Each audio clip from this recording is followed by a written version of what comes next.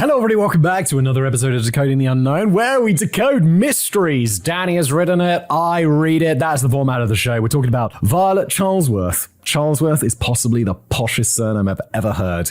Somehow Charlesworth sounds posher than like Windsor. The murky fate of the mysterious Edwardian heiress. Well, there you go, she's an heiress. No wonder she's called Charlesworth.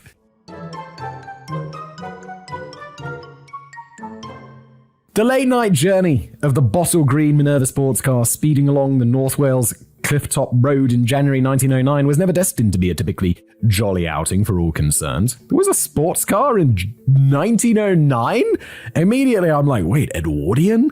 And then the first line is sports car? What? For starters, the chauffeur, Albert Watts, wasn't even driving the car. It was actually being driven by his boss, a young woman of all things, which might not seem so extraordinary today, but this was back in an era where the rare sight of a woman behind the wheel was enough to make male drivers spill a bottle of port all over the dashboard in horror. The past where you just be drink driving and women can't drive. I mean, other than the drink driving part. Wait, can women drive in Saudi Arabia? Didn't they change that, right? It's like, okay, fine, women can drive, Jesus. What's next, voting? But 24-year-old Violet Charlesworth was no ordinary woman. At the time, she was probably one of the most well-known residents of the city of St Asaph in Wales, largely because she was a member of one of the most fabulously wealthy families in the neighbourhood. She wasn't the only Charlesworth travelling in the Minerva on that night. Alongside the slightly useless non-driving chauffeur Albert, the other passenger in the car was Violet's younger sister Lillian. But it was Violet who usually courted all the attention, as she had become something of a local celebrity and the public face of the family about town. It was also common knowledge that Violet in particular was on the very brink of becoming even wealthier by a long way, just as soon as she hit her 25th birthday. Oh, she's got like a trust fund or something? But would she ever live to see the eagerly awaited inheritance payday, which was now only 2 weeks away? Oh my, I don't know what is going to happen today, but all I can say is that we've just introduced motive for her murder by someone who's going to benefit from getting that inheritance. The signs are not looking good. Dressed in a flowing crimson cloak, Violet puts her foot down as the bottle green Minerva approaches a sharp coastal bend, which was known locally as Demon's Turn, but would soon acquire a brand new nickname. Sounds like a bad idea. It's a journey that the passengers have made many times before, but they don't quite make it all the way past the bend this time. The car ends up hurtling into a seawall and coming to an abrupt halt just a few inches from the edge of the cliff. Jesus. And like hurtling into a seawall? In a car these days, you'd be like, yeah, it'll be fine. Like, I saw a terrible accident the other day. Well, I didn't see it. It was, the entire other side of the highway was closed. I was driving home from work. And then I come across it. It's just a whole bunch of cars. Like, one's on its side. One's, like, had its front completely ruined. And it's just like, you look at them and you're like, oh, yeah, I mean, those cars are really ruined. But that passenger compartment looks pretty fine. And modern cars are just incredible, but 1909 is just like, you slam into a seawall, I feel like it's like, you're just going to be a mist. You see what happens when you don't let Albert drive? They'll be giving women the vote next. You just wait and see. Oh, Danny and I doing the same joke. Very nice. Just before we continue with today's episode, let me thank our fantastic sponsor today, and that is Vessi, and these are their storm bursts, the high tops and the low tops. I have been wearing Vessis pretty much exclusively for, I think, almost 3 years now, since they first started sponsoring me. They're the best shoes ever. I wouldn't wear anything. Honestly, even if Vessi weren't sponsoring me, since they gave me the first pair a few years ago, I would have just continued to buy them because they're just fantastic shoes. They're completely waterproof and not just water resistant with this high top, for example, all the way up to here, waterproof with these, obviously a little bit lower because there's, no material here. But this is also super waterproof. Your socks will stay completely dry. It was snowing this morning. I put on my pair, not this pair. This is still fresh from the box, but I have a white pair of these high tops and I was wearing them this morning out to the car, traipsing through the snow, and I have completely dry feet because that's the magic of Vessi. It's a material called Dymatex, which does it all. It's super versatile. You can wear these, if it's a bit more snowy outside. These, if it's a little bit warmer but still wintry. They've got a shoe for every season, every eventuality. So what I'd recommend is that you surprise your loved ones with the gift of cozy dry feet this year. Head over to Vessi.com to shop Vessi's waterproof collection for only $99. It's the kind of gift that'll make you that person's favorite person because Vessi is that good. Big thank you to Vessi for sponsoring. And now back to today's episode. Albert Watts and Lillian Charlesworth are dazed, but thankfully not seriously hurt. Well, they can't have smashed into it that hard, hurtled into a sea wall, come to an abrupt halt. How fast could they possibly be going? In like a car back in the day, you'd just die if you were going at speed. However, it seems that Violet Charlesworth was not so fortunate. It's believed that she was thrown through the windscreen from the impact of the crash and sent hurtling down into the sea below. What, everyone else was just wearing a seatbelt in 1909? Come on now. Yes, although a few of her belongings were picked up near the scene, her body was nowhere to be found. And as this tragedy sparked headlines across the world, there emerged an obvious killer question that everyone was now asking. What was the point of the chauffeur being in the car if he wasn't even driving? If all it takes to be a chauffeur is to sit quietly in the passenger seat, I'm sure even a non-driver like me might have been in with a chance of landing that cushy number. Well, I just assumed that because, normally she's driven around and they're driving along this nice sea road and she's like, Albert, let me drive. And Albert's like, yes, Mom. And he slides over into the passenger seat while she takes the wheel. I don't think that's particularly unusual. But there were plenty of other more serious questions piling up, as not everything about the accident and the vanishing body made an awful lot of sense. And the biggest question of all was, whatever happened to the tragic Edwardian heiress who went missing just before she was really about to hit the big time? Well, someone murdered her. That's my vibe. I think someone murdered her, and it's probably going to be someone who benefits from this. The story quickly unfolded into a massive media scramble for the truth, a brutal betrayal orchestrated by a pushy mother, a lucrative silent movie deal, several St. Bernard's dogs, a hell of a lot of properly pissed off people, and a shocking discovery made around 300 miles away from that sharp bend of road, which is now known as Violet's Leap. Oh, that's... Dudes. That is not very nice. She was ejected through the windscreen of a car. She's probably like, she's not wearing a seatbelt. No, I'll be thrown clear of the wreckage. Doesn't work like that. At least, that doesn't work, right? Or that happens like 1 in 1,000 times. The rest of the time, obviously you should be wearing a seatbelt. Stop being insane. Knights in white satin. Spare a cheery thought for the poor souls who dropped dead on the very first day of their retirement. Is that an urban legend, or is actually a common thing? Like people retire and then they're more likely to die because suddenly they're like, oh, I don't really have a purpose. I've just got nothing to do. And then, I don't know, whenever I get to the end of a work week and it's the weekend, I won't feel tired during the work week. You get to the weekend and you're like, oh. I feel like retirement is that built up for your whole life, and then that is like, and then you die. Right? Regardless of the cause of death, that's got to feel like a proper sharp kick to the fun factory. Just as a sharp kick to your heart during a heart attack, Danny. Just as you're on the cusp of finally kicking back and reaping the rewards you've earned from a lifetime of putting your nose to the grindstone, the cruel hand of fate robs you of your well-deserved final blissful chapter. Now that the goalposts of retirement age are constantly getting pushed back further and further, perhaps a bigger concern today is that we'll throw a 7 long before we even make it to the carriage clock. I've never heard of carriage clock. The personalized cufflinks, the comedy plaque, and the gold-plated tin opener. These are the traditional retirement items. The gold-plated tin opener. But the story of Violet Charlesworth feels like a particularly tragic variant on this theme, as she appeared to kick the bucket, or at least completely disappear into thin air, just as the young woman was finally about to make it to the day that everyone knew she'd been dreaming about for years. The Charlesworth family were already pretty well off by the looks of it. Violet lived, they called her an heiress. She's got to be rich, right? What's that song? Is it Rolling Stones? Her daughter, she's an heiress, owns a block in... somewhere? St. John's Wood, I want to say? Owns a block in St. John. That doesn't sound right. Fuck. Doesn't matter. Let's move on. Violet lived with her parents, her sister Lillian, and her brother Fred in the family home, which was a pretty swishy mansion in the city of St. Asaph in Wales, and it was clear that the whole family relished the high life. But Violet, an Englishwoman now living in Wales while harbouring a strange obsession for Scotland, perhaps relished it more than most. She was about to take the family wealth to a whole new level without actually having to do anything. Wait, how? Where's the money coming from? Just about everyone in St. Asaph was well aware that Violet was the goddaughter of none other than the late Major General Charles Gordon, a highly decorated British war hero with a strong connection to the local folk as he spent much of his early military career based in Pembrokeshire and Wales. He went on to serve in China, where he earned the nickname of Chinese Gordon after leading the ever-victorious army, a force made up of Chinese and Western soldiers, to a long chain of victories against all odds when supporting the Qing dynasty in suppressing the Taiping Rebellion. He later received distinguished honors from both China and Britain, including the boogylicious-sounding Order of the Dragon from China and the slightly less so Order of the Bath from Britain, before finally meeting his end, bravely defending Khartoum in Sudan from rebels in 1885. This guy sounds like he had an extraordinarily interesting life. This fearless national hero may have disappeared forever from the battlefield, but Chinese Gordon left something behind for his beloved goddaughter, a portion of his estate worth a reported £100,000. Oh my god, in 1909? I don't know what that's worth, but it's going to be a fortune. £15 million, Danny says. Yeah, that's a hell of a lot of money.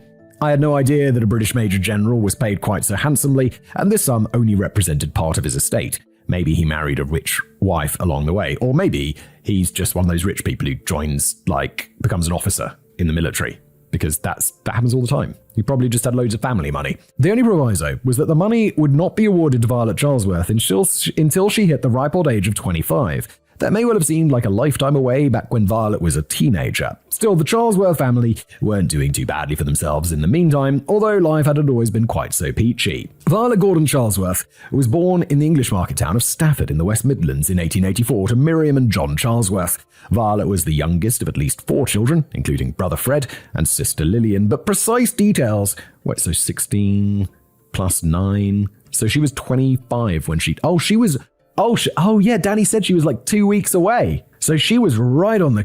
I didn't realize. Sorry, I could have put that together rather than having to add up her age from when she was born, because Danny already told us. It's 25. We do know from fragmented records that the eldest daughter, Nellie, would sadly not live to see her 21st birthday, although her cause of death is unclear today. Probably, people in the past is just like, young people die all the time. Super common. The past, everybody. Mother Miriam was a homemaker, whilst Father John apparently saw himself as a shrewd businessman, although in reality he sounds more like a slightly low-rent wheeler-dealer who couldn't sit still for very long. Over the years, he had a go at flogging insurance, a brief attempt at running a hotel, and a lengthier stint as a ship chandler selling essential supplies and equipment for ships, although some of his stock may have fallen off the stern of a poop deck, if you get what I mean. Aye, know what I mean, know what I mean, say no more. No, I don't. Oh, no, I don't get it. What does it mean? Know what I mean, say no more. It was reported that Charlesworths had humble and modest roots during their earlier life in England, in which they showed a tendency for moving around the country quite a bit, hopping from Staffordshire to Wolverhampton to Derby, probably in line with whatever John was up to at the time. But that makes it sound a bit like they spent their days licking sweet wrappers and begging for second helpings in soup kitchens. They were doing okay, and they never went hungry. It's just that their fairly ordinary lifestyle felt like a sharp contrast to how they spent their later days. Yeah, I mean, this isn't like ultra uncommon. People get rich. It's, it happens. And they enjoy their money. Because by the turn of the 20th century, things were definitely looking up for the Charlesworth family. They took the plunge and moved to North Wales at some point in the early 1900s, first living in the seaside town of Rhyl for a few years before settling comfortably into a stately manor house in St. Asaph in 1908. And to where, look, these pronunciations, I have no idea. Rhyl, R-H-Y-L, I'm sure in Welsh it's pronounced something like, blah, blah, blah. But even if I looked it up, I'm still not going to be able to pronounce it because it's Welsh. It's weird. It's hard to say. Oh, right. How would you say that? Jeffrey. So this is, Achavi. Achavi. So if someone came here... We're not quite sure what happened to the other siblings. Some of them may well have fled the nest by this point. But it was just Violet, Lillian, and Fred who were living it up with their parents in a sumptuous mansion with 7 bedrooms, a coach house, vast gardens, and hopefully a well-stocked wine cellar, a skating rink, and a hot tub around the back. And Violet Charlesworth had certainly developed a taste for the finer things in life. She was regularly spotted around town, sporting expensive furs and dripping from head to toe with diamonds, and she wasn't averse to slipping on a tiara if she'd been invited to a really posh do. Yeah, because she's now growing up with money. Like, the parents made money, so they'll be in touch with what things were like before. But Violet, not so much. She grew up and they were always rich. Violet was usually accompanied by at least one of the 12 St. Bernard's dogs that she was reported to have owned. Oh my god.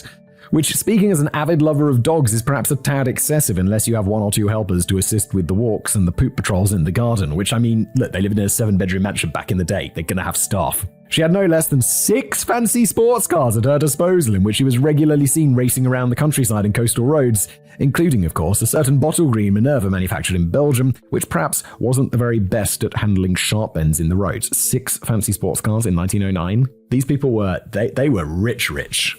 15 million pounds? I feel like they're richer than that. Slightly weirdly, for an English lady now living in Wales with no Scottish roots whatsoever, she also appeared to have quite a deep infatuation with old bonny Scotland, the land of the brave, the thistle, and the frozen Mars bar. Wait, the frozen Mars bar? I thought they fried Mars bars in Scotland. When she wasn't dressed in furs and diamonds, she liked to pose for photographs in full Highland dress, complete with kilted skirt and bagpipes and piping hat. Why? You're not Scottish. While she never primarily lived in Scotland, she did rent a nice country house in Inverness, which was plastered in tartan wallpaper. She also owned a player piano, which exclusively churned out traditional Scottish music on a loop, and she even had to go at writing her own composition entitled Come Back to Scotland. Why is she so obsessed with Scotland? This reminds me of like people who are obsessed with Japan.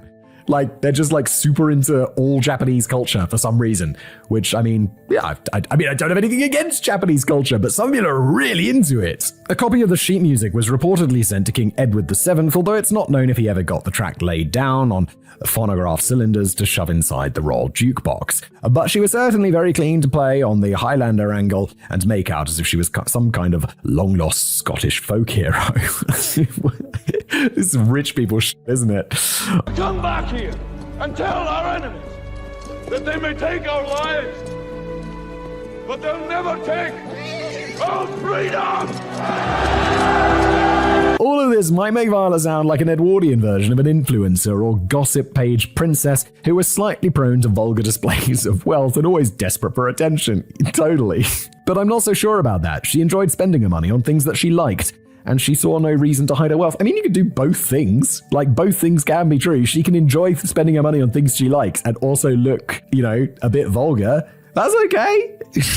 And on the whole, she was never really viewed as a self-obsessed publicity hound. If anything, she was viewed as being quite generous with her money and time. She was known as being a very heavy tipper in hotels and made regular contributions to the community, including the donation of silver cups for local football competitions, although admittedly she usually made sure that she was the one handing them over and getting her face in the papers again. But although there was potential for Violet Charlesworth to be grumpily dismissed as an annoying poser with too much money to burn, she was generally liked and warmly received by everyone she met.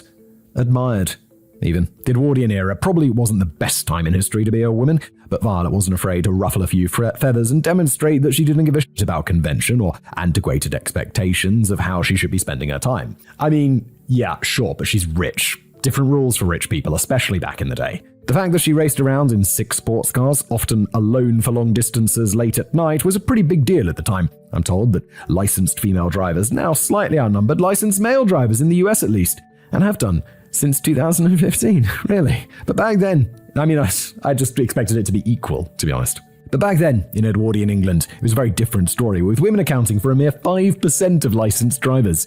I'm stressing that we're talking about licensed drivers here, as we're not covering all the hundreds of thousands of women joyriders who were presumably stealing cars and terrorizing the towns and villages in the early hours of Sunday morning whilst lobbing traffic cones at police vehicles in pursuit. I also bet just more people drove without a license back in the day. Like 1909 cars are going to be pretty new.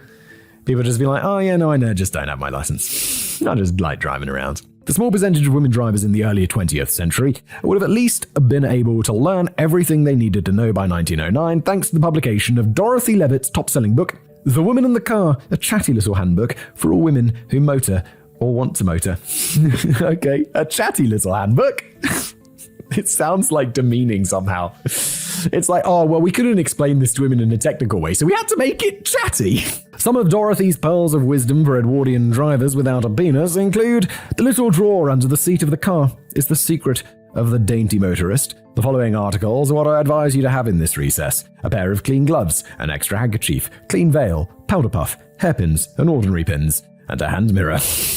Under no circumstances wear lace or fluffy adjuncts to your toilette. If you do, you will regret them before you've even driven half a dozen miles. Drive slowly past anyone driving or riding a horse, and if a lady or child is on top, stop the engine. It is an act of courtesy. Dogs, chickens, and other domestic animals at large are not pedestrians, and if one is driving at regulation speed, one is not responsible for their untimely end. Holy shit, it's just like, yeah, I mean, look, if a dog's in your way, just can run it over. If you're going to drive alone in the highways and byways, it might be advisable to carry a small revolver. I have an automatic Colt and find it very easy to handle, as there's practically no recoil. That started off quite breezy and bubbly, but it soon took a dark turn. Yeah, make sure. Take your powder puff, mirror, and a gun. Guys?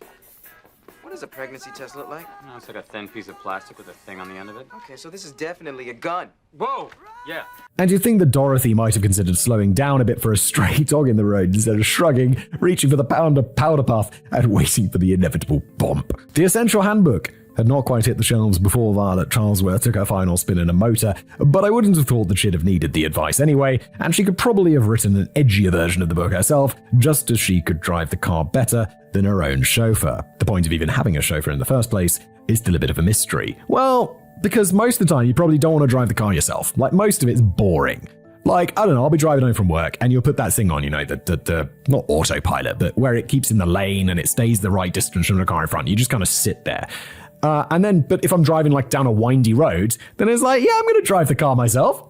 Also, probably because the autopilot couldn't handle it, but that's kind of fun. Apparently, Violet preferred to drive the cars herself, as she liked to put the pedal to the metal, whereas she felt Albert Watts drove like a grandma with nowhere to be. I suppose that hiring full-time chauffeur could be viewed as a status symbol, even if you don't intend to use his services. But I suspect it's more likely that Albert Watts was the family chauffeur. Oh, yeah, I totally assumed that. And Violet was just trying to appease her father by occasionally pretending to make use of him. Oh, I totally assumed that this family, they didn't each have their own chauffeur. I mean, that does seem a bit excessive, doesn't it? She might even have let Albert take the wheel as the car was leaving the driveway of the manor house before relegating him to the passenger seat to twiddle his thumbs, whilst Violet showed him how to drive properly. Another way in which Violet Charlesworth defied expectation was the fact that she had a good head for business and enjoyed taking big risks, often startling her own stockbrokers whenever she dabbled in the stock market. It was surprising enough to see a woman throwing around quite substantial sums of money in a ticker jungle dominated by wrinkly old men, but what equally floored the other traders was her young age and the way in which she did it. Upon her first meeting with a team of stockbrokers in a fancy hotel, one of them later revealed, "We were expecting to see a middle-aged woman of the world, but we found a country girl dressed in the best taste with a charming manner." Another stockbroker was struck by Violet's confidence in her long string of bear market investments, which she continually speculated against the market on short-term declines, pulling in sizable profits from falling prices. He was apparently in awe of, quote, Violet's courage of repeated bear transactions when scarcely a man beyond the circle of professional speculation would venture upon bear selling. Yeah, it's much more risky than regular stock market investing because you're betting something's going to go down, and generally over time, stock markets just go up, like if you look at it over a long enough period. And she was pretty good at it too, at least for a while. It was one of her early stock market triumphs that led to her buying the Minerva and a new diamond tiara as a little reward for her shrewd investments. The handbook author, Dorothy Levitt, would probably have just treated herself to a new handkerchief, a new revolver, and an electric cattle prod. So, as Violet was already bringing home some serious bacon without any need for a jackpot inheritance from a war hero godfather, you might wonder just how excited she really was about hitting her 25th birthday and cashing in the check. I mean, yeah, sure, you can make good money in the stock market and all of this stuff, but I don't think she's going to make like that 15 mil. But whilst the Charlesworth family were clearly wealthy, they certainly hadn't yet seen anything close to the equivalent of £15 million. They've got a giant house, they have staff, they got a chauffeur, they've got 7 sports cars. If you're worth less than £15 million and that's your life, I feel like you're overextending yourself, no? And regardless of your current financial position, £15 million is always going to be a pretty cool birthday present stuffed inside a card. Alas, it seems that poor young Violet Charlesworth would never quite make it the full distance, but she came agonizingly close. Crimson and Clover. The patrons of the Shipping Pub in the North Welsh town of, oh my god, Penmaenmawr, maybe, in Conwy County, were enjoying a typical Saturday session on the lash.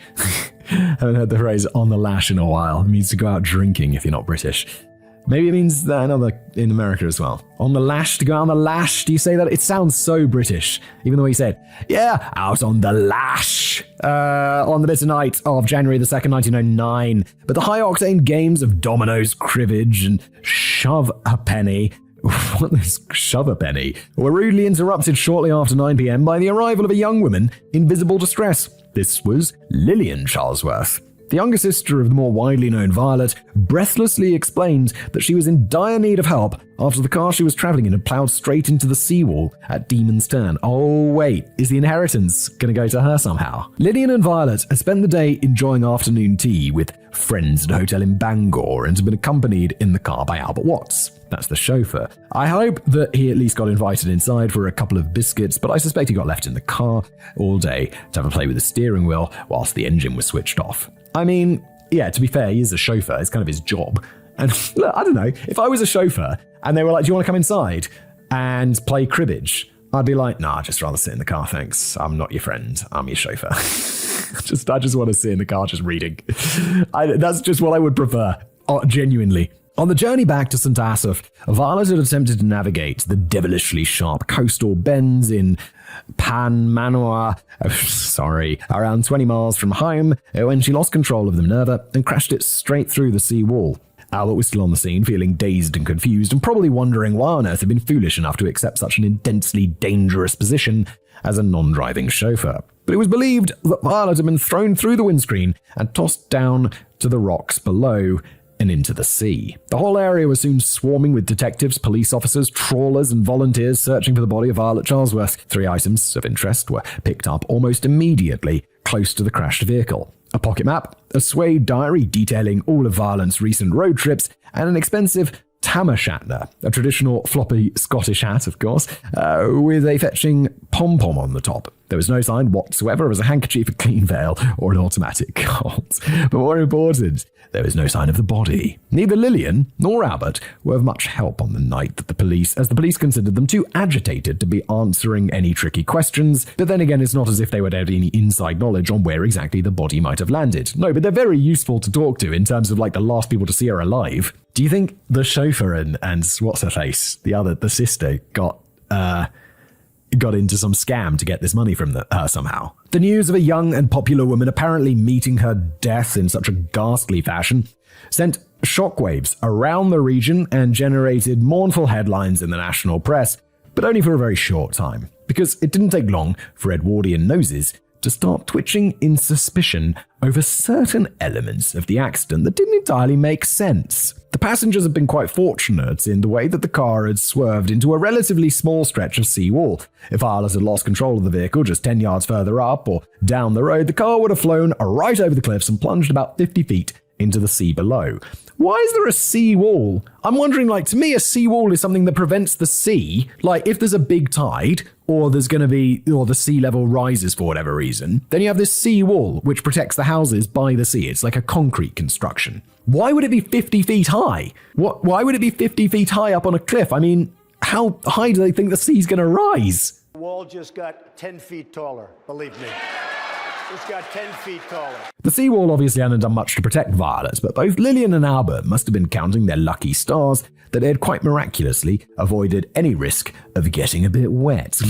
It's putting it mildly. Speaking of damp spots, you'd have thought that the scene might have been a lot messier considering that a body had been flung through a windscreen, yet there wasn't a single speck of blood to be found anywhere on the vehicle, nor on the rocks, and the car itself was in surprisingly good shape too, considering that it had just smashed straight through a stone wall.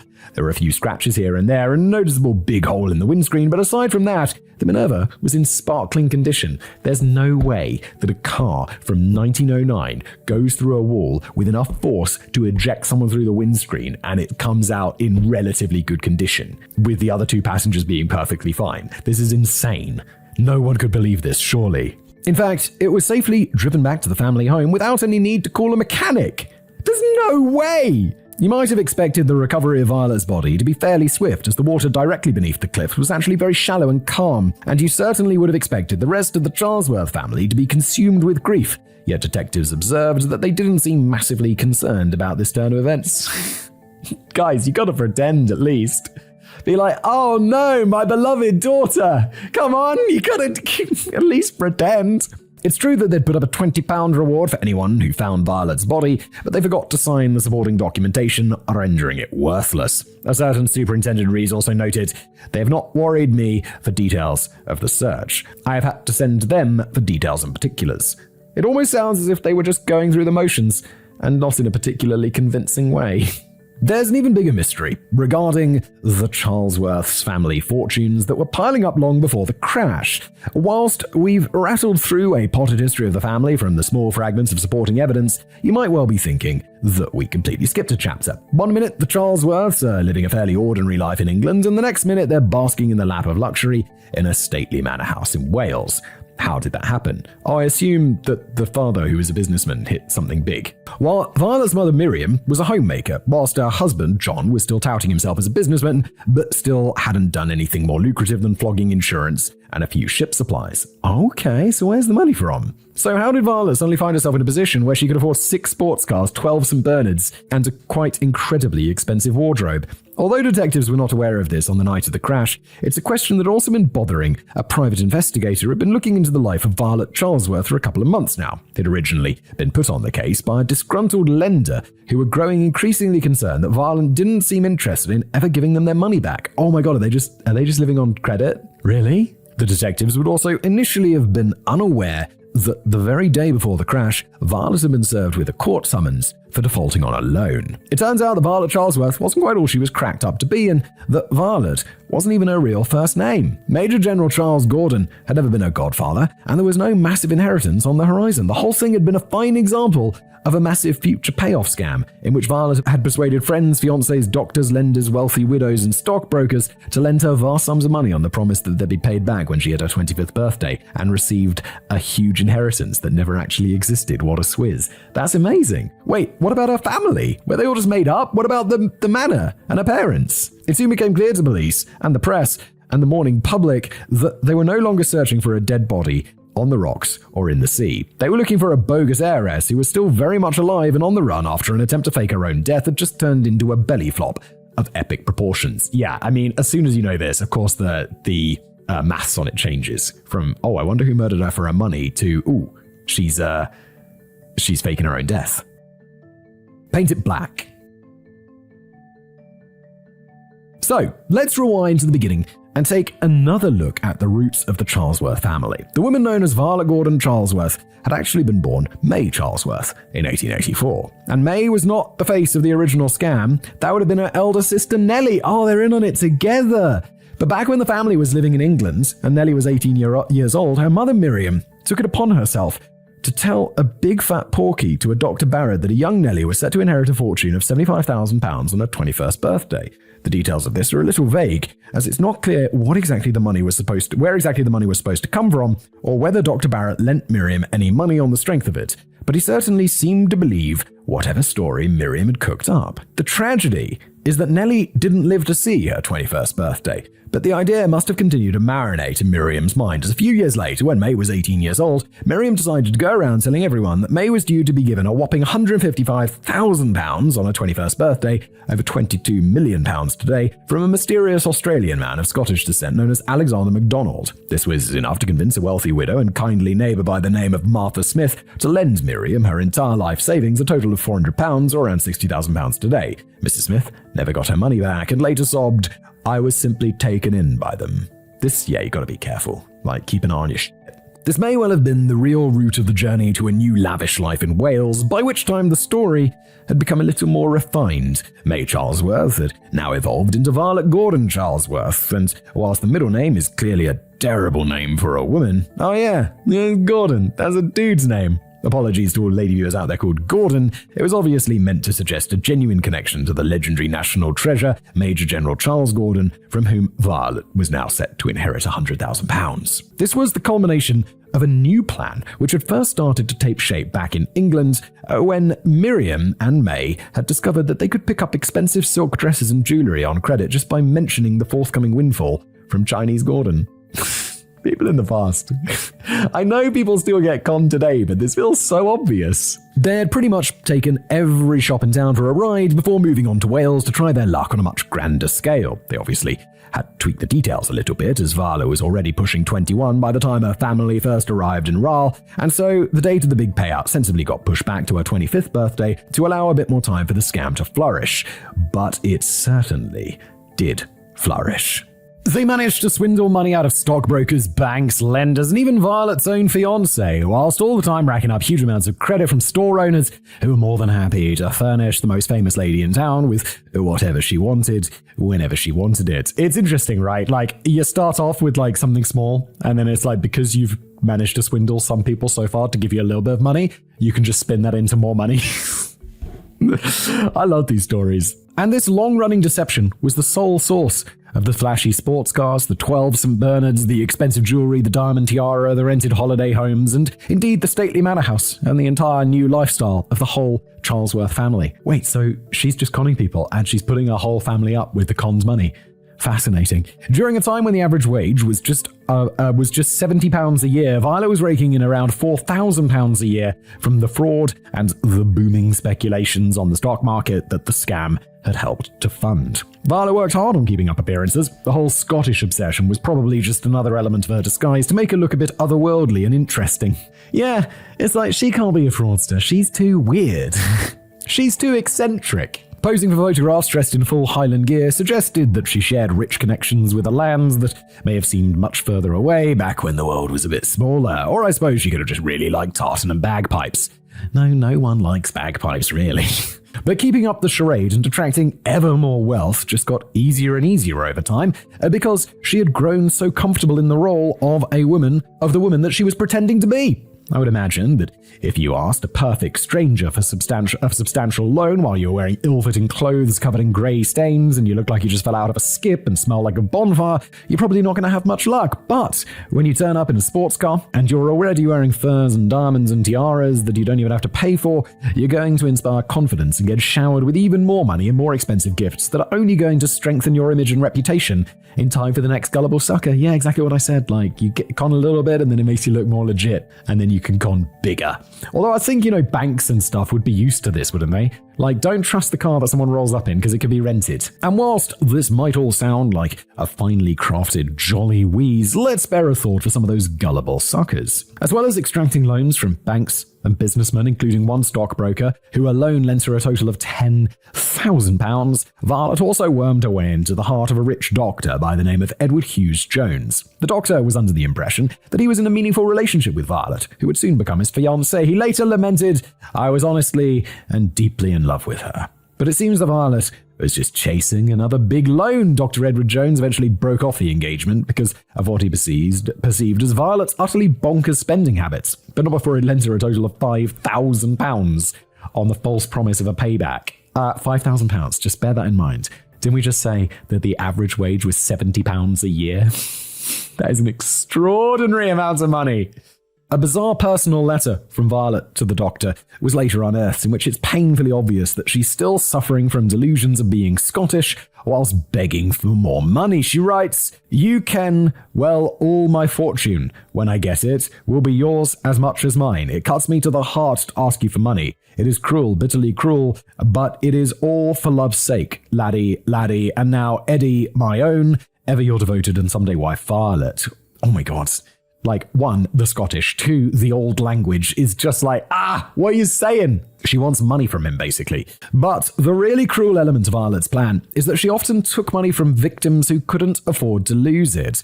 That nice widow, Martha Smith, she took her life savings of like £400.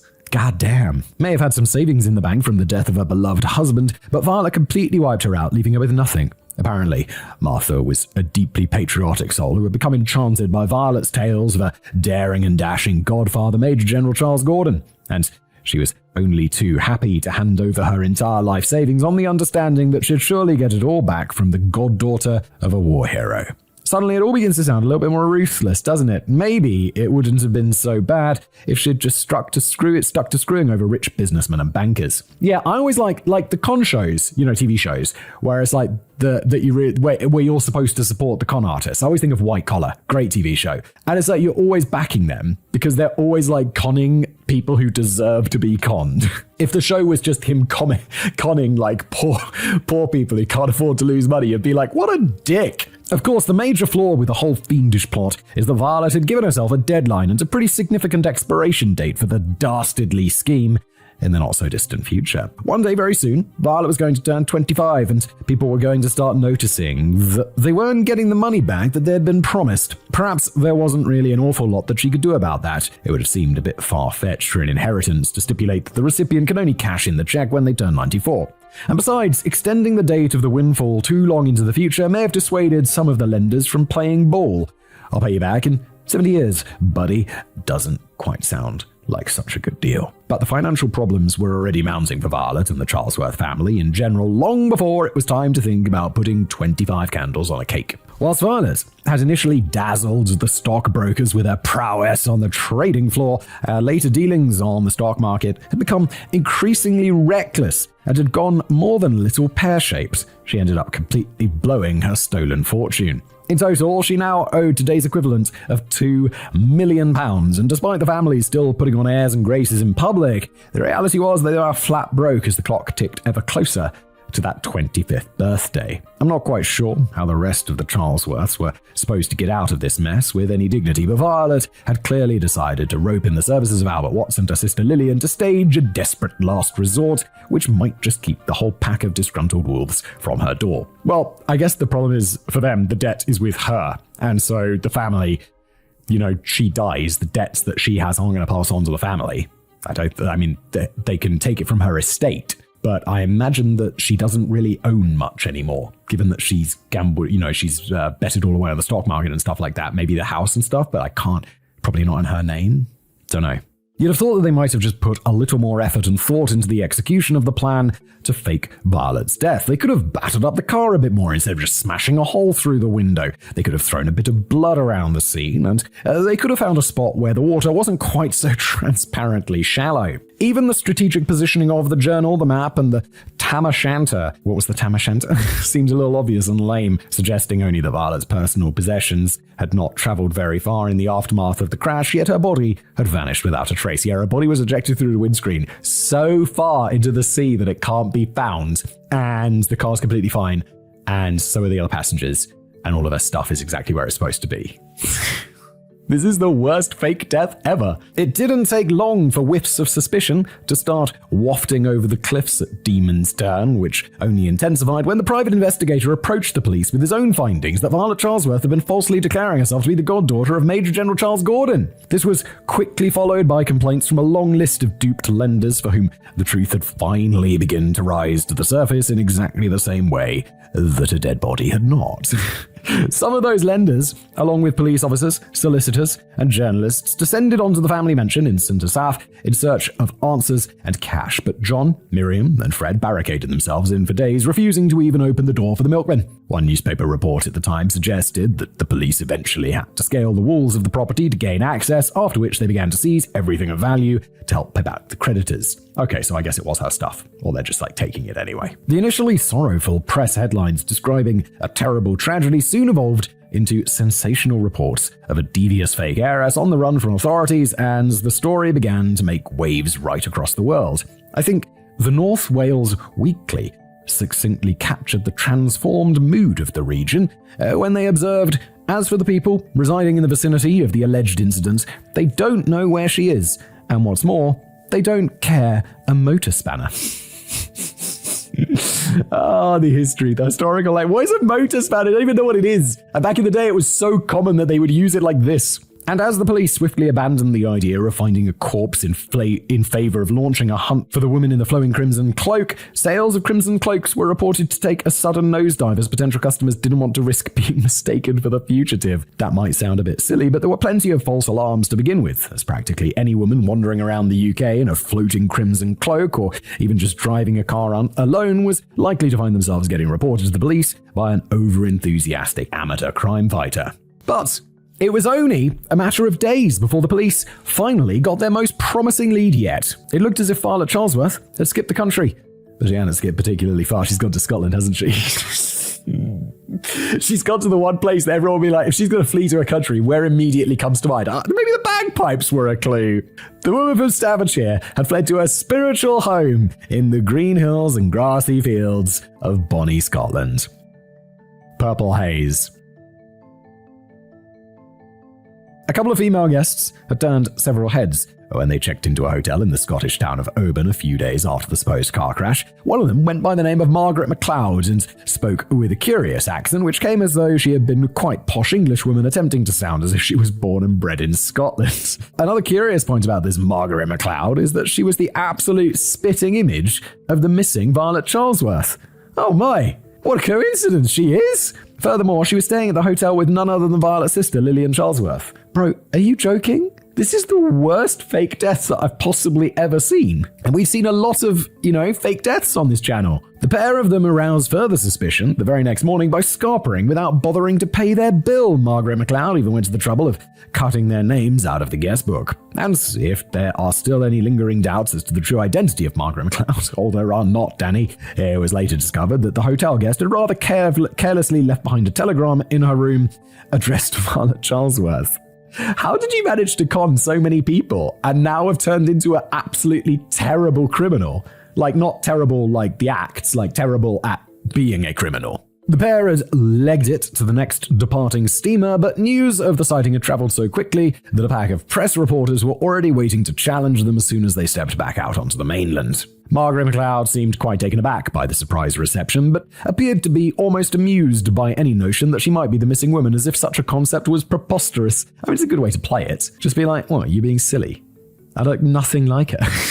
She admitted that she'd been enjoying following the story herself in the newspapers, but pointed out that Violet Charlesworth had been described by the press as very tall, whereas she was only 5'5.5". If any of the reporters thought back a tape measure, they could have proven right then and there that Margaret MacLeod was actually 5'7", which by a staggering coincidence was the exact same height as Violet. I mean, so if you're gonna lie fucking bravely, just fucking lean in. But in conclusion, she insisted, "Of course, I'm not Miss Violet Charlesworth. I have no objection to saying who I am. I am Margaret Cameron MacLeod." Lillian didn't have very much to say for herself, other than to completely deny that she was Violet Charlesworth's sister. The strange point about this claim is that there might actually be some truth to it. While the baptism records of Lillian and Violet, may as she was back then, indicate that they shared the same parents, later census records list them as cousins. It's difficult to figure out exactly what was going on here, and their true relation remains unknown, but it seems that the Charlesworth children were already getting plunged into some weird kind of identity crisis before the story of the heiress was born. It might have been handy if some police officers had bothered to turn up to greet Violet and Lillian, but they presumably had better things to do on that day, so the pair were at liberty to walk away from the reporters and make their way to Glasgow. Why aren't you making your way out of the country? Like, Scotland is not far enough. Obviously, the police are going to come for you. You've got to go to Lebanon. Come on. But just how long could this so-called Margaret MacLeod keep up the charade? Well, just one day, as it turns out. By the very next afternoon, Margaret made a complete U-turn and took the odd decision of revealing her true identity and selling her story, or at least a fragment of her story, to the newspapers. Violet Charlesworth had become something of a notorious celebrity figure by this point. Her face was regularly getting plastered all over the newspapers, and the Daily Express had even resorted to selling collectible Violet Charlesworth postcards for 3 pennies each. Of course it was. Daily Express. Still today. Pretty trashy, allegedly. Perhaps that is what partly inspired Violet to come clean and attempt to somehow cash in on the story herself. She accepted the not inconsiderable sum of £400 from the Daily Mail in return for an exclusive confessional interview, although it turned out not to be particularly exclusive, as she'd later agreed to extensive interviews with several other newspapers over the next few weeks, including the Daily Dispatch, who stretched out her life story over 3 weekly installments. Milk that story, Dispatch! However, whilst recent online dives into the story have suggested that this is the point where Violet finally unpacks every last skeleton from the closet, that doesn't appear to be the case at all. She certainly gets off to a promising start by dramatically declaring, "It is no use my denying any longer. I am Miss Violet Charlesworth." But she only actually admits to running away to Scotland and leaving everyone to assume that she was dead without ever explaining the reasons why. There's no mention whatsoever of swindling a whole bunch of people out of vast sums of money based on a tissue of lies. Instead, she suggests that the car crash was genuine and that her decision to flee the scene was an act of spontaneity after becoming separated from Lillian and Albert. Becoming separated. They stay in the car while you flew through the windscreen. Come on now. As she put it, I gave one wild look around, and then an impulse came into my head to get away from the horrible associations of the place. End quote. Her supposed true life story suggests that her father, John, moved away to America on his own 8 years earlier, which doesn't appear to be the case at all, as he was still very much holed up in St. Asaph, while she reckons that her wealth came from a personal allowance topped up with gifts from family and friends, although details are suspiciously vague. They're suspiciously vague because obviously it's a lie. But having now made quite a bit of money from just selling a crock of shit to the press, Violet decided that she was quite enjoying her new status as a proper national celebrity, and so she decided to keep on milking it for all it was worth, which was quite a bit. Yeah, you should just fake it till you make it, and then when you've made it, then you should make it by selling the story of you faking it. Like, this is ridiculous. She wrote another song, this time cheekily entitled Goodbye Girlie, I Must Go, which ended up getting licensed to musicals. I assume that is their historical way of being a hit.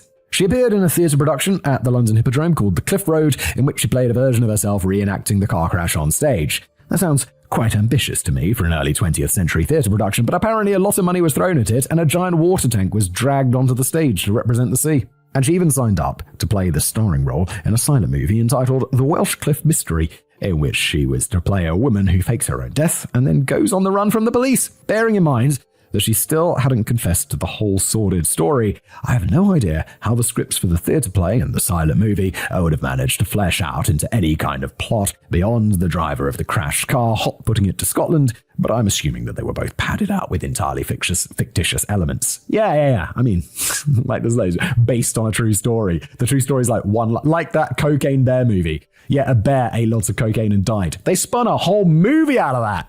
It's totally possible. We'll never know about the film, as it never actually made it into production, although Violet was still reported to have been paid a very generous advance. The theatre play was hardly a roaring success either, and the curtains came down for the last time a lot earlier than intended, as audiences had taken to aggressively booing Violet whenever she appeared on stage.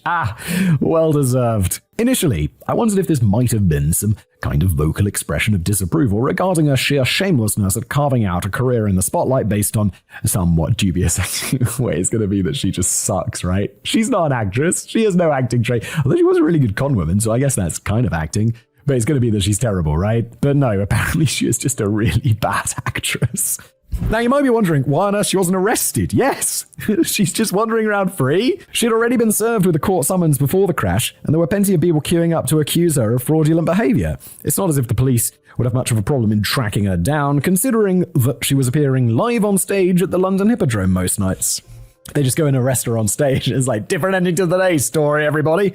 Thank you for coming. It also seems that Violet was so keen to bask in the glare of public attention, instead of quietly withdrawing to a secret location where she might be forgotten or at least never found. It's likely that she just viewed her new celebrity status as another lucrative money spinner, but it could also be that she believed her fame might actually protect her from the law. The police surely can't go around arresting rich or famous people. That's just not how things worked in Edwardian England. Yeah, I told you, things are different if you're rich in the past. Like, she could drive a car, she could get away with crimes.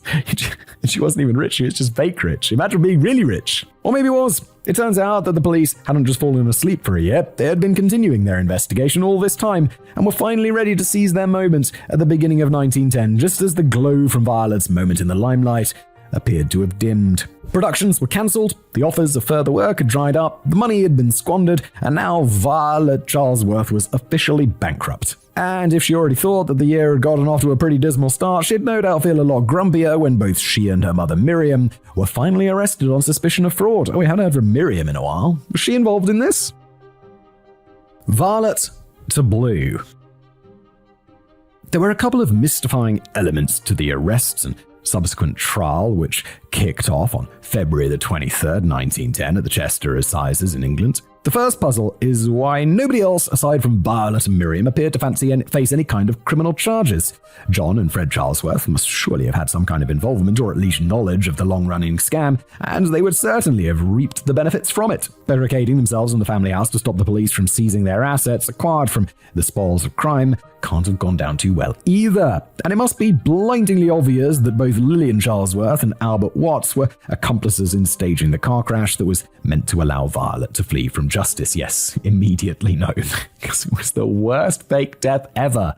She is the worst. She is the worst person in the world. Huge skank. But as far as we can tell, nobody seemed too fussed about charging anybody other than Violet and her mother. Another initially baffling point is that although there was a long list of victims who had been duped by the scam, Violet and Miriam only ever faced specific charges of fraud from her former fiancé Dr. Edward Jones and the kindly widow Martha Smith. Whilst it's nice to see Martha fighting back against the fraudsters, there was no sign of any of the other victims, not even the stockbroker who was scammed out of £10,000. And remember, £70 a year average salary. That's someone working for more than 100 years. Oh God. The most likely reason is that some of the conned businessmen are always simply too embarrassed to publicly admit that they had been taken for fools by a young woman. And more to the point, it's not as if they were likely to get any of their losses back from a defendant who had just been declared bankrupt, so why bother?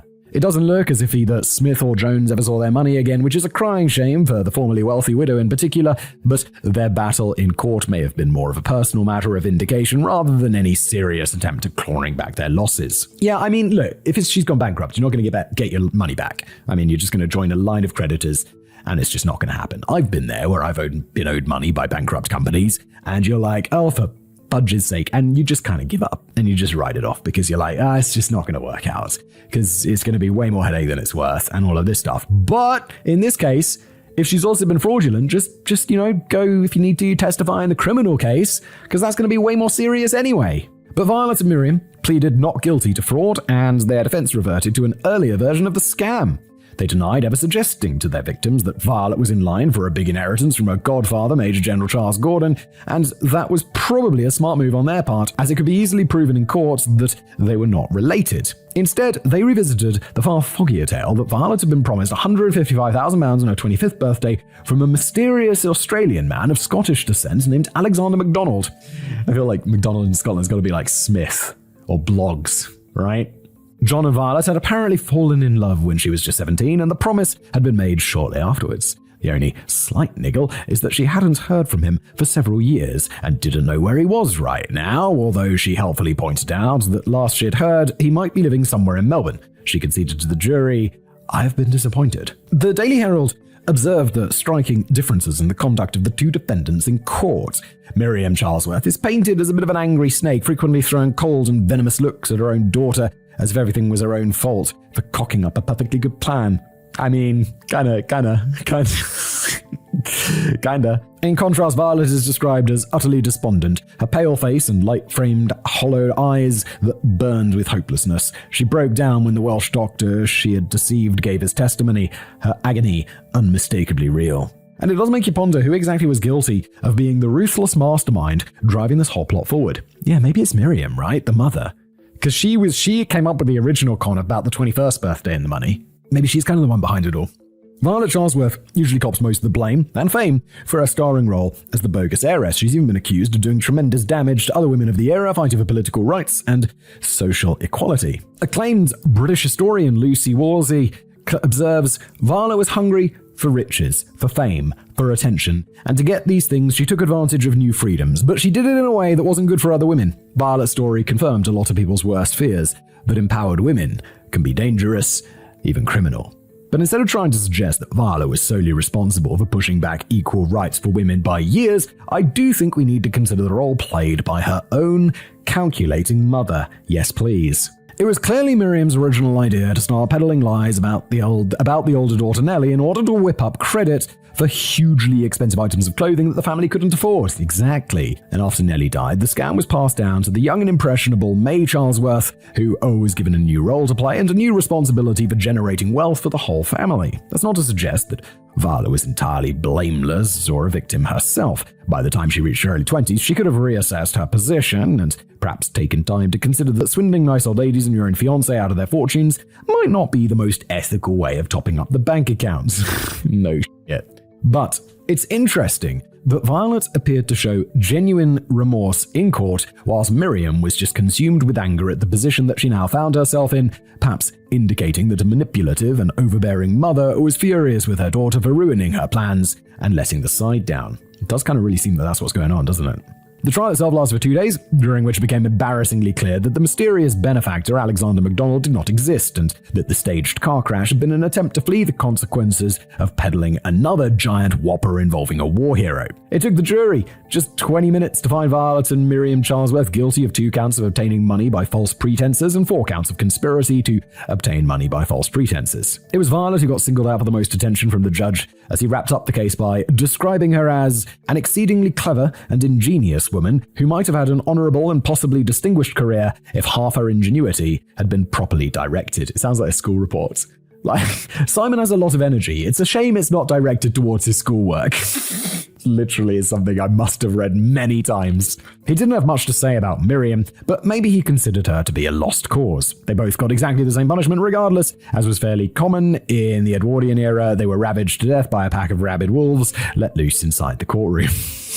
No, scrap that. I was looking at the wrong case. The judge initially sentenced the pair to 5 years hard labor, but later felt that it had been a bit harsh and cut it down to 3. Violet and Miriam only ended up serving 2 years of penal servitude before they were released on license in 1912, after which they disappeared into complete obscurity.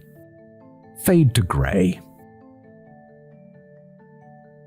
This might all sound like a story that could only happen in the olden days, back when people were more reassuringly stupid, but it's strikingly similar to a much more recent story involving the Russian swindler Anna Sorokin, who infiltrated the upper-class New York social and art scenes under the fake persona of wealthy heiress Anna Delvey. There's a great Netflix show about this. Well, it's entertaining. I don't know if I'd describe it as great. It's kind of forgettable, but it's like, I don't know. I love these con artist stories. Between 2013 and 2017, she managed to defraud friends, acquaintances, banks, and hotels to the tune of $275,000 on the strength of a multi-million-euro trust fund that didn't exist. And it seems that she took inspiration from Violet Charlesworth in more ways than one, as she later used this as a springboard for a celebrity career, albeit after serving just under 4 years in prison on convictions of attempted grand larceny, larceny in the second degree, and theft of services. She sold the rights to her story to Netflix in 2022 for the miniseries Inventing Anna, although it was later ordered that she use the vast majority of the money she made from that deal in order to pay restitutions and fines that she had clocked up, totaling nearly $300,000. Since then, her story has been the subject of a stage play, she's written a book, and made countless appearances on television, most recently popping up as a contestant on Dancing with the Stars in 2024, on which she was still legally required to wear an ankle monitor at all times. It sounds as if Anna Sorokin is making a better fist of this shameless criminal celebrity lark than Violet Charlesworth ever managed with her lousy short-lived stage show and unproduced silent film. But maybe the options for building a brand out of bad behavior were a bit more limited back in 1909. You can be sure that if there was such a thing as an Edwardian version of I'm a Celebrity, Get Me Out of Here, then Violet would have been in that jungle faster than a greased pig. Now, there's still plenty of debate over whether Violet Charlesworth was ultimately a cunning criminal genius or a harebrained wannabe con artist with no cards to deal. Her exit plan certainly left a lot to be desired. Yeah, it's like, it was all going really well under the mother's purview, and then when she decides to do something for herself, it's absolutely ham-fisted and just the worst disappearance ever. Makes you wonder, doesn't it? The stage death could generously be described as amateurish at best, and whilst taking up a new name in Scotland is far less likely to work out when you're travelling with your sister and leaving telegrams behind in your room addressed to your real name. Maybe she wasn't born to be a criminal, often described as charming and generous. Perhaps the life of May Charlesworth would have turned out very differently if she hadn't been raised by a pushy mother flushed with pure greed. Then again, maybe Violet's downfall was propelled by her own pure greed. The wicked plan actually came excruciatingly close to working out for all concerned, and could potentially have been a grand example of the fake it till you make it strategy, leading into glorious triumph with zero consequences. Violet's initial dealings on the stock market may have been financed by money gained from deception, but she was still pulling in some pretty impressive profits. Yeah, for a time, but then it all went wrong. This would have been the perfect opportunity to pay off all of her creditors and set up an entirely legitimate enterprise. The people we now describe as her victims would have been none the wiser that they'd have been hoodwinked. Yeah, we'd have never heard of her. She'd have just got rich and just been like, yeah, no, I got all my money from scamming people. Like, I thought I was scamming them, but I ended up giving the money back with interest and getting rich. Sometimes it works out. It's not as if anyone had ever seen through her quite masterful disguise. The only reason that her plan fell apart is because she continued to squander money on herself while recklessly gambling away the rest on increasingly foolhardy stock market speculation. And this is what led her to the point of desperation and imminent exposure when her 25th birthday loomed ever closer into view and she suddenly didn't have a pot to piss in. It could have all worked out so differently if she just calmed down a bit with the sports cars and the diamonds and the St. Bernards and maybe found herself a better stockbroker. That sharp bend in the coastal road, formerly known as Demon's Turn, is now more commonly known to locals as Violet's Leap. But the final unsolved mystery is exactly where Violet leapt to after leaving prison in 1912. It's believed that Miriam Charlesworth died just 8 years later in 1920, possibly a victim of the great influenza pandemic of 1918 to 1920, often referred to as the Spanish flu, despite the fact that it was thought to have originated in the United States rather than Spain. As for Violet, grave sleuths have recently discovered a death record which lists a certain May Charlesworth, who died in Stoke-on-Trent in Staffordshire in 1957 at the age of 73. It's a shame the cause of death isn't listed. If she'd disappeared after being flung from a dog sled on fire that was about to hurtle over the top of a mountain that was also on fire, I suspect we'd be talking about the same woman. As it is, we don't know for sure. And I just have a feeling that after suffering the shame and disgrace of serving a prison sentence, Violet may have been more tempted to move away to her bonny Scotland under a completely different identity, leaving the shadow of the Charlesworth name behind in England. Such a move would of course now make it nigh on impossible to figure out how exactly Violet Charlesworth spent the rest of her life, but I hope that any wealthy investors of the 1920s kept their wallets firmly in their pockets if they ever bumped into an elegant lady bagpiper in Scotland who claimed to be on the verge of inheriting a vast fortune from Lord Angus Burns, projector of the Tartan realm, guardian of the glens, and keeper of the Highland winds. And that is where we end today's episode. Thank you so much for being here. If you're listening, why not leave us a review on Spotify or wherever you get your podcasts? If you're watching on YouTube, hello there. Thanks for being here. And I'll see you next time.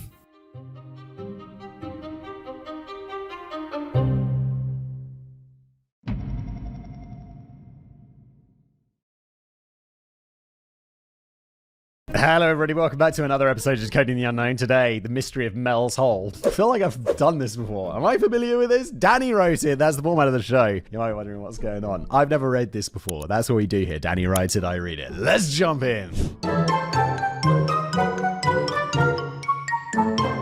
In the winter of 2002, a group of around 30 amateur explorers embarked upon a baffling expedition to find nothing at all. But that's not quite as balmy as it sounds. Well, no, I'd hazard to guess that nearly everyone involved in the expedition was as bonkers as a bogo stick in a minefield. Oh, I like that metaphor, Daddy. Very nice. But at least they were trying to find a very specific type of nothing. The group were wandering around a particular spot in Catius County in Washington in the hope of finding a hole which had become something of a sensation over the past few years on account of it being a bottomless pit. Well, obviously that's not real. The only bottomless pit. What's that movie where they go through, is it with Colin Farrell, where they go through the center of the earth? There's that awesome thing that they get in on one side and then it's like, and it falls through the center of the earth. That's, I guess, technically a bottomless pit. But if you drop something into that, isn't it just going to end up like sitting in the middle eventually after like bouncing around? Oh my god, stop talking about bottomless pits, Simon. Just get on with it. This never-ending hole had been known by many names since it was first discovered by Native Americans, but now it was commonly referred to as Mel's Hole, named after the man who had recently acquired the land upon which it was located and who had publicly exposed the long-held secret for the first time on a late-night syndicated radio call-in show. And as we all know, late-night syndicated radio call-in shows, the place you go to for legitimate information. What was the name of that one which the guy just talked about UFOs constantly? The army of intrepid explorers included filmmakers, members of a paranormal investigation team, a physicist, a shaman, a resident skeptic, and in all likelihood a butcher, a baker, and a candlestick maker. This is a group of people who I do not imagine getting along. There'd definitely be the one side of things, the paranormal people, the shaman, and then on the other side, the skeptic and the physicist being like, oh please. And then, the baker, the butcher, the candlestick maker, they're just over there in the corner doing their own thing. And there was a tense mood simmering within the group as recent events had indicated that shadowy shadowy forces may well try to put an end to their search by any means necessary. But what exactly would they find if they did manage to stumble upon Mel's Hole? Well, a money pit. I'll tell you what, not a money pit. What's the opposite of a money pit? A money spinner. Because can you imagine if there was actually such a thing as a bottomless hole which just went to nowhere? You'd be like, all right, well, let's bring all the that we can't get rid of. That, what's it called? The nuclear waste. Just bring it all over there, dump it in the f***ing hole. Boom! Problem solved. Plastics? Plastic straws? Bring back the plastic straw. Afterwards, we'll just put them in the hole. It's been suggested that the hole might be an entrance to the underworld. Oh, even better. Like, throw some nuclear waste down there. Let it be the devil's problem. A portal to another dimension. Throw it down there. It's the people in the other dimension's problem. Or maybe just a remarkably deep hole which led all the way down to the Earth's core. Can you imagine?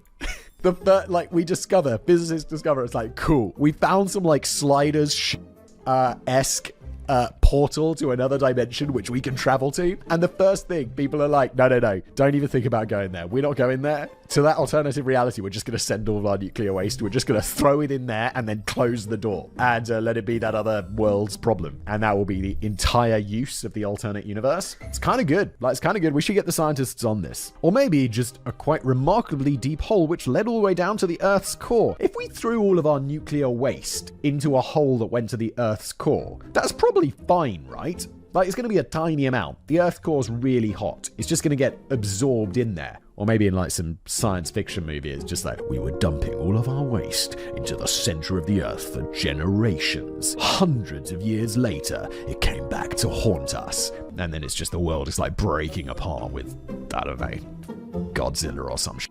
There certainly appeared to be very weird activity connected with the hole, ranging from the slightly odd to the batshit crazy. The story that unfolded involved a hole that animals dare not go near, an aggressive intervention from a higher authority, the resurrection of a four-legged friend, the alarming disappearance of Mel, the is it called Mel's Hole because some dude called Mel just fell in there? The discovery of a new form of burning ice which might spell the end of the world, and a final encounter with a seal born from a sheep which had a stark warning for humanity. Oh my god, none of this is real. I mean, maybe the, like, aggressive intervention from a higher authority. Animals not going to want to go near a big pit, but burning ice, a seal born from a sheep, please. It's a weird bite.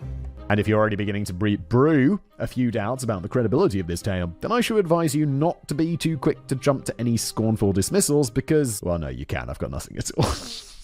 Yes. But then again, seeing as nothing at all is exactly what we're trying to find in our search for an infinite hole, maybe we really could be onto something big here.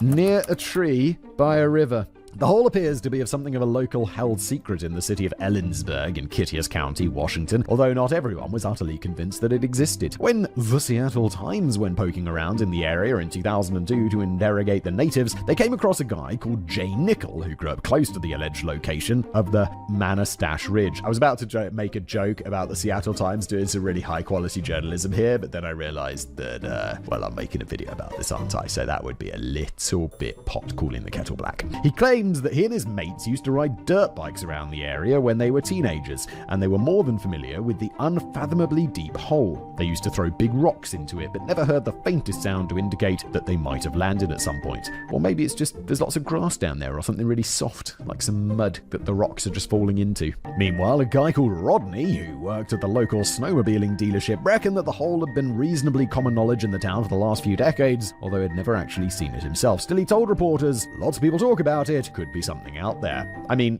I could literally say the same thing, and it would mean just as much. Lots of people talk about it, could be something out there.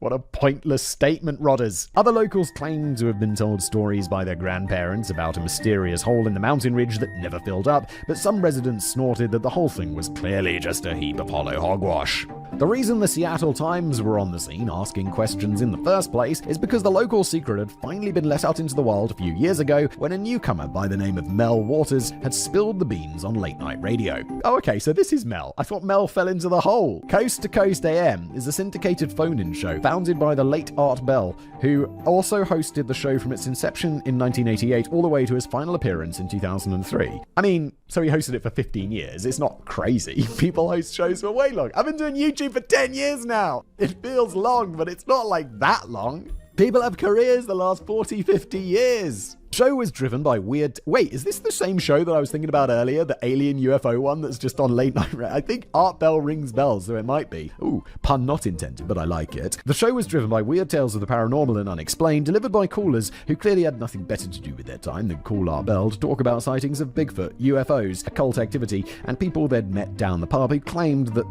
they used to hand out the coffee and biscuits down at Area 51. This is definitely the show I was thinking about. It may sound a bit kooky and niche, but Coast to Coast AM is considered one of the most popular late-night radio shows of all time, and regularly pulled in over 10 million enthralled listeners during its peak. Look, I'm surprised, but also I'm not surprised. Look, I make a show which is about basically on all that paranormal nonsense. But if I really wanted to make a successful show, I'd just be talking about how ghosts are real, dude. Like History Channel. It's just, we're digging down it. What's that name of that hole where they keep thinking there's things like treasure in the hole, but there's nothing in there. It's all just made up to spin more money. Or like the number of YouTube channels that are just like Ghost Explorers or Tales from... I don't know, like, it's just nonsense. But it's so popular. People love this. And for the most part, it was all just innocent, harmless fun. This was before the days when every intriguing enigma or unsolved riddle automatically led to conclusions of high-level conspiracy orchestrated by the Illuminati. This was just an entertaining radio broadcast in which viewers called in to share their stories and pose their questions in the company of a relaxed and patient host who treated his callers with respect, whilst clearly not trying to force too many ridiculous narratives on his audience. Art Bell sounds like, that sounds good. Like, do I like the idea of this show? No, I think it's silly. But that guy sounds like a lot better host than I'd be, because I'd be like, nah, yeah, but cooler, you've got to remember, ghosts aren't real, all right? All right. Next caller, please. I mean, yes, he was a paranormal enthusiast and a seeker of the unknown, but he never got too pushy with it. Think of the presentation style of Alex Jones and then remove that mental image from your brain, because Art Bell was nothing remotely like him. God, I don't know when this is going to air, but it was just like last week. It was announced that The Onion bought InfoWars. Just the InfoWars saga just keeps getting better. Alex Jones gets sued for like $1 billion plus, and now his company's been bought in bankruptcy by like The Onion or whatever. Oh my god, amazing. What a world we live in. In fact, Art Bell was something of a legend. He was a one-time holder for the world record for the longest continuous radio broadcast in the 1970s, clocking up 115 hours and 16 minutes without sleep for an epic charity broadcast. This had enabled him to charter a plane to Vietnam to evacuate 130 children who had been orphaned during the war and bring them back to the States for adoption. Holy dude, what a legend. Well, that's like 5 days awake. That's crazy. I wonder what the record for longest stream is. There's no way it could be. That's crazy. He also claimed to have the world record for the longest continued radio broadcast while seesawing. Wait, like on a seesaw, like what the kids do, and me with my kids. But I don't think this was independently ratified, and it's a bit of an odd thing to do on a non-visual medium. Incidentally, it's a little-known fact that I hold the world record for the longest continuous session of script writing while drinking banana milkshakes on a roller coaster. But you'll just have to trust me on that one. That sounds messy, Danny. Anyway, on February the 22nd, 1997, Art Bell received a fax from a regular listener by the name of Mel Waters, who had a curious story to share. Art was so fascinated by the story that he called up Mel on the very same day and asked him to participate in that night's episode of Coast to Coast AM. Mel Waters never revealed an awful lot about himself. We gathered over the course of several radio appearances that he used to be a fisherman of sorts. How do you be a fisherman of sorts? You're a fisherman and you're not, no? He had a wife, he grew medicinal herbs on his property, and he had a side hobby of crafting unusual belt buckles which he sold in local markets. What an odd dude. But the most important thing happening in Mel's life at that time was the fact that he'd recently acquired a big hole in the ground. Mel had bought rural property near Manastash River, about 9 miles or 14.5 kilometers west of the city of Ellensburg, and within fairly close proximity to the Yakima Training Center, a huge area used by the US Army for shooting range exercises, maneuvering training, and various other military operations. The hole sat within the borderies of Mel's land and resembled a well, stretching around 9 feet across and walled with stone that rose around 4 feet high. But it was the depth of the hole that had Mel scratching his head in puzzlement. It appeared to have no bottom at all. According to Mel's own research, the hole had been known about for generations, stretching back to the earliest settlers and even Native Americans before them, who believed that the hole was cursed, referring to it as the Devil's Hole. The Native Americans apparently steered well clear of it, but in more recent years, Mel noticed that the hole had evolved into a free utility for the locals. Are they dumping the hole? That's amazing. It's like, yeah, I could take this couch to the tip and pay the man to take it away. Or I could just dump it in that off hole, which has no bottom. One day someone will be dumping there and their just couch will end up sticking out of the top because obviously it's not actually bottomless. I mean, what would you do with a bottomless pit at the bottom of your garden? Yeah, I'd throw it in there. I would. I just would. Maybe I've been writing too many casual criminalist script, but my first thought, it would make an excellent place to dispose of dead bodies. I mean, I guess so. However, the locals had a much simpler and less messy use for it. They used it as a handy trash dump. Over the years, they threw all sorts of down there, including household waste. Sofas. That was just such a random item for me to choose. Televisions, washing machines, and pretty much anything we can think of. And whilst I was only joking about the dead bodies, it seems that locals weren't averse to throwing animal carcasses down there too. Farmers had been known to lob dead cattle down the hole, while at least one neighbor used it as a final resting place for his deceased pet dog.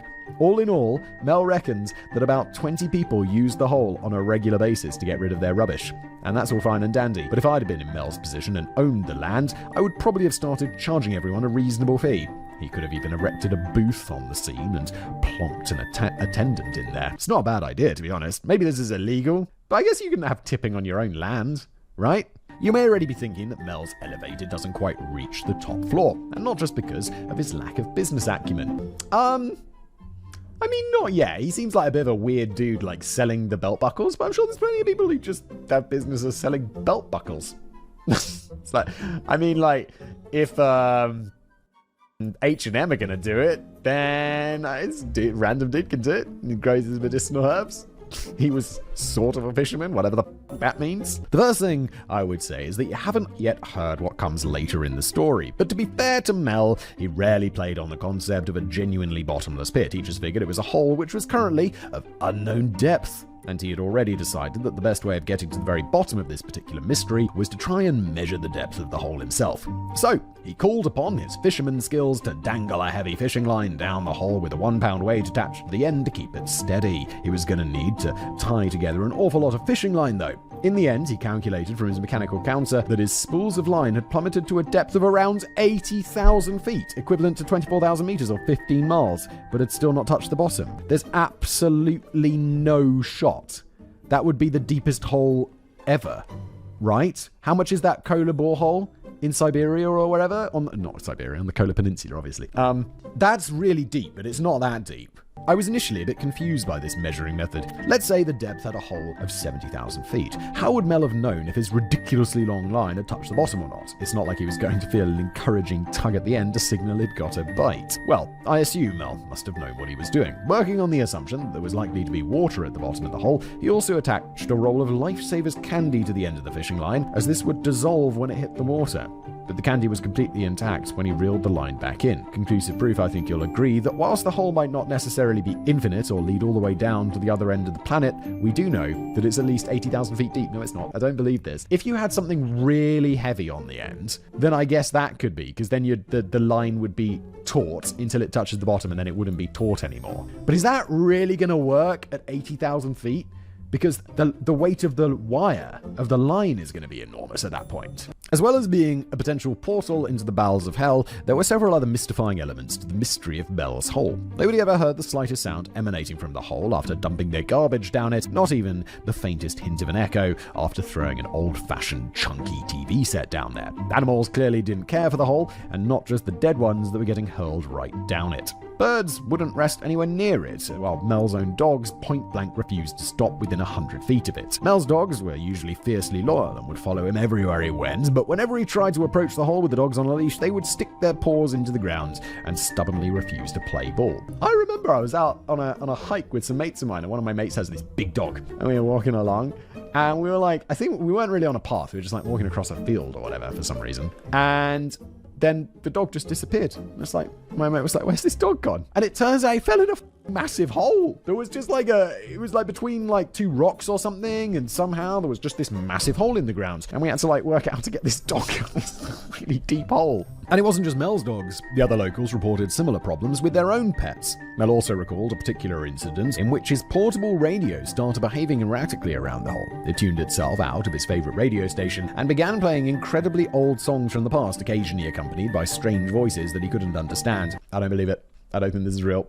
I don't think that is real. It could have just been that it unwittingly tuned into the Golden Oldies show on Real Radio Yorkshire, as that also tends to be full of incredibly old songs from the past and strange voices that you can't understand. Oh, it's a British joke because people from Yorkshire sound funny. And then there's the story of the dog that came back from the dead. This is not something that Mel personally witnessed, but he recalled a story from a neighbor who had recently disposed of his dead pet dog down the hole. I'm not really sure about the ethics of this. I'm pretty sure that a half-decent pet owner would have either buried a beloved pet in the garden or gone for the cremation option. But no, this guy appeared content to just lob his dead dog down the big hole. Well, it is dead. I'm like, yeah. Go take him out, throw him in the big hole. Boom. Problem solved. Several days later, the neighbor was wandering around the woods and swore blind that he saw the very same dog wearing the very same collar, now accompanied by a hunter. It's just a dog that looks the same. It's dogs. They're dogs. It's not like people where like a whole thing is being attuned to identify people's faces. It's a dog. We're like, I don't know, it's grey. It's like grey like the other grey dogs. Several days later, the neighbor apparently tried calling out to the dog, but the dog just completely blanked him. Well, maybe because it's not the same dog, guys. Perhaps still feeling a bit miffed that it had been tossed down a hole instead of having its ashes scattered on the Manastash Trail, as it clearly requested. Of course, it could have just been a similar looking dog with a similar looking collar rather than a dog that had somehow been reincarnated after tumbling down Mel's hole. And it's also worth pointing out that even Mel didn't seem entirely convinced by the story, although he later admitted that he had made instructions in his will for his own body to be thrown down the hole, presumably in the hope that he might get reincarnated in the same neighborhood with no memory of his former life or friends. Not bad. But despite the odd descent into lunacy, the interesting thing about Mel Waters is just how calm and measured he was in the telling of the story. There was no hint of frothing madman trying to convince everyone that he definitely owned an infinite pit with magical properties and that anyone who didn't believe him was an idiot. Yeah, okay, this seems, I mean, he's like, it's a really deep hole. I think his measuring system of like being 80,000 feet deep, so is wrong, but he doesn't seem insane. He just seems like a regular dude who's like, dude, I got a really deep-ass hole on my property. You want to come see this deep hole? Mel appeared to be intelligent, well-spoken, and even quite doubtful of his own findings. And this led to a long and captivating conversation between Art Bell and Mel Waters, in which the latter genuinely came across as an inquisitive soul in search of answers and the opinions of other listeners. However, things were about to take a bit more of a sinister turn when Mel Waters made a follow-up appearance on Coast to Coast AM just a few days later. Oh, okay. Wonder where this is going. Cloak and Dagger. Shortly after Mel had become something of a late-night radio hit and finally put his hole on the map, albeit in a pretty vague position, he was to stumble into trouble on his very next trip to the yawning void of eternity. He claims that he was aggressively stopped from poking around his own hole by a group of men in yellow hazard suits who claimed to be working for the government in some capacity. The men had cordoned off the whole area and told Mel that he was no longer allowed access to the hole. The official reason given was that there'd been a plane crash near the site, but Mel wasn't buying into that as he hadn't seen or heard anything. All he could see now in the distance were some kind of heavy-duty military vehicles approaching the area, but he couldn't get close enough to them to figure out what they were doing. Mel became quite agitated about the whole thing and threatened to call the press, at which point the men in yellow hazard suits were joined by 3 other men, one of whom was in plain clothes while the other 2 were wearing military uniforms. They told Mel in no uncertain terms that if he didn't move along quietly, it would be very easy for them to find a drugs lab on his property and get him banged up in prison. Oh no. I'm not sure. I mean, I'm not against this yet. I think this could be possible. This may have some reference to the fact that Mel Waters grew medicinal herbs on his property. He never went into explicit detail about what kind of medicinal herbs he was growing. What kind of herbs are you growing? Oh, they're not herbs, they're crystals, and I grow them in a lab. Although he did stress that they were not illegal. But even if his medicinal herb operation was considered to be above board, he was now given the impression that there would be no problem at all for the government agents to plant something there that would land him in serious trouble. After everyone had calmed down a bit and stopped angrily stamping their boots into the ground, Mel was given what sounds like a pretty generous offer. In return for leasing his land to the US government in perpetuity, Mel would be paid an annual sum of $250,000, but only if he buggered off to Australia and never returned to the US and never spoke of the whole ever again. I don't believe it. I don't believe it. It's too much money. It's too conspiratorial. I don't think this happened. This was likely an offer that he would be a fool to refuse in more ways than one, as the threat of finding a drugs lab on his property still hung over the very tense negotiations. I mean, dude, you gotta take it. Like $250,000 a year? When was this? In like the 90s? Bro, just take the money and go live in Australia. The weather's great. Art Bell seemed quite incensed by all this, and much of the second radio conversation consists of both Art and Mel ranting about how the government shouldn't be telling you where you can and can't walk on your own land. But by the end of the call, Mel admitted that he was seriously considering taking up the offer but hadn't fully decided yet and presumably needed to talk it over with his wife. It would be quite some time before we learned whether or not Mel decided to move to Australia or go to prison, as he fell worryingly silent after the second call. He had promised to make a third appearance the following week, but never made it to air, and he failed to respond to further attempts by Art Bell to get him back on the show for an update. Art was so concerned that he sent out a broadcast team to investigate the area where he believed the hole might be located. That's pretty smart. I like that. It's cool to have the resources to be like, guys, just go find out. Go see what's up. Is it going to be a good story for the air, whether they find anything or not? This was always going to be a bit tricky, as Mel had never revealed the precise location of either the hole or his property. Yes, this might ring a few alarm bells, but you can't blame him in any way. Divulging your private address to the nation is never a good idea at the best of times. But when you're the owner of a magic trash dump, you really want to avoid encouraging thousands of strangers descending onto your property to dispose of their washing machine, furniture, dead pets, and dead grannies. And whilst Art's, and in Danny's case, bodies, just like murder victims. Not because Danny's murdered people, but because he said that that's what he would do with an infinitely deep hole. He would dispose of his murder victims, if he had any. Allegedly. Whilst Art's team had no luck in finding the hole itself, they did find disturbing evidence of fresh military activity, rows of boot prints, and tire tracks from seriously heavy-duty vehicles. And perhaps Art Bell had every reason to be a little worried about his star guest. I mean, the guy had just been warned by government agents never to talk about the hole again, an encounter which he was now blabbing about on one of the most popular late-night radio talk shows of all time. Surely, any kind of deal to set up a new life in Australia was now off the table. Let's hope he didn't end up taking an unfortunate tumble down his own hole. He goes like, yeah. What was his name? Mel, come out. Check out this hole. We want you to sign the paperwork about moving to Australia and the $250,000 that we're just going to put in this briefcase and send to you every year. And they're like, yeah, Mel, we just want to have a look down that hole. Make sure it's still as deep as you thought. Boom! And they shove him down and they're like, problem solved. Mel is gone. Whilst we leave Mel Waters dangling precariously on a rope for a while, I suspect that some of you might have already started to harbour a few misgivings about the authenticity of this story, although I'm sure Simon will have steered well clear of vocalising any such hasty skepticism. Oh, Danny, you... I know he's joking. Skepticism is my thing. But in the hopefully highly improbable scenario that the story of Mel's hole turns out to be a load of old hokum, it wouldn't be the first time in history that rumours of a big hole have been greatly exaggerated. Back in ancient times, you could barely walk to the nearest town without stumbling into a supposed portal to the underworld. Danny, I have to say, I was just waiting for a your mum joke there.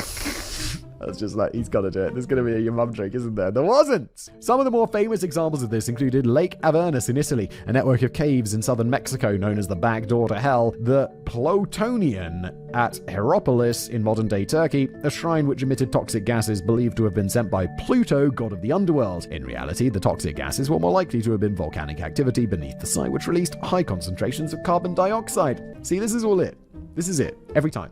It's like, oh yeah, that's an interesting thing. Oh yeah, there's a pit with poisonous gases that goes on forever.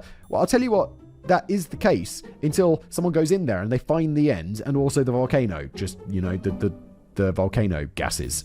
And they're like, oh, okay, mystery solved. Every time. Every time! Moving forward in time, it's believed by some that Houska Castle, just outside of Prague, was built with a very specific purpose of blocking off a bottomless hole in the ground, which led directly to hell. I feel like I've made a video about that, and it isn't.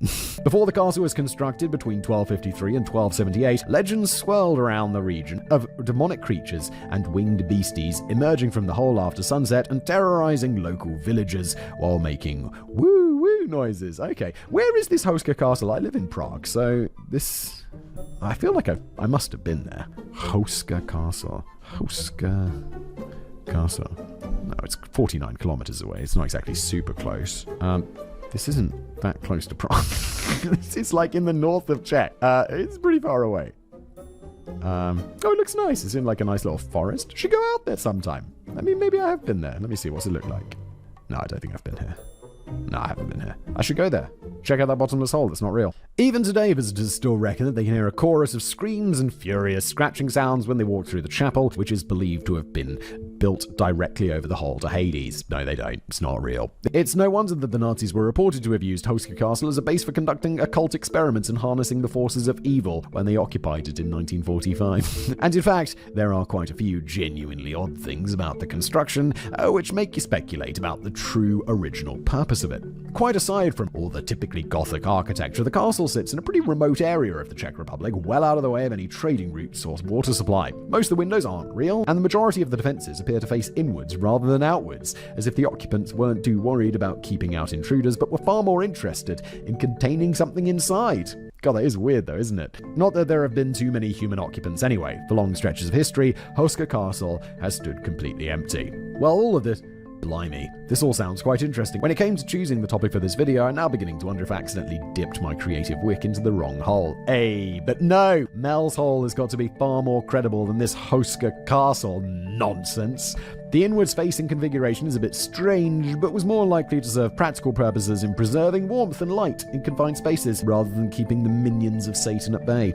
The bottomless pit has never been found at the location, and it's believed... yeah, I feel like news would have been like, there's a actual bottomless pit. You'd have heard of that. And it's believed that the castle was constructed in a relatively isolated location to serve as a low-key administrative center for the estates of Bohemian ruler Ottokar II. Not sure what they drank in there without access to water, but I guess that Ottokar II must have shipped over a few crates of goblin blood every now and then. A more recent story based on a tiny kernel of truth first emerged in 1989 and concerned a Russian borehole drilling project in Siberia, which became known as the Well to Hell. Oh, so the Kola Peninsula where this is dug, I think it's the same thing, is in Siberia. The Russian engineers were said to have bored a hole so deep, around 14.4 kilometers or 9 miles in depth, that they had to abandon the project in fright after hearing the harrowing screams of tormented souls who were burning in an eternity of flames. I've made a video about this for sure, and it's like, obviously this isn't real. I mean, the hole is real, but they stopped digging because they just got really deep and couldn't go any deeper because of, like, I don't know, technological limitations, not because they were like, oh my god, I can hear the screaming. Also, who the put a microphone down there? It's a drill.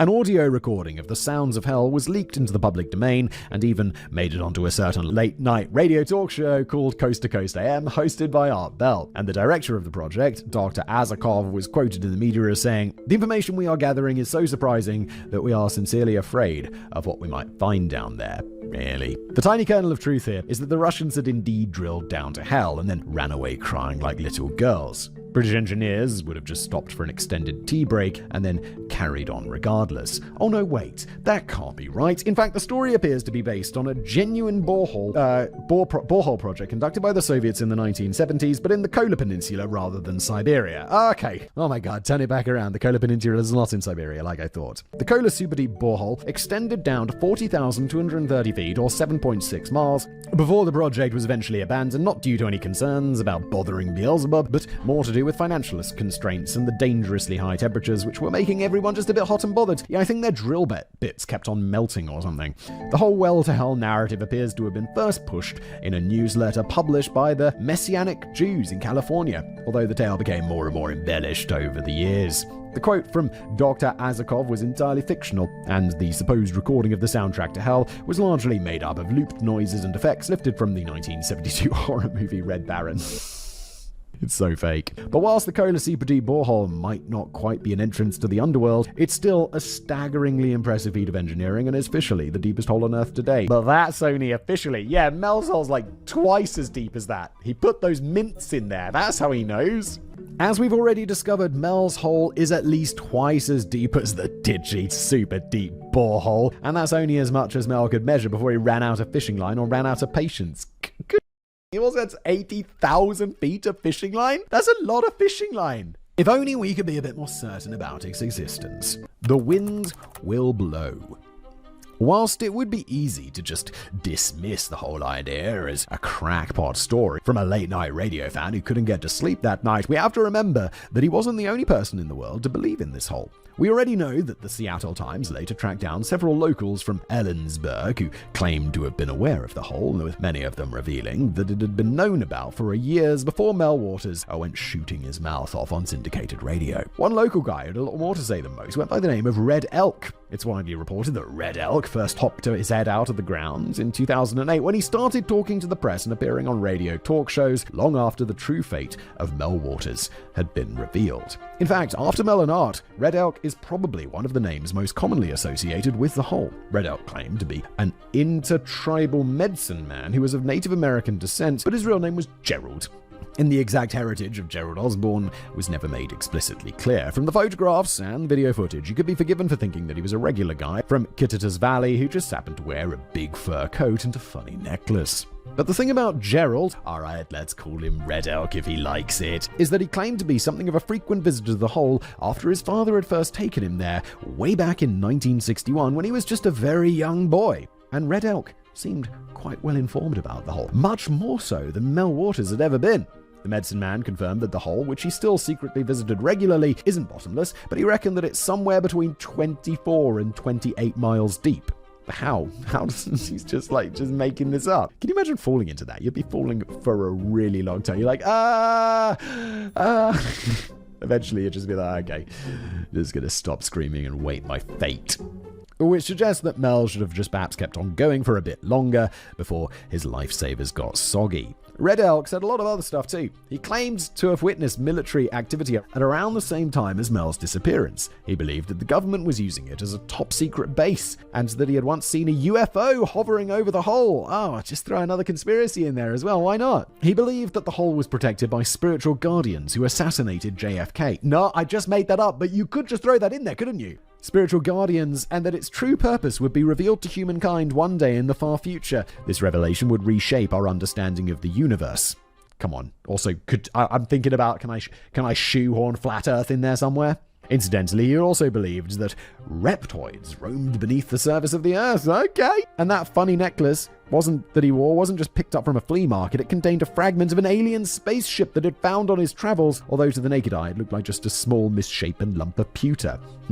Perhaps we're not going to get anything of real value out of Gerald. No, I think not. But ever since the original radio revelations on Coast to Coast AM, the speculation had drifted well beyond the confines of Kittitas County as believers from all around the world began coming up with their own theories. The Ellensburg Public Library reportedly became inundated with calls from people desperate to find out more information and clues, leading the library to put together an extensive file on this local news sensation containing press clippings, magazines, and locally sourced materials in an effort to create the ultimate reference work on Mel's hole. It might have been interesting to have a good picture that far right now, but sadly this isn't possible. The librarian's historian, Milton Waggy, told the TV station KEPR in 2012 that the whole file had mysteriously gone missing from the cabinet in which it had been locked. You can make your own minds up on whether this was an administrative error, a bizarre theft, or an intervention from men in yellow hazard suits who are threatening to find a drugs lab in the periodical section. Yeah, it's just nothing. It just went missing. It happens. Shit goes missing all the time. But the speculation was still given a wider global platform on the dedicated website melshole.com, which sadly is no longer operational, but it generated 8,000 posts during its brief lifespan. Holy shit. This smells like a crazy person. Who's like, I don't know if anyone else knows this, but like I make videos on the internet, right, as you know, and also podcasts, and sometimes, a lot of the time I'll just get emails from people. They'll find my email address somehow and they email me, or they use a contact form or whatever, and it's just like sometimes I'll just wake up and they've got like 19 emails from someone, and you're like, oh god, here we go. And you open it up and it's just insane ravings, just like, I figured out this secret, physics is wrong, or I know about this alien, this is that, I know about this conspiracy. I'm like, oh my god, stop. But fortunately Gmail puts them all in a big thread, so you can just be like, delete. It is entertaining though. Sometimes if I have a little bit of extra time, I'll read it and I'll be like, oh my god, dude, you need help. You don't need help from me. You need help from a medical professional, because you have lost it. 8,000 posts? That sounds like someone who's not quite right. It was here that hole enthusiasts put forward their theories on how it could potentially be a gateway to hell, a portal to another dimension, a secret military operation protected by the power of depth, A pathway to an underground kingdom of dinosaurs, a figment of our imagination, or perhaps just a particularly deep hole which leads down into a system of caves. Whilst we ponder over the most likely candidate, it's surely time to catch up with Mel Waters to see if he's made any progress of his own. Wait, didn't he fall into a hole or some Over 3 years after we last heard from him, Mel eventually made a return appearance on Coast to Coast AM for a catch-up with his old pal Art Bell, and he certainly had a lot to say. Unfortunately, since we last heard from him, it seems he hadn't just dropped off the map, he'd set it on fire and started following the smoke. Oh, here we go. Mel's going on an adventure in his own mind. Gone to pieces. It was good to hear that he was at least alive, as I was beginning to have my doubts. And if it sounded like life had been pretty kind to Mel Waters after he had eventually agreed to accept the government's offer to relocate to Australia and accept $250,000 a year in return for keeping his mouth shut, he'd used the money to set up a wombat preserve in Australia, which apparently had always been his dream, although he still made funky belt buckles and grew medicinal plants on the side. I already find this a bit odd, and I'm not just talking about the wombats. Yeah, why would he have... Isn't a wombat like super Australian? What are the odds that he has a passion for a creature that is in the country that the government wanted to send him to? I would have thought that Mel had cocked up his side of the deal by talking to Art Bell immediately after the offer was first made, and now he was publicly breaking his paid silence again. Perhaps that's partly what led to the unfortunate set of circumstances in which he found himself toward the end of the year 2000 when he dropped by on Coast to Coast AM again with a slightly less warm and cuddly update. I will say now that I'm going to keep the details of Mel's final conversation with Art Bell as brief as I possibly can, mainly because I don't want to test the patience of Simon or yourself too much at this stage in the script, but you really do have to hear at least some, if not quite all of it. Mel had taken it upon himself to violate his agreement with the government yet again by secretly returning to the US in 2000 when he should have stayed put in Australia attending to his wombats and medicinal plants. Bro, look, if this was real, which it's not, if the government was like, yo, here's $250,000 American, off to Australia, never talk to us again, we'll give it to you every year if you just keep your mouth shut and don't come back. Bruh.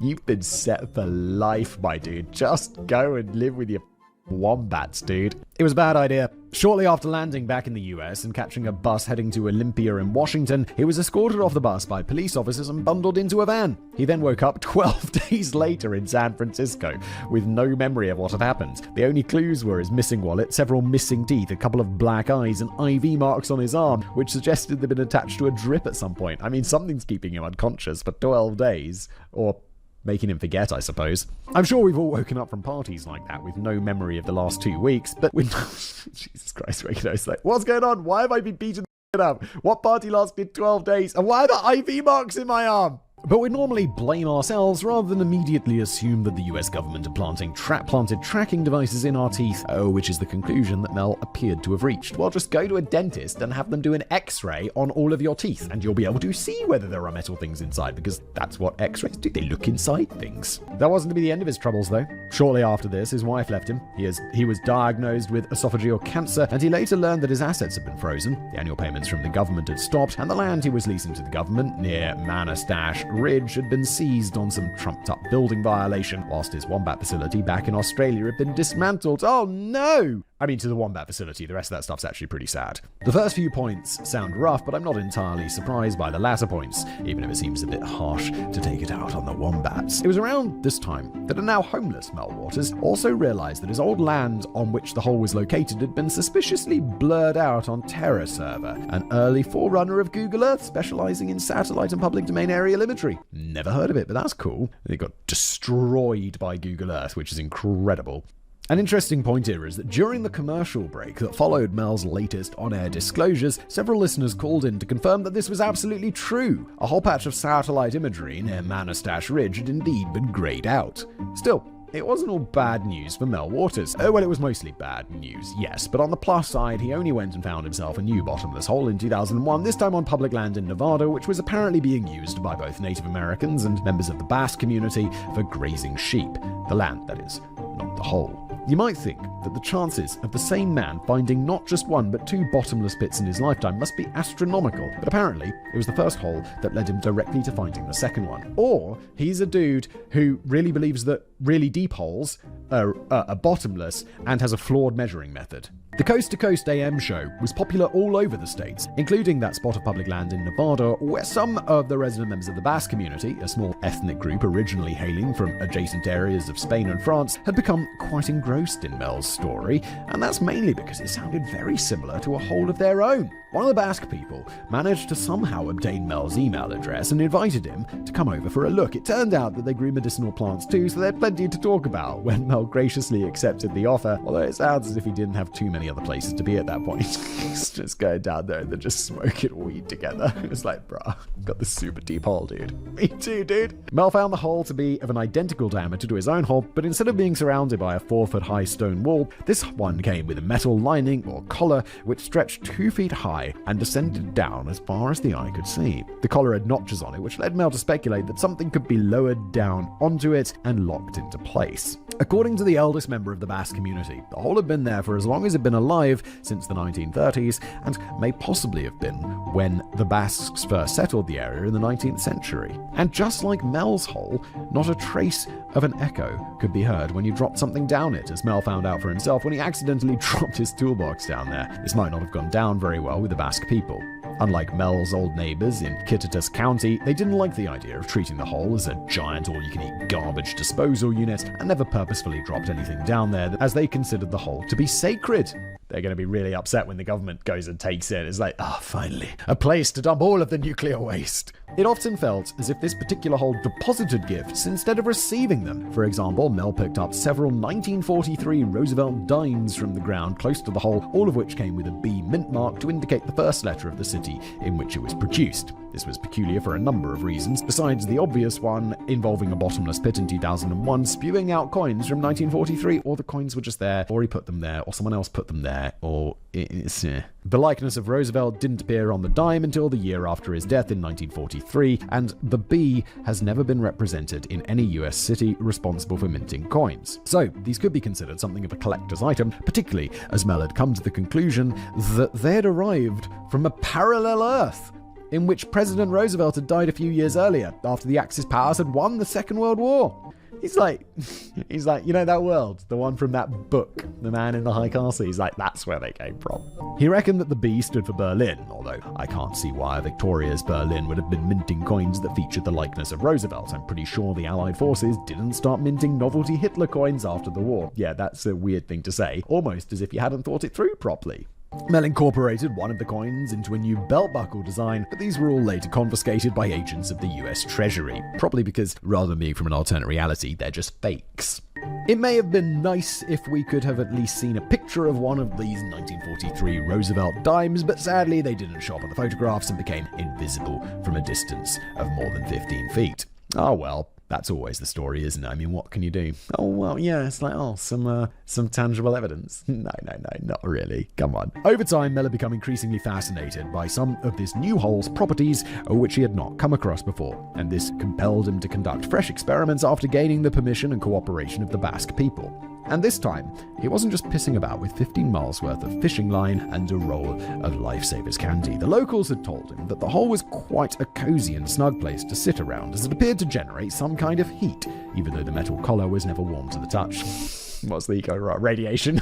The government's been dumping down there for years. Mel decided it might be fun to test how hot it gets in hell, and so he roped in his new Basque friends to help him lower a big bucket of ice about 1,500 feet down into the hole, whilst keeping another bucket of ice near the top to use as control. When the ice... Dude, it's the 21st century. You could just put a thermometer in there or something that can read, like, that has a max temperature reading, right? Like, you've got those... I've got a thermometer that sits outside, a little digital one, and it's like, it records the daily high and the daily low, and you can see it. So just get that, put it on the... And this is not a new technology. Just put it on the thing and just lower it down and see what the daily high is. Boom.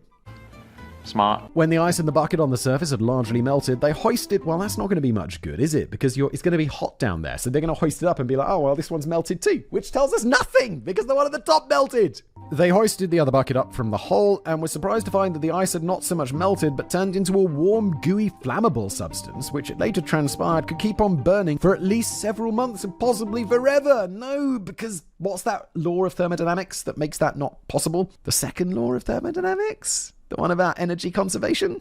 One of the locals took a lump of it back to his hut to use as a free, never-ending heat driver for his wood stove, although he did later notice that the burning ice appeared to be sucking all the moisture out of the cabin. And the situation gradually got worse from there as he returned home to his hut one day to find that the wood stove had suddenly sunk 5 feet into the ground. By the end of winter, the entire hut had dissolved into dust. This all sounds so real, doesn't it? Is there any evidence of this whatsoever other than just some guy's random story? Second-hand story? Not to mention second-hand story at that. If this all sounds a bit fishy, it melts into insignificance when compared to the utterly loopy results of the other experiment that Mel and his mates were conducting on the side. A few of the Basque people had volunteered to actually lower themselves down into the pit, which is clearly the sensible thing to do when you've already discovered that it turns ice into flammable lumps of highly destructive goo. Mel persuaded them out of it, but suggested that they instead try lowering a live sheep down there for shits and giggles. I mean, yeah, not bad. Not bad. At least there won't be any murder involved. Naturally, the selected sheep didn't get a say in this, and clearly wasn't too taken with the idea. It shrieked and kicked and made various other gestures of disapproval before it was eventually stunned between the eyes and lowered into the hole. Get the f*** in there. After hitting around 1,500 feet, Mel's team of amateur scientists pulled the crate back up to find nobody's real surprise the sheep was dead. A slightly more surprising element was that the sheep looked like it had been cooked from the inside. Oh, yeah, it's just got some microwave energy going on down there, right? But an even more surprising discovery was made when they decided to cut open the sheep during a brisk post-mortem on their victim. What they found inside was the assassin of JFK.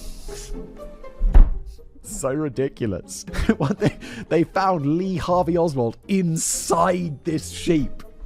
Oh my god. They found what initially looked like a massive tumorous growth, which appeared to be moving of its own accord as if something was trapped inside. After cutting open the strangely throbbing growth, out popped a living creature which Mel described as resembling a cross between a fetus and a seal. This creature, still attached to an umbilical cord, was your garden variety hybrid of fetus and seal, complete with flippers, snout, and strangely piercing human-like eyes, which appeared to convey a world-weary sadness. This is just getting so insane. We started off, it's just a deep hole, and now he's like, yeah, we put a sheep down there, and we cut that shit open, and out came an otter. Yeah!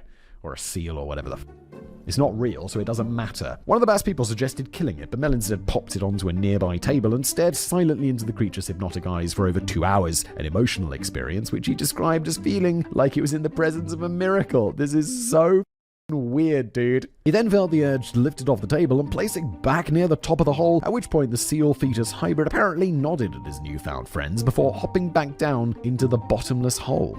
After a stunned silence, one of the Basque people then shrugged, picked up the carcass of the sheep, and tossed that down the hole too. It's like, oh, that's the end of that story, isn't it? Are you with me? We're getting to the end of this, I promise. Oh my god, it's just getting so ridiculous. During his last phone call to Art Bell in 2002, Mel revealed that he had been cured of cancer despite previously being told that he had 6 months to live, a blessing which he put down to the healing powers of the seal creature, which had been grateful for Mel's kindness in saving it from death.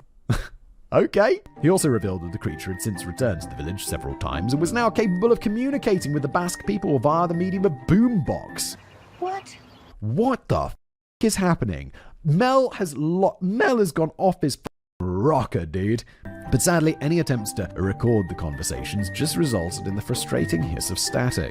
If you're interested in what the creature had to say, though, I can reveal that he apparently delivered a stark warning that the greedy and undisciplined use of the burning ice could potentially destroy the world, and that there are other beings in the universe who are patiently waiting for the human race to destroy itself through nuclear war before they come down and plant their own markers on planet Earth. I reckon it's the dolphins. Those they're just waiting for us to destroy ourselves, and then they're like, we'll finally have the planet to ourselves. And maybe mice, but mostly dolphins. As for Mel himself, he believed that he was being tracked by government agents. Of course he did. He thought they were putting things in his teeth. And in the interest of protecting the hole and his Basque friends, he left the community behind to seek out a new life in an undisclosed location. With a bit of luck, he might find another bottomless hole on his travels. And that was the final update on Coast to Coast AM in 2002. It was the very last time that anyone ever heard a peep from Mel Waters. I suspect I'm not the only one at this stage who find myself thinking, well, thank for that. Yes, it's just nonsense, isn't it? But, well, what can we learn from all of this? I don't know, that Mel Waters needs medical attention. Well, the main thing that I've learned is to dig more deeply into the potential credibility of a story before pitching it as an idea to Simon that ends up with me writing about seal creatures emerging from cooked sheep to cure cancer and warn humanity about the prospect of nuclear war. I'm pretty sure we don't have to bother decoding anything Mel was gassing about on his later phone calls to Art, as it just sounds as if he might have been growing a few too many medicinal plants by that point. Yeah, his brain has been so cooked. It's Jesus Christ, Mel. But does that necessarily mean that we have to completely rule out every element of his original story, which, resurrected dogs aside, was told in a far more rational manner and backed up by other people from Kittias County? Even though the existence of a bottomless pit is unlikely by any stretch of a blitzed imagination, could Mel's hole still be based on a shred of reality? Shame on you. It might have been useful if anybody had ever managed to find Mel's hole. And this got me thinking about the blurred out image on Terra Server. If several of Art Bell's listeners had telephoned in to confirm that an entire section of land near the Manastash Ridge had been censored by Terra Server, then surely this provided us all with a pretty handy and precise map reference for Mel's hole. So, why did nobody take advantage of it? Well, that's probably because the missing section of aerial imagery is more than likely to have been near the Yakima Training Center, and Terra Server was acting on a government request to restrict the visibility of a military installation, even if this particular installation didn't have too much going on apart from a cool firing range. Yeah. If the government only they were like, we're only going to restrict the really, really secret bases where stuff that we really don't want people finding out about happens, that's a huge error, because they're going to be like, well, now we know the secret ones. They're just going to be like, restrict all of them. Just blur them all, because then people won't know where the really secret ones are. Whilst nothing in that region appears to be blotted out on Google Maps today, this apparently wasn't always the case, and the Yakima Training Center has occasionally been obscured from Google's view in the past. I was on Google Street View the other day. I didn't realize this. You can request to have your house blurred, or like where you live blurred, because I was just like going around, so I'm like, whoa, what's this? Why is there a big blurry thing here? And it was just like, oh, someone has requested to have that blurred. Well, that's pretty cool. It's nice that Google respect that.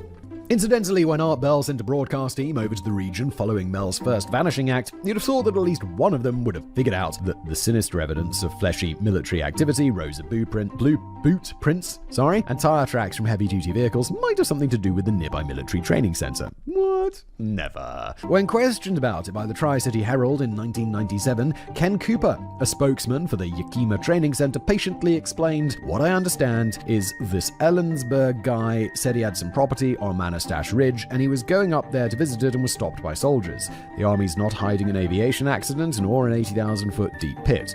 We're just training, just like we always do." Yes, but yeah, he was unlikely to expose the true earth-shattering story to the Tri-City Herald, though, was he? No, but it's like, they're just training. And even if they're not hiding an 80,000 feet deep hole, or maybe they are hiding a plane crash. That could be totally true.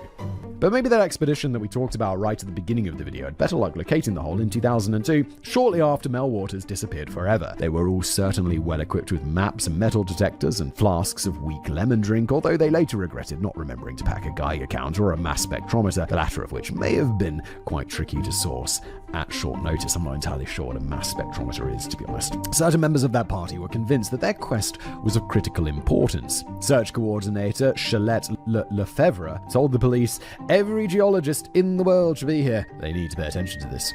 Other members of the expedition weren't quite so enthusiastic. Tim Withy, who described himself as the resident skeptic of the group, complained, "I don't think I'd call this search very scientific. It's like adult cartoons." That's what it is. Bang on! Adult cartoons is quite a nice way to describe everything the History Channel makes. As you may have already guessed, the 2002 expedition had no luck whatsoever in finding the never-ending abyss. But here's a funny thing about the expedition that rarely gets picked up on in more recent intense explorations of Mel's Hole. You might remember from the very beginning of this video that I mentioned the team of explorers included filmmakers, members of a paranormal investigation team, a physicist, and a shaman.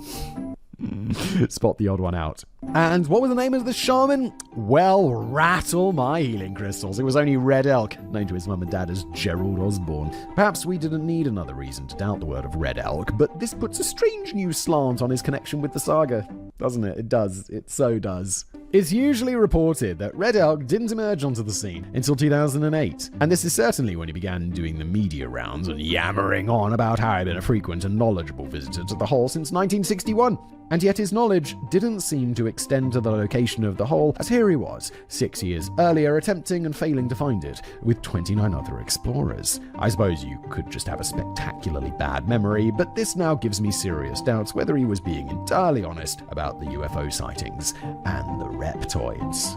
This now leaves us with very few reliable witnesses to testify to the hole's existence. And when I say very few reliable witnesses, I mean none. I know that the Seattle Times interviewed several locals who claim to have known about the hole for decades, but it's curious that nobody could remember exactly where it was. I'm sure some of them were just playing along with the story that had propelled Ellensburg into the spotlight. If a TV crew ever descended on my Cornish village after a story broke about rumored sightings of a Sasquatch on a surfboard, I'm pretty sure I'd be telling them all about how my grandfather was sometimes used to help it climb into a wetsuit. However, it's also possible that some of those interviewees might just have been remembering a very real and very deep hole in the area. One guy who knows something about that is a geologist by the name of Jack Powell. Jack had actually tuned into the original conversation between Art Bell and Mel Waters in 1997 and had found the whole thing intriguing and amusing in equal measure. He certainly believed that Mel was a cracking storyteller and was genuinely impressed by the tale that he spun. But Jack Powell, a geologist with the State Department of Natural Resources who grew up in the same area, also realized very quickly that Mel Waters was talking out of a very different kind of hole. He's talking out of his bottom, isn't he, Danny? Jack knew that the main problem with the hole as described by Mel is that it would be impossible. If the hole was at least 80,000 feet deep, then it would have reached about a quarter of the way through the Earth's crust at its thickest and would have collapsed into itself under the tremendous pressure and heat. As Jack puts it, geologically and physically, it's not possible for a hole to be that deep. Yeah, that's what the mainstream wants you to believe, Jack. You dummy. Jack knew that the main problem with the hole, as described by Mel, is that it would be impossible. If the hole was at least 80,000 feet deep, then it would have reached about a quarter of the way through the Earth's crust at its thickest and would have collapsed into itself under the tremendous pressure and heat. It's a point backed up by Stephen Rydell, a retired geology professor at Washington State University, who observes the Earth's pressure would have sealed it off in no time at all. Yeah, but he's part of big geology. He's part of the con, dude. Whilst we're at it, Mel's method of measuring the hole with fishing line was, as I initially suspected, utterly preposterous. Aside from his weird assumption that the roll of lifesavers candy must surely hit a nice big puddle at the bottom of this journey through the crust of the Earth, geologist Pat Pringle points out that the fishing line would have melted and snapped in the heat long before it reached anywhere near 80,000 feet, at which point the temperatures are likely to have reached around 1,300 degrees Fahrenheit or 715 degrees Celsius. You're going to need something a little bit more substantial than fishing line. I'm pretty sure his roll of lifesavers wouldn't have survived such heat either, considering that it's approaching the same temperatures as molten lava. I don't know what lifesavers are. They're some sort of mint, right? I've never heard of them. I mean, I've heard of them, but I've never seen them. There was something else that intrigued Jack Powell about this hole, though. He reckons he knew of a real hole which may have given birth to the myth. Jack recalled that during his childhood growing up in Kittitas Valley, he often used to play around an old gold mine shaft in a field northwest of Ellensburg. The shaft went into the ground at an angle, and Jack claims that it was probably 90 feet or 27 meters deep, and may even been around 300 feet or 91 meters deep when the gold mine was active. I'm a little concerned about little kids playing around a 90-foot deep hole, but I guess parenting was different back then, and I'm relieved that Jack Powell survived to tell the tale. These days, the mine shaft apparently sits on private property, fenced with barbed wire, and whilst Jack doesn't appear to have ever publicly disclosed the exact location, he did once take members of a Seattle-based online group chat on a guided tour of the area where the shaft could be glimpsed in the distance. What an odd thing. When was that happening? Like, just people in a group chat? That feels like something that would happen today, but this story's been like early 2000s so far, no? Did I miss a date? I probably did, right?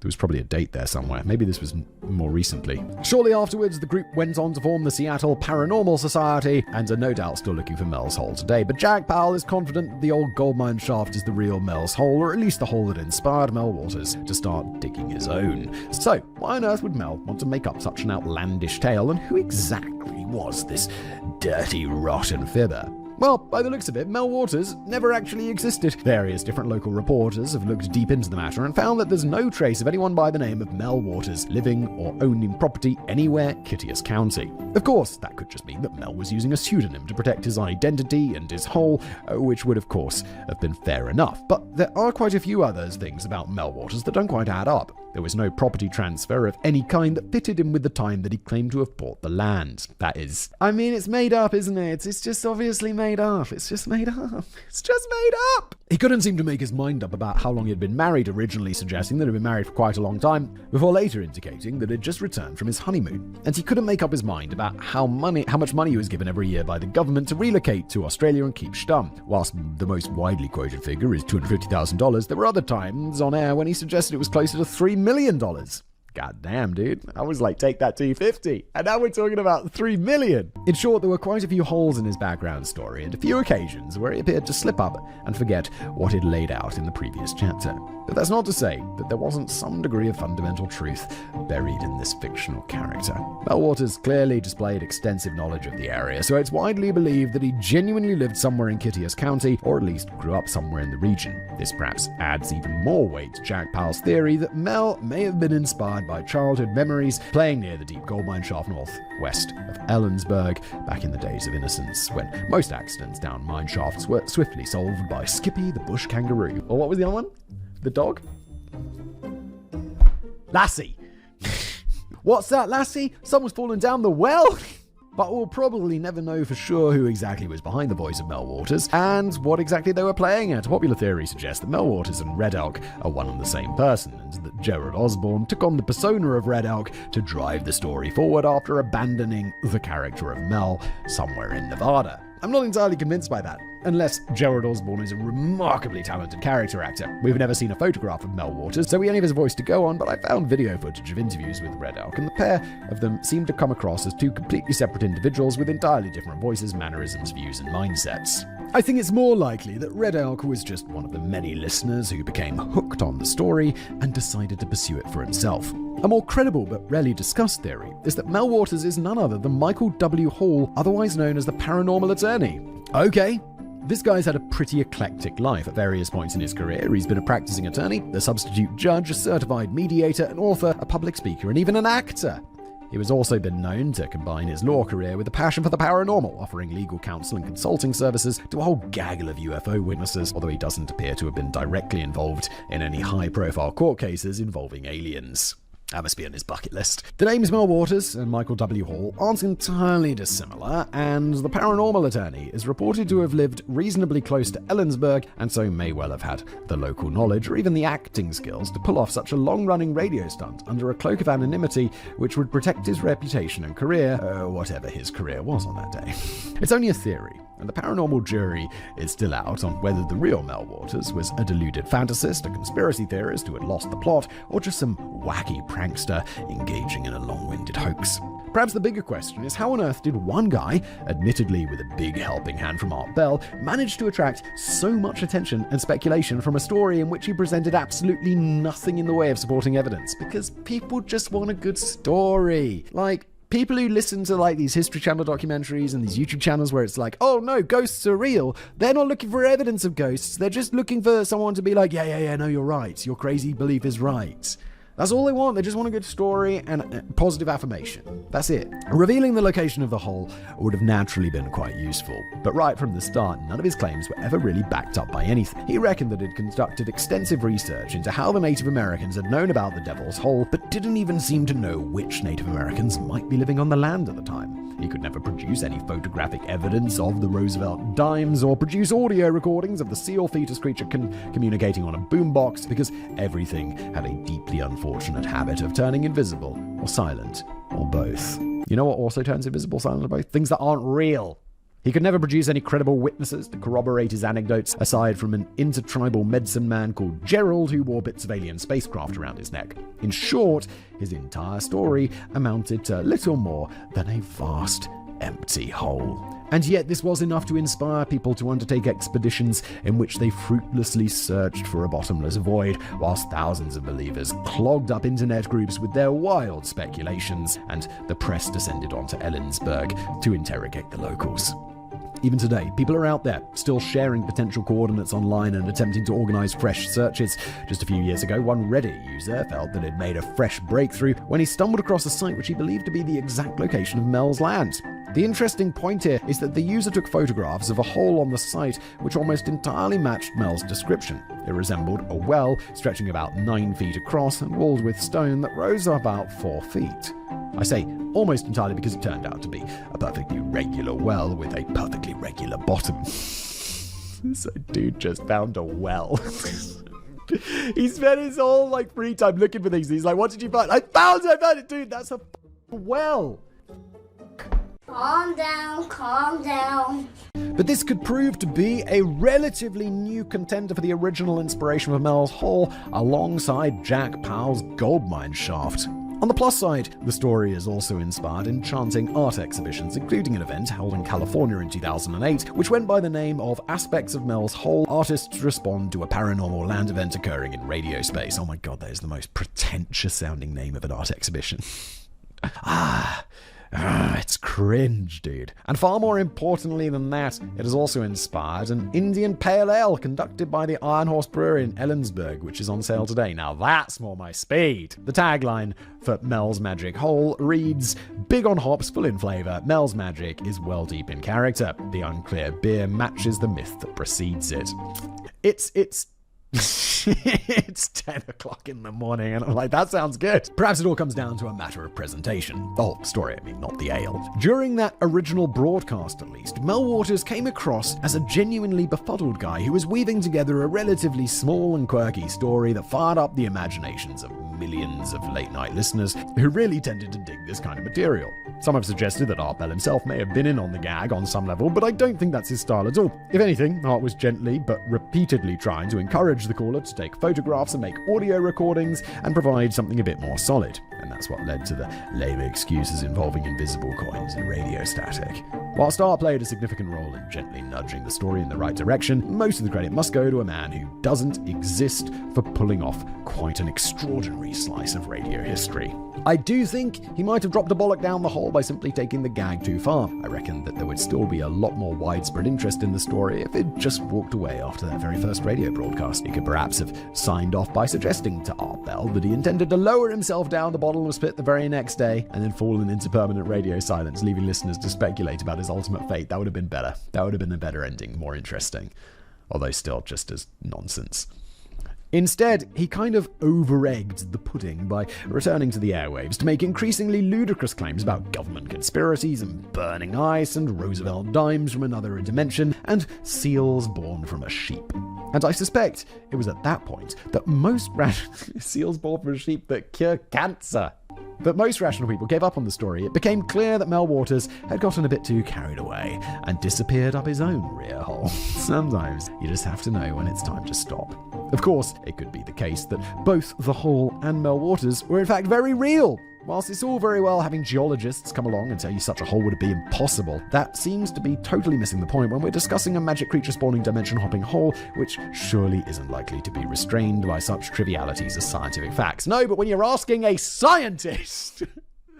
And whilst no documents have ever been found to confirm the existence of Mel Waters, it could be that every trace of his history was wiped away by men in yellow hazard suits, just like that missing file from the Ellensburg Public Library. Red Elk passed away in 2015, but he believed the hole in the hole right up until his end. He provided a grave and slightly grumpy warning to the world during one of his final interviews to the media, in which he said, "Don't look for the hole, stay away. I have to say I've been burned by you guys, the media and all, many times with this Mel's hole. They make me out to be a liar. They say one thing and do something else. The hole isn't important. Just stay away from trying to find it. The government has it. It's totally off limits," end quote. Well, at least Gerald said one fairly sensible thing during his lifetime. Don't look for the hole. I'm ready to wager that if you go looking for Mel's hole, you're going. I'm ready to wager if you go looking for Mel's hole, you're not going to find nothing. No, you're not. It's not real. It's just a well. Well, that is today's episode of Decoding the Unknown. Thank you so much for being here. Appreciate you. I'll see you next time.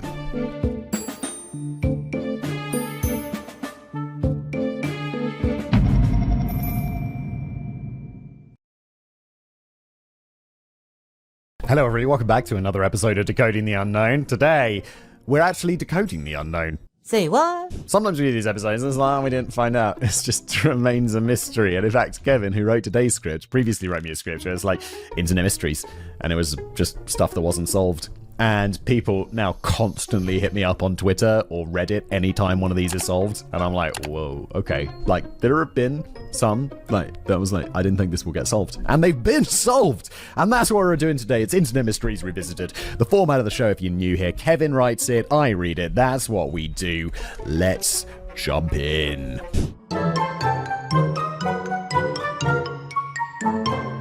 We've covered a lot of different types of mysteries on this channel. Some of them were centuries or even millennia old, which means there is unlikely to have been any major updates since we initially talked about them. I don't know. People like archaeologists and stuff look into stuff. They're still trying to work out like the pyramids, right?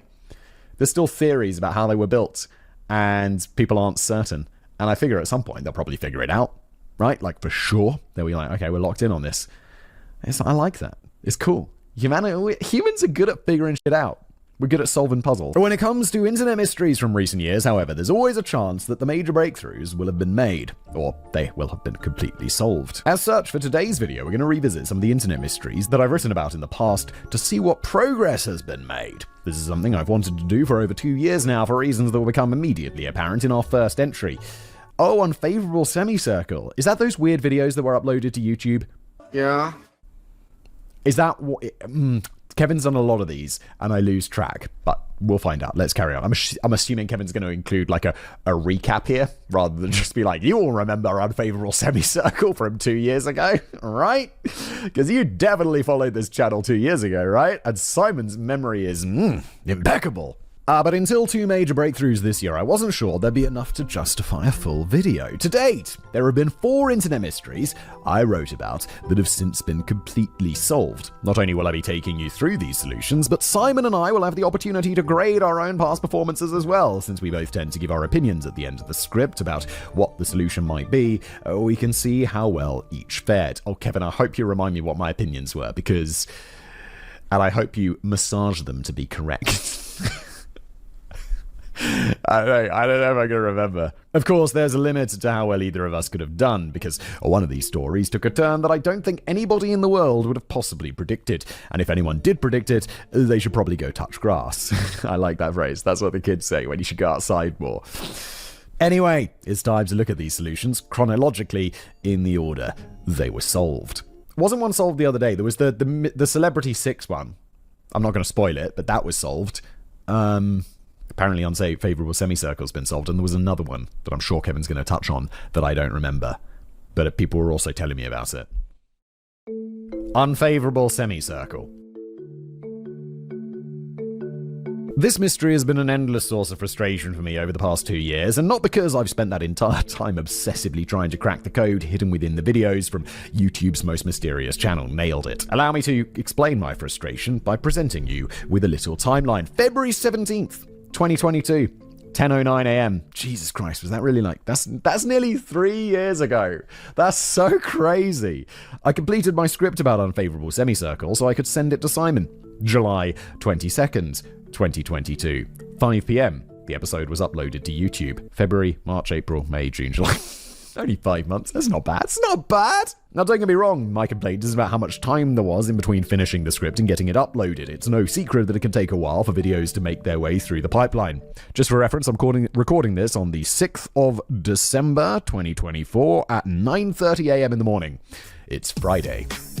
Let's see when this ends up uploaded. I think the queue's a little bit shorter right now, so I think this will actually be quite soon. It's no secret for the videos to make their way through the pipeline, or the podcasts, if you're listening. Hello there, listeners. Especially when there are multiple of us writing for this channel and filling the queue with scripts. Hell, by that point, I hadn't even been writing for Simon for 2 months yet. Oh, wow. And it was already the 14th script I'd written for his channel. God damn, Kevin, you write a lot for me, my dude. So, of course, it was going to take a while to come out. No, my frustration was not with the 5 months that it took for the episode to get published. It's because of what happened in between those dates. June the 9th, 2022, 8:23 a.m. The creator of Unfavorable Semicircle revealed all of the answers they had about why the project was created and what it all meant, hence my annoyance. But let's start with a quick refresher. For those who may not remember the details of Unfavorable Semicircle, it began as a single YouTube channel, uploading one video every 10 minutes. Each video was only a few seconds long, and they all contained a solid color with one randomly placed black pixel. The videos each had a single tone or a man's voice saying one letter or number as well. After months of uploading and over 70,000 videos on the channel, the rate at which the videos were being uploaded suddenly spiked to 3 per minute. Shortly after that, YouTube killed the initial channel for posting spam. Researchers discovered an Unfavorable Semicircle Google Plus page, which had text that, when decrypted, pointed to a new YouTube channel and the Twitter account Unfavorable Semi. It also listed a backup Twitter account, Unfavorable Sem, which, at the time of writing, has never posted anything. I remember thinking, and I think it was Kevin's idea that I agreed with, and I don't remember if this is how it was nearly 3 years ago. But my vibe was that it was someone trying to break YouTube. Like, someone was trying to upload a bunch of videos with different things and just seeing if any of them, like, broke YouTube in a weird way as some sort of hack of some kind. I remember thinking that was quite a good explanation. Videos kept coming for months across multiple different channels, and some of them had finally gone past the 4-second mark. The two most famous of these videos were Lock, which lasted almost half an hour, and D-Lock, which was only a few minutes long. The video for Lock was a bunch of colors flashing seemingly at random, but when they were arranged into a grid, they created a very clear composite image. I mean, it was clear that it was an image, but it was unclear what the image was. Guesses ranged from it being a watch to a pokeball, but no Pokeball? Pokeball? Pokemon. Pokeball. Must be Pokeball. But no Pokeball sounds like those, what is it, the Pokeballs that... Pokey? I've only ever read it. Like, you know, the Pokeballs that you get with all the rice and the meat in. But nobody really knew. There were a number of these different composite images, some of them making 3D models. It was clear that there was something important here, people just struggled to figure out what. The audio for the video D-Lock was eventually identified as being a modified version of a song from 1922 called Homesick. And that was about all anyone knew. All of the available composite images were found, and a few more specific sounds were identified, but nobody really knew what the ultimate purpose or message trying to be conveyed was. And that led to the theories. Popular theories included it being alien communications. Easily write that one off. Trolling? Not that one, definitely possible. Penetration tests? The one that I liked, to hack YouTube or other devices, an experimental prototype of noises designed to inflict the Havana syndrome, or it being an art project. That's pretty much where we left off. So what did Simon have to say about all of this? Let's see. I'm not going to lie, I went completely off the rails with this one. While I said an art project was the single answer that best fit, it left a lot to be desired. As such, I concocted a ludicrous theory about Unfavorable Semicircle being the effort of multiple people working in concert, or potentially even in opposition to one another. I also believe that the creator was probably not a native English speaker, and that unless the creator came forward to help with the search, there was probably a decade's worth of information for us to attempt to decode. That estimate was based on the progress that had been made in previous 7 years and the sheer volume of videos produced by Unfavorable Semicircle, but it was way off base. Simon, on the other hand, took a much more grounded approach. I am a logical man. I'm sure you don't recall what your guess was, Simon, but you said that you really wanted it to be penetration testing because that was the most interesting, but in reality it was probably just a failed art project because that was the most boring answer, and unsolved mysteries always have the most boring answer. Yeah, that sounds like exactly something I would say. I'd like it to be the thing that I think is exciting and, you know, not ridiculous like aliens. But really, it's just someone who's bored. So, which of us was closer? Well, seeing as I described myself as going off the rails, obviously the answer was Simon. Yes! But while this was just an art project, the full story is a lot more interesting than you might suspect. The Unfavorable Sem Twitter account, which had previously been dormant, made multiple posts on June the 9th, 2022, with a final one being a full explanation of the project, or at the very least, as full as they could remember. Thanks to YouTube banning accounts before everything got backed up, many of Unfavorable Semicircle's videos have been lost to time forever, even to the creator. YouTube holds on to those videos though. Like, they do. You delete a video, they're like, it's permanently deleted. It's like, you know it's still there. You know they're not deleting that data. In my opinion, allegedly. Don't sue me, business daddy, but I think you hold on to all the videos. Why would you delete it? Why would you delete them? And because they were writing so many years after the fact, they didn't remember all of the details, but they did remember exactly how it all started. It began with a simple, somewhat ridiculous idea. Initially, the creator had two simultaneous goals. They wanted to have the channel with the most videos uploaded to YouTube, ideally uploaded as quickly as possible, and they wanted 1 million views. This is what... Why? Their initial goal was to upload 1 million videos in 25 days, but obviously at 1 video per 10 minutes, that didn't happen. But regardless of the speed, yeah, bro's underestimating how much 1 million is. That's a lot, dude. That's 1,000,000. And hey, even if each video only got a single view, the channel would still hit 1 million views. Of course, the author did admit that trying to get 1 million views in this way was a pretty silly idea in retrospect. Yeah, but we were all young once. However, there was a secondary goal, the mystery behind WebDriver Torso, a strange YouTube channel that turned out to exist entirely for YouTube's internal testing of their compression algorithms, and that had recently been solved. The creator of Unfavorable Semicircle believed that maybe their channel could fill the void left behind by WebDriver Torso and give people a new internet mystery to play around with. Once people discovered the channel and took such a massive interest, this actually became the main goal. In fact, the entire thing was playing off of itself. The post claimed that, at least for the first couple of years, the creator read every post on Reddit and on the associated Discord. They wanted to see what hidden secrets people were finding and what aspects of the mystery they enjoyed, then just give them more of the things that they liked to keep it interesting. That's clever, I like that. Basically, it was just a mystery for the sake of a mystery. Kind of like the television show Lost, and the author was making sure to give people exactly what they wanted to keep them engaged. That said, there was still an overarching artistic vision behind it as well. The creator wanted to try and get into the mindset of an alien making contact with humans and communicating messages in a very unhuman way. That's an odd thing to say and do, because it's like, well, just make some shit up then. Like, you gotta really think outside the box and just come up with something completely random, which isn't that hard, is it? It's not that hard. I'd say this is why so many people believe the channel was actually alien communications. Really? Really? Yeah, the aliens are coming from across the planet or invisibly living on our own planet as lizard people. And they're uploading videos of blank pixels to YouTube to communicate with us. Come on. Let's stop being quite so dumb, okay? Okay. But the real reason people thought that is because they're over-imaginative idiots. I'm not saying that everyone needs to be as skeptical as Simon and I am, but there's still a baseline level of skepticism that everybody should really possess for their own good. Yeah, and if you don't, I've got a bridge to sell you. The alien wasn't the only character behind these videos. There was also a numbers station operator, an AI communicating with the internet, and a Canadian who retired to Maine to make outsider art. I think it's nice that the creator of UFFC decided to push themselves creatively and get... Oh, UFFC. It sounds like a university, like University of Fremont, Southern California or something, doesn't it?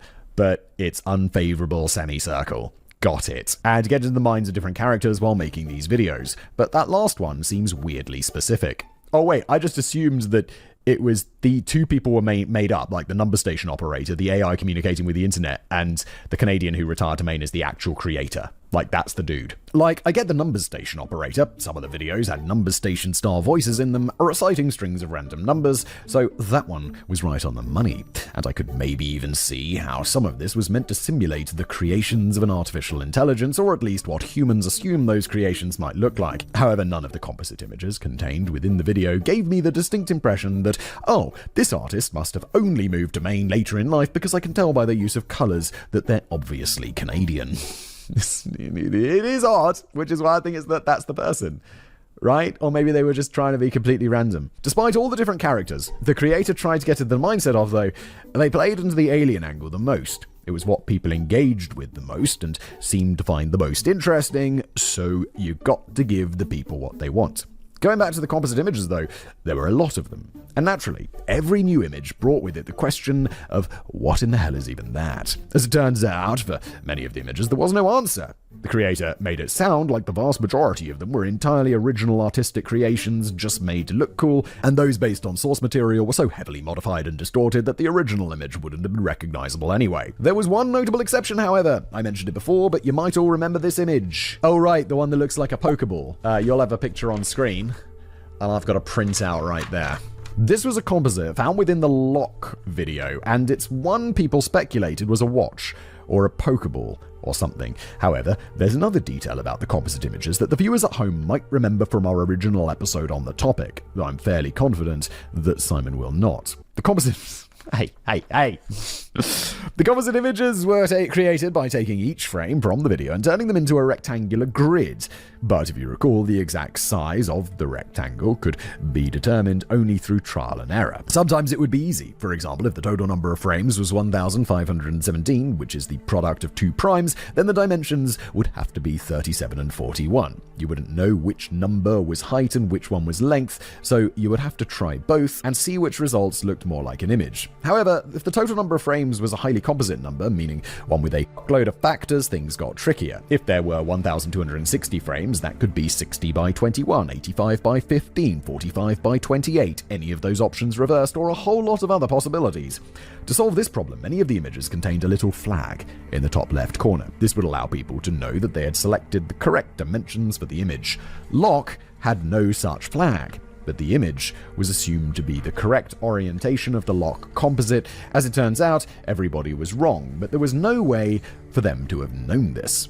When Unfavorable Sem started posting on Twitter, the trail had been cold for months, and the Twitter account had never actually been used. It had officially been declared as a backup account quite some time earlier, long before the Unfavorable Semi account was suspended by Twitter, but nothing had been posted there. As such, when it started tweeting, some people were skeptical that it was really the author. Maybe the account had been hacked, or maybe someone close to the creator had taken control of the account with or without their knowledge. Or maybe the person's just bored.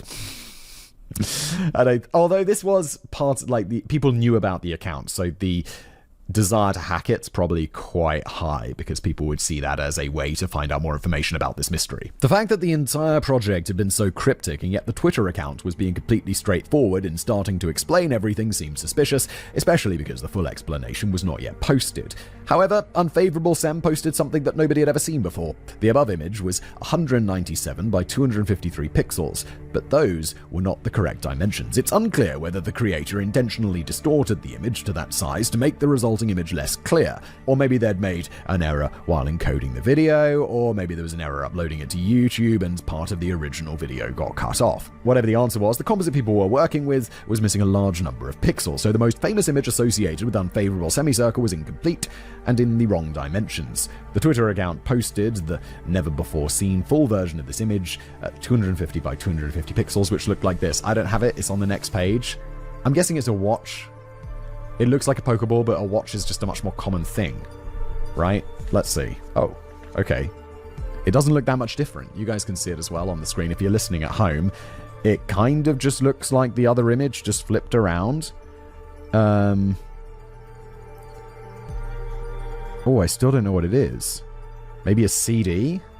Kind of looks like a CD, but it could be like in reflecting some light, maybe? That image makes it much more obvious what it was supposed to be a picture of. It does, Kevin? But what's this thing on the bottom left? Maybe, a hand. Is it a hand holding a CD? It's a hand holding a CD, and there's a cuff. A number of people had already guessed this, but it was a record. Oh, okay. It's too small for... Maybe that's not a hand then. It looks more like a CD. As indicated by the Wikipedia link that accompanied this image, it was specifically meant to be the Voyager Golden Record, a record sent aboard two Voyager probes that contained messages encoded in a way that scientists believed aliens would be able to decode and understand. People had long speculated that lock, the source of this image, and delock were meant as some sort of encryption and decryption keys that would unlock the meaning of this entire project. According to the creator, however, it was much more simple yet metaphorical than that. Lock came out when the UFSC mystery was blowing up online, and it was the creator's way of saying that people were locked into the mystery.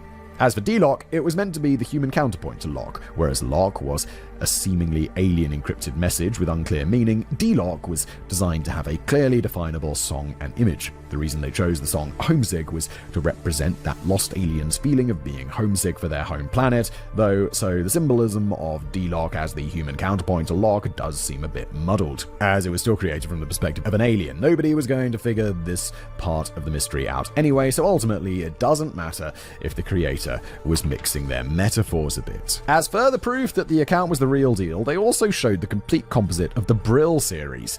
If you recall, the videos were broken up into several series, with each starting with a different word followed by a string of numbers. While a number of the Brill composites were found, it turns out that they all fit together to form a larger mosaic. Unfortunately, because much of the Brill series was lost to time, the full composite was impossible to uncover without unfavorable SEM posting the image. And that really was pretty much the end of it. The entire thing was an art project that only ever involved one person. It existed solely for the sake of art and to be mysterious, and not even the creator had the missing files or even remembers everything that they did anymore. I tell you, it's always the boring answer. So basically, someone had too much time on their hands and they just wanted to f*** with people on the internet because the WebDriver torso mystery was solved. Boom. Kevin says that's what I said, and it's what I said. Great job. However, my assertion that it would take another decade of research to uncover all the secrets held by this channel was way off. The creator said that people had already found about 70% of what he had originally wanted them to, and the rest of it was probably unsolvable. They wrote, "The line between comprehensible and noise is a fine one that was crossed a little too often," meaning some of the mystery was designed in such a convoluted and obtuse way that it would be impossible for anyone to ever solve. At this point, anyone even includes the creator, as too much time has passed for them to remember everything. Yeah, but the good news is it's going to be boring. We know what it's just going to be more images and more mystery. If there was something really interesting, they'd probably remember, but there's not. Besides, a lot of it would just be meaningless anyway. Exactly. The original mystery pointed people to Google+. I remember that. It was a fantastic effort, Business Daddy. You did great. Everyone loved Google+. And apparently, do you remember when they forced us? Shit, I remember. When was this? This was a long time ago, but I think they forced everyone with a YouTube account to have a Google Plus account at the same time, and people were like, no. It did not go down well. God, that must have been like a decade ago. God damn. And apparently there were other hidden messages pointing to websites and accounts that have long since been deleted at this point. Whoever the anonymous creator behind Unfavorable Semicircle was, they unfortunately failed to reach their goal of having the most videos uploaded to YouTube. That video is currently held by my nemesis, Roll Vanderpar. No, Roll! A tech tutorial channel that really just posts images and questions and the corresponding answers from Stack Exchange, which he is allowed to do thanks to a Creative Commons license. Wait. Okay.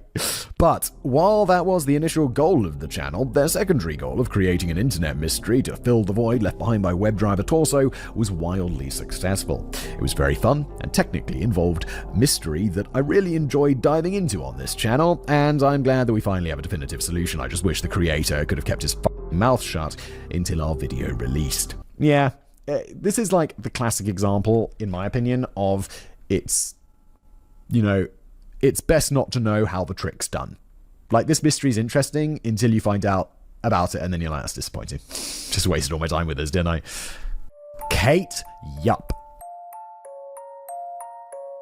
I mentioned in the original video how much I hated researching this because I find mukbang videos to be insufferable. For the most part, that hasn't changed, but for some reason, the YouTube algorithm started feeding me competitive eating videos from Beard Meats Food, which I found strangely fascinating, but those videos all feature voiceover narration rather than making you listen to the chewing noises. Yeah, I'm not into that. I know some people do for some reason, but it's like if you're sitting next to someone at dinner who's chewing with their mouth open, and you're just like, dude, come on now, stop. Having to revisit this story and listen to all of Kate Yup's wet, sloppy chewing noises has again been a waking nightmare, so you're welcome. Or I'm sorry, I'm not even sure. Yeah, I don't know. Some people like this, don't they? It's a bit weird. Anyway, a quick refresher on the story for those who don't remember.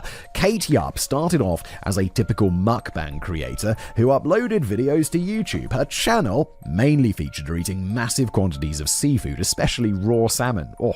The only thing that set her apart from other mukbangers was that she wore a mask to hide her face and never spoke in the videos, instead communicating with the audience through overlaid text on the videos and responding to comments. Even for fans of mukbang, I'm pretty sure there was nothing terribly special about Kate Yup's channel. It wasn't until people started questioning what was really going on here that the story, and thus the channel, took off as an internet mystery. People noticed things like bruises on Kate's arms and the sounds of whispering in the background, or at least people assumed they were whispers. Oh, I do remember this one.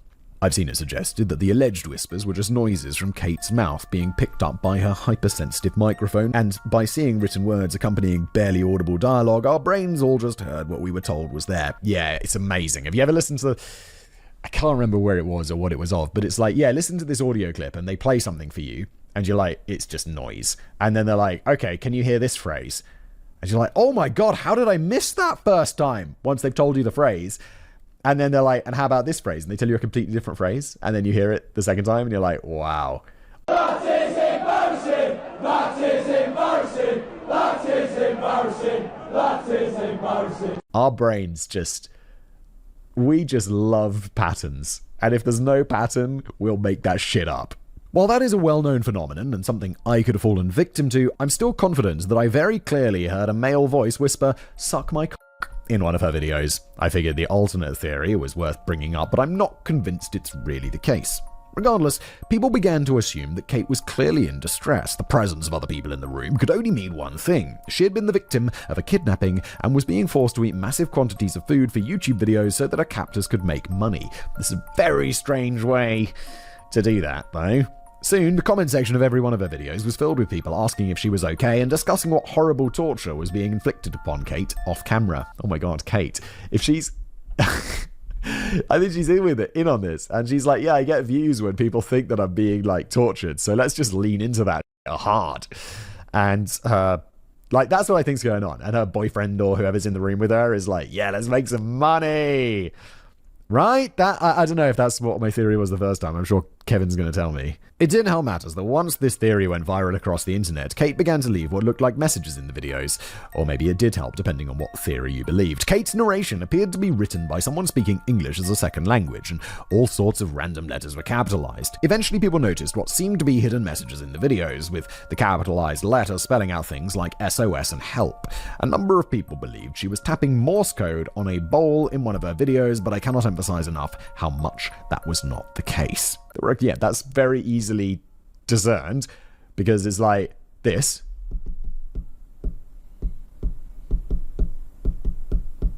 Me tapping the desk looks like Morse code, but it's not, because I don't know Morse code. I'm just tapping a random thing. There were a couple of specific theories surrounding Kate, such as her being a UFC fighter called Joanna Jedrzejczyk, or a missing teenage girl from California named Carly Goose. Neither of these ideas really made any sense in the first place and were easily disproven, but there was one thing that people were sure of. She was absolutely the victim of kidnapping. Okay, maybe not everyone thought that, but it was definitely the prevailing theory, something that Simon found rather difficult to believe last time around. Yep, and I still find it difficult to believe. Another theory is that she was just a girl with an eating disorder, probably bulimia, which was why she ate so much food without gaining weight and lost multiple teeth during a video. Goddamn, okay. The third theory is that it was all a troll. It had started out as a regular mukbang channel, but once the comments flooded in with people thinking Kate was a kidnapping victim, she leaned into it by leaving cryptic messages in the videos and as a sort of marketing. Simon and I were very much on the same page last time, both believing this to be the case, as I still do now. Our initial video on this mystery released on the 20th of May 2022. That was over 2.5 years since Kate's final video was uploaded in October 2019. Now over 5 years ago. It feels like ages ago and yesterday at the same time. Very weird. What nobody expected, however, was that Kate would return to YouTube in October of 2022, just weeks shy of the 3-year anniversary of her disappearance, and this time, some changes were made.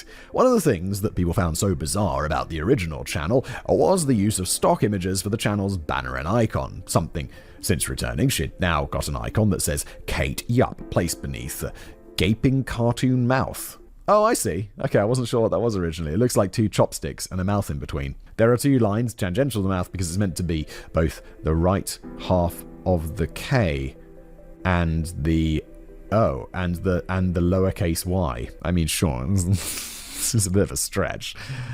I don't think that's a great... If that's what you're really going for, I don't think that's a great logo. Personally, I think it's not obvious enough to be useful as a logo. Kevin and I, as usual, same page. But I'm not a designer, so if I know...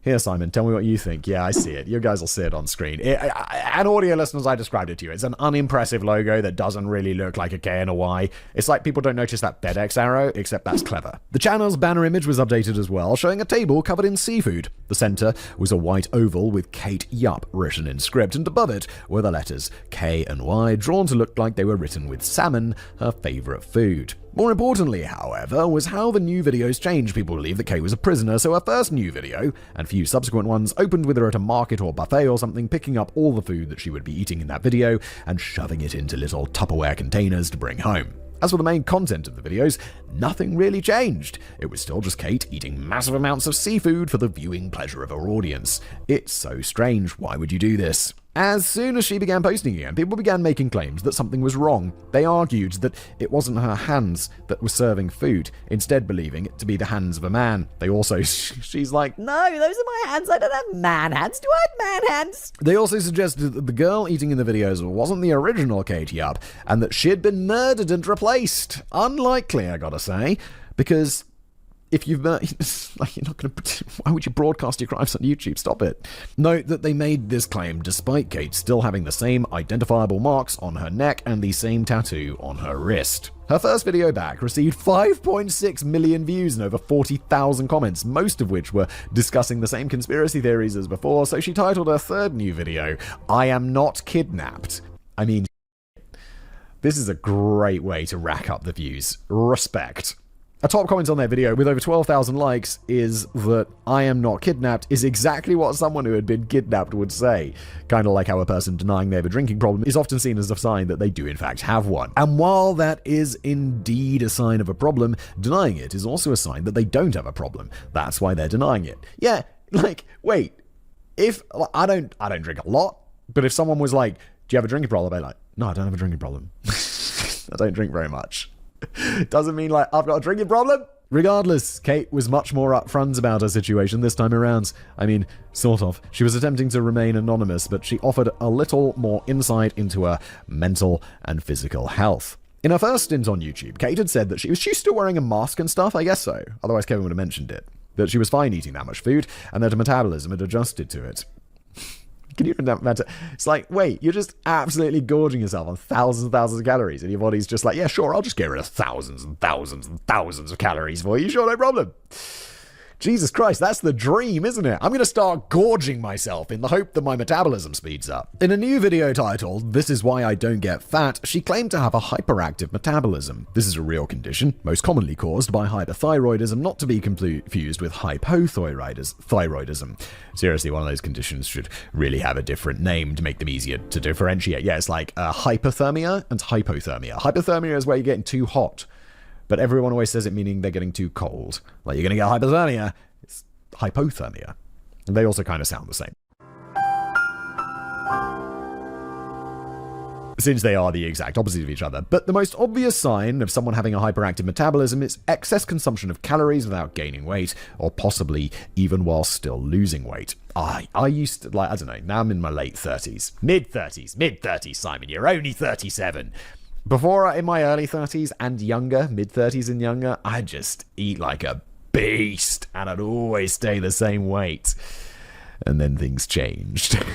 Although I still have quite a fast metabolism, just not the same. In addition to the medical explanation for why she needed to eat so much despite not gaining weight, Kate also described having a manic obsession about eating food. Not only did she love to eat, but she had horrible feelings of being unsatisfied if she didn't eat everything that was put in front of her. And to someone who grew up being read Disney's Elegant Book of Manners, I get it. It's not what is Disney's Elegant Book of Manners? We don't have that in Britain. We're just born with manners. It's not a manic obsession, but I was definitely trained at a young age to feel terribly guilty about not eating everything placed in front of me, both because it's rude to the server and because it's wrong to waste food. Yeah, this is a really bad thing. Like, my grandparents had that because they grew up like during the war.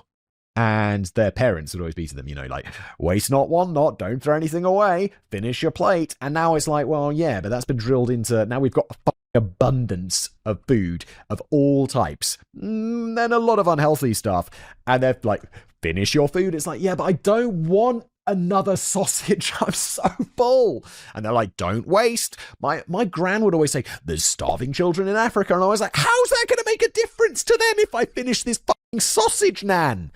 It's not, Nan. Leave me alone. And now we have loads of fat people. Admittedly, this was probably not the healthiest lesson to teach a child, but whatever. So Kate seemed to have a good reason for why she needed to eat so much without gaining weight, one that did not involve her having an eating disorder.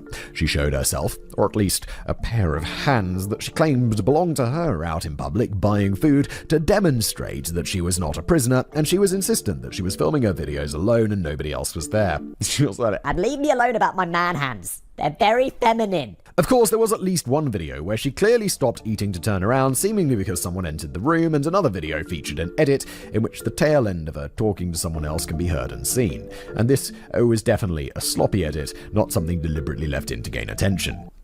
Yeah, but you can make an edit look pretty sloppy. I say this because it seems like she was up to her old tricks again. On March the 16th, 2023, Kate uploaded a video titled "Everything I Eat to Become a Sumo." The video opens with her walking around her kitchen preparing the meal, something that was to become common on the newly revived channel. She made a colossal bin of rice, which she then covered in oil, cheese, and an entire bag of sugar, and a stick or two of butter. That also sounds gross. Along with that, she had 20 eggs that seemed to be barely cooked, a block of blue cheese, and some cheddar cheese. What are you doing? That is disgusting. While beginning to eat, the text on the screen said, "This is just my lunch." There's weird capitalizations here. S-O. So this is just my lunch. Tonight I'm going to eat another one with more proteins. Note the random S and O were capitalized in that sentence. The next capital letter didn't appear until 4 minutes later, when the caption read, "I think it's worms because it's moving," with a capitalized S right there. So that once again spelled out S-O-S. Oh yeah, and also she thought there was a worm in her eggs, not that this stopped her from eating. Why would it, when it had instead given her the perfect clickbait for her thumbnail? Gross. By this point, Kate was already advertising her TikTok account in her video descriptions, and on April the 5th, she would go a step further. In the video entitled "What I Eat to Become a Sumo," Kate began to advertise not just her TikTok, but her GoFundMe. The self-promotion wasn't just in the video description either. Her opening captions said her TikTok and GoFundMe links were in her bio. First of all, those are some horrible video titles. Everything I eat to become a sumo. You can't just keep uploading videos with nearly identical titles, swapping out one synonym for another. And second of all, who is going to put up with a YouTuber saying their GoFundMe link is in their bio in every video? I can't imagine what type of person would shamelessly promote themselves this way. She may as well change her name to Kate Yub GoFundMe in bio, or something ridiculous like that. I think Kevin has this on his channel, maybe? Yep. I knew there was something there, Kevster. Anyway, as we mentioned, she had lost a couple of teeth while filming one of her videos a few years back. In the time since then, Kate explained that she'd lost 4 more of her back teeth, and it was getting difficult for her to eat certain types of food. Well, I'll tell you what, maybe don't get rice and then put an entire bag of sugar in it. That seems like it would be bad for your teeth. She desperately needed expensive dental care to get her teeth fixed, which is why she set up the GoFundMe. And it's definitely possible that this was true. Yeah, dental care's expensive. Not only did we get to see, I had my teeth fixed a few years ago, as many people who've been watching for a while will know. Oh my God! You're like, God damn, how? How? And it's definitely possible that this was true. Not only did we get to see her lose 2 teeth in a previous video, but in one of the new videos, she broke off a crown, which she described as annoying, but not painful or anything. However, a week later in the video, "I Eat a Lot and Very Fat, Day 3, Kay revealed herself to be an unreliable narrator. In her opening captions on the video, she wrote, "I will reveal my face when the GoFundMe goal will be reached. To thank you. Lots of people will be shocked because I am world famous. Some of you guessed who I am. Thank to them for keeping the secret." Really? I don't think so. Now, maybe I'm wrong, but I think it's safe to assume this is total and complete bullshit, or at the very least, deliberately misleading. Kate has enough identifiable marks and tattoos that were she to be some world-famous celebrity, people would have figured it out. Internet sleuths obsessed over this mystery for years, and these types of people have found a lot more with a lot less. Also, if she was actually some sort of celebrity, I'm pretty sure she wouldn't have needed to start a GoFundMe to raise the money that she needed for dental work. No, you wouldn't need to do that. I'm not a celebrity, and I didn't need to have a GoFundMe for my ridiculously expensive dental work. Of course, technically, her statement would be true regardless. Kate is world famous in her own right, so even if nobody recognized the face under the mask, it would still be true that the person they were looking at was world famous. Okay, yeah, I mean, semantically, I suppose that's correct. Like I said, that's deliberately misleading, and it's not how most people would interpret it, but she wasn't technically lying. Regardless, it doesn't really matter which way she meant it, because it never came up. Despite having 1.75 million subscribers on YouTube, Kate's GoFundMe only raised €265. Oof, that's a bit embarrassing. Oof, if I did a GoFundMe and I raised €265, I'd be like, god damn, people really don't like me. Or they really like me suffering with broken teeth, one or the other. falling well short of her €30,000 goal. That is a big goal, though. She also got booted off TikTok, possibly for making disturbing content. I never got to see her TikTok videos since it's all been deleted, but in her YouTube description, she says that she was going to include a lot of stuff about her dental issues, in addition to more mukbang videos on TikTok. The YouTube video in which Kate lost her teeth was removed, so it's possible that TikTok removed her channel as well if there was too much gross teeth stuff on it. I'm not sure when dental horror stories became the line in the digital sand, especially considering the sort of that is allowed on these platforms, but this is the best I could come up with since there's no definitive answer as to why she got banned. Unfortunately for Kate, her new videos weren't doing very well. I mean, they were still getting hundreds of thousands of views, but that was a sharp decline from the 5 million views her return video received, or the tens of millions views some of her old videos got. There seem to be a couple of reasons for this. Oh my god, I feel like I should start a channel where I pretend to be kidnapped. Just play a character with a mask. And just be like, no. I'm making these fact videos because I like it and I'm not held kidnapping. Right, Jeff? To start, the videos were not just the same anymore. Kate's original channel was viewed as an ASMR-friendly mukbang channel that focused on Kate eating seafood almost exclusively. The portions were huge, but she was eating at a relatively normal pace, just for much longer than most people could keep that pace up. On her return, however, she seemed to be employing the same sorts of strategies and techniques as competitive eaters like Beard Meats Food. Oh, I see. Beard Meats Food. MEATS. Very clever. Should do Beard Meats Food. God, I'd love to have a channel where I just ate. Just had an excuse for eating delicious shit. Just why are you changing it up? Just do what you did before, because it was working absolutely gangbusters. The video at least sometimes seemed to be running back at an increased speed as well, making her eating appear even more frenetic. It was not the relaxing experience her fans had grown accustomed to, and this was the first thing that started to turn people off from her channel. The second was the departure from seafood. That's not to say Kate wasn't still eating seafood, but she also seemed to be eating whatever random crap she could find. In one video, she bought 15 items from McDonald's, including the Goat McWrap. What the fuck is a Goat McWrap? And a Croc McDo, which are apparently things that exist in France and Belgium. What the fuck is a Goat McWrap? I want it. For those curious, the Croc McDo is McDonald's version of a Croque Monsieur, similar to what we'd call a Monte Cristo sandwich over here. Oh really? You call a Croque Monsieur a Monte Cristo sandwich? I had no idea. Anyway, Kate mashed all of these items up into a disgusting paste, tossed some eggs on top of it, and called it an omelette. That is not an omelette. There were lots of weird combinations of food like this, and for a lot of her old fans, this was strike number 2. They wanted to see her eat seafood, or at least normal food. Nobody was interested in watching Kate eat whatever the hell that was, or see her eat a sandwich where the bread was replaced with sticks of butter. Bruh. But the final straw was the GoFundMe, as evidenced by the fact that it barely made any money. In these new videos, Kate was pouring mountains of sugar on everything. For example, she made a vegetable lasagna and then covered it in a pound of sugar, sprinkling a generous portion of sugar on her eggs as well. People are like, well, I wonder why your teeth are f***ed up, Kate. Maybe you should have thought about that, huh? As it turns out, people have very little sympathy when someone asks for charitable donations to solve a problem that was very much their own creation. You can't roast a chicken stuffed with sugary candy, cover it in whipped cream and jimmies, then complain that you need help because you're inexplicably having a problem with tooth decay. And yes, that is a very real and very gross recipe that she ate in one of her new channels. Oh my god, why? I don't even know what jimmies are, but I don't like it. Kate had made a name for herself, and presumably a load of money off her original videos. An ordinary mukbang channel inexplicably became the center of an internet conspiracy, so Kate ran with it.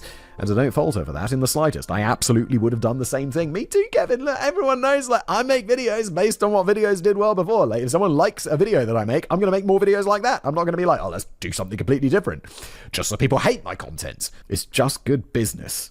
With her return, however, the truth was finally revealed once and for all, and the story took a turn that absolutely no one would have guessed was coming 5 years ago. The world finally accepted that Kate Yup was not the victim of a kidnapping, she was just a grifter. Is that being a little too harsh on her, considering I said I would have run with the conspiracy angle as well in her situation? It's not grifting, it's just fiction. It's just a story. She's not asking anyone to believe it's real. Allow me to answer that question with the following screenshot taken from a video Kate Yup posted to YouTube in September 2023. Okay, and I have it here. Go on my OF, OnlyFans, to watch the full video. Crushing food. Ask me via private message. Link in bio. So she's stepping on food This is very strange. That's right, this has got to be a very, very small niche, no? That's right, after being kicked off TikTok, Kate instead went to OnlyFans. Also, while I realize this was posted to YouTube to get people to buy additional content on OnlyFans, I don't care. If I've said it once, I've said it 1,000 times. No free feet on the internet. And yes, Simon, she did eat all the salmon afterwards. Oh, gross. So she's crushing it with her feet and then she's eating it? Who is into this? What? That is like a niche, like, okay, foot people. Not a foot person myself, but I understand that, sure. But then foot people who also like salmon being crushed by feet and then eaten afterwards by a masked stranger.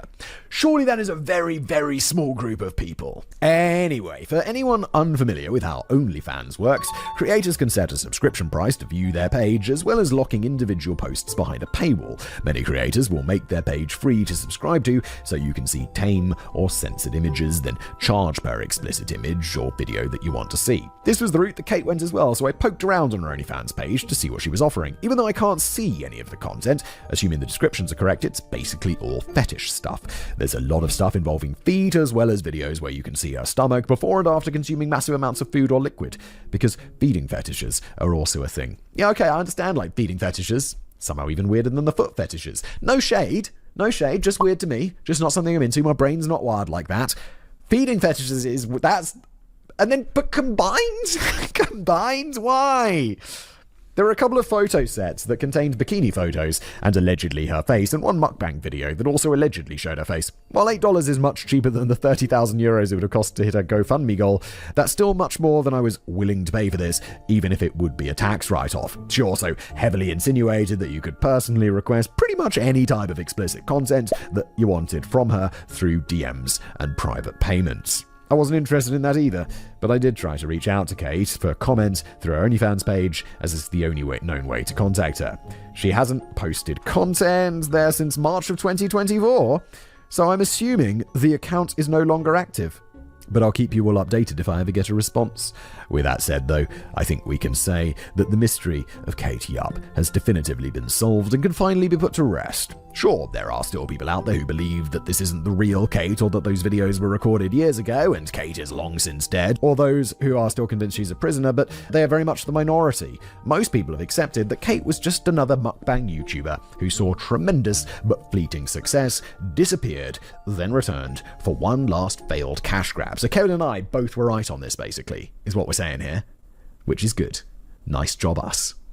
Celebrity number 6.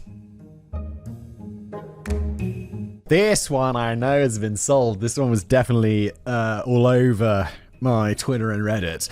So for this entry, there's no way to grade Simon and my performance from the last time, since neither of us really had a guess as to who celebrity number 6 was. That said, let me give a quick rundown of where we left off.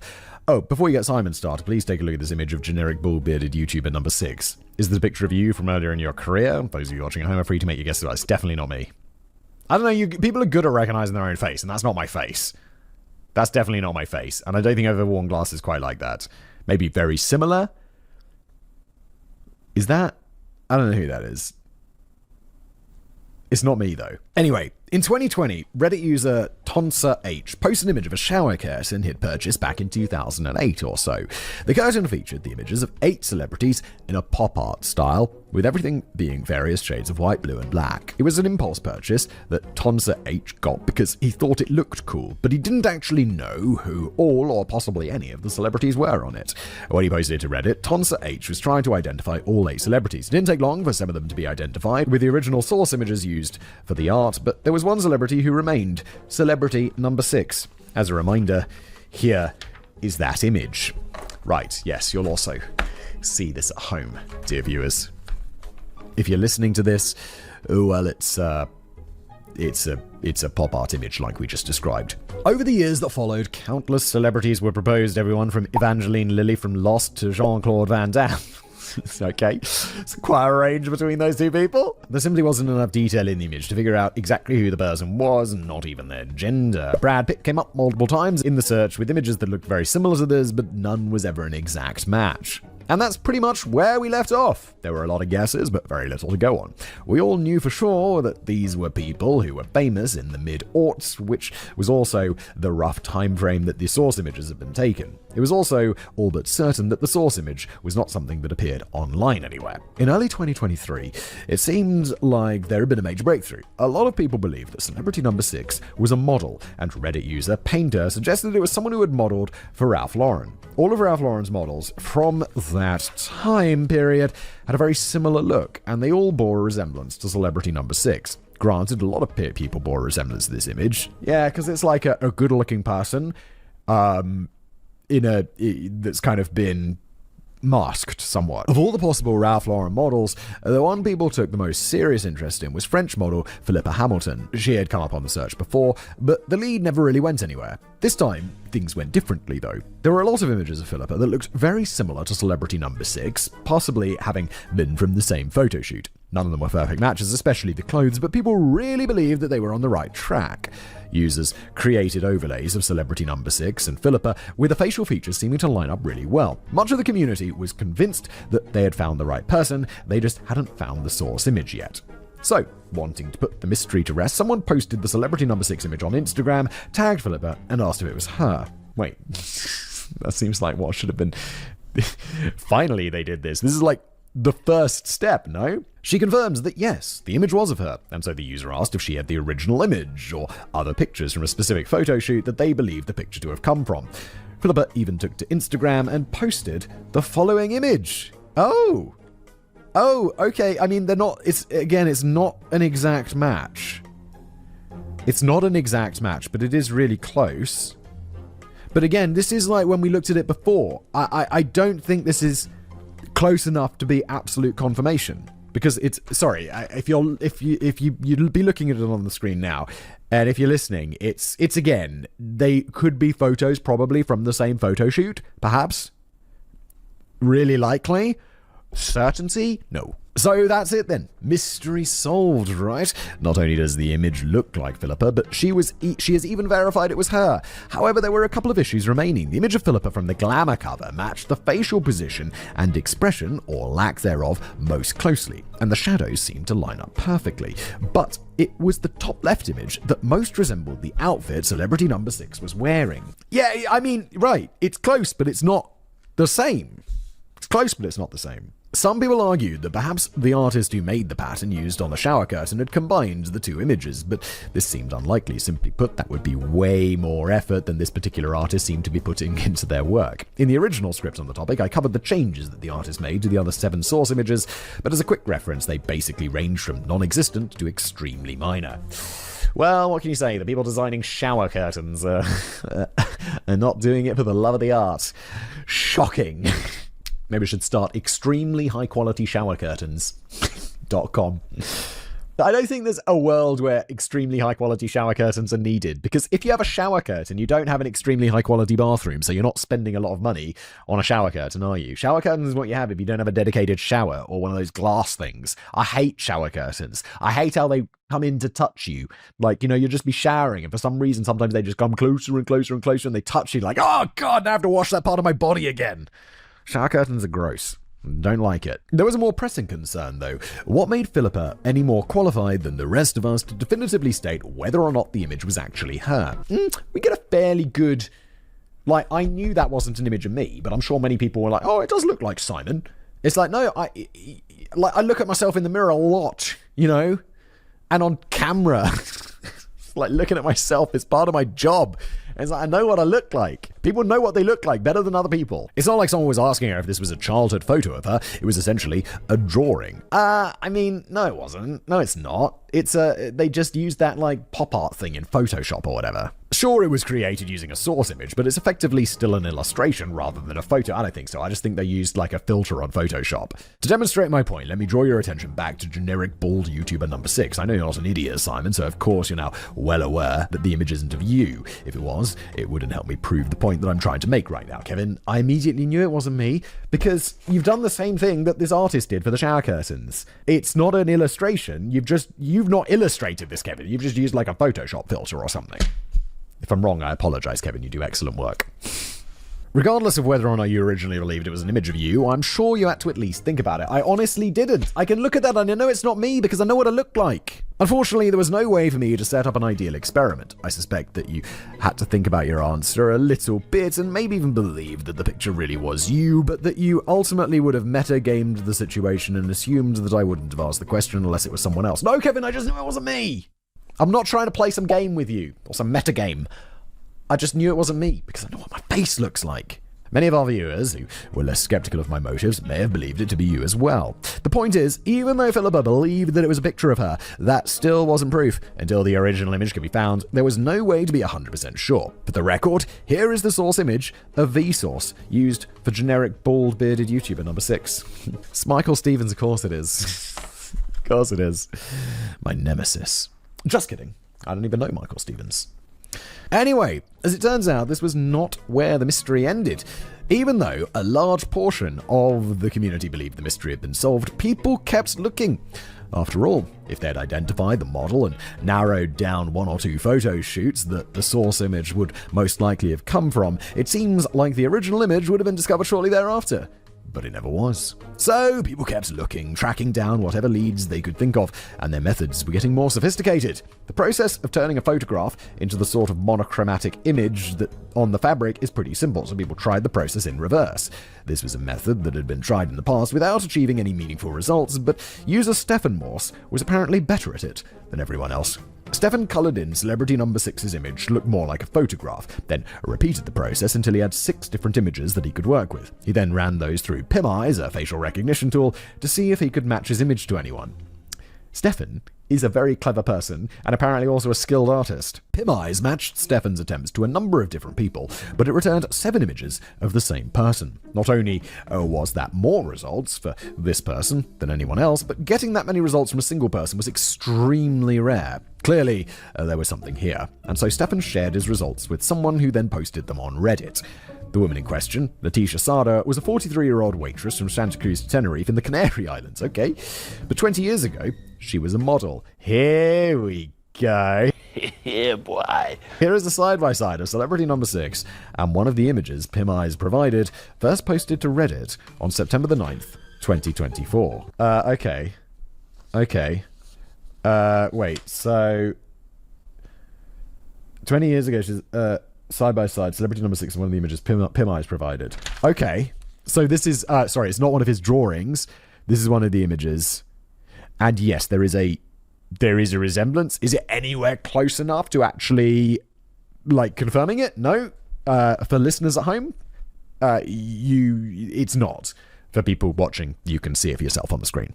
It was obviously not the original image, but it looked a lot like the same person. In one of the initial photos found by Stefan, she also looked like a dead ringer for Evangeline Lilly, who had been one of the front runners for celebrity number 6 for a while.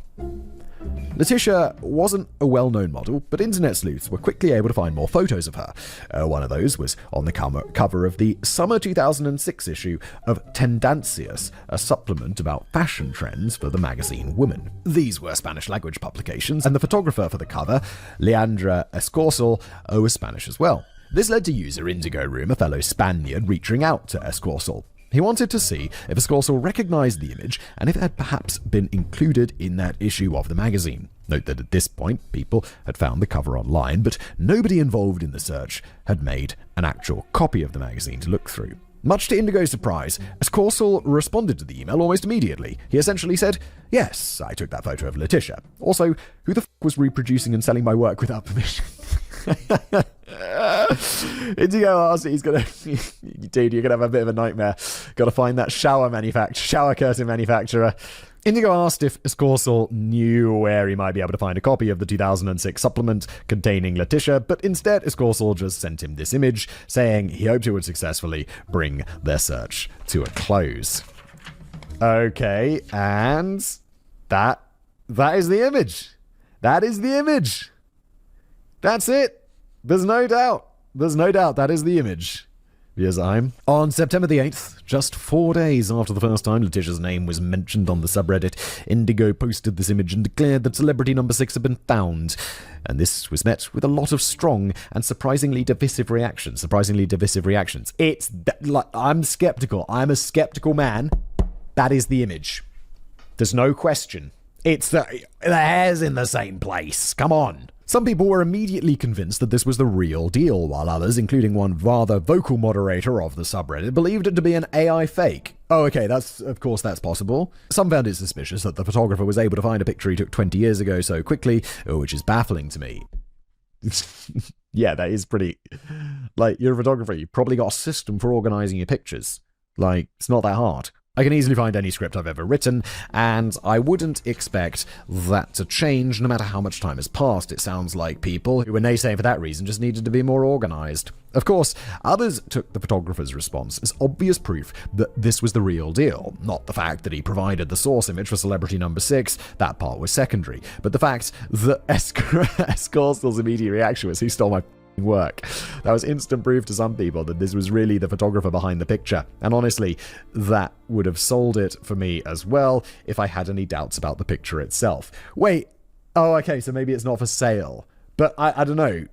Don't photographers like put their work on like, I don't know, deposit photos or whatever, and then people can buy them to use like this? And I just guess this dude never did this. Because I don't know, wouldn't you just be getting a check from Deposit Photos every month for people who are like using an image and putting on a shower curtain? But I guess he didn't for whatever reason. Interesting. The argument over whether this was real or fake got extremely heated, with people threatening to kill each other. Holy shit, for some reason, why is the internet, isn't it? And for some reason themselves over it. But it's alright. Geez, guys, get a hobby that isn't this. But it wasn't going to last long. Another editor had reached out to Letitia on LinkedIn and gotten a hold of her, asking if she had the original photo. As Letitia would explain in a Vanity Fair interview the very next day, this person had worked hard to find her, and she wanted to make him look good in front of his friends, so she went to her old modeling agency that she hadn't been to in years to find the original photo. Then she sent him this image of herself holding the image. Alright. It's it, guys. That's it. It's it. That's it. 100%. There's no doubt. There's zero doubt. Boom. Even though the situation had been explained to Escorsel and to Letitia to some degree, neither of them fully understood the magnitude of what was going on. They're like, guys, you're part of an enormous internet mystery, and they're like, I do not care. I don't know, I did an Italian accent. I was going for Spanish, but it didn't work out. Sorry. Letitia, who described herself as a very private person, thought she was just doing something nice for a fan. She had no idea that within 24 hours she would be interviewed by Vanity Fair, or that strangers would start talking to her on the street because they recognized her from an internet mystery. God damn, that's crazy. Letitia went on to host an AMA on the Celebrity Number 6 subreddit and was really, really pleasant. She explained how she'd worked as a model from the age of 13 until she was 30, giving it up in 2009 when her grandmother became ill. She talked about how shocking it was to discover that she was the subject of a lost media search and to suddenly be recognized on the street every day. But that it wasn't as scary or as overwhelming as she'd expected it to be. People had approached Letitia to handle her social media, assuming that she wanted to parlay this sudden fame into something bigger, but she wasn't interested. She just said she wasn't really ready for anything like that at the time, and she was happy living her quiet life. In fact, she had just dropped off her kids at soccer practice before sitting down for the Reddit AMA. That said, Letitia did still manage to capitalize on this a little bit. Good for her. She set up a website to sell autographed prints of the original photo, although honestly this was probably more to make the new fans happy than for financial gain, as I doubt it was overwhelmingly profitable. The moderators of the subreddit also set up a GoFundMe for Letitia as a farewell gift and to thank you for being so cool about everything once she was discovered. She also offered to give away signed prints of her photo to some number of random donors to the GoFundMe, so even when people were just trying to give her a present, she still wanted to give something back. And even though the GoFundMe only raised €2,225 of the modest €5,000 goal, that's still about 10 times as much as Kate Yupp got from us. Yes. Oh, that's nice. And €2,225 is still a nice chunk of change. That's it. Mystery solved. Moving on. The most mysterious song on the internet. When I wrote about this topic the first time, I mentioned the discovery of a 16mm film in my grandparents' attic labeled Avco Missile Systems Division. Oh my god, I don't remember that at all. I've received a lot of follow-up questions about this in the last couple of years since that episode released, so I figured I'd give you all an update here. I still have no idea what's on that film, which is a source of constant frustration. I know that's disappointing, and not the answer people were hoping for, but maybe everyone will stop asking me about it now. Why don't you just watch the film? Why can't you watch the film? This was, I guess, a long time ago. So maybe you don't have the film anymore. Avco Missile Systems Division. Why do I not remember this at all? But with that pointless update out of the way, let's get back to the real mystery. The most mysterious song on the internet. This mystery began in 2006 when a man named Darius began digitizing a bunch of cassette tapes that he had recorded off the radio back in the 1980s. Most of the songs had the artist and song listed on the tape. Oh, I remember this, and I remember this. I remember finding out this had been solved. I think I just found this randomly. I think I just saw an article about this one, actually. But some had a question mark for one or both of those. In 2006, Darius started a website where he could upload the songs and have people help him identify them, and his sister Lydia took to Usenet and other websites to try and find information as well. They continued searching for years, with many of the songs being found, but a decade later there was only one that remained unsolved, but that became a viral sensation. The song became known as the most mysterious song on the internet. Analyzing the tape gave conclusive evidence that the song had been recorded off the radio station NDR, and people with 1980s synthesizer knowledge were able to identify that the synthesizer used in the recording was a Yamaha DX7, which was a really high-end synthesizer released in 1983. There were a lot of leads being followed and bands that had been investigated and ruled out, but that was all we really knew for sure last time. Simon and I both made some pretty specific predictions about this one. I believed it would be solved in the latter half of 2023, which was off by a full year. Wait, why do you think that? That's so specific. I also suggested that it would not result in any sort of band reunion because the band's members would all have white-collar jobs and not give a shit about this anymore. I didn't specifically guess how it would be solved, but Simon did. Simon's prediction was that the mystery would be solved by someone listening to that episode of Decoding the Unknown, their dad hearing the song and saying, "Wait a minute, that's my old band." I'm sure I said that sarcastically, right? Or was I really such an arrogant douchebag to think that, my show's gonna be the one that solves this. I'm bigger than the internet. God, maybe I was a douchebag. Maybe I still am. You feel that? That's what honesty feels like. Oh God, now I'm having a crisis. But that's never quite how things worked out. The main source of research since we last talked about the mystery was NDR, the radio station on which it aired. NDR became involved in the search themselves to an extent, but more important were the NDR archives. NDR had meticulously catalogued every song ever played on their radio station, and they were still sitting on all of those records from decades ago. This was huge, especially since the presence of a DX7 in the recording and other songs on Darius's mixtape had allowed internet sleuths to narrow down the time frame from 1983 to early 1985.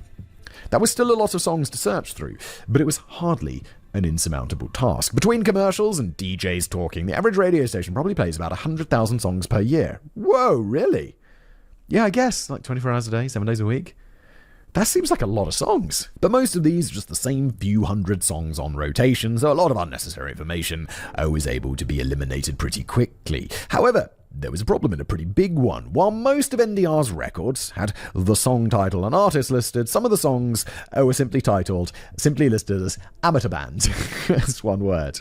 These amateur band listings were often grouped together in blocks, which led people to believe that NDR had a show or segment on a show that featured amateur bands. Shows like these are relatively common, and some local rock stations here used to do that. Even before we had this lead, I had mentioned in the original script on this topic how my friend's band got played on one of these local radio shows, so this was definitely a very real possibility as to the origin of the song. One Redditor on the mysterious song subreddit by the name of Pocotopag18 even believed they found the exact amateur band block in which the song would have appeared, September 17th, 1984. While the songs surrounding the mysterious song, such as Sunglasses at Night and Ghostbusters, were well known and commonly played, there were actually slightly different radio versions that were played over the years. It was believed that the versions on Darius's tape had been played that September, and the amateur band block was the perfect spot to slot in the mysterious song in between other tracks on the tape. All that was left to do was figure out what the hell that block actually was. There were a few suggestions being thrown out, some more promising than others. The least promising was based on the fact that band in German can also mean tape. This led to a speculation that amateur band wasn't necessarily an amateur band, but potentially a jam session from musicians, possibly amateurs, that was played on the radio. While this would have meant that the song would probably be impossible to identify, even if the musicians who played on it heard it again, the possibility never seemed that likely. While band does mean tape in German, it means adhesive tape. if there's one thing I know about the German language, it's that they mash words together to make new compound words rather than leaving things ambiguous. Yeah, that's kind of the only thing I also know about German language. As such, audio tape in German appears to be Tonband rather than simply band, and amateur band translates to amateur band as one word. Oh, okay, I see. So it wasn't just someone working at the studio being like, yeah, you can imagine like a computer in the 1980s and you're typing in the band name and you type in amateur space band and it's like, must be one word. So you're just like, all right, fine, I'll just delete the space. This isn't terribly important in terms of how the mysterious song was solved, as it would have been a dead end anyway. But I felt it was worth including for anyone out there interested in investigating other internet mysteries. If you're going to research lost media or other internet mysteries that aren't based in the United States, make sure you either understand how a language works or ask a native speaker to translate something rather than just running wild with the first word that you see on Google Translate. Or just ask ChatGPT. Anyway, that suggestion wasn't helpful, but the idea of an NDR show dedicated to amateur bands was. But there was a much more specific suggestion related to amateur bands that was going to be the key to everything. A little thing called Whorefest. And yes, Simon, it's pronounced exactly the way that... Stop laughing. I'm not laughing. Just thinking about Whorefest. Whorefest was an annual concert run by NDR Stop to promote upcoming or lesser-known bands that began in 1983. This was a lead that had come up before, but it always felt like a dead end for a couple of reasons. First, while NDR did publish compilations of the Whorefest bands, they didn't begin doing so until 1985, which was after the mysterious song would have aired. Second, it seemed impossible to find a listing of the bands that performed at Whorefest in 1983 and 1984 without those compilation albums. Nothing these lists were ever published on ever made their way online, and it didn't seem like there was enough information available online to piece together the entire lineup for the concerts. However, in July 2024, another Redditor made a discovery. Whorefest. Jesus, I'm sorry. 1984 was held on September the 14th and 15th, and live recordings from the show were played on NDR on the 17th. This must have been that amateur band block that had been identified as almost certainly containing the mysterious song, and this was the best lead yet. But yeah, you've got to go back to like a lineup from a festival of amateur musicians in 1984. Like, really? All that was left was to find the list of bands. Of course, it wasn't going to be that easy. No! Not only was the list of bands that performed at Whorefest 84, nowhere to be found online, but there were also about 500 total bands that auditioned to perform there. Even though it seemed the most likely, there was no guarantee that the mysterious song was from one of the bands that performed at Whorefest. It's possible that some of the other bands that auditioned were also played on the radio on September 17th. Alternatively, if that band wasn't the date that Darius recorded the song off the radio, one of these bands could have appeared in a different block of amateur bands. Fortunately, another Redditor found a potential lead on finding out who all these bands were. Whorefest was held in Hamburg, and someone discovered the Hamburg State Archive, which appears to be like Hamburg's version of the Library of Congress. They had pretty much everything ever printed that was relevant to Hamburg's interests, including the complete list of every band that performed or auditioned for Whorefest in 1983, 1984, and 1985. Sounds like Hamburg. Bit of a data hoarder. The only hiccup was that none of this was online. Someone would have to go to the archive in person and pay to get copies of all the relevant documents, of which there were a metric ton. Wait, why? You don't need to get all of them. Just get the band, just go and request the one from 1983 and 1984? Was it? Can't you just go and request that? You don't need to buy...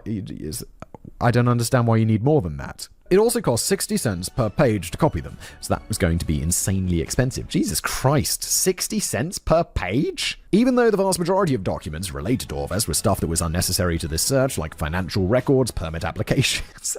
It's amazing to me that a city would keep a permit application for a concert that was held in 1984. Do we really need that stored?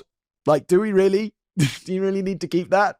The business should not exist! The relevant information was still about 1,000 pages long, which would have cost $600 to copy. Plus, that was a lot of information to go through. Yeah, but there's going to be someone in Hamburg, because it's a big internet mystery, who's got a bit of money, and they'll just be like, I'll go do it, and then I'll scan it or put it online and we'll go through it together. Like, I got money but no time. Like, there's going to be someone like that, surely. That eventually did happen, but in the meantime, another lead was discovered. Somebody found a German newspaper article that mentioned a band called Twilight, who were scheduled to perform at Whorefest. They reached out to one of the band's members, Peter Jack, and lo and behold, Peter had all of his old stuff from Whorefest 84. This included a promotional poster with all 20 bands that performed at Whorefest on it. It was a huge breakthrough and gave people something to work on, but then the information came back from the archives as well. In total, about 900 bands that performed or auditioned at Whorefest between 1983 and 1985. So many bands needed to be researched that a spreadsheet was created listing all the bands so people could claim which ones they wanted to look into. Great, yeah, get that information up online and get crowdsourced that solution. And if you're wondering why they didn't just look at the 20 bands who actually played at Whorefest first instead of diving into everything at once, I'm sure they did. However, while it wasn't known at the time, the band that performed The Most Mysterious Song was not actually listed on that poster.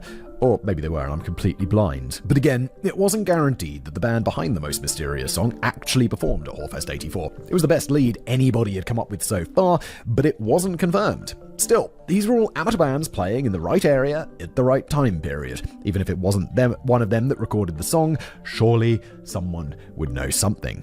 It was just a matter of doing the legwork and seeing what people could figure out. For the next few months, the subreddit was dedicated to looking into these 900 bands to see what they could find. On November the 4th, a user called Margin1412 posted about a discovery they'd made. They were researching bands for Whorefest and came across an article with a band called FEX. Oh, sorry. Kevin says it's pronounced Fex. Okay, Fex from Kiel in the German state of Schleswig-Holstein. Margin had been searching for articles about rock and noticed this headline also had the word wave in it.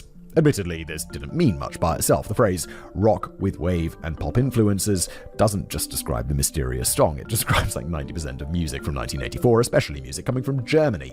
It was still enough to make Margin look closer at the article though, and he noticed the name Michael Hadrick. Before Michael was the keyboardist for Fex in 1984, he'd been the keyboardist for a band called Fret, who performed at Whorefest 83. Marin reached out to Michael and asked if he had any of his old materials from those two bands, and Michael responded by sending him a few songs from each band.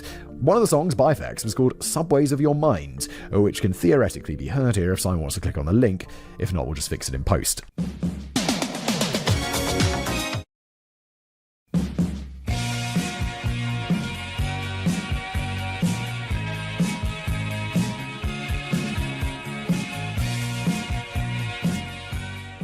I've actually listened to it because I remember this being solved, and I'm reading a paper copy right here, so the link is just a bunch of question marks. I tried clicking on it, Kevin, but it didn't work. After 18 long years, the search was finally over. Not only was this the mysterious song on the internet, but it was a different version than had been heard before.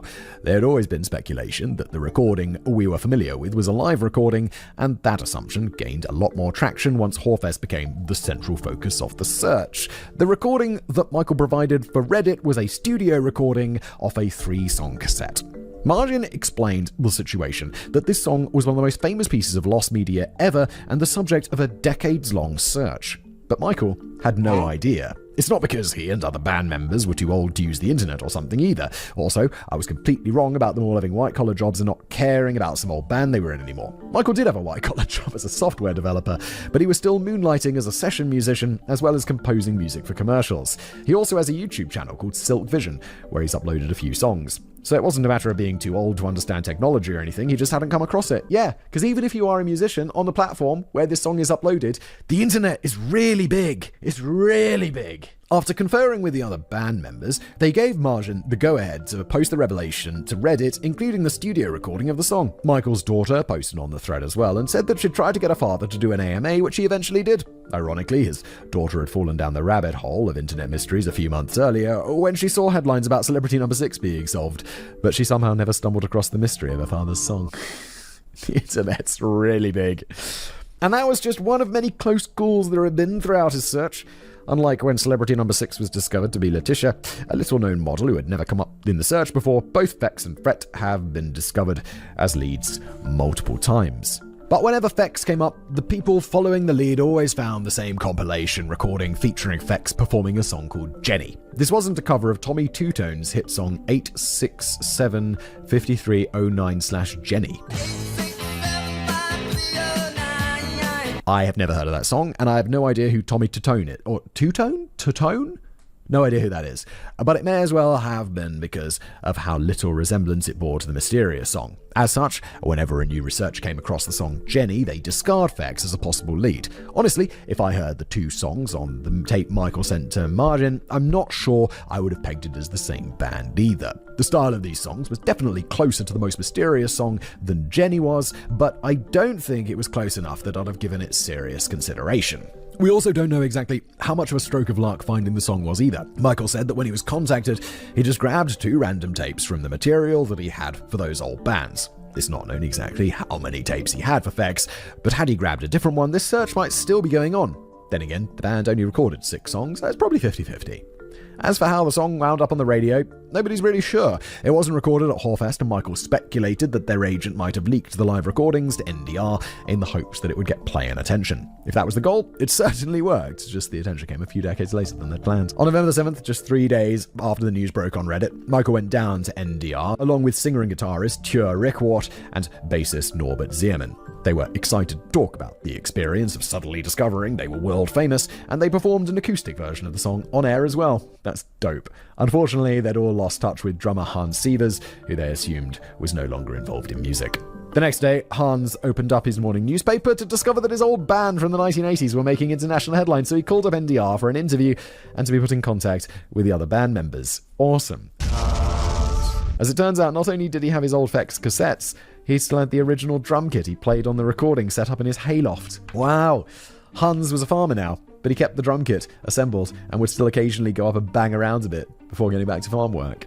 With all 4 musicians now reunited, there are plans for them to perform some sort of reunion, or at least there are concepts of a plan. At the time of writing, it's only been 12 days since the band made contact with their drummer again, so there hasn't been enough time for any real details to be set in stone. Whether they perform a single concert or attempt some sort of world tour remains to be unseen. But fans are excited to see what the future holds. And although Simon and I were both wrong with our guesses about this mystery, I don't remember what my guess was, Kevin. I do find it a bit funny how close we were with certain aspects. Although my guess was that people would discover on the show that it's kind of a joke. At least I hope it was a joke. Although there were indeed white-collar jobs involved, though not for all 4, they all very much still cared about music. And while the mystery wasn't solved by one of their kids watching YouTube videos about internet mysteries, that's exactly what Michael's daughter was doing, she just hadn't found the mystery yet. Wrap-up and minor updates. It seems that 2024 was a massive year for internet mysteries, especially lost media. In addition to the 4 we talked about today, this year also saw solutions for Zoltan, Everyone Knows That, La Canción de Alicia, and The Backrooms. What? I've heard of Backrooms. I don't know what any of these other ones are. We never talked about those in the first place, so I couldn't revisit them here, but maybe that's a topic for another episode. Spoiler alert, Simon. One of those was discovered to be from the soundtrack of a 1980s porno film. Well, there you go. Wait, these are all songs? Okay. And while they weren't solved, there have been some major updates to other internet mysteries as well. A lot of ground has been made in the search for the original Jeff the Killer image, and people believe to have found at least the subject of the photo, if not the original photo itself, but this isn't 100% confirmed. We've also seen developments in the case of Dr. Gloves, which was getting pretty exciting. Yeah, they were going to find that guy, right? The guy who was messing around with the dead bodies. The most notable development I've seen is that there was some amount of lying going on by supposed investigators. The alleged story was that the police and FBI had been contacted, but nothing Dr. Gloves was doing was illegal, so authorities were powerless to investigate the manner. Both Simon and I had a difficult time believing that was the case, and it turns out we were right to be skeptical. Not only were crimes very much committed, but Dr. Gloves had been the subject of an active investigation for some time. Authorities are convinced that Dr. Gloves was not an employee at the hospital, as had been the prevailing theory, which raised the question of how this person gained access to the children. Oh right, yeah, he was creepy. Also, it's been determined that not all of the images were actually of the criminal. Some appear to have been added to the Dr. Gloves photo set for shock value and come from educational sources or something like that. Those were the other internet mysteries I've written about on this channel that seem to have the most progress made, but it's unclear how close we are to a solution on either of them. Perhaps 2025 will be another big year for internet mysteries, and I'll get the opportunity to bring you more solutions to your favorite unsolved internet mysteries. Or maybe nothing new will be discovered, and I'll just have to write about Bigfoot instead. That rules. That kicks ass. God. In fact, let's do that. Next time we're in the States, Simon, let's grab a camera, go to the Pacific Northwest and hunt down a Sasquatch. I hear they taste delicious. I bet they do, Kevin. If they were real, Kevin. And that's it. That's the end of today's episode. A bit of a long one today. Thanks for being here.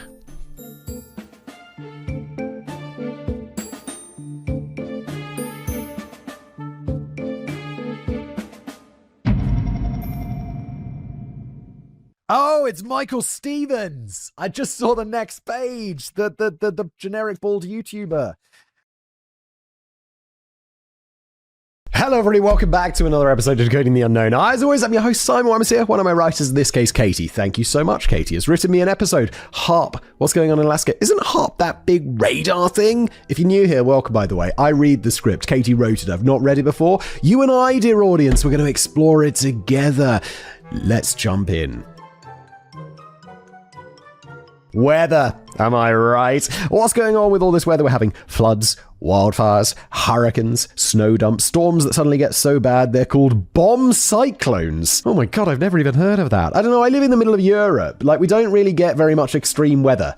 Sometimes it snows quite badly, but then the snowplows go out and plow the roads, and it's all rather nice. Sometimes it rains a lot, but it doesn't really flood. I don't know, like... I think about Florida and it's like, oh my God, Florida. It seems so nice, you know, it's tropical. The Florida men are doing crazy things. And I don't know, I've been to Florida a few times and it's really nice weather. But then also sometimes it just gets completely ruined by a hurricane. I remember I was there in, it must have been around like late 90s. And there was some massive storm, apparently one of those years. And this is one of the, you know, those memories from early childhood. And my dad was like, come look at the paper. And I'm like, why? And I'm like, this is this storm that's hit Florida, and this is the neighborhood where we had our house near Disney for the week. And I was like, oh my God, it's been destroyed.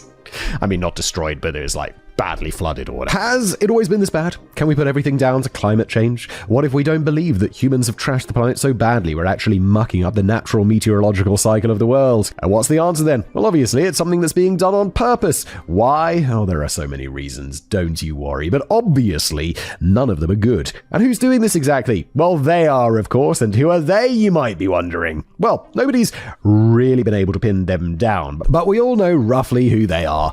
The shadowy uber elite who secretly run the world, or who may or may not be lizards. There are definitely going to be some kind of secret weird meetings going on where everyone dresses in hooded robes and hopefully has some kind of cool symbolic jewelry, maybe a pendant or a necklace or some sort of brooch. I'm definitely interested in the trappings of Illuminati merch. Isn't there one of Trump's people who's a climate change denier guy?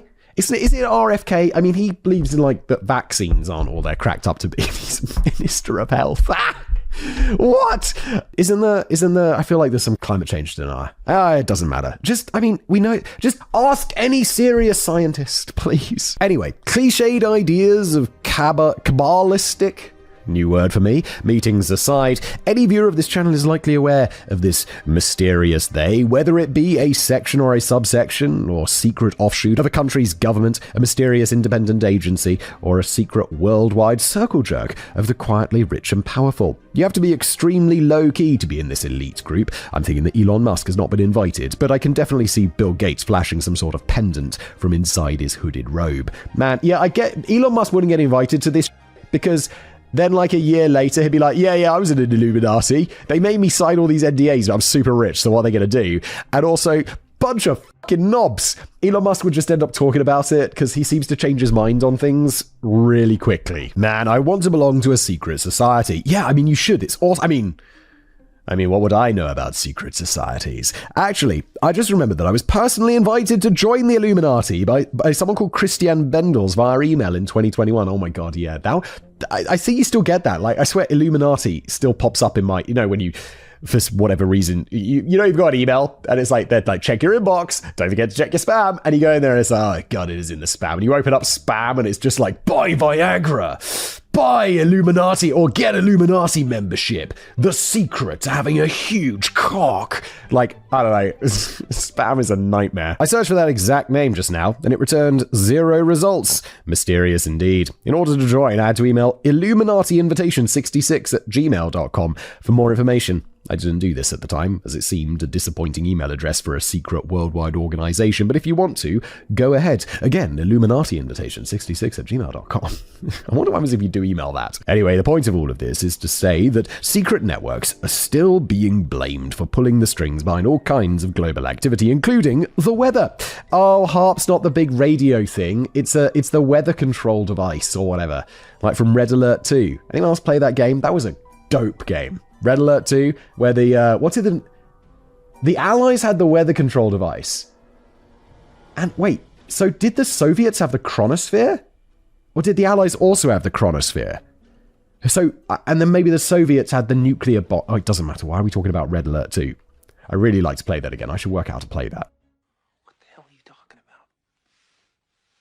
And they're not even doing it secretly. An ex-government project called the High Frequency Active Auroral Research Program, thankfully abbreviated to HAARP, has routinely been blamed for everything from creating and directing hurricanes to controlling people's minds. I mean, this is like another one of those things where it's like, yeah, okay, maybe I could get behind your one conspiracy theory. Tell me about that. And then they're always like, yeah, and it's done by lizards. And you're like, oh, God, what do you think the odds are of both of those being true, especially the lizard thing? So, what is this HAARP thing, and should we be worried about it? Well, it's time to decode. What are we harping on about? This is like the Kozarev Mirrors episode for me, in that no matter how many times I read about something, I still have no idea what's going on. Oh, okay, don't worry about it, Katie, because no one has any idea what's going on with Kozarev Mirrors, because they're these mirrors that people, or some very few people, believe that they can use them to see the past or the future. It's obviously nonsense, and that's why you don't understand it. I still have no idea what's going on, but because I'm paid to write about this stuff, I attempt to make it seem like I know what I'm talking about. Me too. I spoke to my mum just now, and when she asked what I was working on, I told her it was a US governmental program that shoots radio waves into the ionosphere, and which people are now trying to claim was attempting to rig the recent US election. Oh my, this is true, and was said quite confidently, so I think she was impressed with my obviously high level of knowledge. While some of you, I'm sure, are intimately familiar with the inner workings of our beloved ionosphere. Oh, come on, the ionosphere is not real, Katie. Everyone knows that. It even sounds made up. It's like, someone's like, oh yeah, what atmosphere? Yeah, and the secret ionosphere project. Come on. I'm just joking, by the way, just in case it's not obvious. People in the comments being something like, ionosphere is a real thing. It's like, I know sometimes my Britishness, it's too high. The levels of sarcasm are just too high. I come from a country of sarcastic douchebags. Just kidding, UK, I love you. My fellow countrymen. I'm also sure that most of us are not, so for the benefit of us poor dummies, let's find out more about HAARP and what it says it's doing. While it was originally set up as a government scheme, it's currently being run by the University of Alaska Fairbanks. And here's what they say about it on their website, quoting, "The High Frequency Active Auroral Research Program, HAARP, is the world's most capable, high-power, high-frequency HF transmitter for the study of the ionosphere." I mean, okay, thanks for that, but is there any more to it, such as what the principal instrument might be? Oh, well, they go on to say the principal instrument. I'm like, why is this? That seems like a very specific term, Katie. And I realize it's because that's exactly what they describe it as. The principal instrument is the Ionospheric Research Instrument, or IRI, a phased array of 180 HF cross dipole antennas spread across 33 acres and capable of radiating 3.6 megawatts. Is gigawatt even a real thing? From Back to the Future, it's the upper atmosphere and ionosphere. Transmit frequencies are selectable in the range of 2.7 to 10 megahertz, and since the antennas form a sophisticated phased array, the transmitted beam can take many shapes, can be scanned over a wide angular range, and multiple beams can be formed. Oh my god, what are you talking? What does this mean? It's like, yeah, we're using radio waves to study the ionosphere. Cool, done. And the ionosphere is like got to be one of the layers, right? Boom, easy. Interesting. I admit they've really intrigued me here. And how about transmission shelters? How many of those bad boys do they have? Well, here's the answer, quoting, "The facility uses 30 transmission shelters." That was the first thing that came to my mind when I read that previous paragraph. I was like, yeah. But what about the transmission shelters? Each with 6 pairs of 10 kilowatt transmitters to achieve the 3.6 megawatt transmit power. Wow. Okay, thank you so much, Alaska Fairbanks. That's all I needed to know. No further questions. Oh, I wish it was so simple. Unfortunately, non-science heads like me don't really understand this explanation, so let's break it down into more laymannic terms. In a remote spot in southeast Alaska, there's a large, almost square arrangement of 180 metal poles, 12 down, 15 across. These poles are antennas and are 72 feet or just under 22 meters tall. That's 15 Danny DeVitos, maybe with the top one wearing a tinfoil hat. Each antenna has 4 long arms extending out of it near the top, which are technically 2 crossed dipoles. These can be put into a variety of modes and are controlled individually. The overall effect looks like a load of creepy spy antennas in a very rigid formation in the middle of nowhere. If you happen to be driving past, which you most likely wouldn't be, it's like Alaska's massive and there's no one there. I'm sorry, I know people are listening from Alaska because that's statistically how it works. Like most of my audience are Americans. I know some people live in Alaska. Hello, Alaska! Comment below if you're watching on YouTube. If you're listening as the podcast, you can't do shit. I mean, maybe leave me a nice review after all the shit I've talked about you. Thank you, Alaska. Appreciate you. Love you. That has to be one of the prettiest countries in the world. God was really having a good day when he made Alaska. Now then. You might think it's some sort of high-tech, non-moving wind farm or a power station set up or something like that. But HAARP is all about the ionosphere, so let's find out more about that. The ionosphere is part of Earth's upper atmosphere. Nailed it. According to NASA, the ionosphere stretches roughly 50 to 400 miles above the Earth's surface, right at the edge of space. End quote. It's where all the charged particles in our atmosphere can be found, and it's in a constant state of change. It's also the area where most of our satellites can be found, meaning that GPS and radio signals travel through the ionosphere all the time. See, it's not so confusing now that we're explaining it all nicely. I mean, okay, so they've got this thing which they use to study the top layer of the atmosphere before space. Boom! Easy. So, you may recall that HAARP stands for High Frequency Active Auroral Research Program. Of course I did. I immediately memorized that, Katie. So here's where the auroral part comes in. I'll admit that I'd been skimming over that word, just reading it as oral for some reason, and literally only just saw it was auroral, as in aurora, as in the Northern Lights type of phenomenon. Let's just pretend that we knew that the whole time. Yes, let's also just pretend that I definitely knew that the word lengthy was lengthy and not lengthly. And I didn't learn that it was actually lengthy instead of lengthly at 37 years of age. Let's pretend that never happened as well. We all make mistakes. I still say it as lengthly because I've just been doing it my whole goddamn life, even though I know it's wrong. It's like people who say, I could care less. It's like, bro, you couldn't care less. You couldn't care less.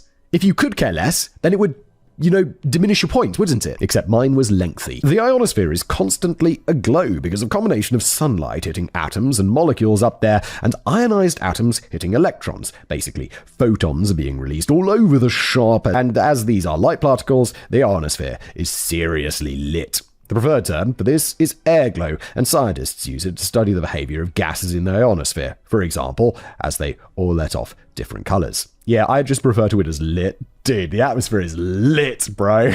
Do people still use lit? Definitely not. Lit was not even in vogue when I was in school.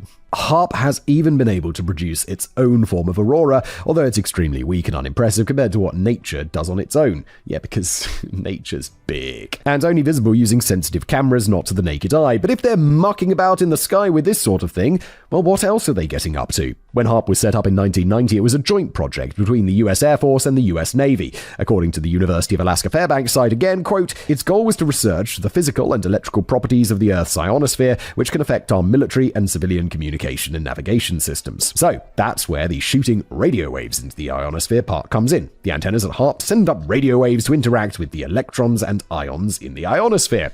This creates what are called small perturbations, which sounds quite funny, and I think most of us would be a little bit perturbed if someone was just shooting stuff into our glowing areas as well. I don't have any glowing areas. Is there a part of me that's supposed to glow?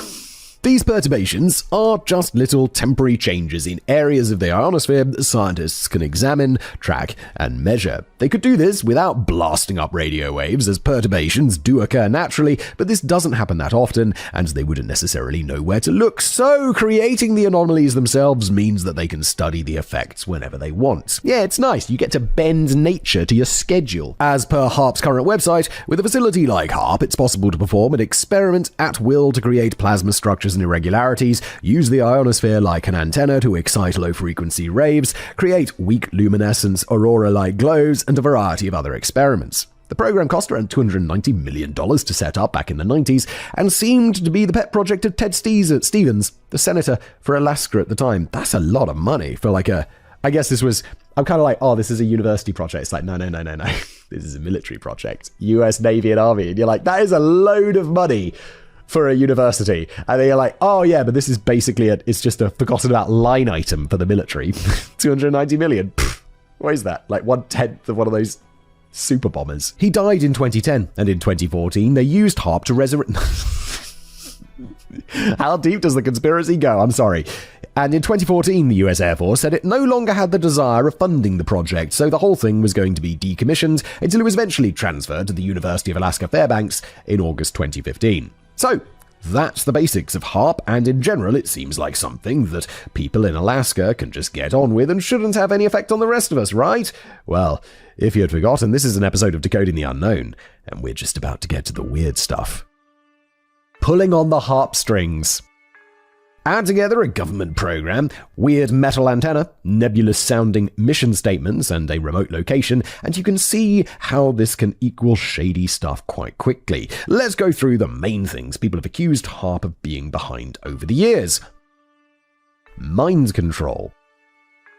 As well as beaming radio waves up into space, HARP have been targeted as beaming things into people's brains too. Think about things that beam into your brain. An MRI machine, an X-ray, that kind of thing. Very small device in a small room, very contained, because your brain is small. Shooting things into the ionosphere, absolutely f*** off massive antenna thing in Alaska, because the ionosphere is really big.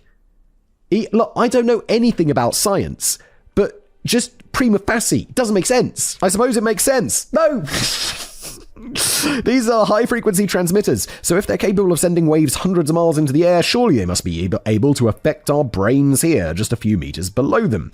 This theory was strongly promoted in the book Angels Don't Play This Harp, which I suppose I should begrudgingly give pun points to, but it doesn't make that much sense overall. No. If you're calling your science book with a pun, it's like, really? Really? Although I suppose all the subtitles of this are kind of puns as well, so... Pot calling the kettle black, are we, Simon? Also, as I'm about to tell you, one of the authors is a bit of a loon. You don't say. So I don't want to give him any credit at all. These theories usually rotate around a book written by a self-important white male. And oh look, what do we have here? It's always some middle-aged to late middle age, probably could be elderly, like white dude who's a little bit crazy, not getting enough attention, wants to talk about aliens and sell some books. That's who these people are. This was written by Gene Manning and Dr. Nick Begich, although apparently this was more of a stylized doctor, as according to a reporter Dermot Cole, he had a, quote, 1994 honorary doctorate from a diploma mill in Sri Lanka, the Open University for Complementary Medicines. Dude. You have an honorary doctorate from a diploma mill? If you're buying a diploma, why not just get a regular doctorate? They're both nonsense.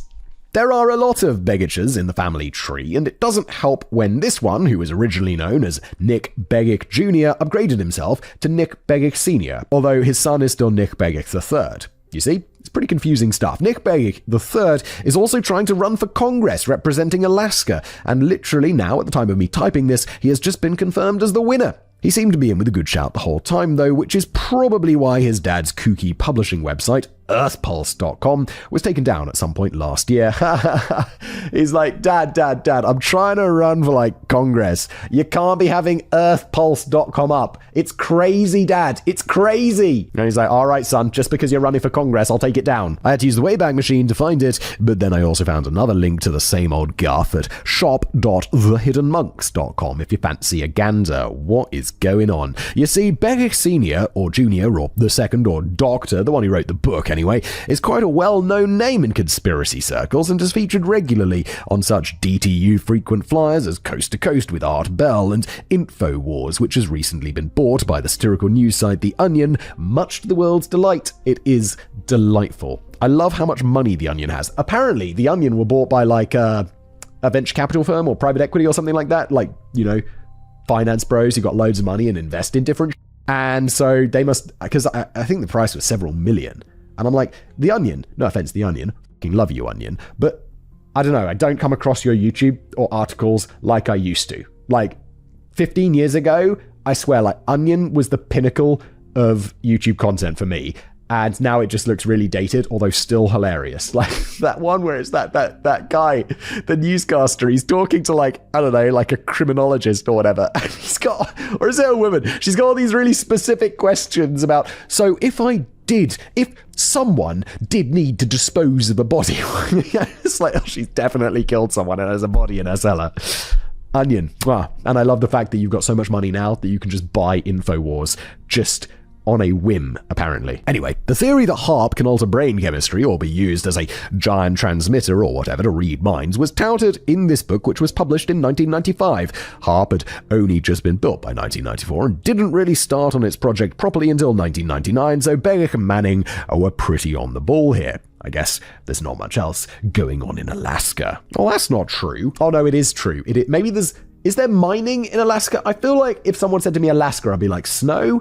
Mining, criminals, drinking. That, like, I don't know, the further north you get, it's just going to be cold and people are going to drink more.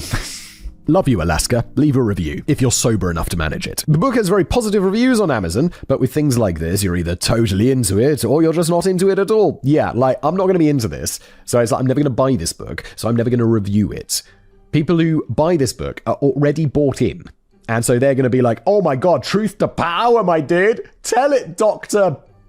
whatever the your name was. Tell it, Dr. Nick. Tell it. One 5-star reviewer, Peter A. Kirby, mentions Begich and Manning lay it all on the table. They write about HAARP's origins and history. They write about the HAARP facility's ability to generate earthquakes, modify the weather, control people's minds, map the Earth's interior, generate ultra-powerful laser-like beams, transmit wireless power, and raise that dude, the Senator Ted Stevens from the dead in 2014. No, that last bit's not part of the quote. It's just a stupid joke. The thing is, if this book was published in 1995, it was written just as HAARP was being constructed. Nobody would really know what it was going to be able to do. There would not have been any way to find evidence that anything had happened, as no such experiments would have been carried out yet. I didn't even bother reading the book, as I feared it might really alter the chemistry of my brain, but from the timeline, I'm guessing most of it must be speculative and not based on any real evidence. And aren't I nice using the word speculative in place of made-up bullshit?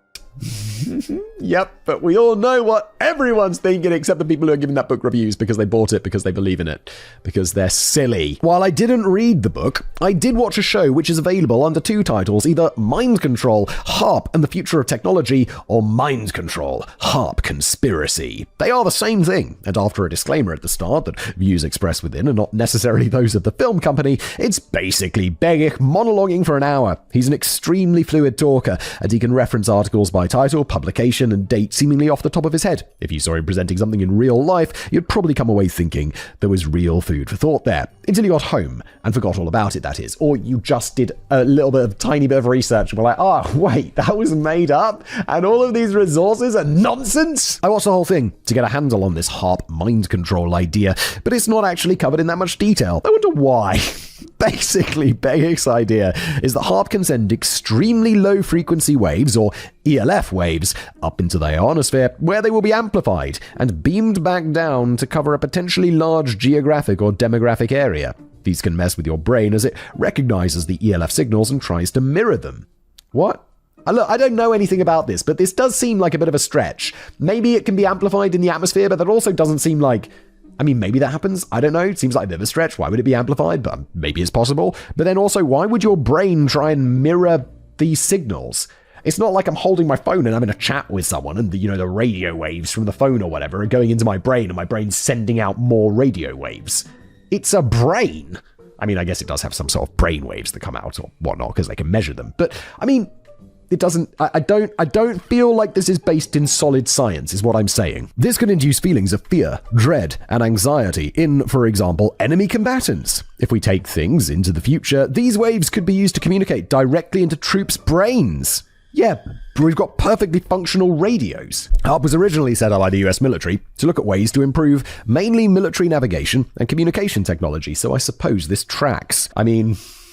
Yes, if you want to be really insane about it. As you can probably see, brain stuff doesn't really seem like a good use of military research money, as in the future, troops on the ground are likely to be replaced by drones or remote weapons anyway, and security around military communications technology will also have to be improved to a point where beaming commands directly into a person's brain is likely to become moot. You can have some sort of like decryption chip in someone's brain. What's going on? Dave then takes this further to say that certain agencies may use this to implant synthetic memories into people's heads, but I think we've drifted quite a long way from some antenna in a field in Alaska at this point. Radio waves and electromagnetic devices can be used to affect our brains both in positive and negative ways. Baker references the Radio Frequency Radiation Dosimetry Handbook as a handy way of tabling the exact, quote, radio frequency dosages necessary to override the function of various vital organs in the body, the heart, lungs, brain, etc. Well, yeah, he's talking about, like, radiation being, like, melting your organs. And it's like, well, yeah,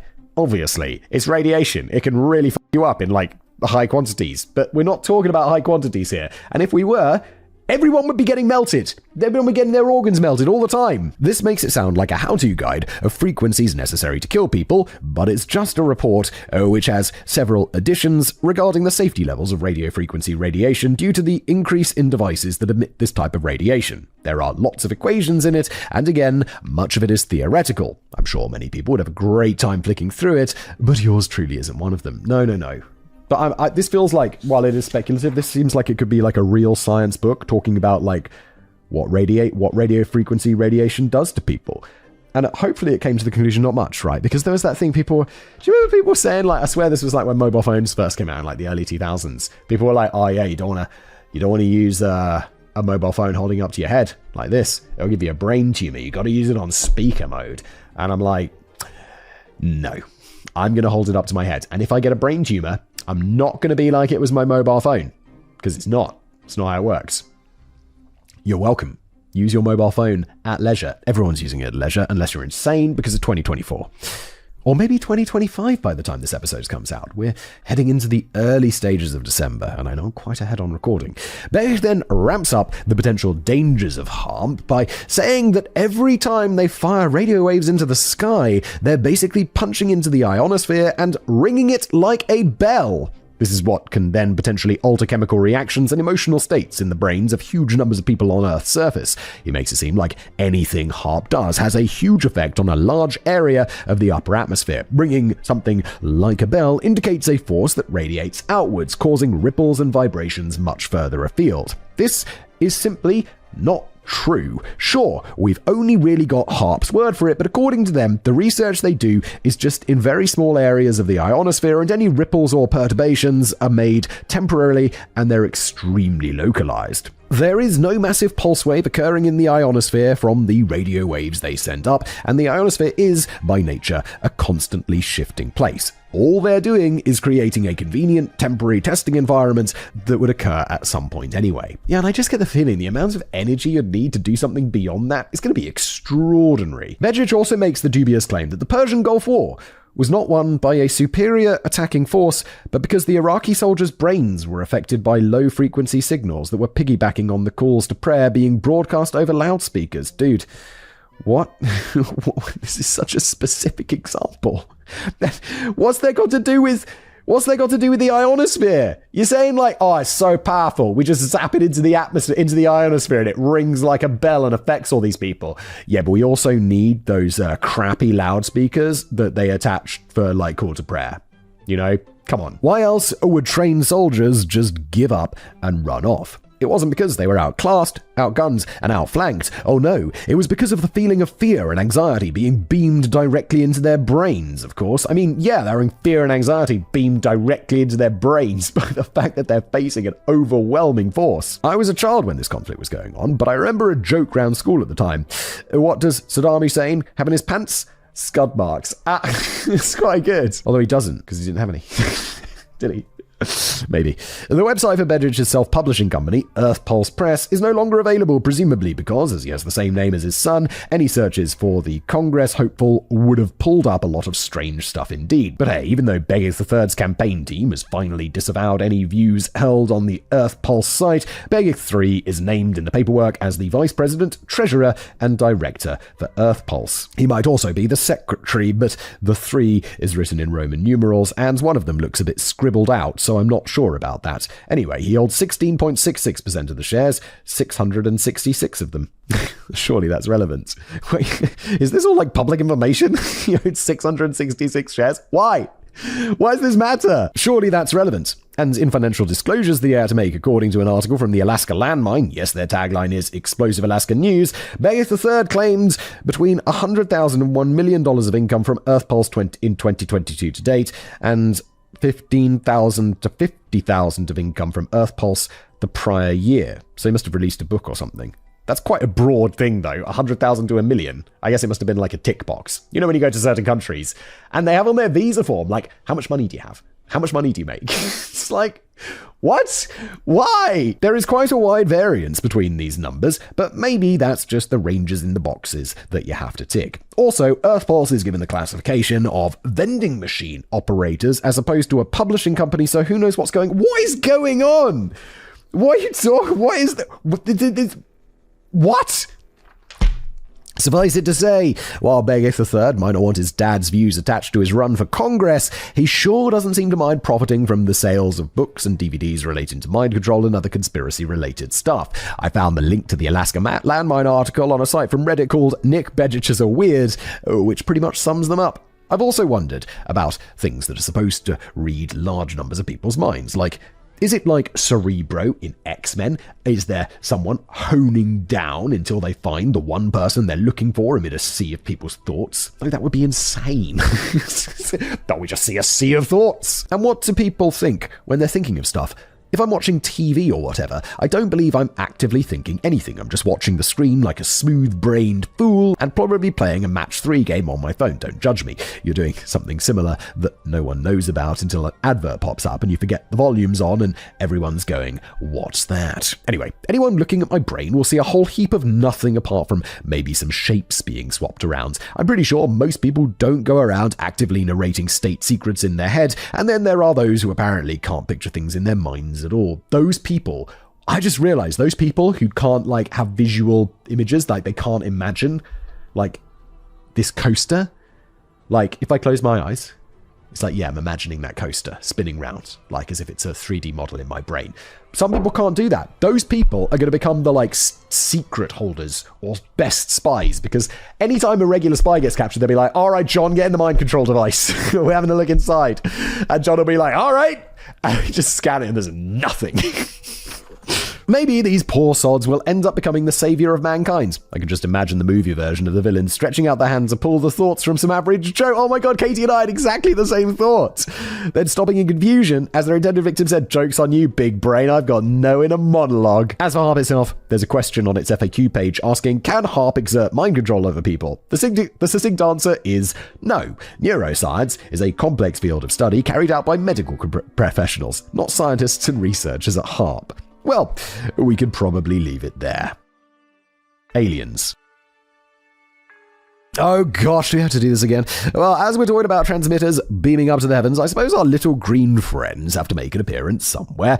There isn't actually much of a consensus about what HAARP's up to when it comes to all things extraterrestrial. There are those who think the transmitters are communicating with aliens, although, as you might expect, evidence for this is pretty thin on the ground. Yeah, I mean, if there was overwhelming evidence that HAARP was communicating with aliens, that would be a bigger news story. People wouldn't be like, oh, let's look for alien life. They'd be like, no, dude, we found it. The HAARP thing. Did you just forget about the aliens? Maybe HAARP transmitters are actually weapons used in some sort of Space Invaders style way to shoot down UFOs, although again, who knows where the remains of these craft end up.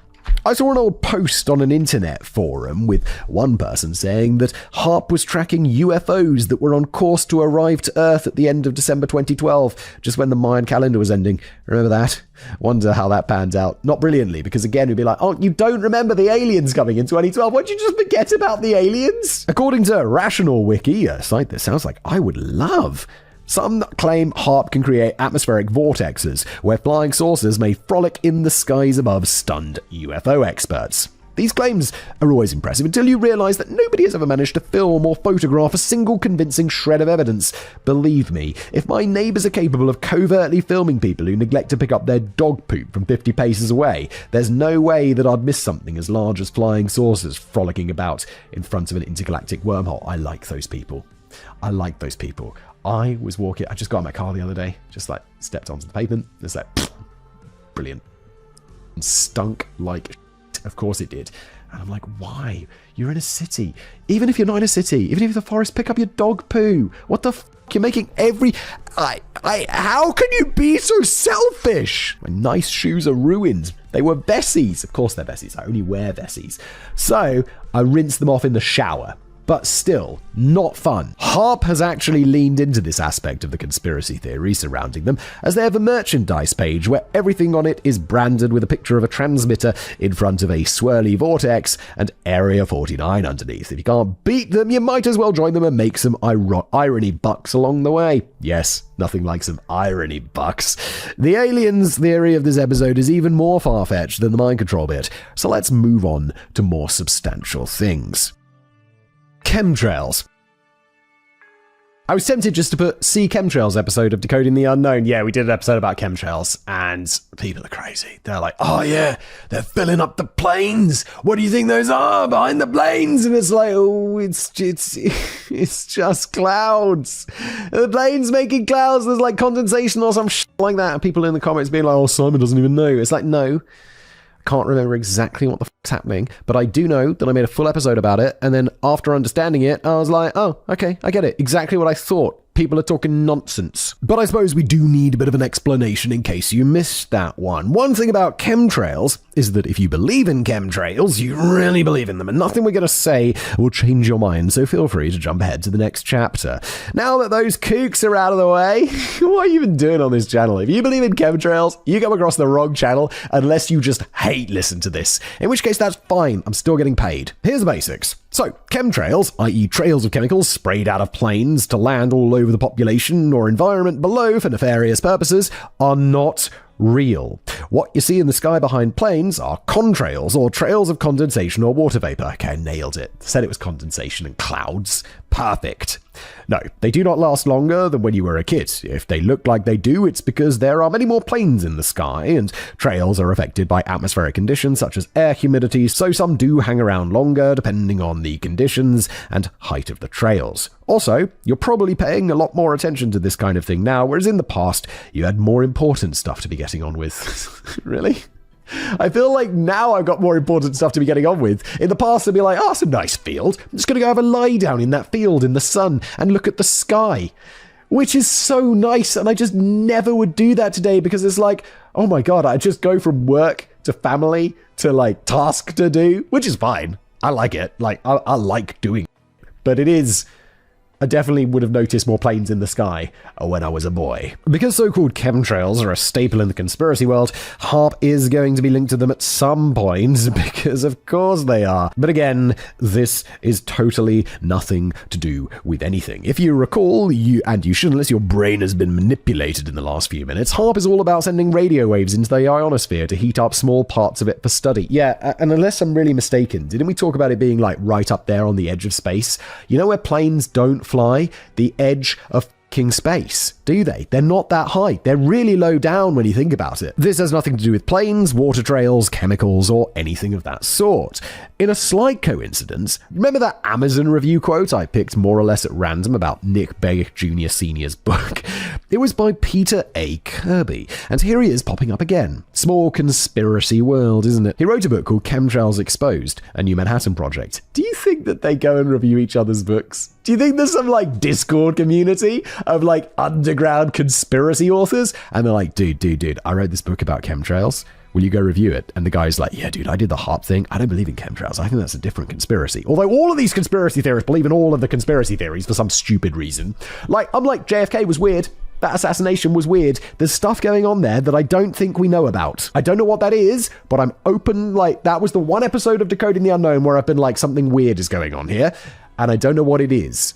But that doesn't mean that I go and subscribe to all of the other crazy theories. But I think they have like a review circle where they're all like reviewing each other's books tit for tat. So he wrote this book in 2016, and in 2012 he wrote an article called Smoking Gun, The HAARP and Chemtrails Connection, which was published on activistpost.com.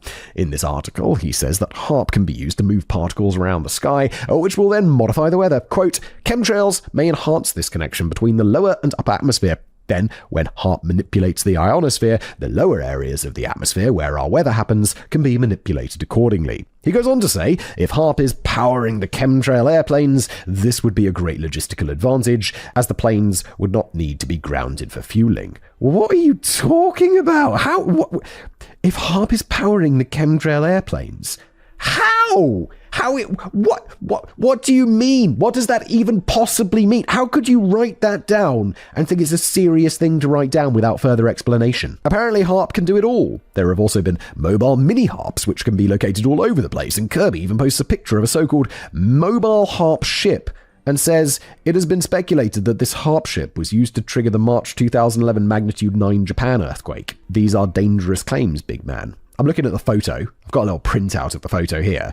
And it just looks like an oil rig or something with a, like, I don't know, it just looks like some, I mean, not an oil rig, but like, you know, a platform at sea. And you'd just be like, it's a radar, it's a fucking radar thing or whatever. I checked the photo that he posted, and it appears to be something belonging to the US, of course, called the SBX, a high-tech, sea-based X-band radar. Oh, what a surprise, it was a radar, because it looks like a fucking radar, which was initially built to detect and analyze any missiles coming from North Korea. If you didn't notice or can't see the picture, yes, because you could be listening as a podcast, it looks like a fucking radar. It looks like, you know, the big dome white wet radar thing that you see, not the spinning one that you see at an airport, but the sort you see on like yachts, but just massive and on a platform. It also looks like the complete opposite of the HAARP dipole array. Those were tall antennas with 4 arms, and this looks like a giant golf ball. Yeah, that's a good way to describe it. I suppose the antennas could be inside, but I don't know how much affecting of the atmosphere this one lone boat chugging around in the Pacific is going to do. Wait, this is a boat? The picture's really tiny. If you can't see it, it's probably the size of 4 postage stamps stuck together, because my printer decided that it's best to have it really tiny for some reason. That's a boat? I wish I could see the picture better. It doesn't look like a boat. He ends by saying, we know HAARP can modify the weather. If one could, don't you think they would? I mean, sure, yeah, I completely agree. If you could control the weather, people definitely would. But you know what people can't do? Control the weather, and you've provided no evidence for that being a thing. Weather control is a godlike power. Chemtrails may be sprayed to enhance the effectiveness of these operations. If this is the case, our government's pattern of lying and obfuscation about HAARP makes perfect sense and is consistent with behavior exhibited by others associated with every aspect of chemtrails, geoengineering, and the related activities I outline. I mean, yes, very importantly though, you've included if this is the case in your quote there, which it most certainly is not. Okay, Kirby, riddle me this. If one could, don't you think they would? And they haven't, really. Have they? Unless they can't control the machine, which is, why there's all this shit weather everywhere all the time. Yeah, you just be like, who's behind it? Be like, okay, it's the US military. Okay. So they're not protecting Florida from hurricanes because they're dicks? Like, what would be the point of this? Also, they've got enemies. Why not just flood the out of North Korea? Just be like, yo, North Korea, it's going to rain forever. Your nuclear silos are going to be so flooded. Your nuclear physicists' notebooks, and I mean the paper ones because it's North Korea, are going to be ruined. There's going to be no luck for you in the weather anymore, North Korea, because we control it. Although that's easy for me to say. I live in Southern California, where I guess the brains behind HAARP also live because it's pretty nice here most of the time. Yeah, that's what they're doing. They're just making the weather in California great. Because before HAARP, the weather in California was notoriously apart from recently when there was a wildfire and my neighborhood was on the edge of an evacuation zone. Why didn't you order some rain then, HAARP? Why? Here's HAARP's response to whether it creates chemtrails. HAARP, you don't have to respond to every crazy conspiracy theory about you. Like, there are conspiracy theories about me, I just don't address them. One of my favorite ones is people think I'm in a wheelchair because I'm always sitting down there because I used to stand up and people are like, well, now you sit down. Were you in some kind of accident? It's like, no, I can stand. But like I'm saying, I don't need to disprove the crazy conspiracy theories. Anyway, HAARP says HAARP doesn't produce water in the atmosphere, has no capacity to release gases or liquids, and does not interact with existing water in clouds. Case f***ing closed. That bit I added. That wasn't in the quote. That would be weird if HARP, they're a university. They're a part project at a university. They wouldn't be like, case f***ing closed, bitches. That would be weird. Weather manipulation. We've already blundered across this line thanks to our friend Peter A. Kirby, so let's expand on this theory. The main accusation leveled at HARP is that it can manipulate, direct, and even manufacture adverse and destructive weather conditions for whatever reason people see fit. This has even come up recently with the 2024 US general election, when an uncharacteristically strong snowstorm, dubbed 3 times the normal amount of snow Iowa sees in January during the presidential caucus, people got suspicious. Well, let's be honest, Trumpers got suspicious. I don't think the Democrats were particularly bothered one way or the other. Laura Loomer, a far-right conspiracy theorist and Trump simp, that's a nice way of putting it, wrote on X, is the deep state activating HARP to disrupt the Iowa caucus. Wait, who the f*** are you? A far-right conspiracy theorist. Okay, good. For a moment, I thought you actually had a serious job. Oh, we all know Nikki Haley has a lot of friends in the defense industry and military-industrial complex. She is losing in Iowa, and now Iowa is set to get hit with a once-in-a-decade blizzard as Donald Trump is set to dominate the Iowa caucus. Is the deep state using HARP to rig the Iowa caucus? Looks like weather manipulation to me. Oh my god. Do people actually pay attention to you? Like, I don't know who you are, and I feel like it'd just be best if everyone didn't know who you are, so we don't have to follow this nonsense. But do people look at you for facts? And because that's really concerning. Well, I guess she's the expert. MTG also jumped on the HARP bandwagon. Who the fuck's MTG? Magic the Gathering? And no, don't get your budgie smugglers in a twist, Kevin. If you're listening, we're not talking about your funny little card game, Magic the Gathering. We're talking about Marjorie Taylor Greene. Oh, I've heard of her. Isn't she a bit loony? Can you say loony? Is that offensive? I don't know. Let me know in the comments. I'll do better. So, far-right conspiracy theorist and Trump simp. Are we seeing a pattern here? Who also happens to be a congresswoman. Ah, that's why she's crazy and a congresswoman, allegedly. I mean, she's a congresswoman. She's allegedly crazy, in my opinion. Honestly, I don't know much about her, but every time she comes up, it's always in relation to something crazy. On October the 3rd, 2024, in the run-up to the presidential election, Green tweeted a picture of a map of the southeastern United States, basically showing that a hurricane was going to hit a lot of states that were likely to be voting Republican. How could that be a coincidence? Isn't the South generally more Republican? And also, just because they're closer to the Gulf of Mexico, there's gonna be more bad weather, guys. It's just how geography works. It's what they want you to believe. Which storm she was referring to specifically is unclear. Hurricane... I understand that it's not said Helen, that it's actually Helene. I heard that the other day. I was like, wait, that big hurricane was called Hurricane Helene? This is the problem. I don't watch the news. I entirely read the news. Like, I don't know why. I've just never been a news-watching dude. And so I just always read it. And so I don't know. I'm always like, Hurricane Helen. People are like, it's Helene.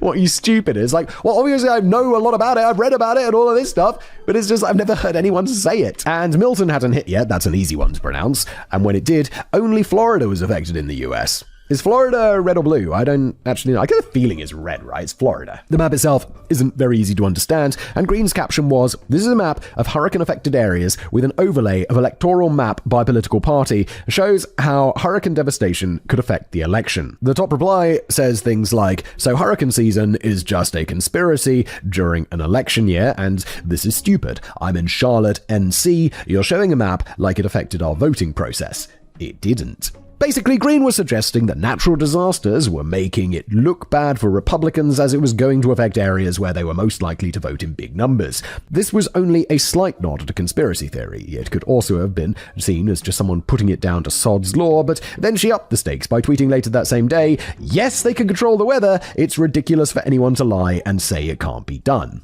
I mean, there is some degree of weather control, right? The silver iodide seeding clouds and stuff over the desert or whatnot to make it rain. That's a thing, right? But I think it's less effective than people initially thought, right? I think I did something recently about that. But yeah, they can control the weather, sure, but not like you're talking about here. Again, with the they presumably being the Democrats. Well, just look how that turned out. Either they were shit at controlling the weather, or they turned out to be Republicans, which makes MTG a part of them. And she just outed all of them. Whoops-a-daisy. Now, while you may have some nagging thoughts about weather experimentation and modification in your mind, it is sort of true. Localized cloud seeding happens, which is where planes or generators on the ground release stuff into clouds to try and increase the precipitation that they produce. This is either because more precipitation is wanted, or to try and make clouds shed their loads early before a planned event. For example, Beijing tried doing this before the Olympic Games opening and closing ceremonies. This has been going on for decades, but the science community is on the fence about whether it's actually effective or not. There we go. That's basically just what I said, isn't it? Got such an extraordinarily large brain. Cloud seeding would not be able to produce tropical storms or snowstorms like the one in Iowa, but apparently a giant radio transmitter could. As neither a physicist nor a meteorologist, I'm not really sure how this would work. HAARP heats up electrons in the ionosphere, potentially hundreds of miles above our heads or above anyone who happens to be in Alaska. How does this translate to a snow dump 3,000 miles away, or a tropical storm that originated nearly 5,000 miles southeast of the facility, which is really far? It doesn't. It's nonsense. As it turns out, the ionosphere as a whole cannot affect the weather on Earth, but the weather on Earth can affect the ionosphere, so maybe we should be thinking about that instead. We haven't reached a stage where we can control or create things like tornadoes or tropical storms. These are huge forces of nature, and while we are probably responsible for creating conditions that make them more likely to happen, humans in general, and they in particular, cannot do this. At least at the moment. Yeah, of course this could potentially be possible in the future. I mean, I feel like it's quite far out of our grasp right now, but, I mean, like, given a long enough time frame, we're going to do all sorts of cool as a species. Not me specifically. Not you and me, dear listener. Probably not you. Definitely not me. Most non-military weather manipulation experiments have been to try and stop things like tornadoes from forming, or attempting to find ways to disperse them, not redirect them or make them stronger. Unfortunately, not much progress has been made here either, leading to the conclusion that humans are not yet at the level of godlike power Kirby was talking about when it came to controlling the weather. Oh my god, I saw that movie. I saw Twister when I was a boy, and I think it was one of the first... It might even have been a VHS. I think I had the VHS of Twister. It had this weird box. It had like a cardboard box, and the Twister on the front was like shiny, but the rest of it was matte. I don't know why I remember this box so much. And I was like, oh, there's a new Twisters movie. As I look it up on Rotten Tomatoes, and me and my wife were looking for a movie to watch, it gets like 80-something%. I'm like, it's going to be good. Oh my god. It's fucking terrible. Who thought this was a good movie? I'd look at the critics and it's one of those weird Rotten Tomato ones where everyone's kind of like, it's okay. And because Rotten Tomatoes works by like, negative and positive reviews, it's okay counts as positive. And most of the reviewers are like, it's okay. It's not bad. So they gave it, it seems to have a really high Rotten Tomato score. Also, somehow the audience like it. It is so cheap. I'm not sure if they were trying to go for that like kind of 90s disaster movie vibe or whatever. But for me, it just wasn't working. And it just felt badly written, badly acted, badly directed, just across the board shit. It just wasn't good. I gave up after about 25 minutes. I was like, this is crazily bad. So don't see Twisters. As for military weather manipulation, I guess this is a bit shadier. In 1978, lots of countries, including the US and the Soviet Union, signed the Convention on the Prohibition of Military or any other hostile use of environmental modification techniques. Oh, well, perfect. Then we know, look, if they signed a treaty in 1978, then we absolutely know that the government all of the governments that signed it have stood by the letter of that treaty and never pursued anything like this. Look, I'm not... obvious sarcasm is obvious, but like, I'm not one of those people who's like, oh yeah, just believe everything the government says. I think the government lie to us all the fucking time, but they can't control the weather like this. And they usually lie to us probably for our own good, because we're all stupid. This includes agreeing to things like each state party to this convention undertakes not to engage in military or any other hostile use of environmental modification techniques having widespread, long-lasting or severe effects as the means of destruction, damage or injury to any other state party. Dude. I'm glad I'm not in politics, because you'd have to just be reading that sort of shit all day and my mind would glaze over. I'd like read a page of some political brief that I'm given and I'd be like, oh my god, okay. I've read it like 6 times and I still haven't actually read it. You know when you get to the bottom of a page, like when you're feeling tired and reading a book and you're like, oh, I didn't read that. My mind was thinking about pretzels or something, you know. Yes, that sounds great, but we know that a lot of the time these things aren't worth the paper they're written on, as cited by the chemtrails episode when referring to the military and weather manipulation experiments. Deborah Gordon, director of the Energy and Climate Program at the Carnegie Endowment for International Peace, is quoted as saying, "There's a lack of transparency in the research. We don't even know what people are working on. You can't govern something you can't see, and that's for peaceful applications." Yeah, look, the military's allowed to do this. They're the military. It's very beneficial for them to have secrets about what they can and can't do. Because if an enemy believes they can do something they can't, great. And if an enemy believes something they can't do something that they can, also great. Like, military secrecy, pretty good thing for militaries. And that's fine with me. They're allowed their black budgets.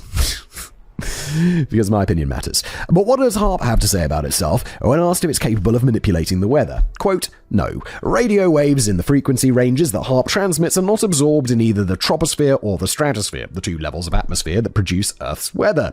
Since there is no interaction, there is no way to control the weather. The HAARP system is basically a large radio transmitter. Radio waves interact with electrical charges and currents and do not significantly interact with the troposphere." Oh yeah, but you used the word current there, and they mean it in like... not like the weather currents sort of way, but people in the conspiracy are like, see, I told you, they're controlling the weather currents. Further, if the ionospheric storms caused by the sun itself don't affect the surface weather, there is no chance that HAARP can either. Yeah, because the sun's really powerful. You see, nothing to worry about. HAARP is just one of those things that was doomed to attach to conspiracy theories from the start. It was originally funded by the US military. It was built in a remote area of a sparsely populated state. It is a weird-looking setup of strange metal antennae and a mission statement that contains words most people have never heard before. Even now, it's difficult to wrap your head around what they're actually doing and why they're still bothering. So it continues to be blamed for bad weather events. Yeah, I've entirely forgotten what they're supposed to be doing. They're studying the ionosphere. But for what again? I don't remember. It might be a strangely American thing to do. As per the HAARP page on Rational Wiki, quote, "HAARP is not even unique. There are several other similar radar stations, such as Kyra in Finland, LOFAR in the Netherlands, the SCAT network with 4 facilities in Sweden, Norway, Finland, and the Super Darn network, which consists of 35 radars all around the world.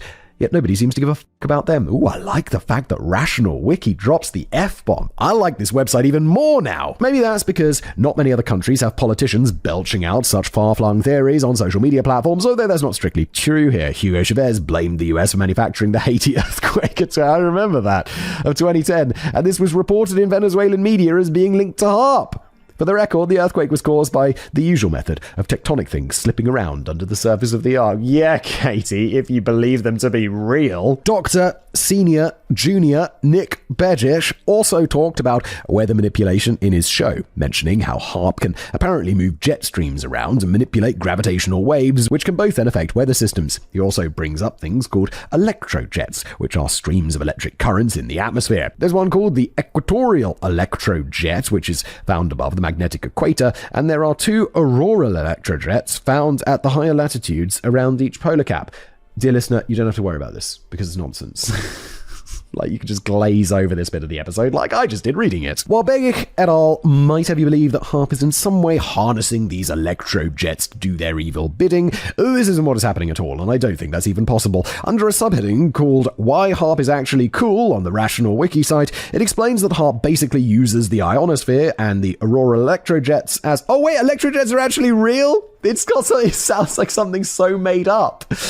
I mean, what they're saying about them and how they use the electrojets to do the weather control and earthquakes or whatever they're talking about, that's not real. Even if electrojets are real. Just because it's the Harry Potter example, right? King's Cross Station absolutely exists. Platform 9 exists. That doesn't mean that Platform 9 3/4 exists. Disappointingly, I know, we'd all like to go off to Hogwarts. It explains the HAARP basically uses the ionosphere and the auroral electrojets as a virtual, extremely low-frequency antenna, which can then make it easier to communicate with aliens. No, submarines, of course, is a military project, as ELF signals travel easily through water.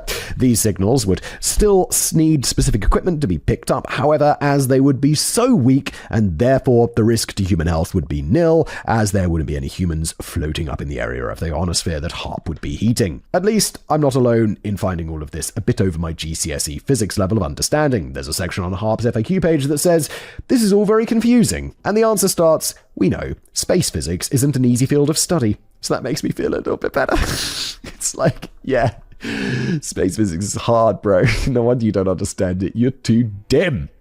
Not you, Katie. I'm just saying whoever was that person browsing it. You and me, Katie, we understand this fully.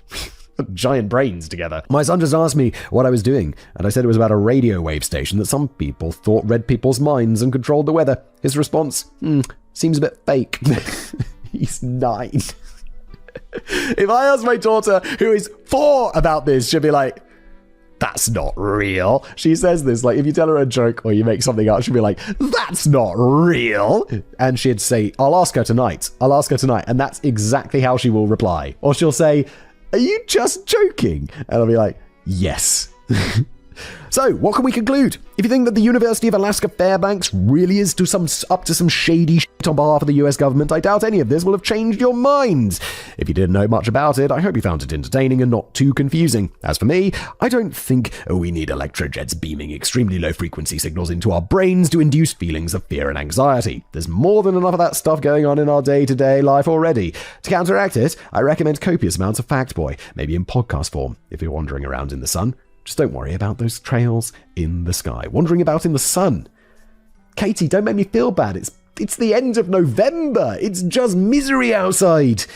Oh, you live in Southern California though, don't you? So it's nice. Oh, God. Why don't I live in Southern California? What the No, I like the winter. That's it. That's the end of today's episode. Thank you so much for being here. Thank you, Katie, for writing it. Leave a review on Spotify or wherever you get your podcasts, and I'll see you, or I suppose you'll actually hear me, or see me in the next one. I won't see you, so that's not how it works. Right? Thanks for watching.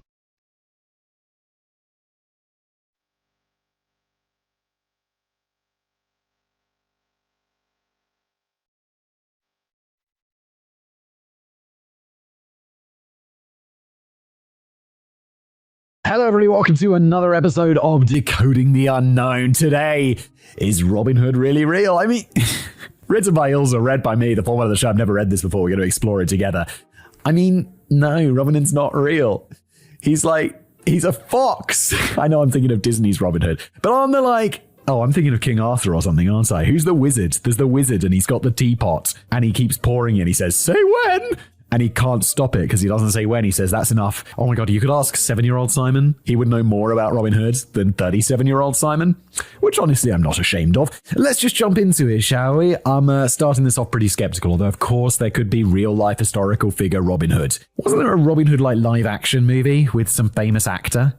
All I remember of Robin Hood is he's a fox. He's an anthropomorphic fox. And that's always what I imagine in my mind as Robin Hood. He's wearing that green outfit.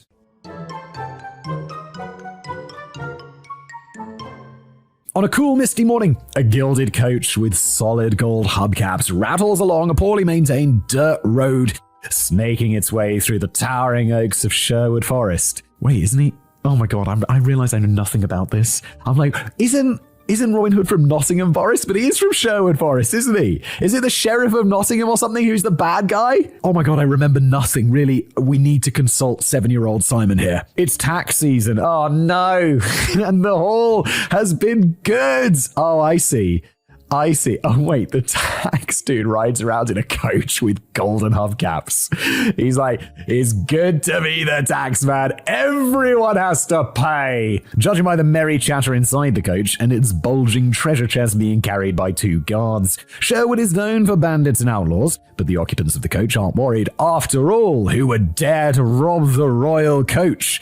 Well, there's one man, in this case, a green-clad fox with a feather in his hat. I told you he's a green-clad fox. That's what everyone knows of Robin Hood, who would happily borrow excessively since rob is such a naughty word from any gilded coach, royal or not. I speak, of course, of the one and only Robin Hood. We all know him, we all love him, and we all have a favorite Robin Hood movie. Do we also? I feel like 7-year-old Simon would have a favorite Robin Hood movie. Adult Simon's like, yeah, he's a fox and he wears green or something like that. That's all I know. So I'm just going to go by default that the fox one is my favorite Robin Hood movie. Oh, please have mercy on me, brother. It wasn't my fault. I got some really bad advice from Rottingham. Bullshit! Dressed in green tights, defending the people's rights with his longbow in one hand, Robin Hood, along with his very merry men, is quite possibly one of the most popular, the most enduring outlaws that the world has ever known. He's absolutely everywhere. And everyone who's anyone has had a run-in with the man dressed in Lincoln green, from Shrek to the Grumpy Cat version of Doctor Who. Oh my god, I don't know that reference at all. What's a Grumpy Cat Doctor Who? Again, I haven't watched Doctor Who since I was like 11. I know they made all these new ones and stuff, but I just never got into it. He can split an arrow in two, take from those who have too much and give to those who have too little, and always wins the fair maiden's hand. Wait. So Robin Hood is robbing the taxman, but he's also taking from those who have too much and give to those who have too little? Isn't that literally what taxes seem to do? And I get to take 40% of your lunch. And that, Lauren, is how taxes work. Oh, Robin Hood, you are a conflicted fellow. He has the love of the people and the loyalty of his men who follow him without question. But where does this extraordinary man come from? Was Robin Hood a real historical person who just became an absolute legend, or a creation of minstrels and storytellers right from the get-go? What the fuck's a minstrel? A minstrel to me, isn't it? Isn't that a little... In Britain, don't we have a little chocolate sweets called minstrels? They're little chocolate balls. Are those minstrels? They're like revels, just not as good. I don't think they make those anymore. Robin Hood and his merry men. From Errol Flynn to a talking fox, from the antics of Carrie Ells to the grim and gritty Russell Crowe, that's it. Russell Crowe played the fox. Which is a man who lives in the forest and robs people and chops off their heads and sometimes their hands, you know.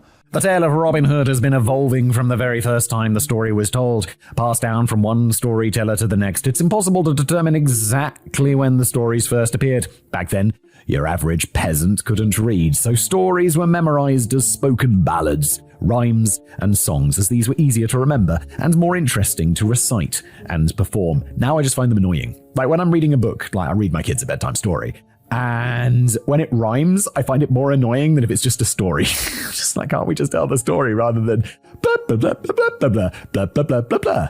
Blah, blah, blah, blah, blah, blah, blah, blah. Just tell me the story. My kids don't appreciate it more. Although my daughter does love saying she knows things that rhymes, and she'll be like, purple, slurple, whirple, turple. And I'm like, good job. Those are words. The first written reference to Robin Hood only shows up in 1377 in the Middle English allegorical poem The Vision of Piers Plowman, written by William Langland. The poem isn't about Robin Hood. It's a dream sequence in which the narrator imagines what it would be like to live a good Christian life. Wow, sounds fascinating. It's what I always dream about, living a good Christian life. Prayers on Sunday, abstinence, not indulging in things. Come on! No one dreams of that. They encounter various vices and the 7 deadly sins, which, I mean, you look at them, they're all awesome. I mean, they're not. Some of them are awesome, some of them are not. But like gluttony and shit, it's like, who doesn't love being a little bit gluttonous? It's like, oh my god, I'll stuff my face with all this delicious food. God, he eats like a pig. I don't know. Pigs tend to chew. I'd say he eats more like a duck. Oh god, gluttony. I'm going to hell. But hell's not real, so that's okay. It's the deadly sin of sloth, personified as a lazy priest who claims he doesn't know the Lord's Prayer that well, but he does know the rhymes of Robin Hood. I know the Lord's Prayer. I'm like the least religious person that exists, but I've sat in church, or as we used to call it in school, chapel, so many times that, yeah, just the Lord's Prayer is hammered into me. I haven't thought about it in like 20 years. But I'm pretty sure I could recite it now, and I'm not going to because I don't want to get copyright claim from Jesus. But he does know the rhymes of Robin Hood. The poet doesn't explain who Robin Hood is. He assumes that everyone reading the poem or hearing it being recited will be familiar with the character, suggesting that tales of the outlaw were known by everyone, especially the lazy sorts who spent their time in taverns listening to rhymes of Robin Hood instead of on their knees memorizing the Lord's Prayer. Oh my god, I know what I'd prefer to be doing. It's like, would you be rather down the pub, having a good ass time, listening to like, I don't know, what entertainment was in the 12th century? So I assume we'd be like, this is dope, so many rhymes. Whereas today, if that happens, I'd be like, oh god, I'm at some like cultural thing. I can't enjoy this, I'm not that cultured. Clearly the stories have been floating around for a while, since the tales of Robin Hood would have been spread by minstrels, right? I feel like I need to look this up. I used to be able to look things up because I used to use a digital reader, and now I've switched to paper and I can't look them up. I'll just imagine those little chocolates telling those stories. You know, like the anthropomorphic M&Ms. That's what I'm imagining in my mind, except for just the little brown chocolates, each adding their own little twist. We'll never know the original story. However, the first written story we have is Robin Hood and the Monk, dating from 1465. We only have 2 more stories from the 1400s. Robin Hood and the Potter, dating... fascinating. Dating to around 1468. And A Little Jest of Robin Hood, dating to around 1495. Little Jest of Robin Hood is actually 4 stories compiled into one manuscript. Robin Hood and Guy of Gisborne was only written down in the late 17th century, but probably dates to the 1400s. And surprisingly enough, the Robin Hood we meet in these ballads is a very different outlaw from the man we know and love today. I'm going to bet he's a lot more weird, and he probably does more horrible crimes. Because, I don't know, anyone who's read the real story of Sleeping Beauty, and you're like, oh shit, I had no idea this story had so much R-word in it. What? In Robin Hood and the Monk, Robin goes to Nottingham to hear mass. Mass, like a communion? Mass, is that what it is? Oh, I literally spent like 7 years going to church twice a week, and I don't really know what mass is. To make devotions to the Virgin Mary after an archery contest with Little John, who thought going into town if you're a wanted outlaw was a bad idea. After arriving in town, Robin is spotted by a monk who, being a sneaky little bastard, immediately runs to the Sheriff of Nottingham. I knew there was something about Nottingham in there, who promptly bars the gates and arrests Robin. The monk and his page boy set off for London to inform the king of Robin's capture, but they run into Little John and Much the miller's son. Upon learning that Robin has been captured, Little John beheads the monk, and Much kills the page boy.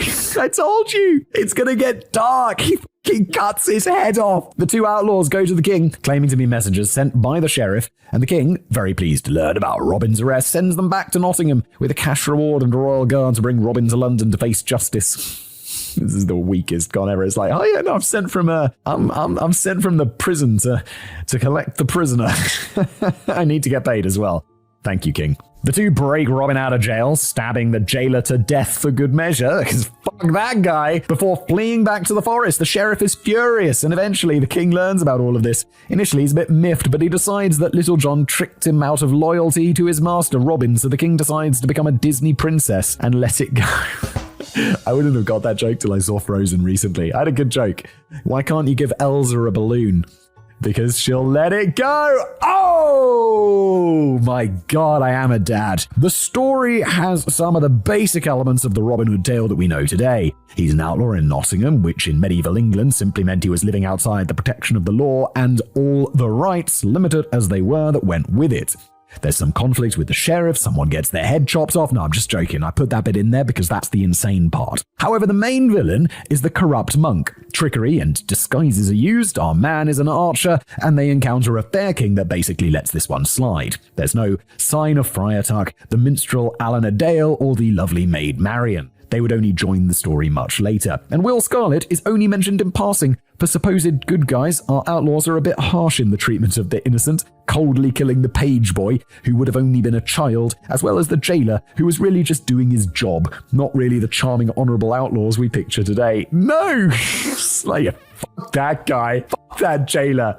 His minimum wage bullshit. Murder him! In fact, in most of the earlier ballads, we encounter a Robin who is violent and quick-tempered. There's a badass Robin. The main villains are usually either the Sheriff of Nottingham, a man so evil he threatened to cancel Christmas. Oh no! I mean, fuck Hitler. That guy threatened to cancel Christmas. Or Sir Guy of Gisborne. In Little Jest of Robin Hood, Robin shoots the sheriff with an arrow and slits his throat with a sword. Fucking hell. In Robin and Guy of Gisborne, Robin encounters Gisborne in the forest, and after an archery contest, Robin reveals his identity, which obviously leads to a fight. Robin kills Sir Guy, sticks his severed head on the end of his bow, and disfigures his face with a knife with certain measure of glee, before disguising the body in his own clothes, presumably to lead people to believe that Robin Hood was dead. Robin Hood sounds like a fucking terrorist, dude. He's like cutting people's heads off with a bread knife next. In Robin Hood's Progress to Nottingham, dating to the 1600s, young Robin kills 15 foresters after they mocked him and then refused to pay up on a wager. Robin, you psycho. What the fuck?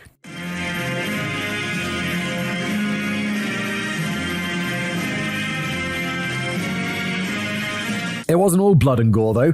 Robin was violent, but he was still honourable in his own demented way. It's pretty demented, as Ilza puts it, to be like, oh yeah, no, we had a bet and they didn't pay up on it, so I murdered them all. Whoa, Robin, how many people did you murder? 15?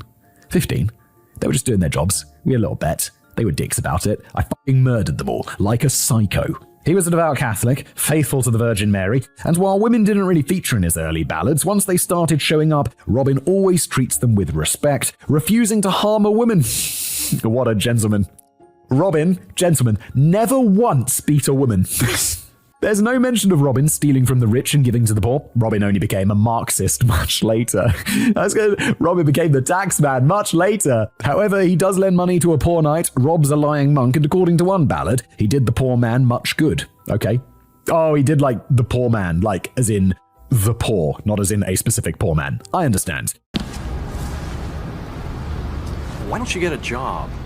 Robin Hood was a violent man, but the medieval audience was well acquainted with violence, and since Robin Hood was killing the corrupt and oppressors, our medieval audience didn't seem to mind how he went about it. Someone from the lower class was finally turning the tide on the rich and punishing them using violence and trickery. Robin Hood was the medieval version of a blockbuster. Yeah, I have much more interest in old school Robin Hood. Old school Robin Hood, you know, cutting people's heads off with bread knives. That's my dude. Just like the terrorists are my dude. I mean, it's more fun. I mean, because it's not real, it's a story. Robin Hood, the man and the myth. As we've seen, the original ballads, which would have been closer to the man the story was based on, tell us that Robin was both a devout Catholic, but also had a violent streak that might surprise the modern audience. I mean, it didn't surprise me because I'm like, okay, so he's robbing from people, so he's a bit of a criminal. Let's just take that back 600 years, and I'm surprised he's not like genociding or something. He's just cutting heads off and killing 15 foresters in one day. It's pretty mild. It could have gone a lot worse. He could have like been, I don't know, it's like Robin the Rapist. What the fuck? It could be worse. There are really dark stories. However, in medieval Catholic England, you didn't have to go far to find a violent yet devout man, so what else can the ballads tell us about our mysterious outlaw? In many of the Robin Hood tales of later years, Robin Hood is supposed to be a dispossessed noble, but this is a 1569 addition to the legend, which identifies Robin Hood as a noble who is outlawed for debt, probably the most common reason men of standing were outlawed in those days. In the original ballads, though, Robin Hood isn't a fallen nobleman, but a yeoman, which is a bit of a tricky term. In the mid-15th century, a yeoman was a member... Yeoman? I know the word, I've just never really heard it pronounced much. Yeoman was a member of the rising middle class. They weren't knights or nobles, but they owned their own plots of land. However, the term was used for the social rank just below that of a knight, and a yeoman might have been in charge of the king's wardrobe or carrier's bows. I do wonder about this. Like back in the day, what were there like 7 people in the whole country? It's like, yes, the middle class who do the king's clothing.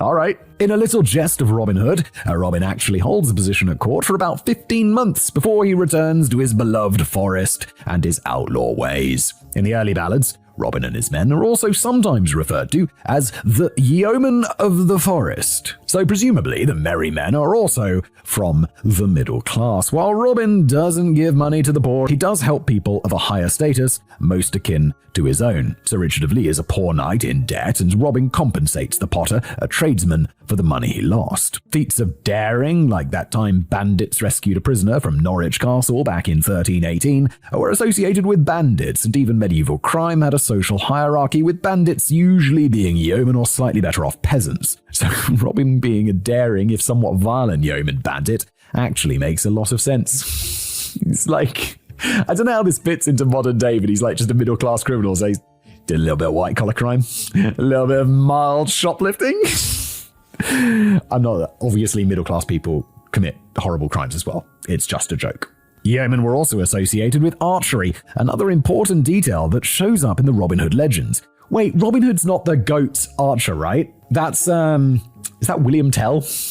Or is William Tell the kid who stands there while whoever it is, like, I'm definitely mixing my stories. It's not Robin Hood who shoots an arrow and knocks that apple off the top of William Tell's head. Is that William Tell? What the fuck is William Tell? Oh my god. I'd ask ChatGPT, but I don't want to be embarrassed. I'll just be embarrassed in the comments later. Oh my god. What's interesting though is that the archery in Robin Hood mostly takes the form of sporting competitions or contests between characters, often Robin Hood and Little John. When the characters need to do some dirty fighting that's going to get someone killed, they whip out their swords. During the 100 Years' War, ranging from 1337 to 1453, the longbow really became a weapon to be reckoned with, and that's mostly where our idea of the English archer comes from. We're not entirely sure who first started using the longbow on the battlefield in large numbers, but some theorize it was Edward I who reigned between 1239 and 1307. That's going to be important later. A little bit of foreshadowing there, also. Okie dokie. The longbow was a formidable weapon for both war and hunting, which required a high degree of skill, which took a lifetime to learn. So it was the weapon of choice for the yeoman, since your average peasant would be working the fields all day and didn't have much spare time to go and master the longbow. The longbow's the giant one, right? That was super accurate and powerful. I think when they discover the skeletons of these people, their body is different. It's got bigger bones in places because they were so used to drawing this bow that it would be a regular person just physically couldn't do it. It was the law that every man needed to learn to shoot a bow, but shooting a bow and mastering it are two different things. Battlefield, it's not hard to shoot a bow. I've shot many bows. You're just maybe you'll hit the target, maybe you won't, but you know how to do it. Battlefield archers were mostly volunteers, and the rewards were substantial, including a share of the plunder and improved social standing if you survived the war and made it back home. Some kids would even dole out pardons to criminals in an attempt to get more bodies on the battlefield, which also feeds into the Robin Hood legends. Oh yeah, also Putin must have read Robin Hood. In the 14th and 15th centuries in England, being an archer was akin to being a rock star, so considering the popularity of Robin Hood, it's really no surprise that he was a master archer. A picture of the man is slowly emerging. But where do we need to go and look for him? England, it's not exactly America, but it is a little bit bigger than your average city. If your first response is Sherwood Forest and Nottingham, you're mostly right. Wait, but I thought Nottingham just meant outside of the law, and it wasn't actually a place back then. I don't know where Sherwood Forest is. I kind of thought it was in the south, but apparently it's not. Nottingham's a bit further north. I think I'm thinking of the New Forest. Oh my god, my British geography. Again, this is my lack of knowledge sometimes. God damn. The oldest ballad we have places Robin and his merry men in Sherwood Forest, which at the time would have been a royal forest. A royal forest wasn't just a patch of land with a lot of trees, but a tract of land set aside exclusively for the king's hunting needs. Not wants, needs. Hunting and foraging were expressly forbidden, and just gathering firewood could cost you an eye, which made things a bit difficult if you happened to live in a royal forest, which wasn't uncommon. However, quite a few of the older ballads also place Robin Hood in Barnsdale Forest in South Yorkshire. Sherwood does have a few things in its favour though. The major oak at Edwinston in Sherwood Forest, the biggest oak tree in Britain, and still looking good for its age. Goddamn, trees are awesome. They get so huge and old. I had to chop down a big tree in my garden. It just died. It was this big tree, and the tree surgeon, the tree dude, he came round and he was like, yeah, this one's fucked. And I'm like, oh no, it's this beautiful, nice old tree. And he's like, yeah, it's going to die. And it could knock the one standing next to it over if you don't do anything about it. Also, it could damage your neighbor's property, and that would be bad. I'm like, okay, cut it down. So sad. This is, according to legend, the very oak Robin and his men used as a hideout. Of course, back then, it wouldn't have been a major oak. It would have probably been a private sapling. Oh, but Robin's main antagonist also seems to be the Sheriff of Nottingham, and Robin keeps going into Nottingham for archery contests and to attend mass so that the sheriff can catch him, which wouldn't make a lot of sense if he was living 50 miles away in Barnsdale. Of course, it's possible that Robin and his men travelled a bit. The Great North Road, which connected London to York, used to run through Sherwood Forest and Barnsdale, making it the ideal spot for highwaymen and robbers to ply their trade, and Sherwood Forest used to be around 100,000 acres. God damn. King's got a lot of hunting to do, stretching all the way from the city of Nottingham into South Yorkshire. The village of Wentbridge on the northernmost edge of Barnsdale Forest also shows up in Robin Hood and the Potter, and the Church of St. Mary Magdalene in Campsall, Yorkshire, is supposedly the church where Robin Hood and Marian got married. Yeah, but this is fiction, isn't it? I know it's old, so it's like a blur. But didn't we say that ladies showed up later in the Robin Hood stories? Both Nottinghamshire and Yorkshire want to claim the outlaw as their own, so I'll leave this debate to those who are more invested in the outcome, which is not me, so let's move on. Finally, in order to find Robin Hood, we need a date to work with. So when exactly was Robin Hood traipsing around the forest, Robin the Hood? Andrew, Andrew of Wintown, a 15th century chronicler, claimed two outlaws, one Little John and one Robert Huell, were robbing people around Inglewood and Barnesdale back in 1283, so around the time of Edward I. Walter Bower, another chronicler writing around 1440, claimed that Robin Hood and Little John were real bandits who gathered up a bit of a following in 1266 from among those who lost their lands in the Second Barons' War during the reign of Henry III. Finally, a manuscript dating to around 1460 also mentions Robin Hood and his accomplices infesting Sherwood Forest around the time of Edward I, so we have at least 3 medieval sources which all agree that Robin Hood was a real person hiking the crime rate during or immediately after the reign of Edward I, who had reigned from 1266 to 1307. If we go back to the earlier ballads of Robin Hood, this dating seems plausible. In Little Jest of Robin Hood, Robin meets comely King Edward, who pardons him of his crimes. The ballad doesn't state which Edward exactly it was, so it could be Edward I, II, or III, but Edward III, who reigned from 1327 to 1377, was a popular king and very successful on the battlefield, repelling Scottish invasions and winning decisive victories in France, so the people had much to celebrate, and celebrate they did. Archery contests became super popular, and in many a ballad we saw Robin Hood drawn out of the forest to compete in one of these contests. It was only in 1521 that Robin Hood was linked to King Richard the Lion-Hearted, who ruled from 1189 to 1199 in John Major's History of Greater Britain. Wait, that John Major? John Major, the Prime Minister? John Major has got to be quite a common name, right? But maybe the Prime Minister did write History of Greater Britain. He kind of, if you might picture, most people listening to this probably can't picture John Major, but he looks exactly like the type of guy who would write a history book called History of Greater Britain. Is John Major still alive? I swear he was old when I was a kid. Like, he was the Prime Minister before Tony Blair. I don't really remember him being Prime Minister, but he's got to be dead, right? Oh, he's alive. He's only 81. Oh, okay. Oh, he's just one of these dudes who's always looked old. Like, there's an old picture of him here, and he looks old. And there's another picture of him here, which is obviously newer, and he just looks still old. Just his face is like, falling off a little bit more. The idea we have of Robin Hood, a loyal servant of King Richard who is off on a crusade, standing up against the snivelling Prince John to return to the rightful king to the throne, only comes about in the 1820 novel Ivanhoe, written by Sir Walter Scott. I like that I was just like, yeah, of course Simon knows this. Of course he knows about the prince and the return to the throne. I got no idea what this is about. He identifies Robin Hood as Robin of Locksley, a name we still associate with Robin Hood today. The novel was very influential, but it's a much later edition, and while it makes for great movies, there's nothing in the original ballads to suggest that Robin Hood ever encountered either King Richard or his brother John. Why would people assume he's writing a book of fiction? It'd be like if I wrote a book about Robin Hood today and him like going around and cutting people's heads off with a bread knife. People would be like, oh yeah, no, Robin Hood had a bread knife. It's like, and I'll be like, it's not historical. I didn't research this, guys. And they'll be like, what? So it seems that we have something to work with here. We're looking for an outlaw yeoman who was a master archer living in Nottinghamshire or Yorkshire around the time of one of the King Edwards. I mean, how hard can that be? The historic Robin Hood. Finding any record of a real Robin Hood is tricky, not just because it all happened so long ago, but because back then, most commoners couldn't read or write, and the only people considered important enough to be written about were the aristocracy. No one cared how John the Serf spent his time. Commoners show up in court records if they crossed the law, but other than that, we don't have much written by or about the common people of the day. I kind of feel like, isn't that always true? Like, I guess today it would be like important people. Back in the day it was aristocrats because people were just born into importance, which is weird. But like no one writes the history about like Michael from the post office. It's like, he's just selling his stamps. There's no history about him. He just fades into nothingness. On top of that, the name Robert and its diminutive Robin. Oh, I didn't know Robin was short for Robert. I like the name Robin. But I thought it was just Robin.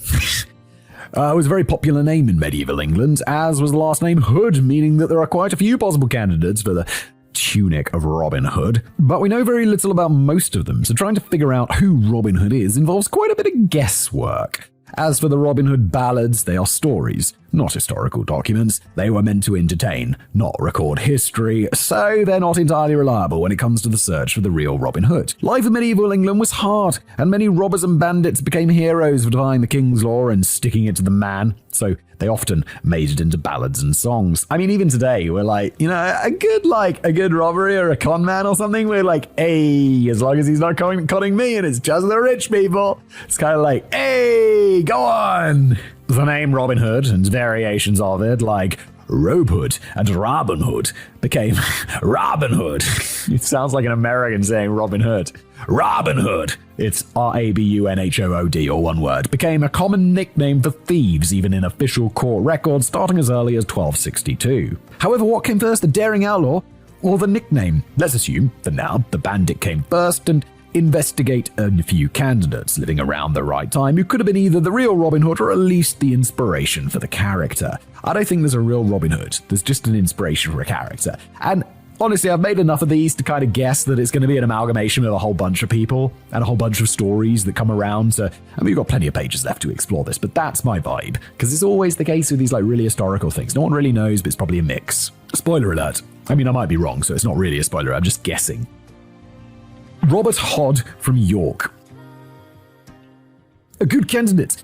Appears in legal records in Yorkshire between 1225 and 1226 in the shape of one Robert Hodd Fugitive. He was a tenant of the Archbishop of York and owed money to the church, so his assets were 32 shillings and 6 pence. I have no idea how much that is. Although, shillings were around, I think. Not when I was young, but I think when my parents were young, and definitely my grandparents, they used pounds, shillings, and pence, which was a non-decimal system for money, which must have been an absolute nightmare. He also shows up in records a few times in later years, this time under the nickname Hobhood. But other than that, we don't know much about him. Some writers, like Dr. David Crook, believe Robert Hodd could be the outlaw known as Robert of Wetherby. We don't know much about Wetherby either, so this doesn't really help us very much. According to what little records remain, Wetherby was considered an outlaw and evildoer of the land, and a total of 70 shillings was spent to catch and kill him. How much was that other guy worth? 32 shillings. Holy shit. It's 2 times some dude's net worth. Although that other dude didn't really have net worth because he was in debt, so it's just his assets. Let's say he had a house. Couple of houses? Pretty good reward right there. So he was very wanted indeed. It also appears that I know I'm thinking I'd love a transfer to modern money, but it's basically impossible when you go back this far because the things were just costing different amounts of money. You can adjust for inflation only so far. It also appears that Wetherby finally met his maker at the hands of the sheriff. Eustace of Loudon was the sheriff and later deputy sheriff of Yorkshire he got demoted in 2025 and 2026 and would have had the pleasure of collecting Hobblehood's assets for the church as well as hunting down Robert of Wetherby. However, before holding this position, he was the deputy sheriff of Nottinghamshire and Derbyshire for several years and might have been known as the Sheriff of Nottingham in the Barnsdale area, which may have been one of Robin Hood's haunts. It's an interesting theory, but we have no proof that Robin Hood and Robert of Wetherby were the same person, or that either of them ever used the nickname Robin Hood. That is just such a massive stretch. It's just a ridiculous stretch trying to pop that together and be like, hey look, we found him! No, you didn't. Or maybe you did, but it's extraordinarily unlikely. Robert of Wakefield. In 1852, Joseph Hunter, a clergyman and assistant keeper of records, published a book presenting one possible source of the Robin legend, if not Robin Hood himself, based on Little Jest of Robin Hood. In his story, a comely king named Edward is traveling around the country when he runs into everybody's favorite outlaw. He pardons Robin of his crimes and offers him a position at court. However, 15 months later, Robin had grown bored with life at court and had gone a little broke, so he returns to the life of an outlaw. Edward II was considered a fairly handsome man who travelled extensively, and some details of the king's journey in the Robin Hood story match the movements of Edward I between April and November 1323. Around the same time, there was a porter, Robin Hood, who worked at court. In the last court entry mentioning Robin, he was paid off because he could no longer work. Unfortunately, why he can no longer work is a mystery. Oh no, that's going to haunt me. What a mystery. Oh my god, I do find this interesting. It's just like I find it hard to care about all these like little historical loose ends that haven't been tied off, because it's just like, oh my god, who cares? It's just some person who we forget about and never care about again. It's quite nihilistic or whatever, isn't it? Regardless, he was at the right place at the right time, performing the sort of job that would match with the yeoman described in the ballad. Personally, I think this is pretty solid, but Hunter wasn't satisfied, going on to claim that Robin Hood was, in fact, Robert Hood, a tenant who lived in Wakefield, Yorkshire, who shows up in records for the first time around 1316 to 1317. Wakefield is close to Barnsdale, only 10 miles away, and Robert Wakefield was married to one Matilda, a name used for Maid Marian in two Elizabethan plays. Alright, yeah, but that's the Elizabethan period's a lot later. It's a fascinating case of coincidence. A later writer learned that Robert was the son of a forester named Adam, a detail also showing up in some of the earlier Robin Hood ballads. I mean, of course there's going to be simple coincidences like this because these stories have been told for a really long time. So there's been lots of opportunity for coincidences. It's not even that crazy of a coincidence. In 1321 to 1322, the barons of England rebelled against Edward II, and Robin Hood, a yeoman and proficient archer like Robin himself, had been a supporter of the Earl of Lancaster. However, the Earl was betrayed by his trusted deputy. Okay, I'm sorry. Come on. I have a temper, and I'm under anger management, but be happy that you're here right now. Henry de Falkenberg, who revealed all of his plans to the king, leading to Lancaster's defeat in the Battle of Boroughbridge in Yorkshire on the 15th of March 1322. The treacherous Henry de Falkenberg was appointed Sheriff of Nottinghamshire and Yorkshire by the king and was charged with rounding up the remaining rebels that fled into Sherwood and Barnsdale Forest. So here we have a hated Sheriff of Nottingham. In 1322, after the rebellion, the Earl of Lancaster was executed, and those following him were also punished. According to the records, Robert may have lost his lands and possibly turned to a life of crime, becoming an outlaw, taking refuge in the nearby forest of Barnsdale. However, kings being fickle, the rebels and the outlaws were given amnesty in 1323, so perhaps Robert Hood was pardoned by King Edward II and even offered a job when the king visited the Barnsdale/Wakefield area in November 1323. Now, this is a fascinating theory, but there's no proof that Robert Hood and Robin, working as a porter at court, were in fact the same person, that either of them got invited to the Barons' Rebellion, or that either of them were declared outlaws at any point in time. Yeah, guys, the straws are being clutched at, my dudes. Later, a record also showed up indicating that Robin the Porter was already working at court before the king's visit to Nottingham, so it's doubtful that either of them was the real Robin Hood. John and Robert Davil. In the mid-13th century, a lot of turmoil was going on in England in the shape of the Second Barons' War that raged from 1264 to 1267. Oh my god, it's like there's a whole war. I've never even heard of the Second Barons' War. That is, just never even heard of it. And it was a war that lasted 3 years. I'm sure loads of people died. The barons were uneasy about the influence of Henry III's court favourites on the ruling of the country, and in 1258, Simon de Montfort, I've heard of him, 6th Earl of Leicester, called a parliament demanding that a council of 15 barons be appointed to oversee the governing of the country. That'd be a bit of a change, wouldn't it? Henry wasn't too impressed by this idea. No, he's the king. He's like the mouth of God or whatever. He's like basically infinite power. It's good to be king. And they're like, yo, king, how about we have 15 barons doing your job? King be like, no. And who were the barons you were going to suggest, by the way? I'm just interested. Yeah, just write me down that list. All right, I'm just going to pass that off to the executioner, because they're all going to be executed, and so are you. Get the fuck out. And after a few years, a civil war erupted in 1264, led by de Montfort himself. Initially, things went well for the rebels. After de Montfort won the Battle of Lewes in 1264, and for a while, Henry became a little more than a puppet king with the real power in the hands of de Montfort and his supporters. Tell you what, I know it's going to go the other way, because you know what England's not ruled by? A council of barons. It's ruled by a king. Sort of. Figurehead king. But it's not ruled by figurehead barons. However, in 1265, Henry's son Edward escaped captivity, raised an army of his own and challenged the barons. The whole thing came to a head during the Battle of Evesham in 1265. Edward crushed the opposing army, killing de Montfort. However, the fighting wasn't done. In the following years, de Montfort's supporters continued a hit-and-run campaign, raiding and plundering, leading to chaos and lawlessness in England. One of the key instigators was the Earl of Derby, Robert Ferrers, though he was more interested in improving his own position than any real political change. He raised another army against the king and was finally defeated at the Battle of Chesterfield in 1266. After the rout, many of the Ferrers soldiers fled to Sherwood Forest, only 20 miles from the battlegrounds, and began their lives as outlaws. Like back in the day, it's like, England's so small, you're just going to run away to the forest. No one's going to catch you. I feel like today, if you run away to the forest, they'll be like, yeah, I mean, we've got a helicopter. It's going to sweep the air in like 5 minutes. Former soldiers and dispossessed rebels became a real problem in England, forming bands of brigands and robbers.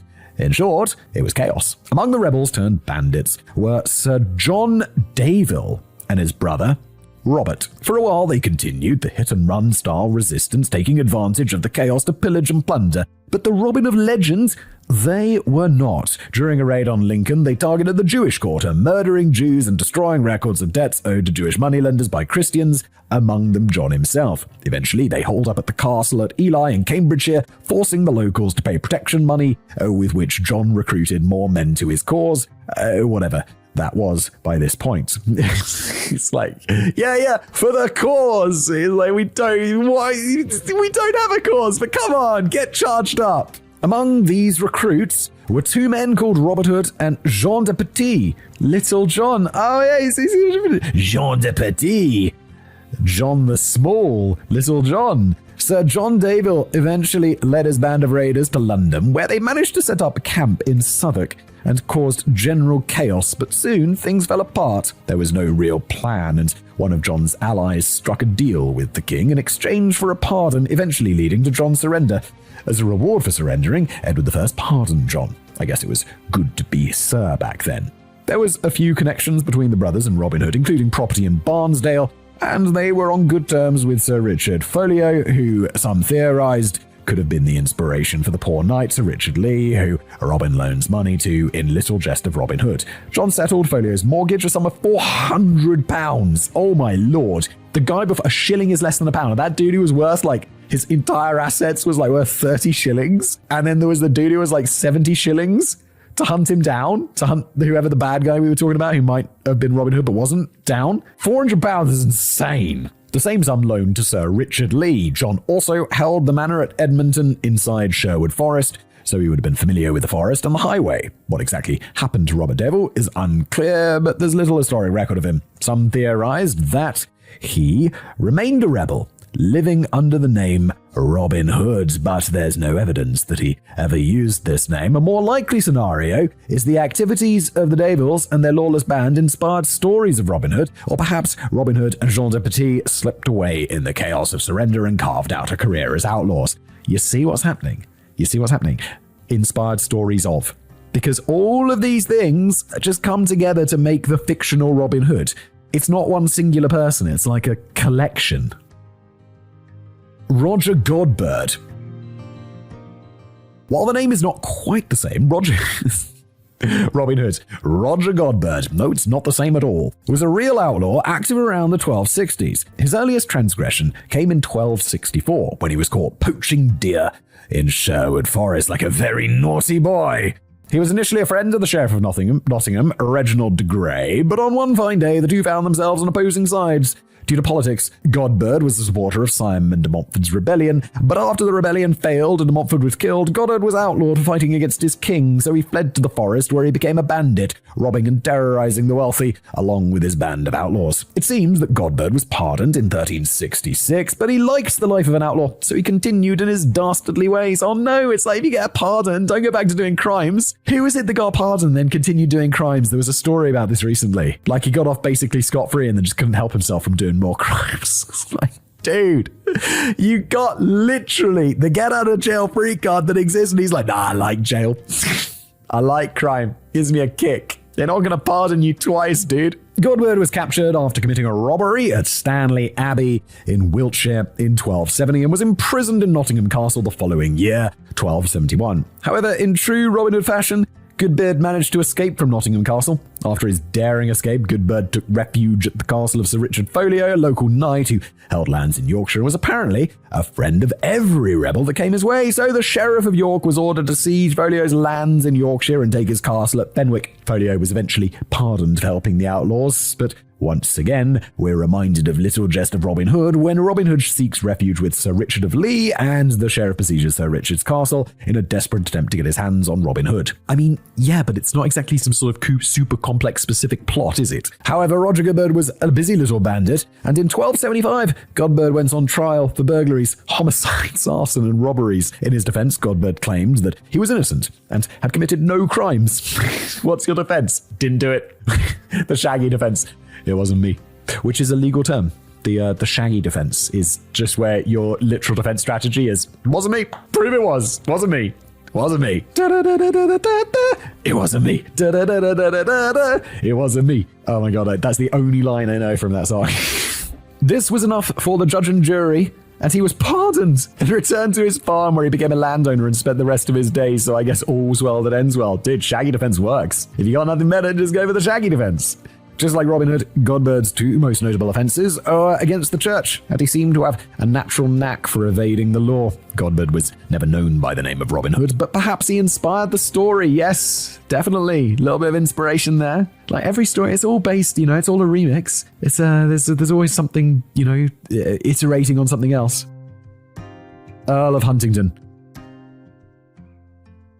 As we've seen, Robin Hood was quite the social climber, and by 1598, in a play written by Anthony Munday, our outlaw had become the Earl of Huntingdon. Where exactly Munday got this from, or why he decided Robin was this particular Earl, is anybody's guess. However, there was an Earl of Huntingdon alive and well during the reign of King Richard I and later King John. In some of the tales, Robin's home is in Barnesdale, which everyone assumes is in Yorkshire. However, there was another Barnesdale in Rutland during the reign of King Richard. This Barnesdale was controlled by the Earl of Huntingdon, though at the time it was called Bernardshill, which kind of sinks the whole theory right there. But let's soldier on. The Earl of Huntingdon wasn't called Robert. His name was David, and he was the brother to William, King of Scotland, and for 30 years he was next in line for the Scottish throne. He held many lands and played an important role in Anglo-Saxon diplomacy. Unlike many other Robin Hood candidates, we know a lot about Earl David of Huntingdon. In 1174, the Earl supported the rebellion of King Henry II's eldest son against his father. Oh no, some succession. The rebellion failed, and Earl David lost his earldom, becoming just David. It's kind of good your dad didn't chop your head off, though, isn't it, old Earl? I mean, not Earl anymore, just Dave. For 10 years until he made up with the king, got his lands and titles back, and became Earl Dave again. In 1190, he got married to Maud, also called Matilda, which in Munday's play was the real name for Maid Marian. Maud was of the nobility herself, being granddaughter of Ranulph, Earl of Chester, and sister to another Ranulph, Earl of Chester, because things aren't confusing enough already.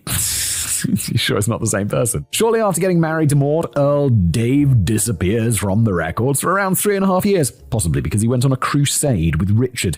But there's no evidence to support that. Some also claim that Huntingdon had a son named Robert who died in infancy, but if he had a son named Robert, there's no record of him. When Earl David finally shows up in the records again, presumably after returning from the Crusades, he does something very Robin Hood-like. In support of the still absent King Richard, Earl David, along with Earl of Chester, marched on Nottingham against usurper John. However, after King Richard passed on to the afterlife, when he popped his clogs, Earl David, to no one's surprise, lost much of his position in the English court. In some tales, Robin Hood becomes an outlaw due to debt, and Earl David had his share of financial difficulties, being fined quite heavily for mainly Forest Act offences. He even had to sell some of his land to pay these debts. In 1212, Earl David was accused of being part of a plot to assassinate King John, but his role, if there was any, was never proven. However, by 1215, he was siding against King John in a conflict between John and his barons, so perhaps there was something to the accusations after all. Clearly, Earl David was no fan of King John.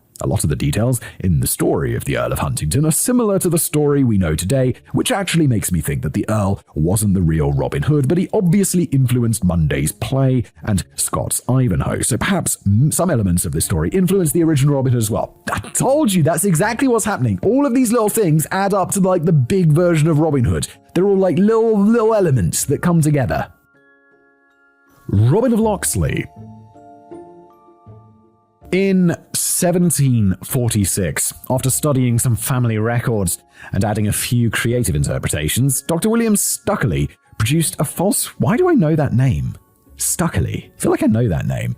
false family tree indicating that one Robert Fitzooth, commonly called Robin Hood, was the pretended Earl of Huntingdon. He also claimed that Robert was the Lord of Clyne, supposedly with a well-established pedigree, but the family of Fitzooth had never been traced, so it seems unlikely. Yeah, dude, you just made it up. You just a false family tree, we just said. In 1795, Joseph Ritson further perpetrated this myth, claiming that Robin Hood was born at Locksley in the county of Nottingham during the reign of Henry II, around 1160. However, it seems that Robert Fitzooth was about as fictional as Robin himself. Robert Fitzooth may be fictional, but there was a Robert Fitz-Odo, a knight who was, in fact, the Lord of Locksley Manor from the reign of Henry II to around 1196, and in 1864, J.R. Planche claimed that Stukeley had confused the name Fitzooth with Fitz-Odo, the word Fitz indicating illegitimate son. However, apparently it wasn't necessarily bad to be a bastard. Many nobles kept the affix to show their descent from some famous or landed person, proof of noble blood. However, some families dropped the Fitz to avoid drawing attention to their illegitimate status when the time came to inherit titles and estates. So Robert Fitz-Odo might have just been known as Robert Odo or Robert Ode, living... Robin Hood? Robin Ode? Oh my god, is it a stretch? Living in Locksley, according to the Register of Arms of 1196, Robert Fitz-Odo was no longer a knight, which could simply mean he died. But Planche found evidence that a Robert Fitz-Odo was still alive and well in 1203. If this is the same person, it seems that Robert was stripped of his knighthood and possibly disinherited in 1196. Stripping people of their knighthood is still something that they do today. It's really rare, but it means you've been a very naughty boy. Now you listen here. He's not the Messiah. He's a very naughty boy. Now go away. Robert's son-in-law, Peter de Moura, inherited his estate. However, there's no proof that Robert Fitz-Odo was ever an outlaw or associated with Robin Hood. There's a gravestone in the Locksley churchyard, much older than the rest of the gravestones, bearing an unusual style of cross, very similar to a drawing made of Robin Hood's supposed grave by Nathaniel Johnson, and fitting the relative dimensions of the slab in Johnston's drawing. Coincidence? Probably. Yeah, it's all coincidence, or just building up a legend. This is how a legend is born. William of Kensham.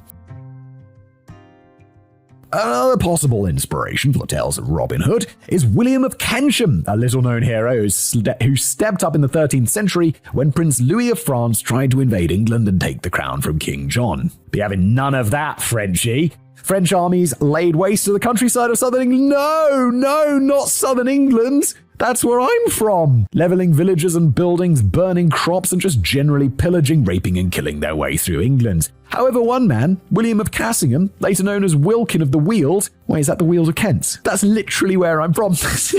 Yes. Wasn't going to stand for this kind of behavior. The woodlands of Kent, yes, that's where I'm from. Densely forested and sparsely populated became William's battlefield. With over a small force of skilled local huntsmen, armed with their trusty longbows, extensive knowledge of the terrain, and hit-and-run tactics, William and his men had a great advantage over the heavily armored French knights. Who exactly William was in this is a little unclear. He might have been a young loyalist with some military skills, possibly learned while fighting in France, but like Robin Hood, he had the support of local villagers who provided supplies and information, probably because he returned the possessions looted by the French army to their rightful owners. The French considered him an outlaw, and William cultivated a well-earned reputation for taking no prisoners, killing around 1,000 French soldiers. God damn, my dude. That's a number, isn't it? If that was real, that's got to be like a wreck. That's got to be up there with the most effective soldiers. Because aren't there like snipers who killed like 300 people or whatever, and that's like some of the highest kill counts? 1,000? In hand-to-hand combat, basically, with like swords? Jesus. By 1217, Louis admitted defeat and withdrew his army back to France, where he belongs. William was rewarded for his service to the crown with titles and land in Essex and Kent, and became a widely celebrated hero for both his success and his gallantry, which does sound a bit like Robin Hood. Yeah, it does sound a bit like Robin Hood, doesn't it? It's almost like his, people who wrote the Robin Hood stories or came up with them could have heard of this tale and almost like used it a little bit. Kind of sounds like that, doesn't it? Inspirational outlaws. Before the story of Robin Hood, there are a few other notable outlaws who got their own ballads and who might have inspired the tales of Robin Hood. The first would be Hereward the Wake, a real outlaw who became the main character in the ballad Jester Harawadi, composed in the mid-12th century, 300 years before Robin Hood shows up. The hero, Hereward, is banished and outlawed at the age of 18 by King William I, also known as William the Conqueror.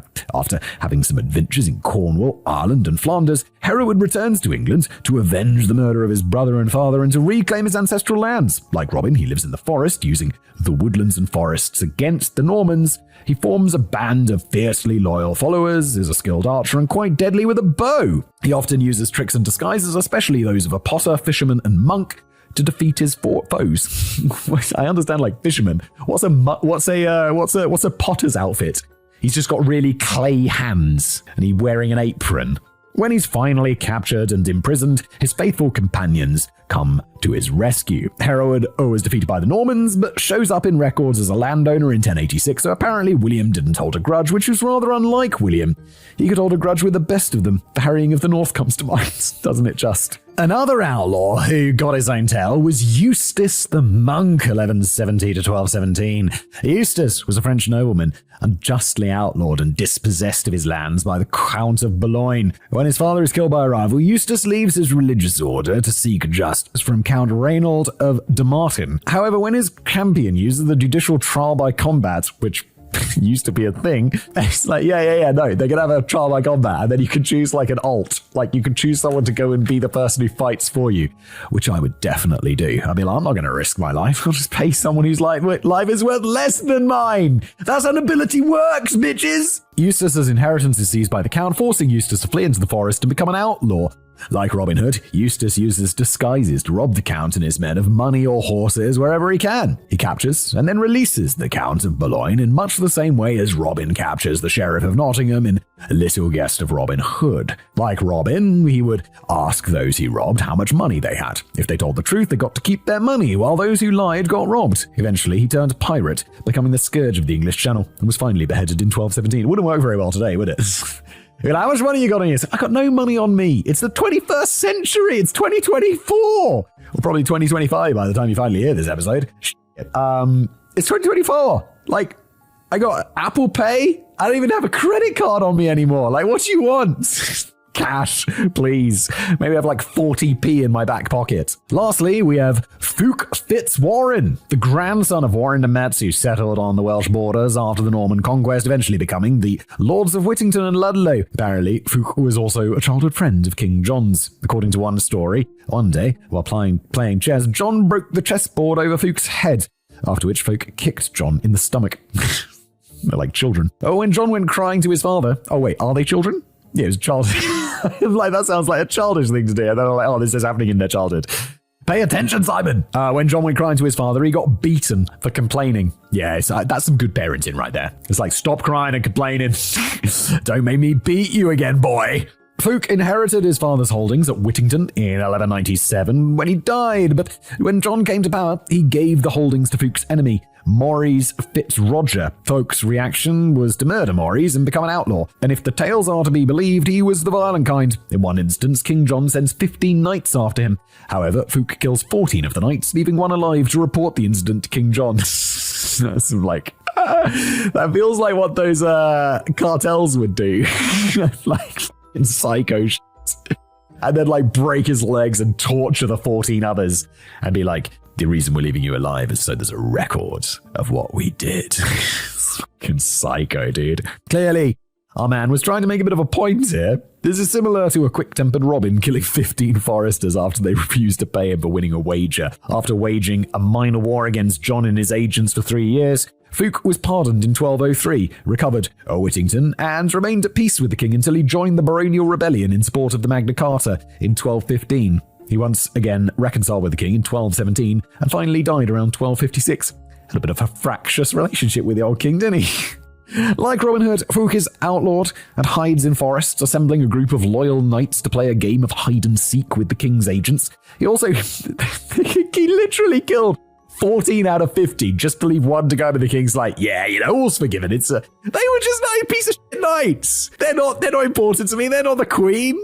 They're not the bishops. They're just useless knights He also has a close second-in-command, John de Rampaine. In one scene, Fuchs John waylays a caravan of merchants, delivering them to Fuchs, who tests their honesty in the same way Robin Hood tested the honesty of his victims. In another scene, King John, like the sheriff in Little Jest of Robin Hood, is tricked into the forest where he is captured and released after swearing an oath. Of course, there are a whole lot of differences, but it certainly seems that some of the core elements are quite similar, so Fuchs' story might add some spice to the tales of Robin Hood. Robin Hood the Fairy. Well, he did wear tights.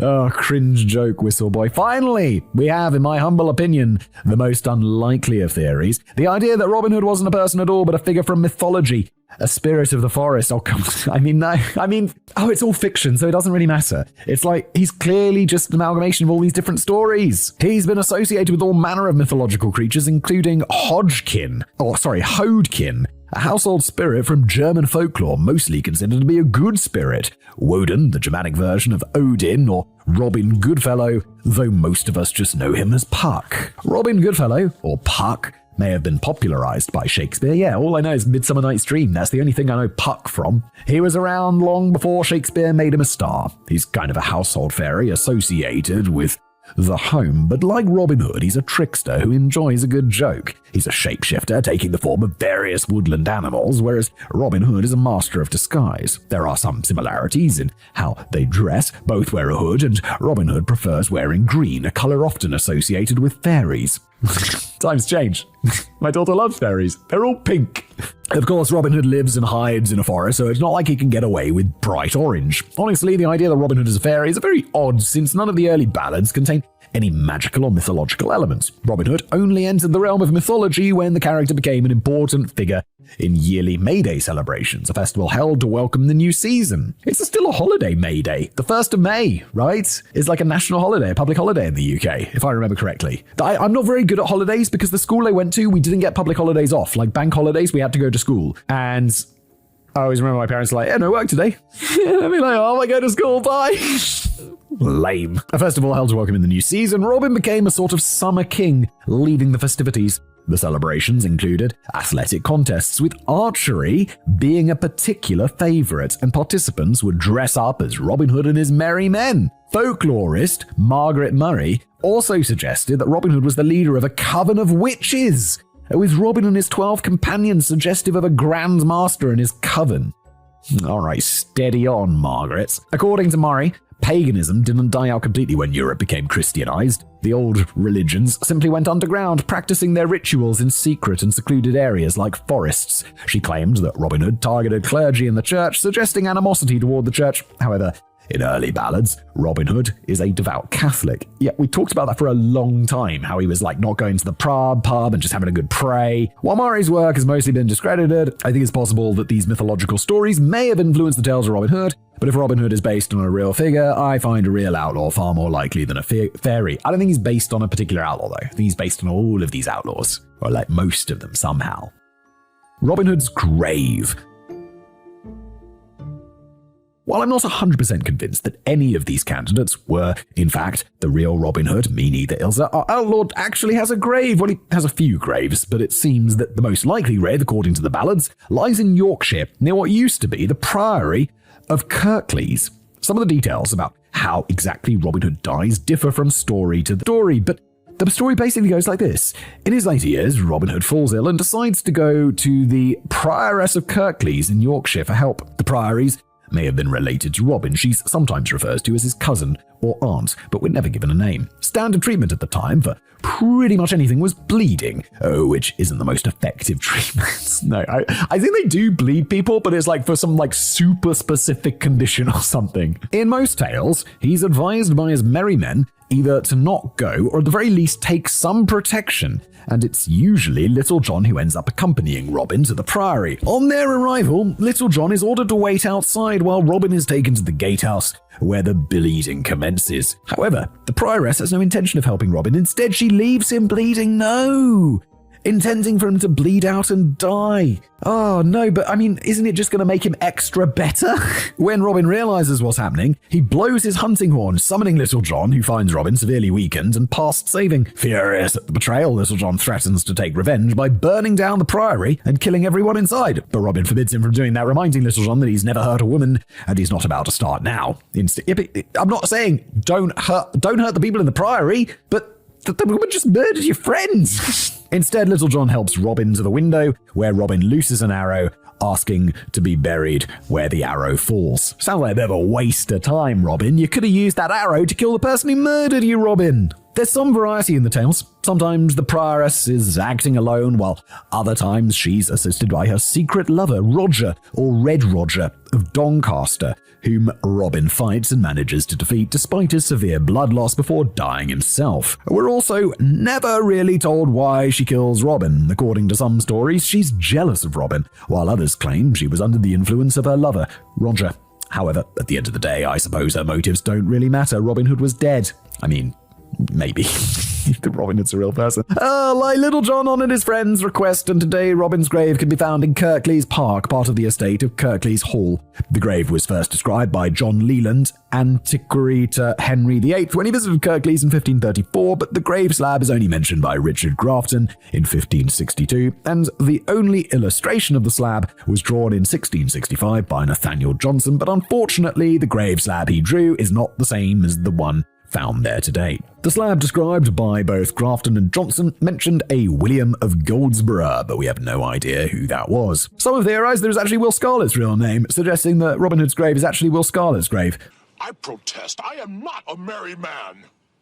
On the contrary, Lieutenant Worf, your clothing identifies you with the character of Will Scarlet. Sometime in the 18th century, an iron frame and wall was built around the grave to protect it from souvenir hunters. Labourers working on Yorkshire and Lancashire Railway chipped off fragments to use as a cure for toothache. Oh, yeah. Grind up those rhino horns, boys. Unfortunately, the whereabouts of the original grave slab is unknown, and the stone marking the grave today contains an inscription that tries very hard to be archaic English but fails miserably. This form of stylized pseudo-archaic English was very popular in the Victorian era, though. The current inscription possibly comes from a 1630 ballad and basically says the following. Here underneath this stone lies Robert, Earl of Huntingdon. Never was there an archer so good, and people called him Robin Hood. Such outlaws as he and his men will England never see again.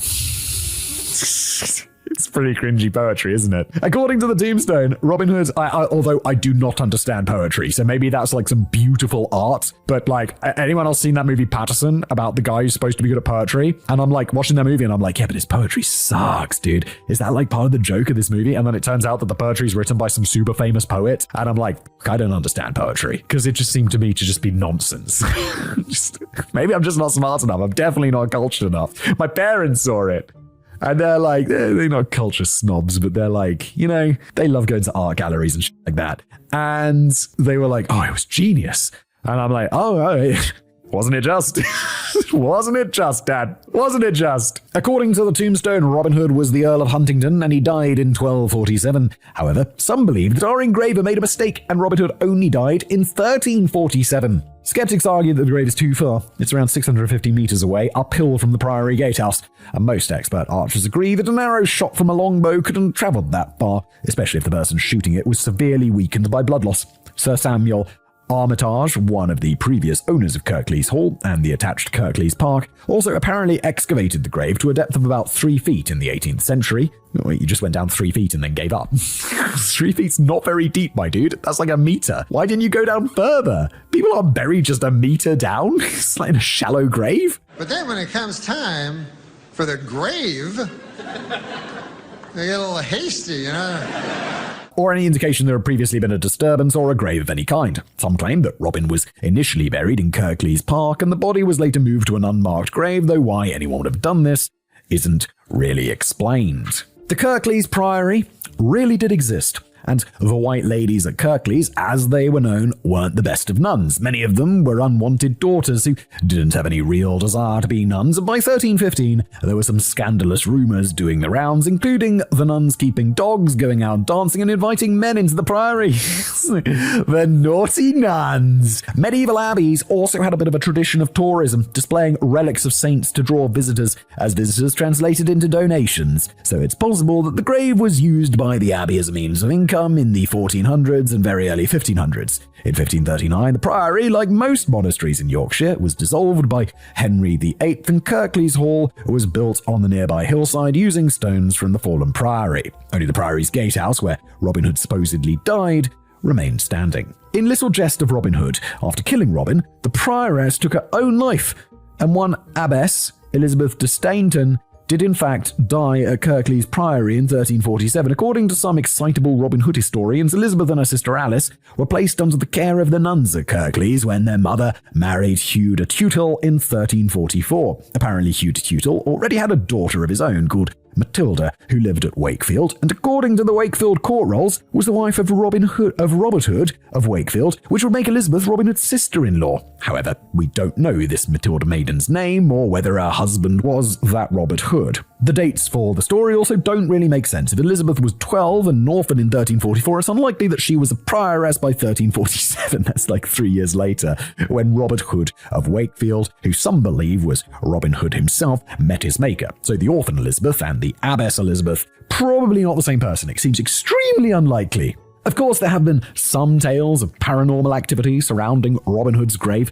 In 1920, it wouldn't be an episode of Decoding the Unknown if we didn't mention ghosts, would it now? We got fairies in there. The only thing we're missing today is aliens. In 1923, John Hill, a tenant farmer living in the gatehouse where Robin died, came home from the pub to see a shadowy figure. You've had too much to drink, mate. Wielding a bow in the upstairs window. The musician, Roger Williamson, claimed to have come across the apparition of a woman with mad, staring eyes while walking through the woods near the grave in 1963 and 1972. And in 1990, Barbara Green, founder of the Yorkshire Robin Hood Society, so not a biased source at all right there, claims that while holding a vigil at the grave, she was overcome with a profound sense of dread and saw a red-headed man accompanied by a black shape amongst the trees, possibly the spirits of the prioress and her lover, Red Roger of Doncaster. According to Reverend Sean Manchester, an ordained priest, alleged descendant of Lord Byron and modern-day vampire hunter, oh my god, I would not like this guy. Was buried in unhallowed grounds while the prioress murdered her own blood, so both could be among the ranks of the undead. Right. When visiting the grave in April 1990, he claimed to have found signs of vampires, which included a cult symbol scrawled on the gatehouse and the mutilated carcass of a goat in the woods, apparently drained of blood and claw marks in the earth around the grave. Okay, he claimed this. Seems like something in the 1990s that'd be pretty easy to produce evidence of. I'm pretty sure we had cameras in 1990. However, an exorcism was performed on the grave in April 2005, so theoretically the undead should quiet down now. Yeah, because that's real. Exorcisms are real. Despite the popularity of Robin Hood, his supposed grave is overgrown and the railings and pillars have fallen down. No efforts being made to maintain the site or turn it into a tourist attraction, which is quite unfortunate. It's probably not Robin Hood's real grave, but it's an interesting part of the legend, and it's worth some conservation, in my humble opinion. Conclusion. Robin was a popular name. So did a man called Robin Hood exist? Definitely. In fact, there were a fair few of them. Were any of these Robert Hoods or Robin Hoods an outlaw? Again, the answer is yes. Were any of them the real Robin Hood? Probably not. And this is most like the reason why Robin Hood is still so popular. In the words of historian Dan Jones, Chaucer is art house, but Robin Hood is box office and has been for over 500 years. Yeah, it's true. It's just a good-ass story. The story isn't tied down to any specific person or sequence of events, making it the oldest open-source text document that we keep adding to today.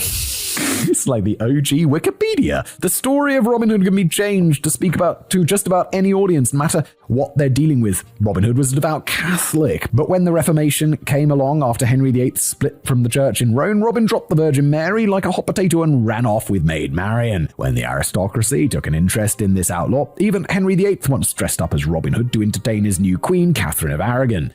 Robin went from a violent yeoman to a dispossessed earl. When the French started lopping the heads off useless aristocrats, Robin Hood stood up against the most useless and evil aristocrat of them all, the usurper Prince John and his corrupt lackeys. And with the rise of capitalism, old Robin became a communist, stealing from the rich and giving to the poor to make sure wealth is distributed evenly. Under McCarthyism in 1950s America, Robin Hood was even banned from schools for giving kids the wrong idea.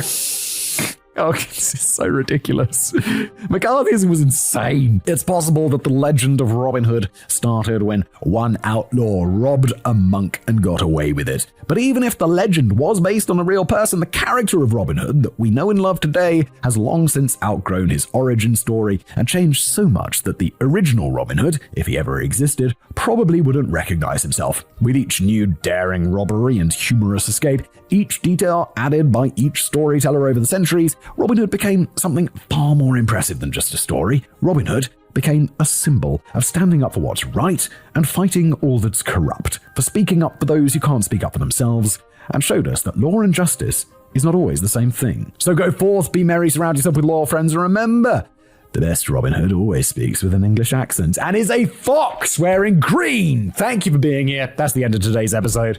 Thoroughly decoded, I would say. And I'll see you in the next one.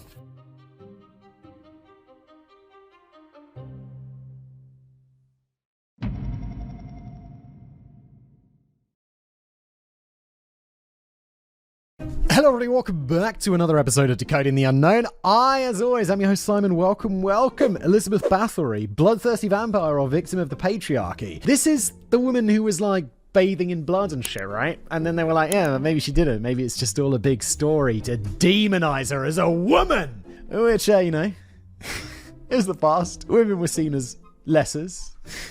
The accurate past. Just joking. Thank you to Emma, who wrote today's episode. She says at the top here, P.S. I'm sorry, there are a lot of Eastern European names in this script, and I have no idea how they should be pronounced. That's okay. Look, the good news is, I don't care. We'll just skip over them. We'll just be like, I guess it's pronounced like this. Also, I do speak a little bit of Czech, so I'll probably do a better job at guessing than I would with, say, like, I don't know, some random African language or something where it's like, oh my, I have no point of reference for that one. All right, let's get into it. The format of the show, if you're new here, Emma writes it, I read it, never read it before. Let's get into it. P.S. I'm sorry. I already read that. Sorry.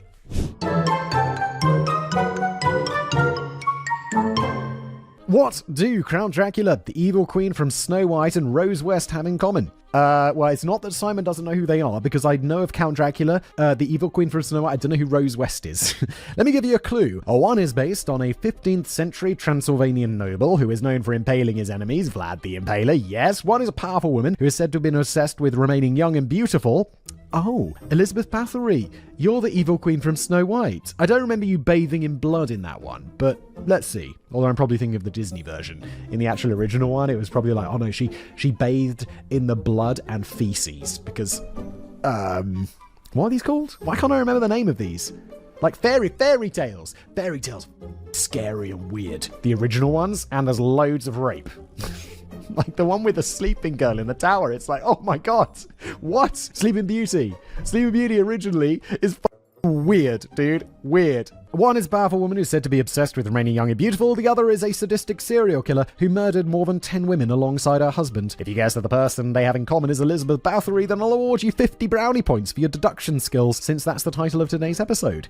I'm not sure I mean, okay. I just assumed it was the Snow White one, but there we go. It's also likely that you're already familiar with the legend surrounding the Blood Countess, namely that according to the Redditor, Orange Wombat. Ah yes, good old Orange Wombat, the font of all knowledge. If you know one thing about Bathory, it's that she tortured 650 virgin girls to death and bathed in their blood to preserve her eternal youth. I mean, yeah, but also worth it. You've heard that Elizabeth Bathory was a seductively beautiful bisexual siren, a butcher, a vampire, a cannibal, a demon. She is history's first documented female serial murderer, and she's also the most prolific serial killer of all time, of any gender. But, and quoting Orange Wombat again here, everything you know is wrong. And that last bit is the reason we're discussing her today on Decoding the Unknown instead of the Casual Criminalist, despite the number of requests we've already had for an episode on her. Because for the past 30 years or so, more and more historians have claimed that Elizabeth Bathory wasn't a serial killer, but a victim of the patriarchy, and that she was innocent of the crimes that she had been convicted of. I feel like I've made a video about this. I feel like I've made it, I know this. And it's not because I went out and read about it in my free time. I feel like I've made a video about this for sure. But there are those who continue to insist that even if the Blood Countess hadn't murdered 650 virgins, contemporary records still suggest that she had been responsible for the deaths of at least somewhere between 30 and 80 young women. So, join us as we take a deeper look at her life, her trial, and the theories surrounding her crimes, and try to decode the truth behind the legend of the Blood Countess.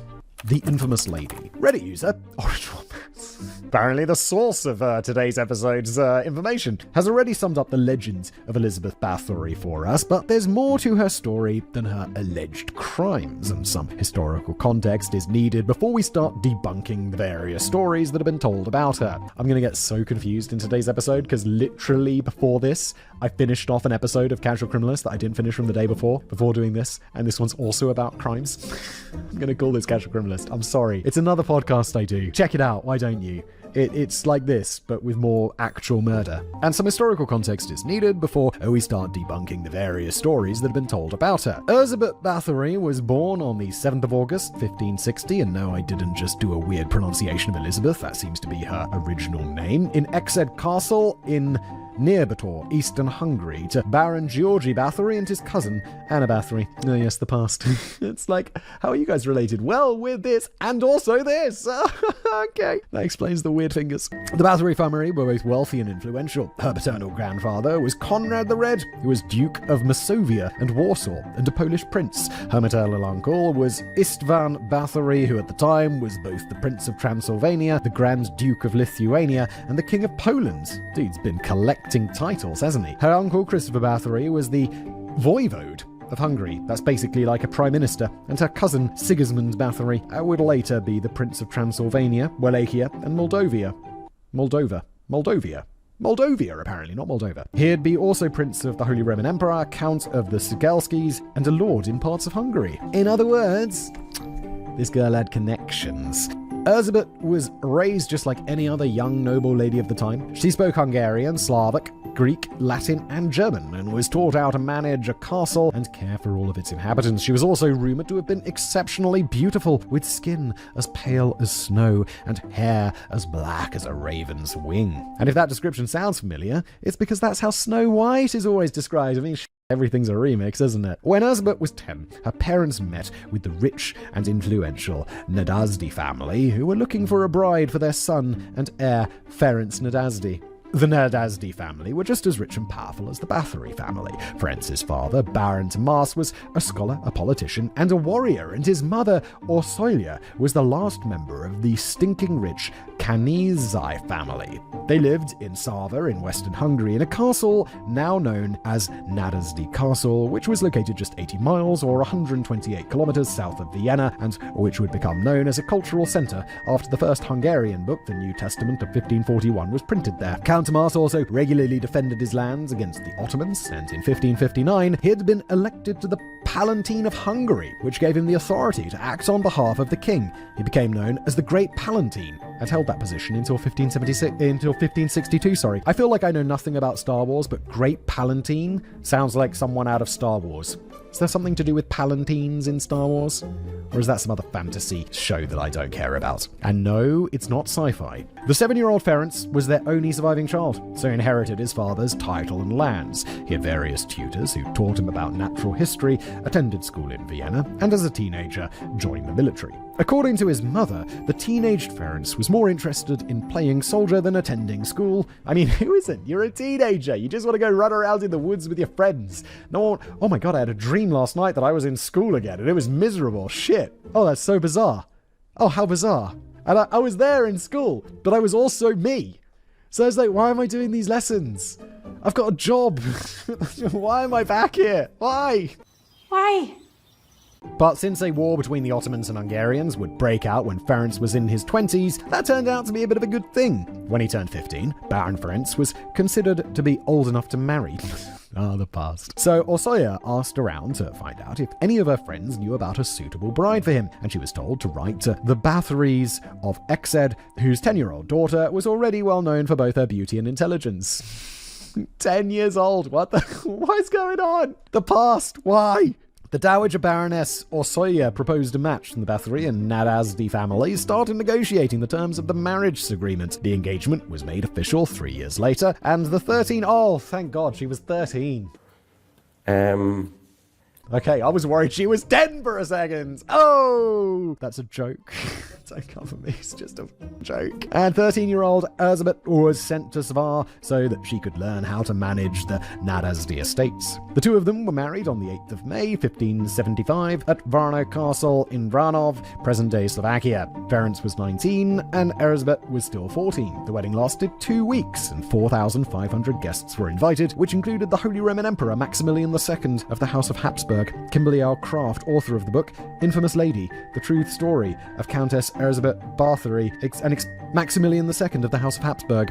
Kimberly L. Craft, author of the book Infamous Lady, The True Story of Countess Erzsébet Bathory, explains that, quote, the alliance of these two powerful families was essentially an affair of state conducted by legions of courtiers and remaining aunts, uncles, and cousins. Both Ferenc and Erzsébet's parents were already dead by this point. The past. Of course they were dead. He's 19, she's 14. Of course they were dead. They're dead decades ago. They were dead before they were even born. And as soon as they said their I do's, they became the proud owners of 20 castles, which are located across modern-day Hungary, Slovakia, Austria, Romania, and the Czech Republic. Not bad, eh? As a wedding gift, Ferenc also gifted his bride with Castle... Jesus. Szezda. No idea. I'm sorry, Hungarians. Hungarian's different, because it's its own language group. It's not Slavic. So I have no idea how to pronounce it, as well as the 17 villages that were surrounding it. According to Kimberly, in a short time, they would possess more wealth than the King of Hungary. Based on the letters that Erzsébet and Ferenc wrote to each other, they were reasonably happy, even though Erzsébet still signed her name as Erzsébet Bathory. They spent some time at court and visited some of their estates, and whenever Ferenc left on business, Erzsébet would be left to keep things running at home. A year after their marriage, Maximilian II was succeeded by his son Rudolf II, who was now the Holy Roman Emperor, the King of Hungary and Croatia, King of Bohemia, and the Archduke of Austria. 2 years after his coronation, the Ottoman Turks started conducting raids all over Hungary, so Ferenc left to go and defend his country against the Ottomans. He's like, yes, finally, war.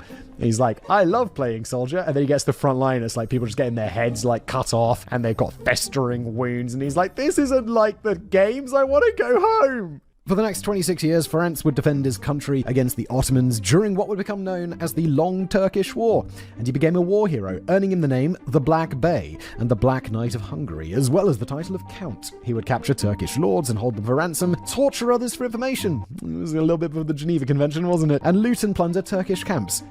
Because he needed the money? Like what? He'd then send his treasures back home to Erzsébet, who would use the money she made from selling these treasures to manage their estates. Weren't they already richer than the king? Like, he's like, yeah, I stole this turkey. Yeah. He's like, dude, why are you stealing? You're rich. What are you doing? The two of them would continue to write letters to each other, but they'd only see each other during the holidays, or whenever Ferenc and his armies were in the area. Then Ferenc's armies would camp out on the grounds of whichever castle Erzsébet was living in at the time, and Ferenc would spend 2 weeks recuperating, drinking wine, and partying before he'd go off again.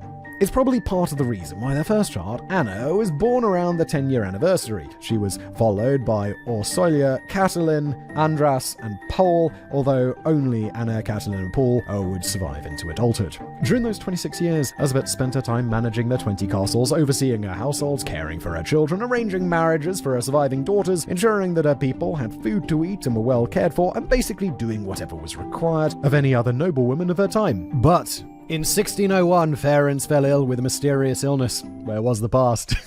Probably wasn't the first time. It caused a weakness in his lower body and made it difficult to continue leading his armies. Not that he stopped. The man continued waging war against the Turks until 1603, when his condition worsened and he became permanently disabled. When the doctors who treated Ferenc informed him that his prognosis wasn't good, the 48-year-old Ferenc started putting his affairs in order, and on the 3rd of January 1604, he sent a letter to one of his closest friends, Georgi Thurzo, and told him that he wasn't going to make it. Ferenc and Elizabeth's youngest son and Ferenc's heir, Paul, was only 6, so Ferenc told Thurzo that, quote, "I formally entrust my heirs and widow under your generous protection." Ferenc passed away the very next day, and Elizabeth was now a widow. She didn't take the requisite year off to mourn her husband, though. Instead, she continued as usual, visiting her many properties and ensuring that everything ran smoothly.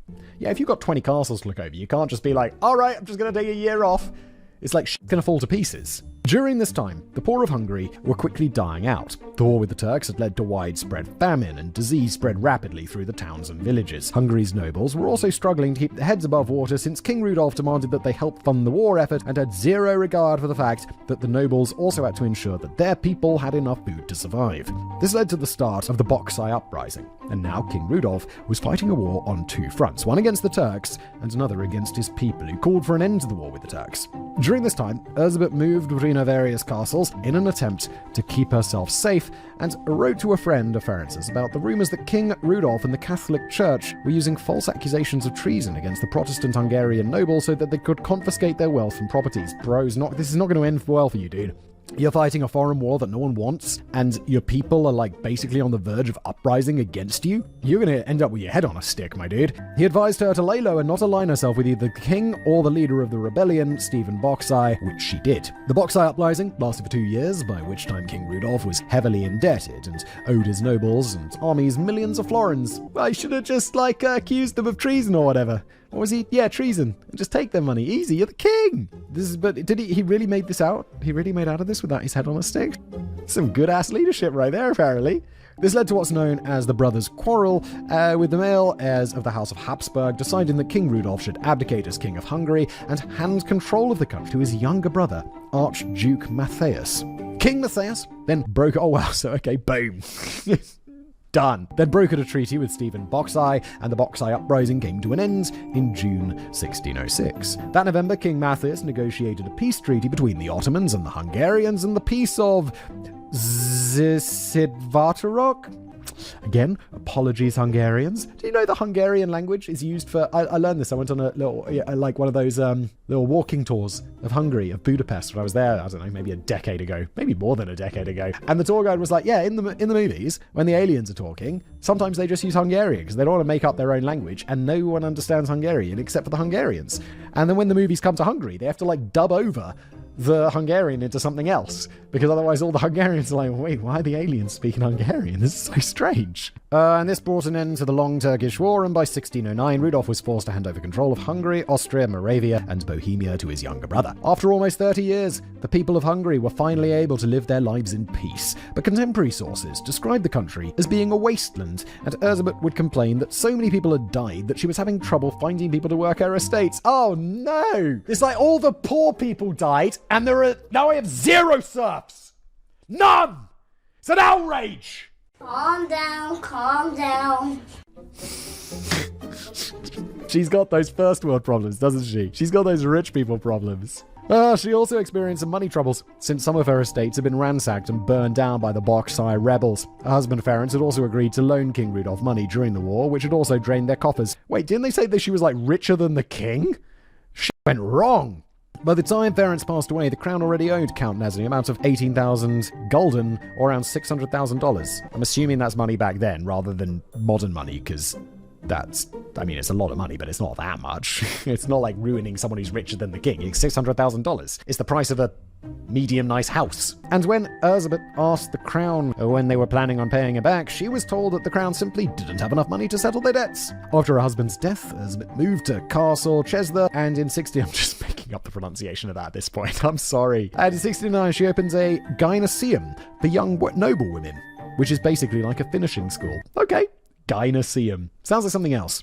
The noble families paid well for the honor of having their daughters trained by Countess Nadasi, the esteemed widow of the Hungarian war hero Count Ferenc Nadasi, and slowly but surely, Erzsébet's coffers started to fill up again. Sounds like a very good business decision, doesn't it? But then the girl started dying And rumors of torture and murder started doing the rounds. Several noble families went to King Matthias to inform him that Countess Elizabeth Nadazi had murdered their daughters, and he ordered his newly appointed Palatine to investigate. On the evening of the 29th of December 1610, the newly appointed Palatine of Hungary, Georgi Thurzo, France's friend and the man it assigned to watch over his wife and children, arrived at Castle Chesda and arrested Countess Elizabeth Nadazi for the torture and murder of numerous noblewomen. Thurzo would report that he'd caught her red-handed, and he had hundreds of witnesses who were willing to testify against the bloody countess. She already had been found guilty even before Thurzo and his men arrived at the castle, and as punishment, Countess Elizabeth Bathory wouldn't be brought to trial, but would instead be locked up in a tower where she would die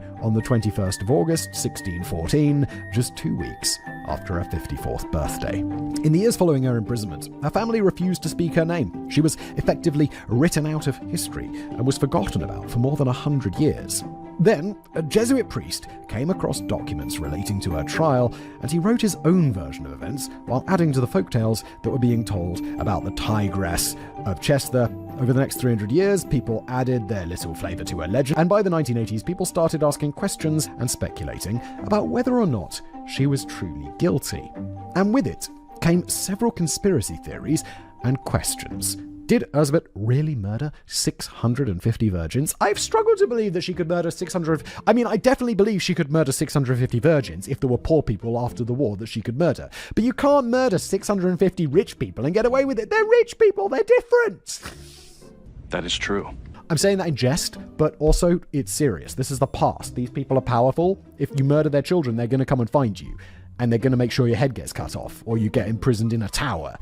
If it's just a poor serf, they're just going to be like, oh, what can I do? It's the Countess. There's nothing.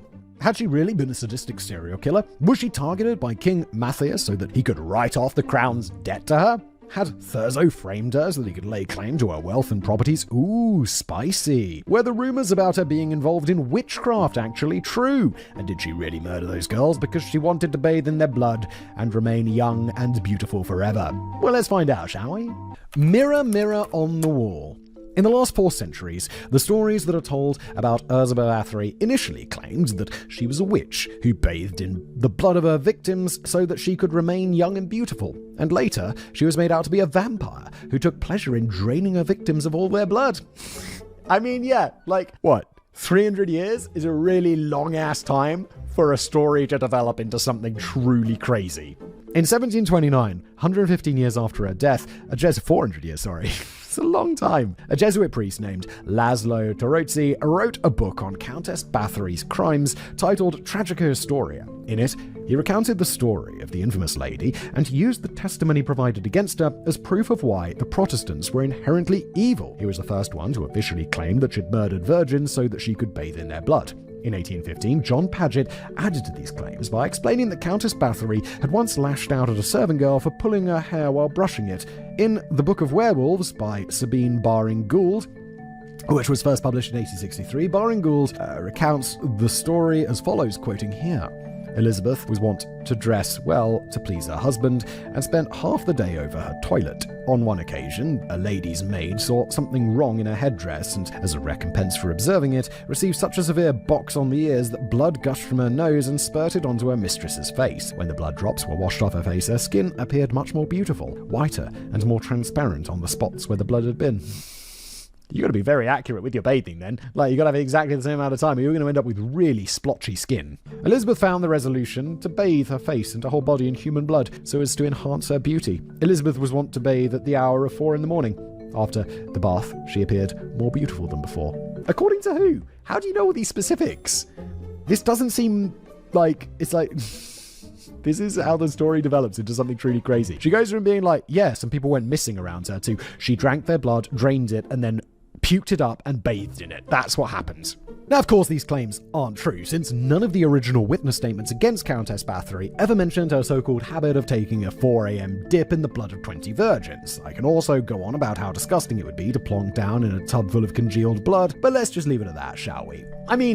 Sure, it'd be disgusting, but that's the whole point. We're talking about someone who's disgusting here. Have people bathed in human blood in history? Yeah, I probably fucking imagine they have, because There's some true psychos out there. Anyway, some of the witnesses who testified against the Countess had claimed that she regularly practiced witchcraft and that several days before the raid at the castle, she and a Slovak forest witch named Erzy Majorova had performed a spell to not only protect Countess Bathory against her accusers, but to also poison Thursday and King Matthias. Later retellings would also claim that the Countess Bathory's bisexual aunt, Clara Bathory, had taught her all about magic and curses, how to have sex with women, and how to torture and murder her victims. Yes, all of that sounds highly realistic, doesn't it? It is a fact that a Slovak forest witch named Erzy Majorova had lived at the castle at the time, and no matter what your stance is on the existence of magic and witches, I mean, I believe there are people who think they are witches, but there's no such thing as magic, it is entirely possible that they had performed some kind of ritual to protect Erzsébet against her accusers, since Erzsébet steadfastly believed in their power. In one of her letters to her husband, Ferenc, Erzsébet had sent him a spell that he could use to protect himself against his enemies. Quoting it, "Catch a black hen and beat it to death with a white cane. Keep the blood and smear a little of it on your enemy. If you get no chance to smear it on his body, obtain one of his garments and smear it." Can you imagine being the husband who's away? It's like, oh, my wife's lost it. She's doing all these weird spells. She wants me to kill a chicken, boys. Women, am I right? As we know, these witches were often just women who practiced natural medicine and who adhered to pagan beliefs and superstitions, which often included performing spells to protect a person against evil spirits or influences. But this was the early modern era, and the church was waging its own war against Satan and the witches who did his bidding. In fact, over in Merry Old England, witchcraft had already been classified as a capital crime way back in 1541, and in Europe they were already in the middle of what would later become known as the Trials of 1580 to 1630, a period during which an estimated 40,000 women would be found guilty of practicing witchcraft and were sentenced to die. During the investigation into the Countess's crimes, Erzy Majorova was found to be guilty of being a witch and was burned at the stake shortly after. Countess Bathory, on the other hand, was only considered to be guilty of the torture and murder of dozens of young women. The claims that Erzsébet's aunt Clara had taught her about witchcraft and murder are also thought to be false, because since when Erzsébet was 10, Aunt Clara would have already been in her 50s at a time when people rarely celebrated their 50th birthday. Not only that, but that little spin on the tale was only added in the 20th century, so that brings an end to the claims of Countess Bathory being a witch. Surprise! Then Gothic horror became a thing, and Countess Erzsébet Bathory became a vampire. Yes! The claims... the book Carmilla by Irish author Sheridan Le Fanu tells the story of a beautiful Countess Malaka Karnstein who was turned into a vampire in the 17th century and later seduces the innocent and virginal Laura, who just moved to Styria in Austria with her father. Countess Malaka poses as a young woman named Carmilla and preys on the other young women in the area, leading to several mysterious deaths. Carmilla was written in 1871, so it's technically older than Bram Stoker's 1897 novel Dracula, which was inspired in part by the Transylvanian nobleman Vlad the Impaler. Then Hollywood started making horror movies, and in 1971 the movie Countess Dracula was released. That same year, a Belgian erotic vampire thriller called Les Lèvres Rouges, or aka Daughters of Darkness, was released, and both films turned Countess Bathory into a vampire who drank the blood of virgins. Since we all know that vampires aren't real and only exist in fiction, we don't have to debunk this one. So let's move on to the next theory. It is ridiculous that it's like, yeah, most of her story just comes from like different eras in fiction and people adding to her story just as they saw fit in fiction. And then, I don't know, people being like, yeah, it must be real. Angel of Death and Mercy.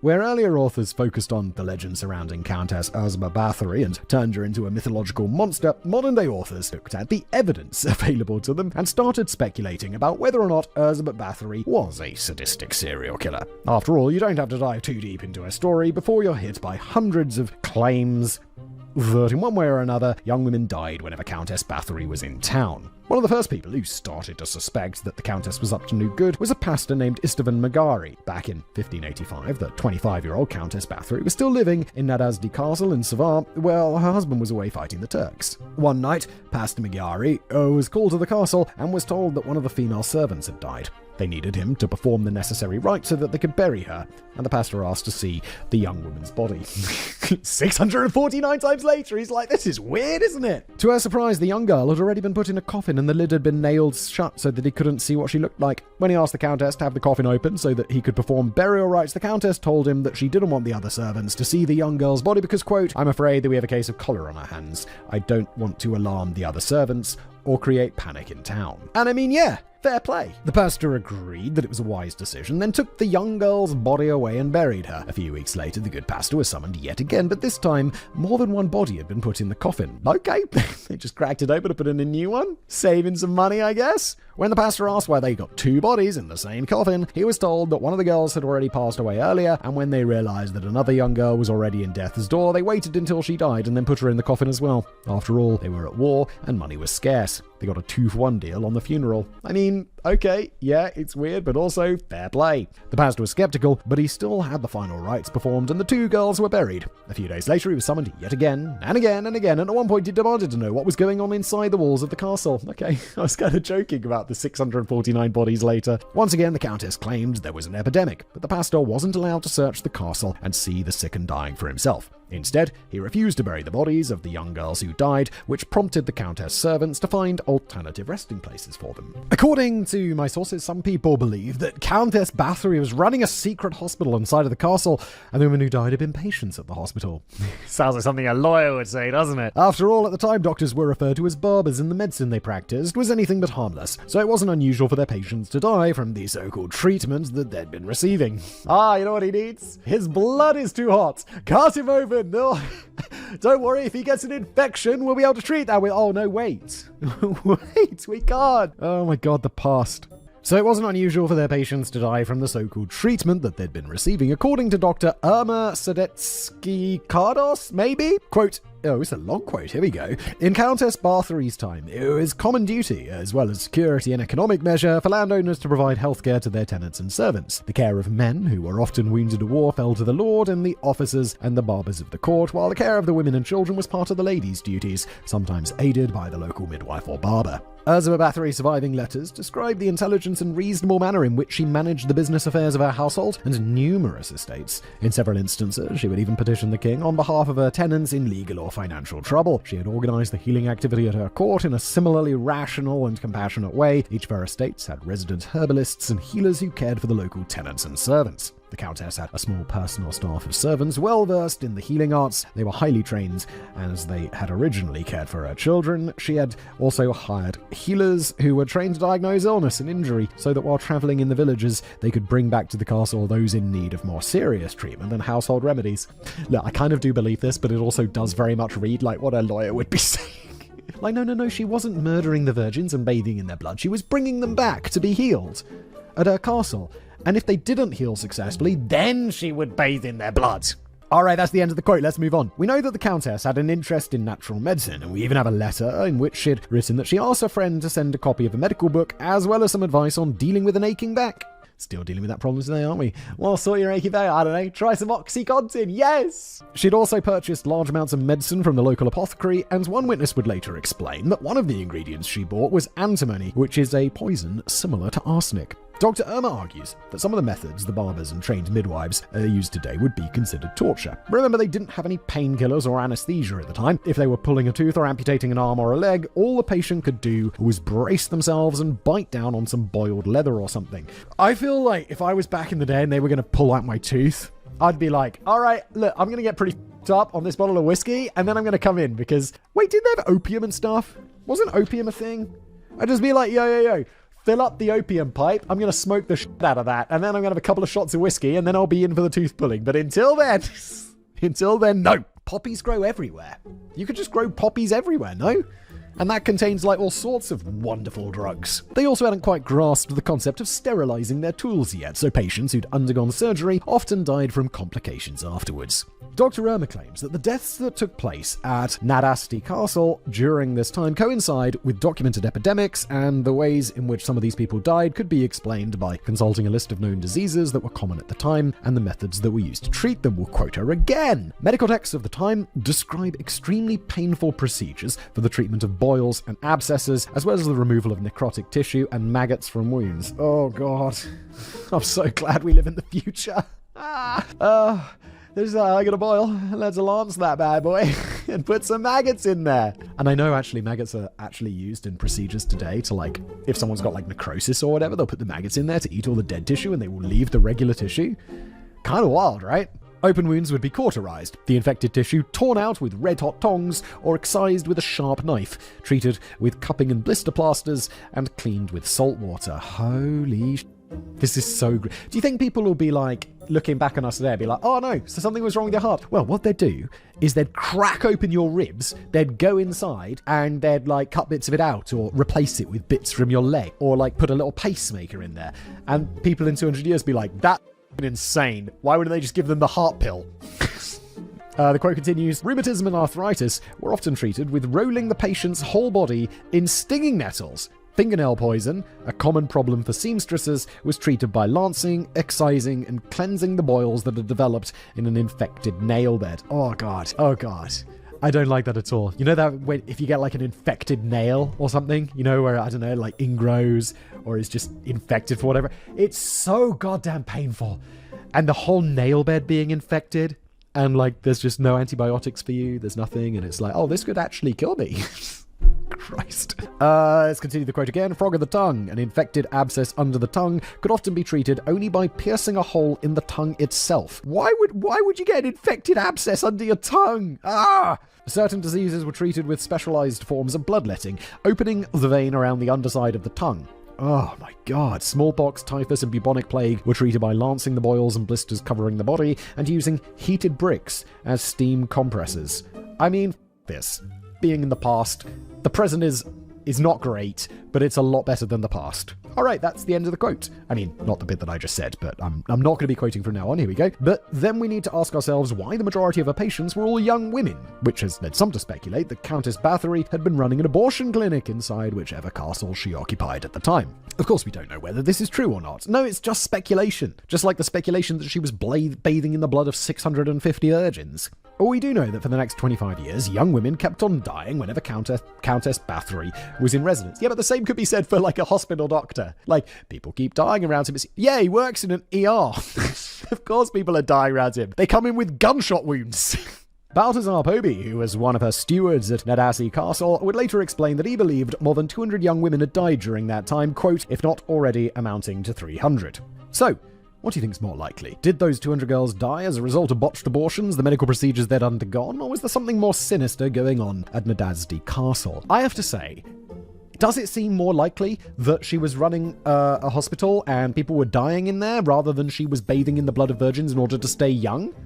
Yeah, I mean, one is prima facie much more likely. The Bloody Countess. In the last 30 years, true crime enthusiasts have tried their best to fit Countess Bathory into the mold of the modern female serial killer. This has led to claims that she'd witnessed the torture and execution of a Roma thief when she was a child, that she'd been taught how to poison and even murder people by her Aunt Clara, she'd been insane, a sadist, or suffered from epilepsy, and others claimed that Fremnetz Nadasdi had been the one to teach his wife how to severely punish and torture their servants. I mean, great, but is there absolutely even a shred of evidence for this? It's a really long time ago, and as they say, extraordinary claims and all, so come on now. According to some sources, Ferenc Nadasdi had a reputation for being merciless when it came to his enemies, and his methods of torture were particularly cruel. Some claim that when he went to visit his young wife, Ferenc taught her the methods he'd used to torture the captive Turks, and had even gifted her with a clawed glove that she would later use to claw at her victims' bodies. According to a thesis on the Bloody Countess by Rachel L. Bledsaw from Highland College, quote, torturing servants, particularly female ones, was a common practice in the Nadasdi Bathory household before 1605. Ferenc himself taught his wife a technique to rouse servants that involved rolling pieces of oiled paper between a servant's toes and lighting the paper on fire. Sadistic punishments for servants were not known, but Francis never let the punishments cause death. It was only after he died that the fatal beatings occurred without any real regularity. This was according to who? Someone, Rachel L. Bledsaw, a thesis from Highland College. Okay, what's the evidence for this, though? Where?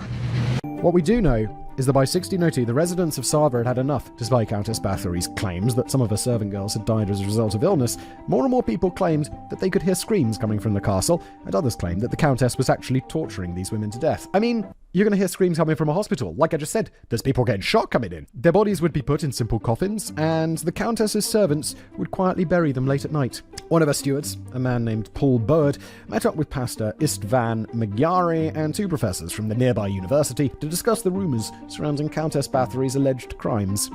They reportedly told Pastor Maggiari that he had to do something to stop the bloody countess because, quote, "It is feared that the Lord God will punish us along with you. Either let us all go and get away from here, or you, good Mr. Istvan, since you are a man of the church and would otherwise be guilty, must warn her. If she does not stop, then you must announce her deeds from the pulpit because it offends the Lord God, and he will not tolerate it." So, one Sunday morning, in March 1602, Pastor Maggiari stood in front of his congregation and publicly confronted the Countess. He told her that they all suspected her of murdering the young women who worked for her. If she wanted to prove her innocence, all she had to do was allow them to dig up the bodies so that they could see for themselves whether the girls had been murdered or not. All right. This doesn't sound, it's a bit much, but it doesn't sound unreasonable. The 42-year-old Countess Bathory countered his demands with the 17th century equivalent of "Do you even know who I am?" and sent an angry letter to her husband explaining that some low-life priest had just publicly accused her of murder. Yeah, this is like, if you're going to aim for the king, don't miss, you know?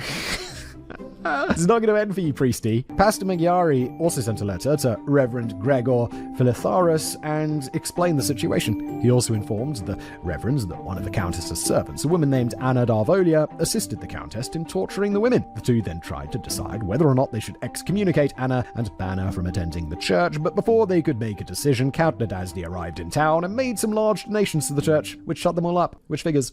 Yeah, it does. But also, are they basing this on anything? It just seems like they're guessing. It just really, there doesn't seem to be any evidence for this, unless everyone's just not telling me about some, huge evidence that just, I don't know where it is. Why? For the next 7 years, young women kept on dying, and some claim that after Ferenc Nadasdy passed away, the Countess's victim count skyrocketed. She moved her court to Castle Seyster, and now bodies were being left all over the place. Some were tossed over castle walls, others were left in the woods, and some drifted downstream. Look, again, if we're unsure about her guilt in the modern day because of new research or whatever, there surely can't be actual evidence of this. Because if bodies were being tossed over the castle walls and just drifting downstream in rivers, people would be like, "Oh, look, a murdered body from the Countess's house." So this can't be accurate if we're questioning it. Because if this was locked in as rock-solid evidence, there wouldn't be a question, or much of a question. But there is. Not all of the victims died, though, and some of them would be found by the villagers who lived in the 17 villages that surrounded the castle. They would report that some of the young girls had been as young as 12 and had been lured to the castle with the promise of good, honest, and steady work. Instead, they'd been beaten and tortured for the smallest transgressions and barely escaped with their lives. As we all know, the past was the worst, and historian Rachel L. Bledsoe explains that, is this the previous... Yeah, with the torturing servants, the thesis, which I wasn't sure about the evidence for. Let's carry on. Explains that at the time it wasn't unusual for nobles to mete out harsh punishments whenever their servants displeased. Yes, sure, but the past was the past. It's really bad, but not unusual, and very different from murdering them and torturing them to death. At the time, the rest of Europe was moving into the pre-industrial age, and more people left the country and moved to cities. But after fighting near constant wars for the last 50 years, Hungary still followed the feudal system, and in particular, a set of customary laws called the Tripartitum, which specified that serfs were the property of their lords and that it was the responsibility of those nobles to mete out justice as they saw fit. But again, I don't know if this adds up, because meting out justice, and as wrong as it was, at least there's a logical thread there of servant misbehaves, beat servant, hopefully servant doesn't misbehave anymore. But chop off servant's fucking feet, and you don't have a servant anymore, you've got someone you have to look after, or you've got, or if you kill them, then you've got no one at all. Why would you damage your own, as weird as it is, why would you damage your own property in that way? Anyway, according to Bledsoe, a long quote here, violence was such a recognized and accepted part of life in early modern Europe that it had its own codes. Interpersonal violence, defined as any violent act outside the parameters of war or judicial punishment, could be public or private, and depending on the sphere, the code of conduct changed. In public, violence was kept to the same gender. A man attacked a man, a woman attacked a woman, but it was also between those of the same social standing. Sounds very organized, doesn't it? It's like, no, you can't beat me because you're a peasant. Or it's like, no, you can't beat me because you're a lord. So, a non-noble never confronted a noble in public, even if they were both men. The rule of non-confrontation did not exactly translate from noble to non-noble, but it was considered uncouth for a noble to physically assault or abuse someone of lower standing in public. These codes of conduct, however, only applied to public displays of violence. Private violence, such as the correction of servants, wives, or children... Correction. It was also an accepted pass. Did you beat our son? It's like, no, I didn't beat him, dear wife. I corrected him. in early modern Europe and functioned by its own rules. In private, nobles disciplined their servants as they saw fit, and beatings were considered necessary since servants were deemed more unfit specimens of humanity. The first! Paradoxically, because a noble was considered better, it was expected that punishments were meted out appropriately and did not maim or kill the servant. Because it was uncouth to attack a servant publicly, there were rarely witnesses to the corrections. Therefore, only the results were seen and not the act. Most of the witness statements explained that some of the Countess's victims had been serving girls who displeased her. The Nadasdis then punished them in a way that suited the crime. One witness claimed that a girl had stolen fruit from an orchard at Nadasdi Castle, and as punishment, friends had tied her to a tree and covered her in honey. She was then made to stand there all day while insects and bees ate the honey and stung her. Which, I don't know, honey is quite expensive. And I imagine it was more expensive back in the day because it was like, I don't know, harder to get, was it? I don't know. Maybe it's in beehives. Gotta go looking in the forest for bees. But that seems just very wasteful. One serving girl had reportedly stolen money from the Countess, and as punishment, the Countess put a coin in the fire and then pressed the red-hot coin into the girl's palm. Now that seems more sensible. That seems like a low-cost, effective punishment that's not going to maim or kill the servant. A man named Benedek Dezo would later testify that, quote, once, on one occasion, while traveling in the direction of Bratislava, Ferenc Zempti gave Lady Bathory 2 potato pagasco, which is a type of biscuit, to take along. The mistress gave those to the German girl to hold. The girl ate one and could therefore no longer present it. As a result, the mistress heated the other until it was very hot and then shoved it, nearly flaming, into the girl's mouth.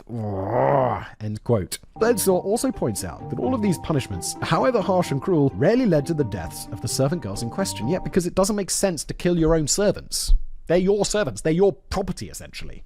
The exception was the servant girl who'd reportedly been tossed out into the cold during winter and then was repeatedly doused with ice-cold water until she froze to death. It's speculated that these servant girls were the ones who survived and spread the rumor that the Countess and some of her servants habitually tortured young women to death. By 1609, the local villagers and some of the nobles who lived in the area all knew that Countess Bathory was particularly cruel towards her servants, and all of them had heard the rumors that she kept virgins locked up in secret torture chambers where she and a group of her most trusted servants would then torture them until they died. But again, this is just rumors. But then she opened her gynoecium, and within a year, 8 of the young noble ladies who'd been enrolled there were dead, and their pissed-off relatives sent a petition to King Matthias and asked him to bring the widow Nadasdi to justice. A victim of the patriarchy. In September 2005, Dr. Irma Stadazki-Kardos wrote an article on Elizabeth Bathory titled The Bloody Countess, an examination of the life and trial of Elizabeth Bathory. In her introduction, she explains that, quote, by the 1980s, thorough research by legal and historical scholars had established that the proceedings against Elizabeth Bathory had, in fact, been a show trial. In an era when Hungary had been torn into 3 pieces, Elizabeth Bathory's persecution was used in Transylvanian politics as a means to ruin the national reputation of the Bathory family and to legitimize Palatine Georgi Thursdow's quest for power. Yeah, there's other things going on here. She continues to explain that when the charges of murder and torture were made against Ezra Bathory, the Habsburgs were already in the middle of a standoff against her cousin, Sigismund Bathory, who was the Prince of Transylvania at the time. The Habsburgs were doing their best to put a Habsburg on the Transylvanian throne, and Elizabeth's nephew, Prince Gabor Bathory, was also doing his best to shove the Habsburgs off the Polish and Hungarian thrones. Elizabeth openly supported his efforts, and it's implied that the accusations made against Countess Elizabeth Bathory were an indirect attack on the House of Bathory as a whole. Quote, Elizabeth had thus become the pawn and ultimately victim of a political strategy aimed to secure power over the Transylvanian Principality. However, Rudolf II, Matthias II, Sigismund Bathory, and Gabor Bathory were only background players in this political drama. The most significant role would belong to a man who, under the guise of protecting the nation's interests, deftly satisfied his own ambitions, Palatine Georgi Thursday. Yeah, so the question, in my mind right now is, did she murder and bathe in the blood of 650 virgins, or is there some sort of weird power dynamics going on and it makes a lot of sense to paint her in a bad light so that some dude can capture power and consolidate things? Obviously, the latter seems a lot more likely, doesn't it? Especially when we don't seem to be any actual evidence for the bathing in the blood. There just seem to be some people who died, which is normal. It's the past. Dr. Irma goes on to explain that once these fictitious charges were made against Ursula Bathory, Palatine Thurzo had done his best to build a case against the Countess and had gathered the testimony of more than 200 witnesses who were willing to testify against Countess Bathory. His so-called inquest into her crimes didn't comply with any legal procedures of the time, and he did his best to ensure that the Countess never went to trial. Dr. Irma also claimed that throughout 1610, he had led a rumour campaign throughout Western Hungary, and that all of his so-called witness statements consisted of hearsay instead of verifiable fact. That's the word I was looking for. It's when there's no evidence. All it's been so far is hearsay. To quote again, among the 300 who would testify, there were no victims who had been hurt and no eyewitnesses who had seen the actual events. Jesus. Then that 300 might as well be nothing. And obviously there's a powerful guy with lots of money who's pulling the strings to get them to do things, right? Extraordinary claims, extraordinary evidence. And we don't have that extraordinary evidence. If the charges had been real, eyewitness and victim testimony would have been invaluable for the prosecution, but these witnesses who had learned about the crimes by word of mouth testified about several hundred victims, each citing a different number, end quote. Now, not only that, but some of the men who'd participated in the raid on Castle Chesler had reported that Palatine Thurzo had already decided the Countess Bathory was guilty long before they arrived at the castle. Oh yes, we had that right at the beginning. And had already decided how she would be punished. After they raided the castle and imprisoned the Countess, Thurzo would claim that they'd caught Elizabeth red-handed and reported that when they'd arrived at Castle Chesler, they'd found the body of a bloody and tortured young woman lying on one of the staircases. He also claimed that he'd found several other girls in a dungeon who'd been beaten half to death and had come across the Countess's accomplices while they were in the process of torturing another young woman. Dr. Irma claimed that this woman had actually been mauled by a wild animal and had been at the castle to receive medical treatment, but her testimony was never included in the witness statements brought in against Countess Bathory. No, because it doesn't fit the narrative that they want to push. She's the actual person who was there, it seems. Thurzo then denied the Countess the opportunity to defend herself against the allegations he had made against her and continued to torture her four most trustworthy servants until they all provided him with the testimony he wanted. Ah yes, because under torture people always provide accurate information, don't they? Rather than any information that the person wants in order to, stop the torture, maybe?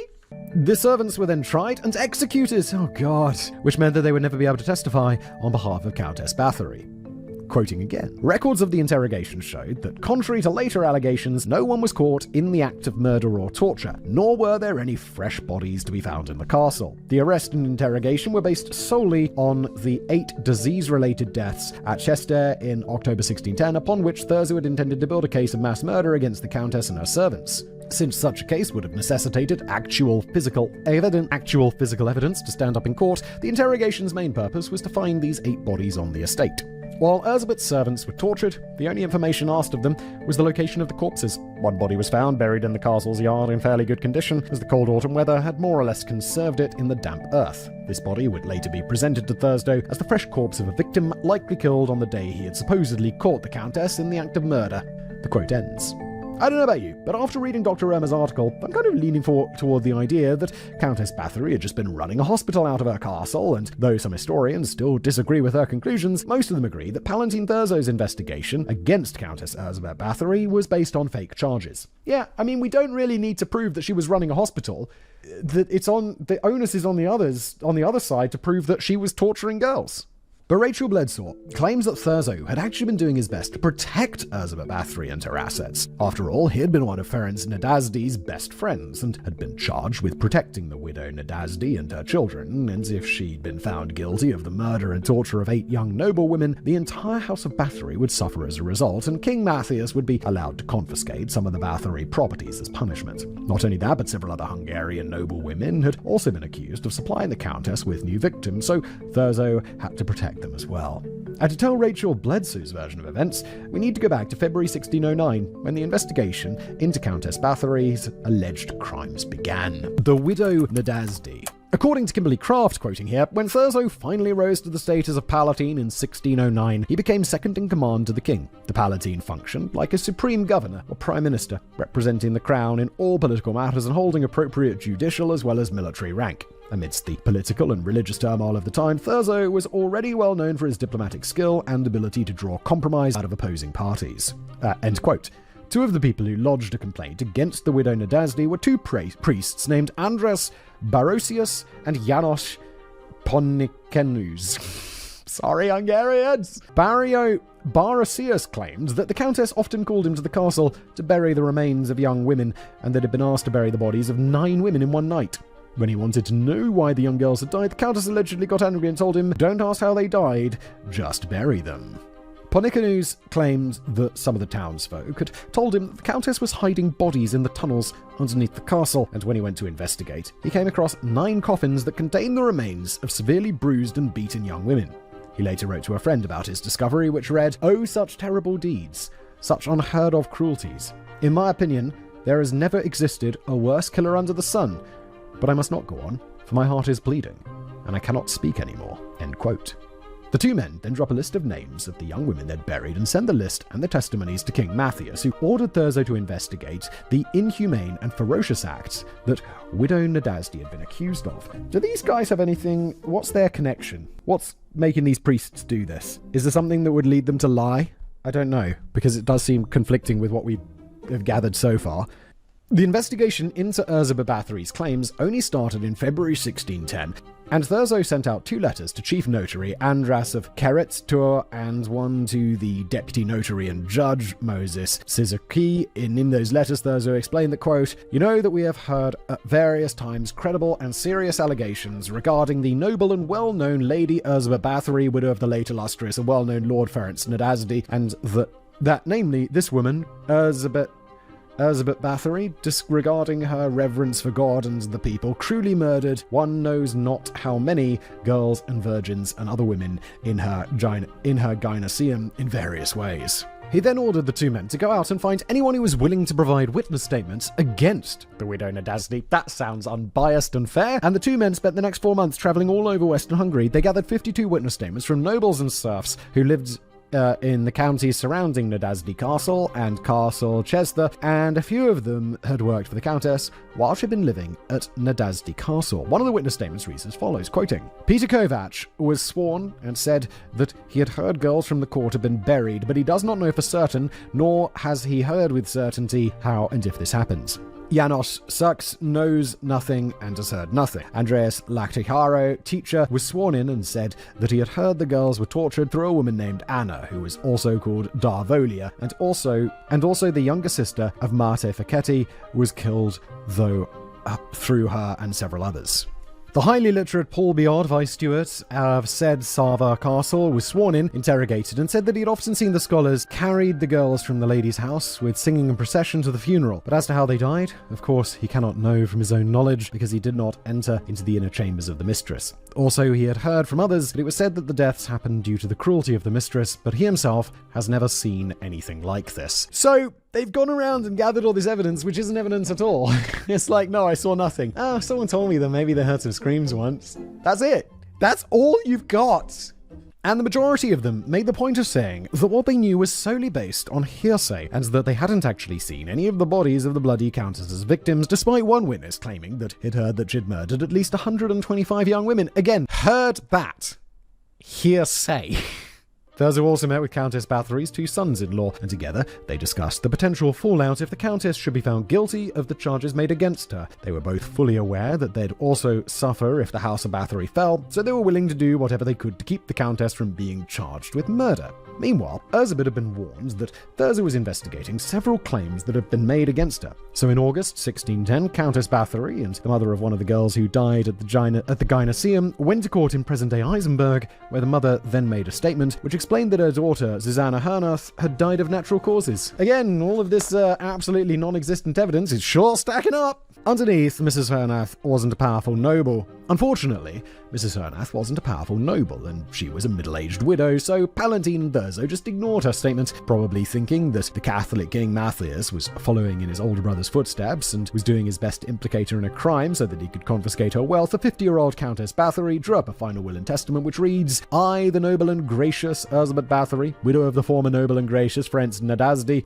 covered by God's grace, now in old age and without strength, in an ailing state, am obliged to tend to matters that cause me excruciating suffering due to the passing of my blessed and beloved husband, weakening me from day to day." She continues to explain that following her husband's death, she had done her duty and had ensured that her daughters were married to good men and that her son received the education he was due as a nobleman's son.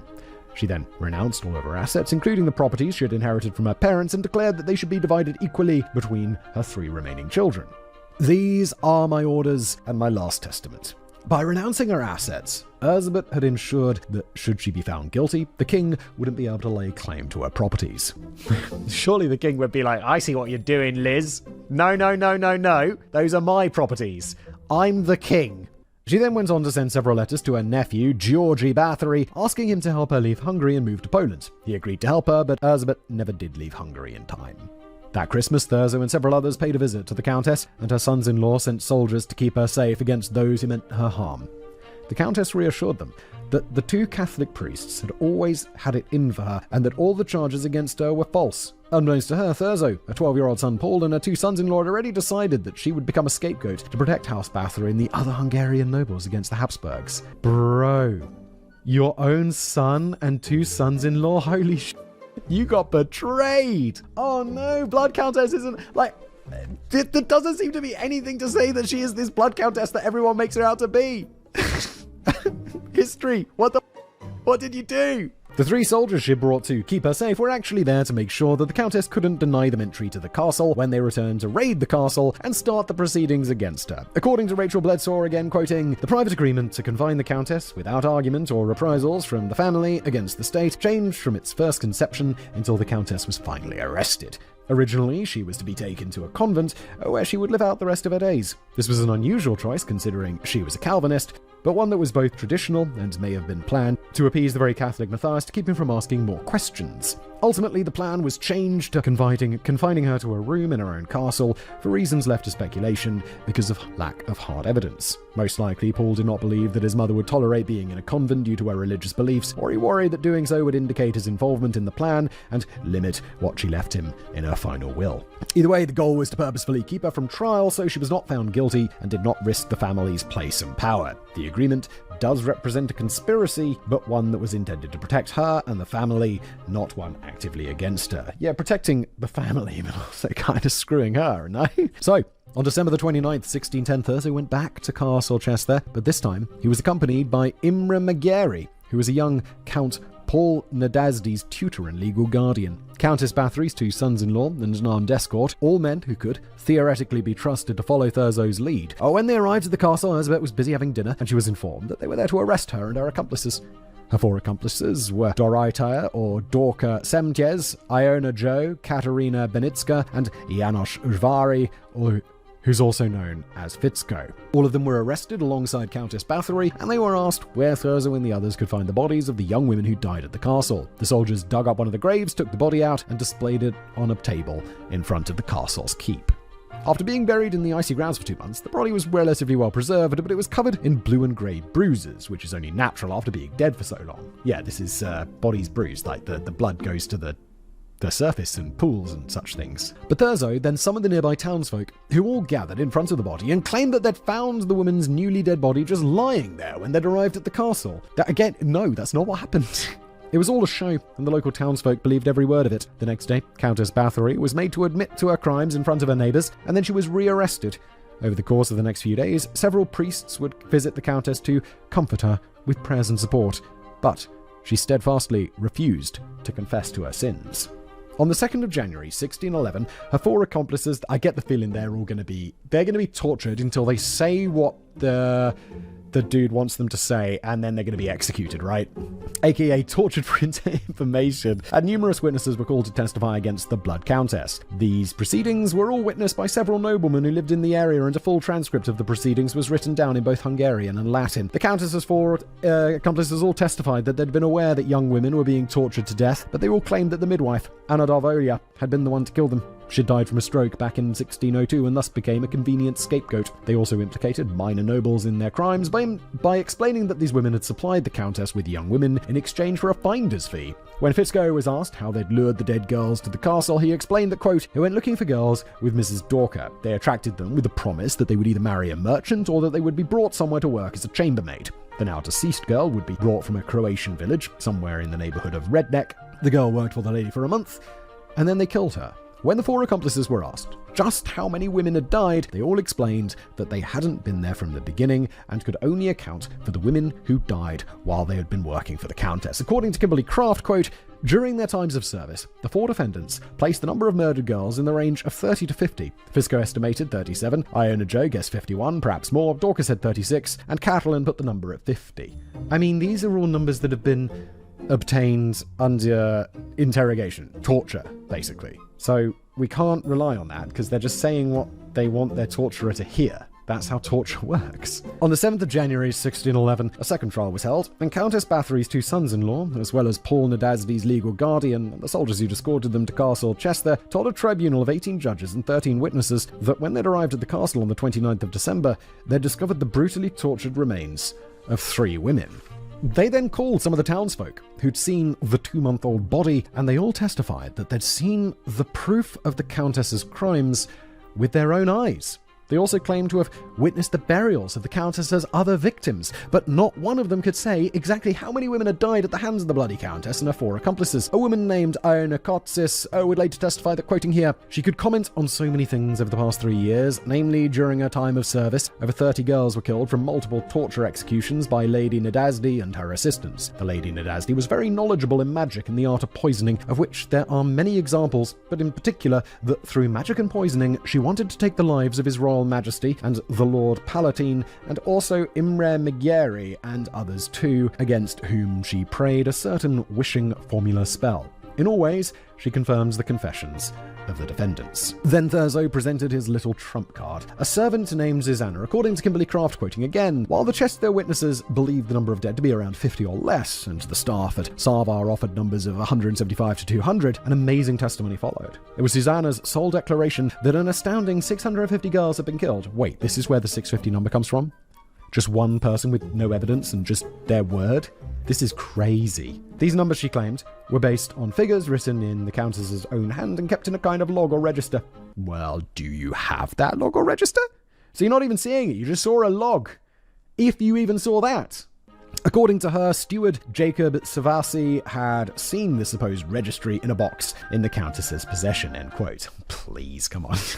It's believed that Susanna had been a false witness and had been brought forward to help Thurzo strengthen the case against the Countess. When steward Savasi was called to testify, he wasn't asked about the list and never mentioned it, but Thurzo's plan had worked. The following judgment was read out at the end of the hearing, quote, after the confessions of the defendants, which were given either voluntarily or after torture, as well as revelations from the witness interrogations regarding the defendants' crimes, and indeed crimes which exceed all notions of humanity and cruelty, consisting of multiple murders, butchery, and sophisticated execution-style torture. Such atrocities require horrible penalties. Thus, first, Iona and Dorothea, as primary participants in so many misdeeds and tools of such serious ongoing atrocities perpetrated against Christian blood, shall have the fingers of both hands torn out by the executioner, and then shall be executed and burned. Told ya. Told ya. Regarding Janos Fisco, his age and fewer crimes, somewhat less than his punishment, he shall be beheaded, his corpse placed on the pyre and burned together with the 2 other criminals. Regarding the last, Catalan, the statements of both of these 2 defendants, as well as some witnesses, will be excused, and the statement of Janos Fisco alone cannot convict her. It seems to us that she should be returned to the dungeon and remain there for some time, until perhaps other more clear evidence is given against her. This is our verdict on the accused, publicly pronounced, and soon thereafter to be duly completed. Holy shit. It's gonna have their fingers ripped out. Jesus. The 3 condemned were executed that same day. The fast, no appeals process, just like, I condemn you to death. All right, get on with it. Get outside. Get in the courtyard. We're gonna pop you off right now. On the 24th of January 1611, the forest witch Urtzi Madurova was found guilty of witchcraft and burned at the stake. Thurzo and the tribunal sent their reports to King Matthias, who then declared that the widow Nadasdy should immediately be brought in so that she could stand trial for her crimes. Of course, that's exactly what Thurzo, her son Paul, and her 2 sons-in-law wanted to prevent. According to Thurzo, quote, as long as I am Lord Palatine in Hungary, this will not come to pass. The family that has won such high honours on the battlefield shall not be disgraced in the eyes of the nation by the murky shadow of this bestial female. In the interest of future generations of the Nadasdys, everything is to be done in secret, for if a court were to try her, all of Hungary would learn of her murders, and it would contravene our laws to spare her life.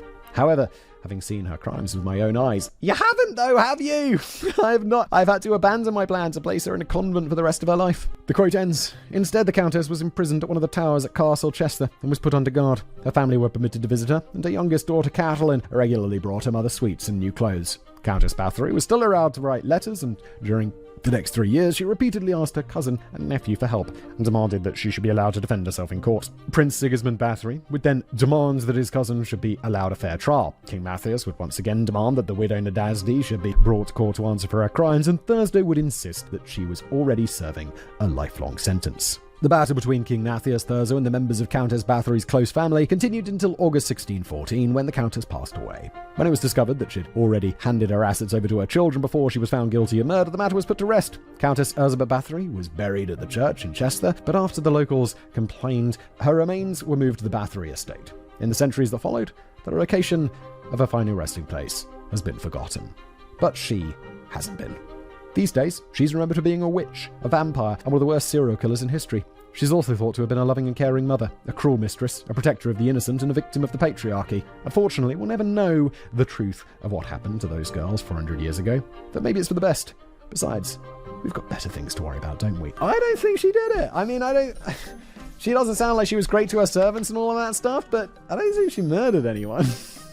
Alright, that's where we end today's episode. Kind of like there's not really a conclusion on this one, but it's like extraordinary claims need extraordinary evidence, and there definitely isn't extraordinary evidence for this, is there? That's the end of the episode. Thanks for being here. Appreciate you. Thanks, Emma, for writing it, and I'll see you next time.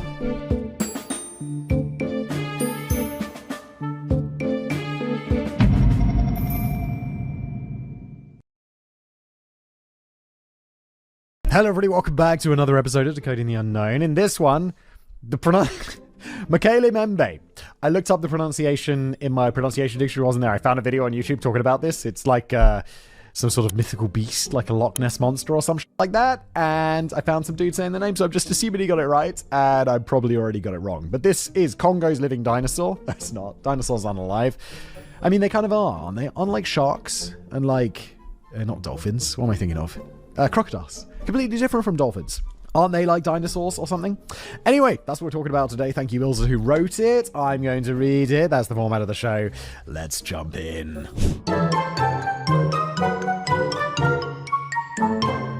So tomorrow... Oh, we're starting off with a quote, sorry.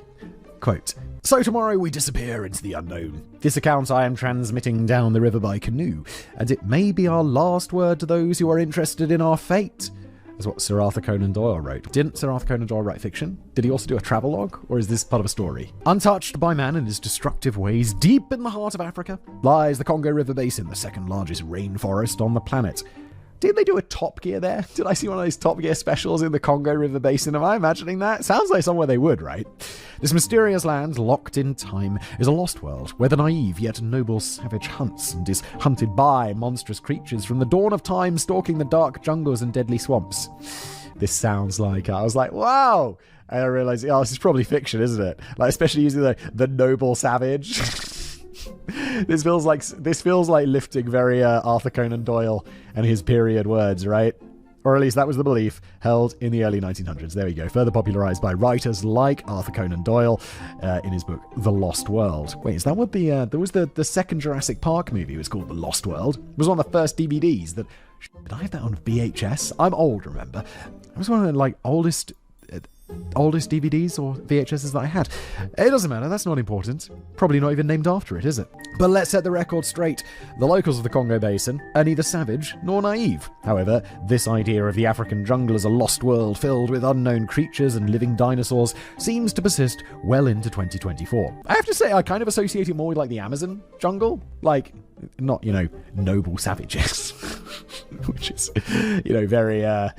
probably non-PC for 2024, right? But undiscovered tribes and stuff and massive rainforests, I definitely associate that more with the Amazon and Brazil than I do with Africa, which I know it's not deserty. I know there's a lot of desert, but there's also rainforest, right? According to paleontologists, the last of the non-avian dinosaurs went extinct around 65 million years ago. However, what if Owo, the god of death and destruction, missed one? For over a century, stories of a fearsome beast living in the rivers and swamps have been told around campfires and whispered to missionaries. Is it a spirit creature, a guardian and protector, or a malevolent entity intent on destroying everything in its path? Or wait, what's that? What's that? Oh yes, my skeptical brain, it's telling me, maybe it's just a thing of people's imaginations. Like the Loch Ness Monster, which I did a whole episode on. Obviously nonsense. Sorry, it's nonsense, Robert. It's all nonsense across the board. Or is it a real animal, unknown to science? Today, if any of those options, obviously the latter. Today, we're battling our way through the dense jungles and the muddy swamps of the Congo Basin, like the explorers of old, on the trail of the ever-elusive Mekele Membe. So, this in my mind, the romanticized, is it an adventure, age of exploration, where reality is you're just getting scurvy on a boat and dying. But, I'm like, no. I don't want to be trekking through the jungle to find some, lost animal. I'm very happy, thank you very much, sitting in my comfortable office reading about it. That's where I'd like to stay. Thank you, world. Meet Mekele Membe. Mekele Membe, the one who stops the flow of rivers. So it's some sort of beaver, which is a suitably dramatic name for a cryptid, is a neo-dinosaur, apparently found mainly in Lekola Swamp region in the Congo Basin. I'm sorry about my pronunciations. These small areas of a specific country, they're not going to be on Forvo, which is my forvo.com. It's where I go for my pronunciations. Initially, sightings were reported in the Republic of the Congo, Brazzaville, and the Democratic Republic of the Congo, Kinshasa, which are two different places, because in Africa, we like to confuse people. Oh, right, yes. It's right. It's also been reported in Cameroon, Gabon, and a few other places. A neo-dinosaur, for those of you not well versed in the wonderful world of cryptids, is a cryptid that looks a lot like a dinosaur. Very well, okay. Thank you. So glad to know that about the world of cryptids, which, oh my god, I don't believe is real or care about. However, Mekele Membe is no dainty little dinosaur. It's a big, bulky fellow. Some claim it's about the size of an elephant, at least the size of a hippo, while others insist it's much larger than a mere elephant. It has a very long, flexible neck, thick as a man's thigh, ending in a small head. If the neck is as thick as a man's thigh and it's bigger than an elephant, that's going to look like some weird-ass tiny neck.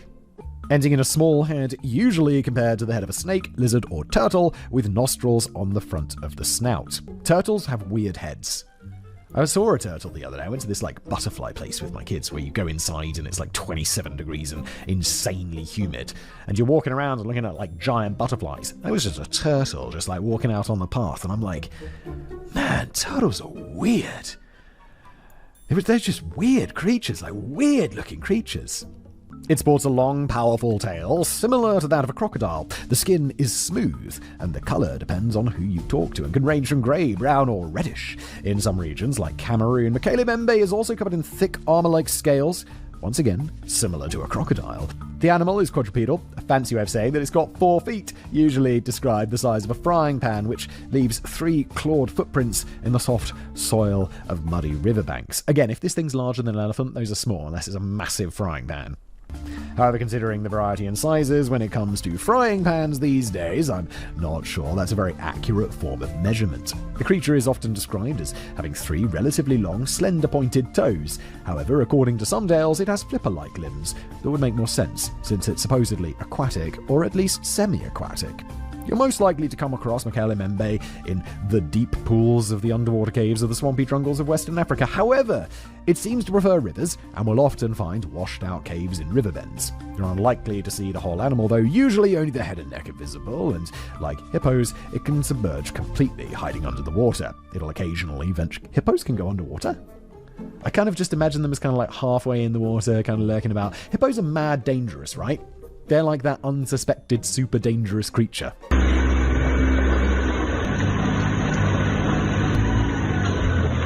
It will occasionally venture onto land at dusk and dawn to feed on an apple-like fruit of the malumbo plant growing on the riverbank, so be alert if you're going for an evening stroll or a morning jog in the jungle. Yeah, you know what, Ilse? Not got any concerns about that, because I'm not going to be going to the rainforest in the Congo anytime soon. Thankfully. Mekele Membe might be a herbivore, but it's very territorial, with a particularly deep-seated hatred of hippos and general ill will toward canoes. It has a fiery temper, doesn't like to be disturbed, and will tip canoes floating into its territory, usually drowning, but not eating the occupants. It just kills for fun, like a dolphin. Wait, is it dolphins that kill for fun? I think it is dolphins that kind of kill for fun. They were killing some fish or something. Fucking sicko bastards. A story here and there paints it as a protector. However, a few stories mention killing and eating domestic goats. What's a domestic goat? It's like a pet goat. Since the Malumbo fruit is low on protein and fiber, I suppose even a neo-dinosaur needs to stoop to the occasional goat to supplement its diet. Africa is a big continent, and it's not uncommon to have slightly different variations of the same model of animal, which might explain some discrepancies in description. In some regions, it's described as having a horn, while others describe it as having a coxcomb. Coxcomb? That's the rooster thing, right? Similar to a rooster. There you go. It's that weird, like, hat thing the roosters have, like on its head. Some eyewitnesses also mentioned dermal spines on the neck, so it's like a brontosaurus, down the spine and tail. According to some storytellers, it also roars aggressively when approached by humans. Others claim that the beast is silent, making no sound at all, which doesn't make a lot of sense, as all animals make sounds, some are just quieter than others. Is that true? Do all animals make sounds? I never really thought about it, but I guess so. I'm trying to think of an my kid would be so disappointed. I'll tell them about an animal, and they'd be like, what sound does it make, Dad? And I'd be like, it doesn't make a sound. My daughter would be like, no. Anytime she doesn't believe anything, she's like, no, are you just joking? The best time to see Mekele Membe is during the rainy season, as it appears when the rivers rise and then leave, presumably going downstream when the rivers fall, where it spends the dry season hiding in natural caves along the riverbank. Air passages, dug deep into the riverside, allow our sleepy creature to breathe. Of course, only the male Mekele Membe gets to sleep in the dry season. The female is busy raising little Mekele Membes in nests and swamps. The Baka hunters believe they only do this once every 20 years, which might explain why they are so rare. I mean, there's lots of rare stuff, but we still generally have, like, a photograph of it these days. It's not like people are like, oh yeah. I mean, there's probably not that many hippos, but people have like, you know what a hippo looks like. If a creature exists and is big, there'd be pictures of it. Especially, like, the Bigfoot one is like, well, there's just one. So maybe you wouldn't be able to photograph him. But there's an ecosystem of these guys. There's also some debate about whether they give live birth or lay eggs, but if their eggs are the preferred lunch of the Nile crocodile, monitor lizards, and pythons, it could certainly explain their scarcity as well. I mean, yeah, but, like, creatures would work out ways to protect their eggs, and if it's some terrifying neo-dinosaur, as the cryptid boys would say, then they're gonna protect those eggs, aren't they? Aren't they? If you think that description fits a sauropod, the massive long-necked herbivore that sneezed on poor Lex in Jurassic Park, I don't even remember that at all. Oh, I do! Oh my god, I haven't watched Jurassic Park in so long. You'll be applauded by cryptozoologists everywhere. Of course, if a full-size Apatosaurus or Brachiosaurus is running around the Congo, we would have seen them by now. So in order to make the story more plausible, Mekele Membe resembles a small Apatosaurus. This might sound like an unlikely creature to you and me, but millions of dollars have been spent looking for it. Oh my god, millions of dollars are spent on all sorts of nonsense all the time, though. It doesn't mean anything. There's plenty of crazy people with money. There's probably even a correlation between crazy people and money. Except they're not called crazy at that point, they're just called eccentric. Searching the Congo Basin, even for an animal the size of a small dinosaur, is no easy task. The region is vast with many obstacles along the way, including dangerous animals and dense jungles. Honestly, if Top Gear haven't done this episode yet, or the Grand Tour, oh, they ended it, didn't they? I've still got to watch that final episode. They ended it. They could go looking for this. That'd be great. They could solve this mystery with cars. However, despite the hardships in finding it, Mekele Membe has been reported for decades. There are simply too many sightings and expeditions to cover them all, so I chose some of the most influential names in the game. The first mention of a monster in the Congo comes from the writings of French clergyman Abbe Livin Bonaventure Proyart. Sorry, French people, but like, come on. Come on. Bonaventure? What sort of name is that? That means like good adventure or something, mustn't it? Who published a book, History of Loango, Kangonga, and Other Kingdoms in Africa in 1776 after working as a missionary in Africa. Cryptozoologists love quoting Proyart. Almost every article about the Mekele Membe lauds him as the first man to tell the truth about monsters in Africa. However, if you read the full 2 sentences he dedicates to the footprint of the supposed monster, you quickly realize the print most likely belonged to a large rhino. No, really? A rhino? Something real like that? I mean, right? I picture a rhino. It's got like those saucepan-sized feet. Although it doesn't have a small neck, does it? Does a rhino even have a neck at all? Rhino's completely neckless. The stories about dinosaurs running around Africa only show up much later, and the man we have to thank for that is Carl Hagenbeck, showman, zoologist, animal dealer, big game hunter, and zoo supplier. So not the most reliable of witnesses, and probably not too concerned with animal conservation. They spent millions of dollars looking for it, just so they could kill it and eat it. Yum.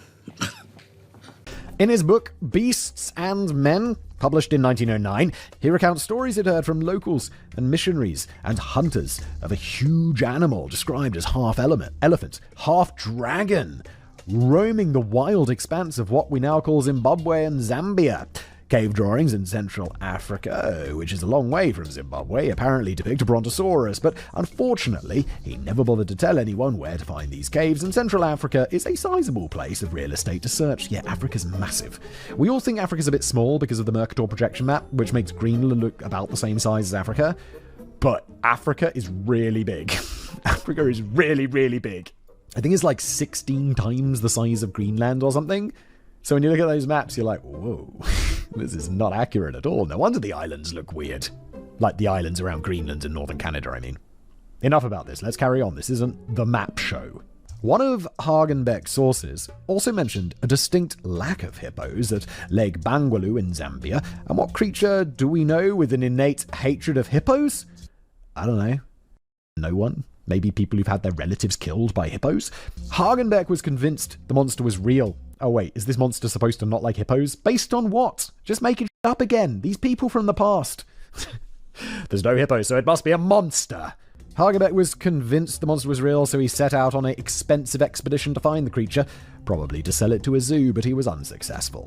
Hagenbeck's claims of dinosaurs in Africa couldn't have come at a better time. Dinosaurs were all the rage in the early 20th century. In 1900, they're all the rage with my son. He fucking loves dinosaurs. He's 3, and he's like playing with those dinosaur toys. He's throwing the dinosaurs. He's making the dinosaurs attack each other. It's like, okay. Just loves dinosaurs. He knows nothing about them. He can say dinosaur and that's it. Maybe T-Rex. He could maybe say T-Rex. Good luck getting him to say Apatosaurus.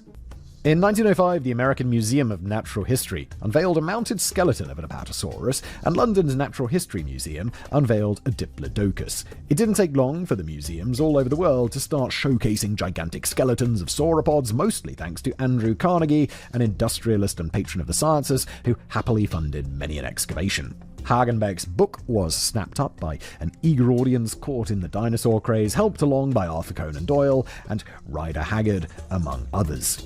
Oh, Arthur Conan Doyle, I'm just remembering now. He wrote Sherlock Holmes, but he was also who's super logical and always thinking things through, pure logic. Arthur Conan Doyle believed in all sorts of weird seances and talking to people from beyond the grave and all this. Didn't he have a falling out with Harry Houdini over it? Because he was like, oh, Harry, we can contact your mum. And he was like, she's speaking to me, Harry, she's speaking to me. And Harry Houdini's like, what's she say? She says she missed you. And Harry Houdini's like, well, that's weird because she doesn't speak English. Harry Houdini, legend. However, the man we have to thank for naming the creature is German explorer Ludwig Freiherr von Stein zu Lausnitz. Jesus Christ, this is the episode of everyone with a super long weird name, who will only refer to as von Stein to preserve what little is left of Simon's sanity. Oh my god, thank you, Ilse. In 1913, while leading an expedition to map out parts of Germany's colonies in what is today Cameroon, he encountered a whole lot of interesting wildlife and collected some wild stories about a greatly feared river monster living in the Congo Basin. The descriptions matched that of a small sauropod, around the size of an elephant or hippo with a single horn on its head. Von Stein considered the storytellers to be trustworthy and credible, and noted that the stories remained consistent. Deeply intrigued, he carefully documented the various tales. While he believed it to be a creature from folklore, he also thought the stories might be based on something real.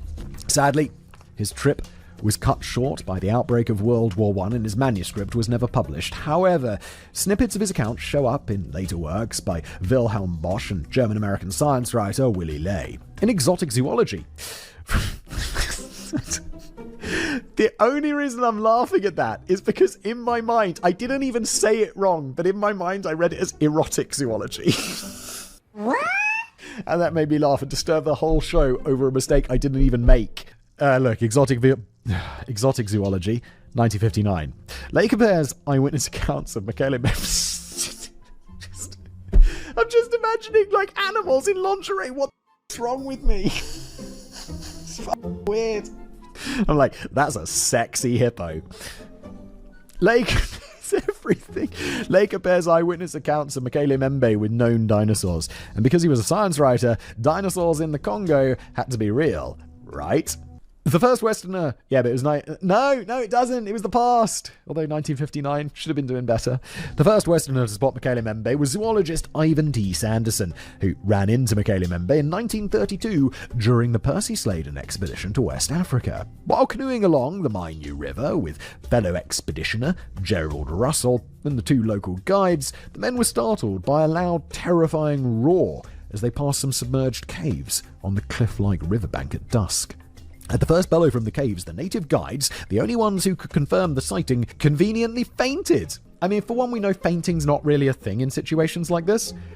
People don't faint because of fear. Like, the whole women fainting in the, late 19th century or whatever was, not because of fear. It was just, some weird social thing that people did. They, fainted because it was, part of what society expected you to do. Sanderson found his canoe being swept closer to the entrance of the cave when another wild roar was followed by an animal rising out of the water, giving a final roar and plunging into the river, disappearing from sight.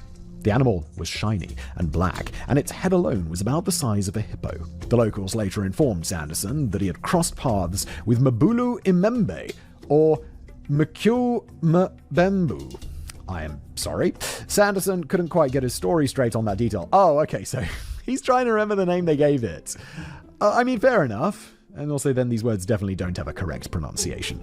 Personally, I'm inclined to believe our man encountered a mostly annoyed hippo who didn't like being disturbed, but Sanderson insisted that it was Mekele Membe herself. I don't believe it. I think it was just a big hippo. That's it. It's obviously more likely to be a hippo. This is the thing. Some people who want to believe, they're going to believe. Hey-ho. By the 1940s, the Western interest in Mekele Membe had dwindled. There were more interesting things happening in the world, like a big war. There were local sightings aplenty, but Mekele Membe pretty much vanished from public imagination until the late 1970s, when there was an unprecedented revival in interest in the Congo dinosaur, spearheaded by James Powell and Dr. Roy McCall. It all started in 1976, when James Powell, an American herpetologist, I don't know what that is, herpetologist, decided to launch an expedition to study crocodiles. So I guess it's got something to do with studying crocodiles then, in the rainforests of Gabon. He also was interested in learning more about a mysterious water creature after reading Trader Horn, the 1927 memoir of Alfred Smith, an employee of the British Trading Company out of Gabon in the late 1800s. The book recounts some of the more memorable local tales of a dragon-like water beast known as Amali, or Jaganini, meaning giant diver. However, unlike Mekele Membe, this creature would leave the water to devour people. Apparently, goats were not good enough. Following up on these stories, Powell visited the villagers of the local Fang people in Gabon who shared stories of their own river monster, the Nyamala. A local witch doctor, Michael Obang, claimed to have seen the creature while swimming in a jungle pool sometime around 1946. In an attempt to figure out what the creature looked like, Powell showed Obang pictures of a variety of animals, both living and extinct, and was surprised when Obang picked out the Diplodocus, a long-necked sauropod, as the closest match to the Nyamala. I mean, yeah, but he could have just been far away. Wasn't it partly submerged? It could have just been like I don't know, there was this, I made a video recently about how, everyone was describing back in the day some sort of creature, and then it's like, oh no, if you think about it, they just never had seen a giraffe before. It turns out they were probably just seeing a giraffe for the first time, and we're like, oh my god, it's a monster, look at that neck! And it's just a creature, it's just a regular ass creature. Showing locals the pictures of dinosaurs became a popular gimmick used by every expedition that followed, but it seems like the idea originated with Powell. Upon his return home to the United States, he eagerly shared this remarkable discovery with Dr. Roy McCall, a biochemist from the University of Chicago and vice president of the International Society of Cryptozoology. In 1979, McCall, along with Powell, arrived in the Republic of the Congo, launching their first expedition in search of Mekele Membe. Their plan was to travel from one small village to the next, collecting eyewitness accounts from local people. Everywhere the expedition went, they heard tales of a water-dwelling creature grazing at dusk and leaving large tracks on muddy riverbanks. One of their first witnesses, Furman Mosamele, claimed to have come across Mekele Membe when he was 14 years old while paddling around a bend in the Lukula U Herbs River. It had the signature long neck, and our man Mosamele wisely decided not to tangle with the creature, promptly starting to row in the opposite direction. However, the animal quickly vanished. Apparently, Mackel had a book on prehistoric animals casually lying on the dinner table during the interview, and without being asked, Mosamele picked out a picture of a sauropod, claiming it closely resembled the creature he saw. Some of McCall's techniques were a bit questionable, so I have to wonder, did Mosamele pick up the book and page through it until he found a sauropod, or was the book conveniently open on a picture of a sauropod? Soon more witnesses came forward, and they all agreed the Mekele Membe is a sauropod-like creature. This is a situation where it's like you can't really give much credence to it, because it's like, I do another podcast called Casual Criminalist, and the police are always like, well, they don't put all the details of the crime out in the public, because then if someone comes to the police and has a detail that isn't publicly knowledgeable, then they need to be taken seriously. But in this situation, some dude's like, yeah, it looked like that sauropod, right? And everyone else is like, yeah, it looks like that sauropod. And then that just, like, that echo chamber continues. Some locals also shared an exciting tale of a sighting in Lake Tele around 1959 when a Mekele Membe was actually killed by a local tribe.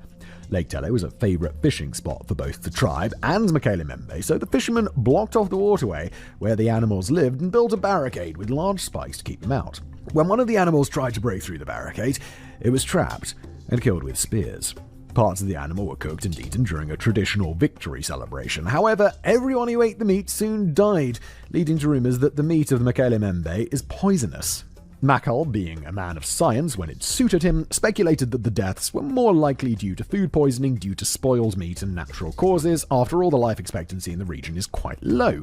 By the 1980s, some of the stakes used to construct this trap could still be seen at Lake Tele, so obviously the story is 100% true. Obviously. Of course, by the time Mackel and Powell heard the story, everyone who had been involved were already dead and no one knew what had become of the skeletal remains, so once again, we're left with nothing but a story. Yep. What a surprise. Based on all their research, Mackel determined that the most likely habitat for Mekele Membe was the remote Lake Tele. So in 1981, Mackel was back in the Congo, this time with Jack Bryan, heading south on the Lukula Uherbs River in an attempt to reach the small shallow lake in the heart of the swamps. Fallen trees and dense vegetation made path along the narrow waterways near impossible, so the team didn't make it to Lake Tele, but at least they had their own Mekele Membe encounter. This sounds so miserable. I'm like, yeah, it sounds kind of fun. But then you're like, oh my god, but you just put your foot in the water and, I don't know, you could, like, have a little nibble from a piranha. There's going to be snakes. There's going to be mosquitoes with all sorts of horrible diseases. It's going to be hot. Going outside sounds rubbish. I want to go home. I don't want to... I want to go home! Coming around a bend in the Likoala River, north of Pina, the expedition first heard a loud splash and then a large wake around 5 inches high, originating from the east bank, washed over the canoes, 25 centimeters by the way. The wake could only have been caused by something big suddenly dipping below the water. It was too big to be the result of a crocodile, and there were no hippos in the area. However, the local guides apparently started screaming Mekele Membe, so apparently they knew what it was. Mackel and his fellow expeditioners, though by the sound of it, not the locals who were terrified and wanted to turn around to get the hell out of there, searched the area for around 30 minutes. But whatever had caused the wake, terrified locals, it was long gone. So far, so close, yet so far. After successfully attempting to raise funds for a third expedition, this is another thing, right? I'm like, there's money in here. Because he goes for this second expedition, he's like, oh boy, would I like to come back here and get bitten by more mosquitoes, because he's a weird guy. Like, part of this, he's adventurous, unlike me.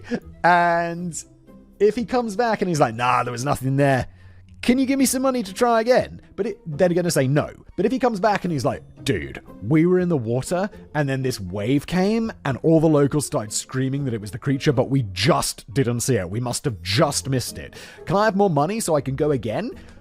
The second one is going to get you some more money. I mean, much more likely to. so of course there's a conflict of interest here. After unsuccessfully attempting to raise funds, but he doesn't succeed anyway, but he's still more likely to, so he still has a reason to make stuff up. Mikhail finally published a book, A Living Dinosaur, in search of Mekele Membe, based on his expeditions. The book also included pictures of cave paintings in Tanzania and Zambia, supposedly depicting lock-necked quadrupeds unknown to science. However, after a quick glance at the pictures, I'm fairly certain the long-necked creatures are giraffes, and the thick-tailed creatures are most likely lizards. Both things that absolutely exist. Mikhail and his team never found anything conclusive, but he believed the number of eyewitness reports meant that there was something out there that science has yet to explain. Around the same time as Mikhail's second expedition, another expedition led by Pasadena native Herman Regustas and his wife Kia set out for Lake Teller overland, and unlike the Mikhail expedition, they actually managed to get there. If you believe the tales they brought back, the Regustas expedition was by far the most successful, as they reported multiple encounters with what could have been Mekele Membe. While exploring the southernmost lobe of the lake, Herman and Kia first heard a loud cry from an unknown animal coming from the jungle.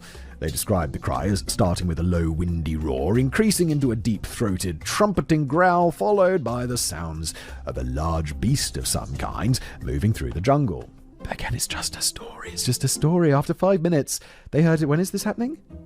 What year was this? Sorry? Around the same time as the previous one, so like 70s? Bros, you got cameras and stuff, just take some cameras! Interesting side note, elephants also growl. A startling sound if you're not expecting it. And forest elephants live in the jungles, and make of that what you will. Gonna make of that, it's probably an elephant, isn't it? The sound was heard again a few times during their stay, and the expedition attempted to record it, but the recordings were of very poor quality. Oh my god, what a surprise. It's like anything.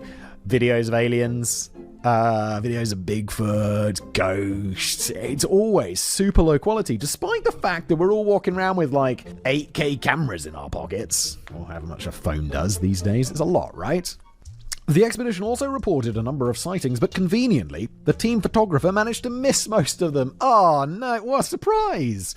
The most impressive sighting was made by Kia while exploring the southernmost tip of the lake. 2 members of the team heard the strange cry, followed by a loud splashing sound as something big entered the water. Not long after, Kia claimed to have seen a long serpent-like neck emerging from the water around 30 meters or 98 feet away, facing the direction of the inflatable raft. Not sure that's what I would have used to go and find a creature that loves to tip over canoes and drown people.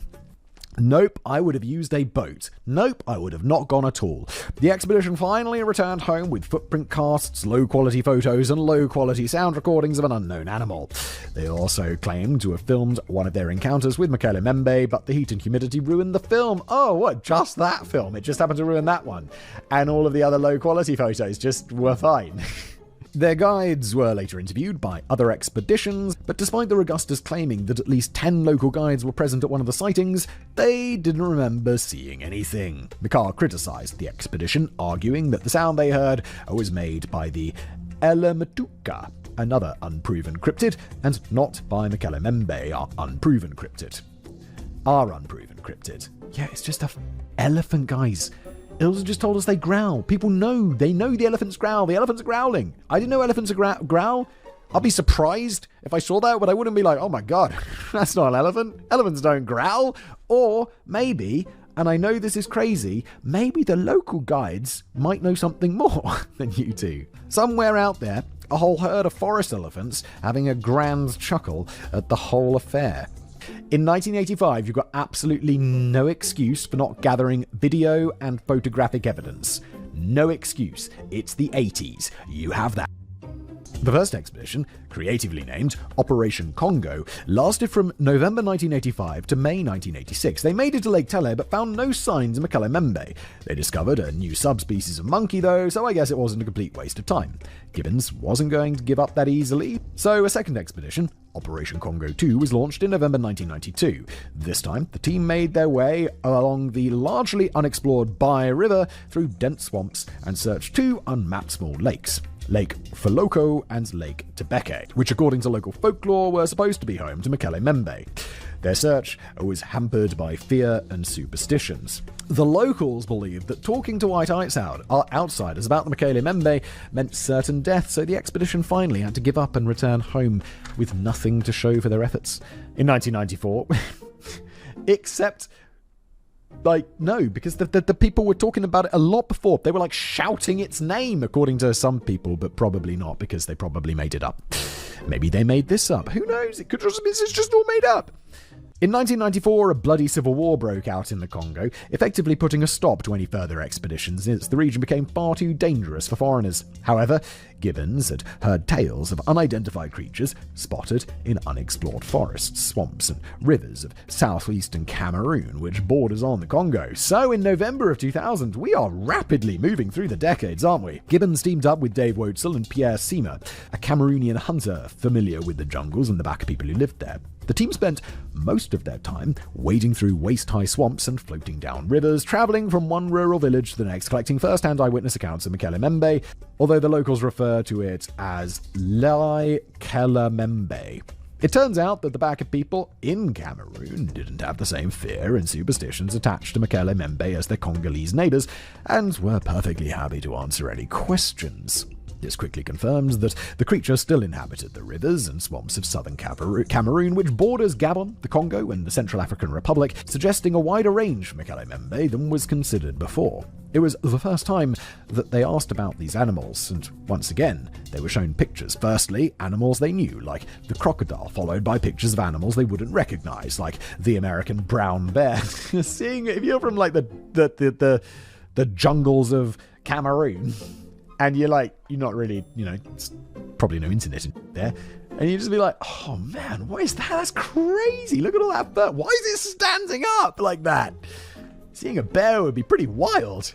They were finally presented with the extinct animals. They didn't recognize bipedal dinosaurs like the T-Rex or the flying creatures. When shown pictures of different sauropods, they identified Diplodocus with its long neck and Brachiosaurus with its dermal spikes as most like Mekele Membe. It was the first time the picture parade was done in Cameroon, so it's interesting that the locals still picked the same sauropod. Oh! Now that is interesting. I don't have a way to shit on that immediately. It is interesting. In 2001, Gibbons was back with a new team, a joint venture between Crypto Safari. Sounds like a strange cryptocurrency project that would tie into the Safari browser, and the British Columbia Scientific Cryptozoology Club, or BSCC. After an arduous cross-country journey, since there doesn't seem to be any other kind of journey in this part of Africa, the team set up a base camp near a major river in the south of Cameroon. One member of the expedition, Robert Mullin, casually mentioned the search to a young boy who became very excited because his father, grandfather, and uncle had all seen the creature they called Mekele Membe. The father and uncle agreed to an interview and described a huge creature with a long neck and a fiery temperament that didn't take kindly to being disturbed. Once again, the picture books were whipped out, and once again our witnesses dutifully picked out sauropods, specifically Diplodocus and Brachiosaurus. Other villagers were also asked to identify the animal, and they too identified Diplodocus and Brachiosaurus as Mekele Membe. This is more interesting. We're getting somewhere, okay. During their time spent in Cameroon, the Crypto Safari crew didn't come across a single hippo or crocodile. According to the locals, Mekele Membe had chased them all away. But again, this is according to them. In 2012, Gibbons finally had his own Mekele Membe encounter, which just goes to show that if at first you don't succeed, keep on trying. For decades. An expedition, including Bill and Andrew Gibbons, John Kirk and Michael Ballot, returned to Cameroon to explore the Djar River as far north as the Falls of Niki. However, one of the expeditioners came down with a serious medical issue, so the expedition had to be cut short. At 6:30 a.m. on the morning they were set to leave, 3 members of the expedition journeyed upriver to take a closer look at the falls before starting their journey back down the river to Ndongo. Not long after the party fell ill, Bill Gibbons and John Kirk heard a strange bellowing coming from the middle of the river. With trees in their way, the men scrambled to reach a spot where they could see the river. However, just as they were finally in position to see what was making the noise, the others returned in their motorized pirogue, and the mysterious quarry went quiet and vanished. The 2000s saw a slew of TV documentaries from National Geographic to the History Channel featuring American and British adventurers hunting for Mokele-Mbembe. National Geographic and the History Channel. I remember when you used to make actual, educational content rather than let's hunt for cryptids. Gotta get those views, though. Most of these documentaries were focused on entertainment, rather than accuracy, so not much was found. A Monster Quest episode airing in 2009 followed a Bill Gibbons expedition taking place near the Jar River in Cameroon, close to the Republic of the Congo. The expedition discovered some large underwater caves and what appeared to be air vents. However, for some reason, they decided not to investigate it any further. Lowering a camera into the caves or something. They had a whole film crew with them. I'm sure someone had something on hand that could do the job. In 2016, South African crew made their own documentary about Mokele-Mbembe, which they later sold to Discovery Africa. Some of the folks they interviewed claimed the creature was very real, but they also told the crew that the last Mokele-Mbembe died around 2006, so whatever the creature was, it's now extinct. Again, it is all just stories. A civil war kicked off in Cameroon in 2017, making fieldwork in the region a challenge. Cryptozoologists have now turned their attention towards Gabon, where there is some interest in and a healthy amount of sightings of Mokele-Mbembe. Personally, I think it's very considerate of it to keep moving out of war zones, making it easier for Westerners to go and find her. It just seems like these guys just want to go, have some fun in the jungle. And just I saw that thing down there. Hey, Discovery, pay me money. Hey, random financier, pay me money. Let's go. Where's the evidence? Great question, Ilza. Considering all the eyewitness accounts collected by Macau, Gibbons, and every other Mokele-Mbembe expedition to make its way into Africa, there must be hundreds of sightings going all the way back to 1907 and the tales of Carl Hagenbeck. While this number of sightings is impressive, other than vague photos that don't actually show us anything, is there any proof for Mokele-Mbembe? Digging around for more evidence, I came across a few artifacts eagerly presented as proof of Mokele-Mbembe's existence. The first is a wooden carving discovered in a souvenir shop in the Congo in the 1980s of what appears to be a long-necked animal with short, powerful legs and a long, powerful tail, no visible ears, and a head somewhat resembling that of a snake with large eyes and what seemed to be a frill down its back. Well, that's definitely evidence of something real, isn't it? Someone carved a dinosaur-looking thing, so it's got to be real. Or it's just part of legends. Maybe this is the reason that they knew about it or could describe it as this Apatosaurus-y style dinosaur in different countries, because we're in the same region. And these countries are kind of just randomly chosen lines post-colonialism for a lot of the part. There's going to be tribes there, and there's going to probably be some shared lore about a creature like this. It doesn't have teeth, thus meaning it must be a herbivore. According to the Young Earth Creationist website, oh god, presenting this piece as actual proof, this carving is an attempt to depict a sauropod dinosaur, thus proving that Mokele-Mbembe is real. Yeah, but the Young Earth Creationist, as a source, is obviously they're wacko. Obviously they're not right. In the head. Or factually. If you buy a figurine in the Congo that may or may not be a representation of Mokele-Mbembe, it must be proof that the creature exists, because obviously the locals can't possibly be that artistic, creative, or show some entrepreneurial spirit by giving tourists what they want. Of course not. Another interesting artifact is a reptile Ashanti gold weight obtained from Ghana called the Little Gold Dinosaur, often associated with Mokele-Mbembe and other similar cryptids. These weights were made from brass and used to ensure fair trade. The creature's head is unusually large for the body, which clashes with the popular description of a small head, but if this is Mokele-Mbembe, it suggests that the animal's range could extend into Ghana. Skeptics, who have to ruin everything, have argued that the weight is just a stylized monitor lizard. I mean, they'd argue that, because you know what's real for sure? Monitor lizards. They're real for sure. I've seen a monitor lizard. I know that's real. A third possible Mokele-Mbembe artifact was found in the most unusual of places, Ireland. Alright, come on now. Residing at the Glencomer House of Rosminian Missionary Fathers, the piece possibly dates to the 1950s. The Rosminian Fathers is a missionary order that worked in Africa for many years, and many of the missionaries brought back souvenirs. The piece is around 6 inches, that's 15 centimeters tall, carved from a single piece of wood, and consists of 2 creatures. Oh, well, according to the Young Earth Creationist website or whatever, well then, obviously they're real. If someone carved it, they're real. What fucking logic is this? This is insane. The larger of the two looks somewhat like a sauropod, with the long neck and everything. However, some details, like the large pangolin-like overlapping scales on the body, is a bit of a problem, as sauropods didn't have scales. A second smaller creature with the same scales is standing upright on its hind legs, resting directly on the larger creature's body. It doesn't have a long neck, so perhaps it's a baby, or the carver ran out of wood or something. Both creatures have a peculiar fin-like structure visible at the base of the tail. The large creature also seems to have long pointed teeth that would be a bit at odds with a herbivore unless it's feeding on super-sized Venus flytraps. If the carving dates to 1950, it would have been made before the Macaulay expedition in the 80s that really set the Macaulay-Member ball rolling. What makes this carving interesting is a story told by Dr. Pierre Nguyen, who found himself stationed in French Equatorial Africa in 1958 to 1959. Arriving at a small village while traveling from Impondo to Apina, the villagers told Nguyen about an animal living in the swamps of Lake Teller that looked something like an enormous pangolin. Was our carver depicting a real animal?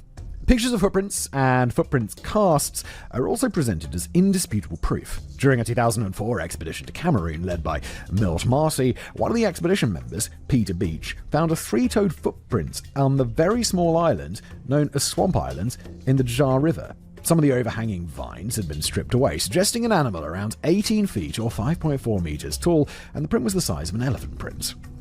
Beach made a cast on one of the toes, since he didn't have enough plaster to cover the entire print.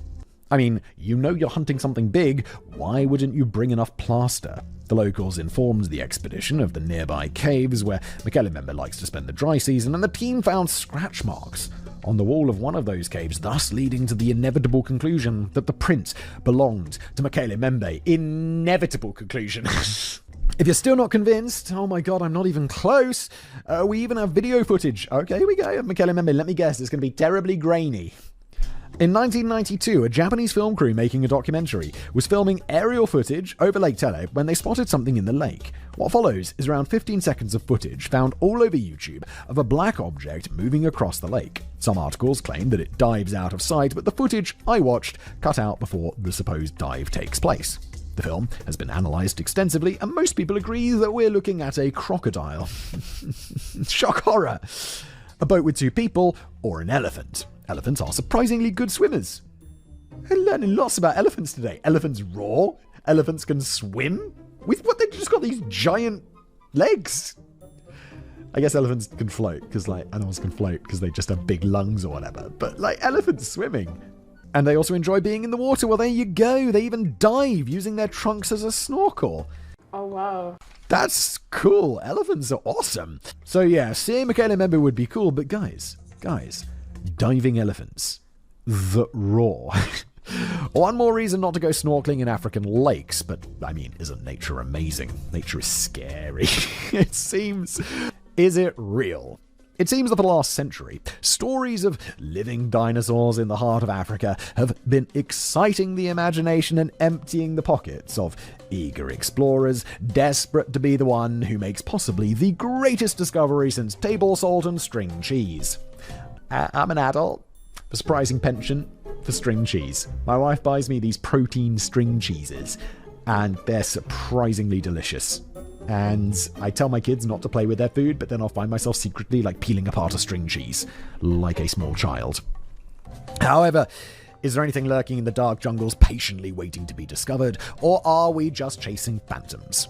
Nowadays, young Earth creationists leading the charge seem very keen on proving that Macaulay-Member is a living dinosaur, as it will somehow disprove evolution and prove the Bible. How? However, there are a lot of details about Macaulay-Member that don't fit into the description of a sauropod dinosaur, starting with the three-toed footprints. Sauropods didn't have toes. They had compact feet, like that of an elephant. Oh yeah, they don't have toes. For a long time, paleontologists also imagined that sauropods were living in swamps, but we know today that Apatosaurus and friends preferred seasonally dry woodlands, where they could chow down on conifer trees and cycads. The idea that the animal will nest in caves in riverbend, in some cases even burrowing out these caverns, doesn't make sense. Small dinosaurs certainly were capable of burrowing, but sauropods, even the smallest ones, didn't burrow. Many accounts mention a horn, which a sauropod most definitely did not have. The horn is often ignored, or it's explained away as a misidentification. I'll tell you what else could be explained as a misidentification. This whole story! Von Stein saw an Emila Natuka and thought it was Mekele Mbembe, but how do you confuse something you're naming and describing for the first time with something that's not even been invented yet? Speaking of the name, that's another problem altogether. How accurate is the translation, one that stops the flow of rivers? I still think they're talking about beavers. They've mistaken this all for a beaver. We know the name Mekele Mbembe originated with von Stein. However, we only have Willy Ley's translation of von Stein's work, and since the original manuscript is lost, we have no idea what von Stein actually wrote. The name only shows up in Exotic Biology in 1959, and while Ley claims that it was a name used by the locals, he also admits that von Stein wasn't sure if the name had any special meaning at all. The name was only translated as One Who Stops the Flow of Rivers by Herman Registas in 1982, and he was neither linguist nor native Lingala speaker. Another possible translation, He Who Divides the Waters, sounds rather biblical, and would certainly fit young Earth creationist literature. When French anthropologist and linguist Pierre Alexandre attempted to determine the origins and meanings of the name, he was told by around 30 young Congolese natives that the Mekele Mbembe was a species of giant crocodile. Makes a lot of sense, doesn't it? It's just a big crocodile. Another possible translation comes from the second Makal expedition. There's some debate about how all this went down, so I'll just tell the story and let you decide for yourself. Apparently, during an interview with an important government official serving in the Apina district of the Likuala region, Makal mentioned the name Mekele Mbembe, to which the man smiled, claiming that in Lingala it means rainbow. Makal, seemingly under the impression that he was more familiar with Lingala than the people who actually spoke the language, insisted that the man was wrong. Dude, this is wild. He's like, no. No. Let me tell you something about your language, you savage. He quoted a passage from Exotic Zoology written by a German who had never set foot in Africa.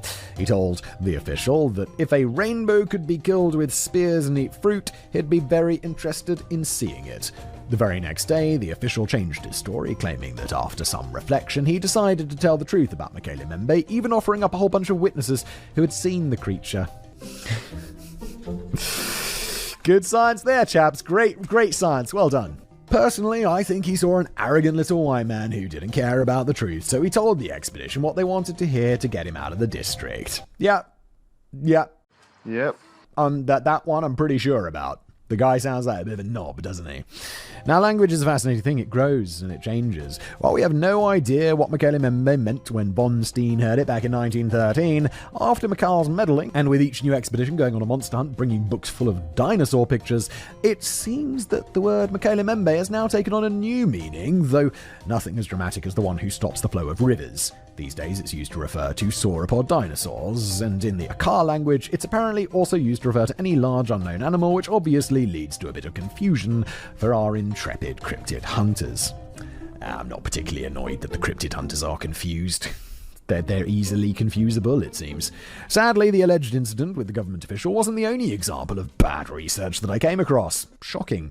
For someone with a science degree, some of Makal's alleged research methods were questionable at best. He was eager to tell his audience how every local picked out sauropods when asked to identify Mekele Mbembe. However, it appears that this wasn't always the case.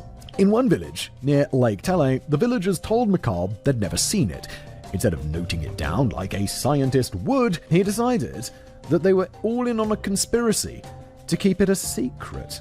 In another village, a Congolese government official allegedly flat-out threatened people, who then suddenly remembered encounters with Mekele Mbembe. Makal was also accompanied everywhere by a security team with AK-47s, which is pretty intimidating if you're a rural farmer or villager just trying to go about your day. Like, do you see a dinosaur? Yeah, I saw dinosaurs, loads of them. I saw a T-Rex too. If the guy with the beer and security team carrying AK-47s in a country rife with government and police corruption is asking you to tell a specific story, bro, you are going to sing that story like a canary. any tune that the white man wants to hear, as long as he leaves and takes his AK-47 wielding friends with him. Is it just me, or do all of these eyewitness accounts of Mekele Membe, which Mikhail used to build his case, suddenly seem a bit hollow? Oh, they seemed hollow right at the beginning. Mikhail and those following him had no anthropological training, and in anthropological terms, they were a disaster. The picture parade of animals, with the locals invariably picking out the sauropods as a spitting image of Mekele Membe, makes for great TV. However, pictures of the sauropods have been circulated so much by Westerners looking for Mekele Membe that the testimony from locals is now tainted with whatever the previous expedition with the dinosaur book showed them or wanted to hear exactly. With their constant interference over the last 100 years, it's possible that the folk memories and stories about Mekele Membe have been twisted to follow a narrative more acceptable to Westerners, meaning that the local stories can no longer be trusted. Now, please, don't send a lynch mob. I'm not saying anyone is lying intentionally, but the stories have been told to tourists and explorers for so many years by so many generations that many of the local people now also believe the stories that they've heard from their parents, their grandparents, and village elders. Yeah, this is kind of how like a myth is born. While these questionable research practices are problematic enough, there are just as many expeditions, actually even more, who went to the Congo and found absolutely nothing. In the early 1970s, when James Powell was doing his first expeditions, he traveled through the same area von Stein was in when he wrote his lost manuscript. Powell showed the locals pictures of sauropods and plesiosaurs, but they didn't recognize it. And when he asked them about Mekele Membe, they'd claimed they'd never heard of it. A Dutch expedition visiting the Congo in 1986 interviewed the guides of the Regustus expedition, which claimed to have so many encounters, but none of them remembered seeing anything.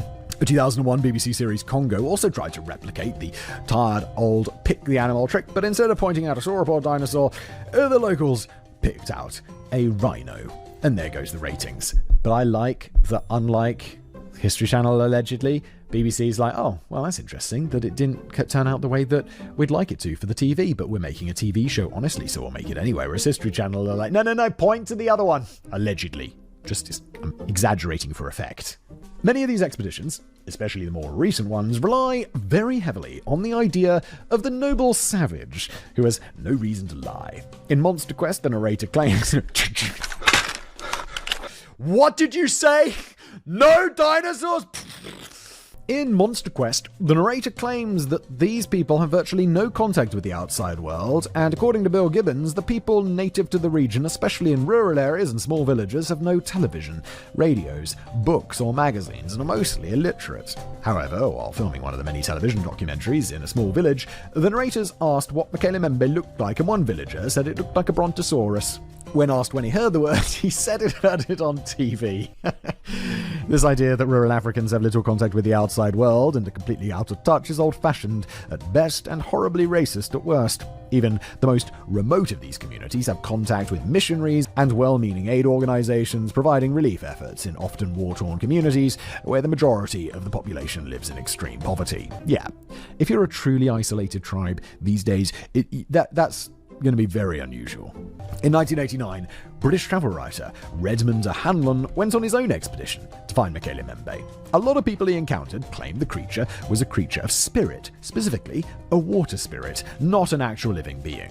In one village, he was informed by the son of a village elder that the stories of the Congolese dinosaur were meant to bring idiots like you here and make a lot of money. He'd be like, dude, I'm coming there trying to find out what these idiots are up to. I'm not one of the idiots. And then he's like, oh shit, I am the idiot. I don't need to disprove this. It needs to be proved. Far from being too naive and innocent to see economic potential in a creature like Mekele Membe, the local people in the area are well aware of the Western fascination with their living dinosaur. Yeah, and it's like, I bet the hotels around Loch Ness in Scotland are like, oh, it's definitely not real. They're like, ooh, maybe it is, because money. They have a vested interest in keeping the creature alive and just out of reach. The rich Westerners keep coming back, spending a lot of money hiring guides, trackers, porters, and in the case of Mikhail, handing out beer to anyone who can tell them what they want to hear. It's easy money in a region rife with poverty, and if the gullible white man keeps throwing it at them, why shouldn't they take it? No, milk these suckers. However, the biggest argument against the existence of Mekele Membe is the fact that not a single specimen, alive or dead, has ever been found. A single dinosaur couldn't live for 65 million years, so if Mokele-mbembe is real, there has to be a breeding colony somewhere. Considering its supposed size, even a small breeding colony would be found by now. Animals leave behind scat, footprints, and when they die, carcasses. Yeah, they don't just vanish. We found the skeletal remains of rhino and elephant graveyards, but so far we haven't found a single bone from Mokele-mbembe or any other neo-dinosaur for that matter. Advanced technology, especially aerial and satellite surveillance, makes it possible to identify elephants, so we should have seen a sauropod, even a little one by now. I will be the first to admit that large animals can hide surprisingly well in the bush. Just ask anyone who ever accidentally come across an elephant, a rhino, or a buffalo. Oh my god, I'd be so terrified. Buffalo are really big. However, while the jungles of the Congo are very dense, the area isn't completely unpopulated. Even if we can't catch a glimpse of a living sauropod with a drone, there are enough photographers, hunters, journalists, park rangers, writers, smugglers, warlords, evangelical Christians working to disprove evolution, camera crews, poachers, documentary makers, cryptozoologists with unregulated qualifications and no field training, and locals carrying phones with cameras built into them, so that if a sauropod-like creature were roaming the jungles of Africa, the law of sheer dumb luck dictates that someone should have gotten a clear shot by now. Yeah, and that's the thing, you would be saying the guy saw it on TV. And it's like, yeah, the technological infiltration makes it sound like a bad thing. But the technology, spread, maybe it's a better word, to, semi-isolated or, jungle-based places in the forest and stuff, in the jungle, obviously. Simon, get your words out, come on. They'll have mobile phones, because you could charge a mobile phone with a solar panel, and then you can use the 5G network or whatever they have out there. What is really lurking in the jungles? I'm sure we can all agree that whatever Mokele-mbembe is, it's not a dinosaur. However, considering all the reported sightings, it's clear that people are seeing something in the jungles of Africa. So what's the most likely explanation? I think it's just it roars. It roars like an elephant. You know what, say if it roars like an elephant, maybe it's just a elephant, guys. Of course, the first argument presented is the one that creatures once believed to be extinct or were rediscovered millions of years ago. Yes, it's that fish again. You know the one I'm talking about. A study done by the University of Queensland zoologists showed that it's possible for some modern mammals thought to be extinct to still survive in small, hard-to-find pockets of their former haunts. However, they found that if proper search was launched, the once extinct animal would usually be rediscovered within 3 to 6 searches. After more than 11 unsuccessful searches, the odds start dwindling, which doesn't bode well for the Tasmanian tiger and the Yangtze River dolphin, but is even worse for Mokele-mbembe, who's been the subject of more than 50 expeditions over the last 40 years or so. Of course, this study assumes that those doing the searching are trained and qualified zoologists or researchers in related fields approaching the search in a strictly scientific framework, which obviously no one in today's episode, other than the guys who went later, they're just not serious about science. They're just not. The majority of those looking for it are self-described explorers with little or no relevant training in scientific methods or experience in doing fieldwork or tracking and studying wildlife.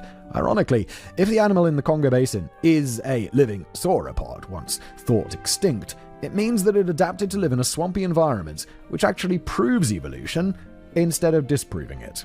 Another possibility is an undiscovered species. We sometimes think that we've learned everything there is to know about this amazing planet of ours, but the megamouth shark was only discovered in 1976, and a new series of monkey, the Highland manjbay, was discovered in Tanzania in 2005. In 2008, 125,000 lowland gorillas were discovered living in the Congolese jungles at a time when they were considered on the brink of extinction. I mean, this is all very cool, but these are real things with verifiable... they've been verified. Environments that make it easy to hide, and which quickly erase any trace of a creature being there, like dense jungles, are very likely content for housing some undiscovered species. If the animal is particularly shy, or the species is critically endangered, and therefore small in number, the possibility of it still being undiscovered by science further increases. There are lots of species endemic to the Congo Basin which certainly support the idea that there could be animals living there that's found nowhere else on Earth. The Congo Basin and surrounding regions also aren't the most hospitable place in the world to do research. They have to deal with political instability and war, a lack of infrastructure like roads and reliable internet, corrupt governments, and a level of bureaucracy that would make Arthur Dent weep in hopelessness. Nice reference. A more likely explanation is a simple case of mistaken identity. Our elusive dinosaur has a lot of traits in common with regular African animals like elephants, rhinos, hippos. All of those animals are grey. Hippos sweat red, which might explain why some people describe a reddish colour animal, and the rhino has a horn. Now, hippos aren't indigenous to all the regions where Mekele Membe sightings have been reported, so another possibility is the West African manatee. But neither the hippo nor the manatee look much like a sauropod. We've already seen that elephants can swim and dive, holding their trunks above the water to breathe, which might explain the thin neck and small head seen from a distance. Carl Schuker, a well-known cryptozoologist, argues that it is unlikely as such encounters would be rare, but it's not like people bump into Mekele Membe on a daily basis, Carl. Some reptiles could fit the bill. Considering that many eyewitnesses describe the neck and head as snake-like, we should consider the possibility of rock pythons. A snake that can grow up to 16.5 feet or 5 meters. I don't like this. This is why I don't want to go there. And it can swim. Terrifying, dude. I don't like snakes. Snakes are scary. As if I needed another reason not to swim in a river in Africa. This is something I would never do. The African softshell turtle also has a wide range, and it isn't too picky about its environment, living in rivers, streams, lagoons, swamps, and lakes. It spends its days lying in the muddy bottoms of waterways, coming out at night to feed, leaving 3-toed footprints in the mud. The head and neck can seem quite long, and while it's obviously nowhere near the size of a sauropod, most sightings only describe the head and neck, and sometimes the rounded back as the animal dives beneath the water. Perhaps instead of seeing a big animal very far away, people were actually seeing a smaller animal a tad bit closer. Finally, the Mekele Membe might be nothing more than our imagination. What? Really? You don't say. I think mostly it's people making it up and getting taken advantage of by just because you're gullible and the locals want to make some money off you, and fair play to them. And then some people are like hearing an elephant growl and being like, oh my god, it's the Mekele Membe. And the guide's being like, dude, you know elephants can growl, right? And they'll be like, shh, I'm listening to the Mekele Membe. When you find yourself in a new and unfamiliar environment, like say a jungle, it's common to see things that aren't necessarily there. People go into jungles looking for Mekele Membe, they believe it's there, and confirmation bias does the rest. Sure does. Conclusion. With its dense jungles and uncharted swamps, it seems that if a mysterious prehistoric creature was still alive, the heart of Africa is where it would be. And in a world where real giants like elephant, rhino, and giraffe exist, stories of mysterious giants hiding in the forest make perfect sense. We often create fictional monsters to slay the monsters that we can't, so I find it very telling that Mekele Membe is a hippo killer. Hippos are the most dangerous animals found in Africa. The big cats are fearsome beasts, and I've personally had an experience with an elephant that will make me think twice about going into the bush again. But nothing compares to hippos. I'm so glad I live in just like safe Europe with no scary animals. Like, I see Australia sometimes, you know, like I've got mates in Australia. You see Australian television, you're like, God, the weather's nice there all the time, basically. Everything seems great. The only problem is it wants to kill you. Perhaps Mekele Membe was real. Perhaps it even killed hippos. Or maybe it was a gentle giant which only became Buffy the Hippo Slayer when the last Mekele Membe disappeared from the swamps and jungles of the Congo and entered the realm of folklore. To me, it seems there are two Mekele Membes. The Mekele Membe, created by Westerners, rooted in colonialist and a racist perspective of Africa as a backwards continent, a dark continent, which had made little progress since the time of the dinosaur. Instead of learning about the beauty of the continent, Western explorers came in droves looking for dinosaurs and monsters. This Mekele Membe probably never existed. However, the second Mekele Membe is the creature known to the native people. Each tribe and region has their own. To some, it was a creature of spirit, wrapped up in mysticism and magic. Some describe it as a ghost. However, others insist that it's a real creature, and if you go back to the stories told before the arrival of McCall & Co., there are one or two stories that stand out. In von Steen's tales, the creature is about the size of a simple elephant, not the size of a diplodocus, and an elephant-sized animal isn't outside the realm of possibility. It's also interesting that the first people shown pictures by Powell in the early 70s identified a sauropod. Perhaps it was creature from memory. Many regions with tails and Mekele Membe don't have rhinos, but decades ago, these animals were far more abundant, and they would stray into neighboring regions. A fisherman or a hunter who's never encountered a rhino is going to have an interesting story to tell after their first meeting. It could even have been the memory of an extinct animal, something that looks like the pangolin depicted in the strange carving in Ireland. The local stories describe the animal in great detail, and while these stories may have become twisted, perhaps they still contain a grain of truth that's been exaggerated over the years. Yeah, normally there's something starts it off. Personally, I would have loved to hear the original stories Michele Membe told around campfires at night before Westerners arrived to muddy the waters, imposing their ideas on a continent and a people they made no effort to understand. It seems that instead of searching for Michele Membe, they destroyed it. Yep, agreed. I think Ilza and I very much on the same page on this one. And that's the end of today's episode. If you like the show, please like, subscribe. If you're listening on as a podcast, give us a rating on Spotify. Why not? And I'll see you next time.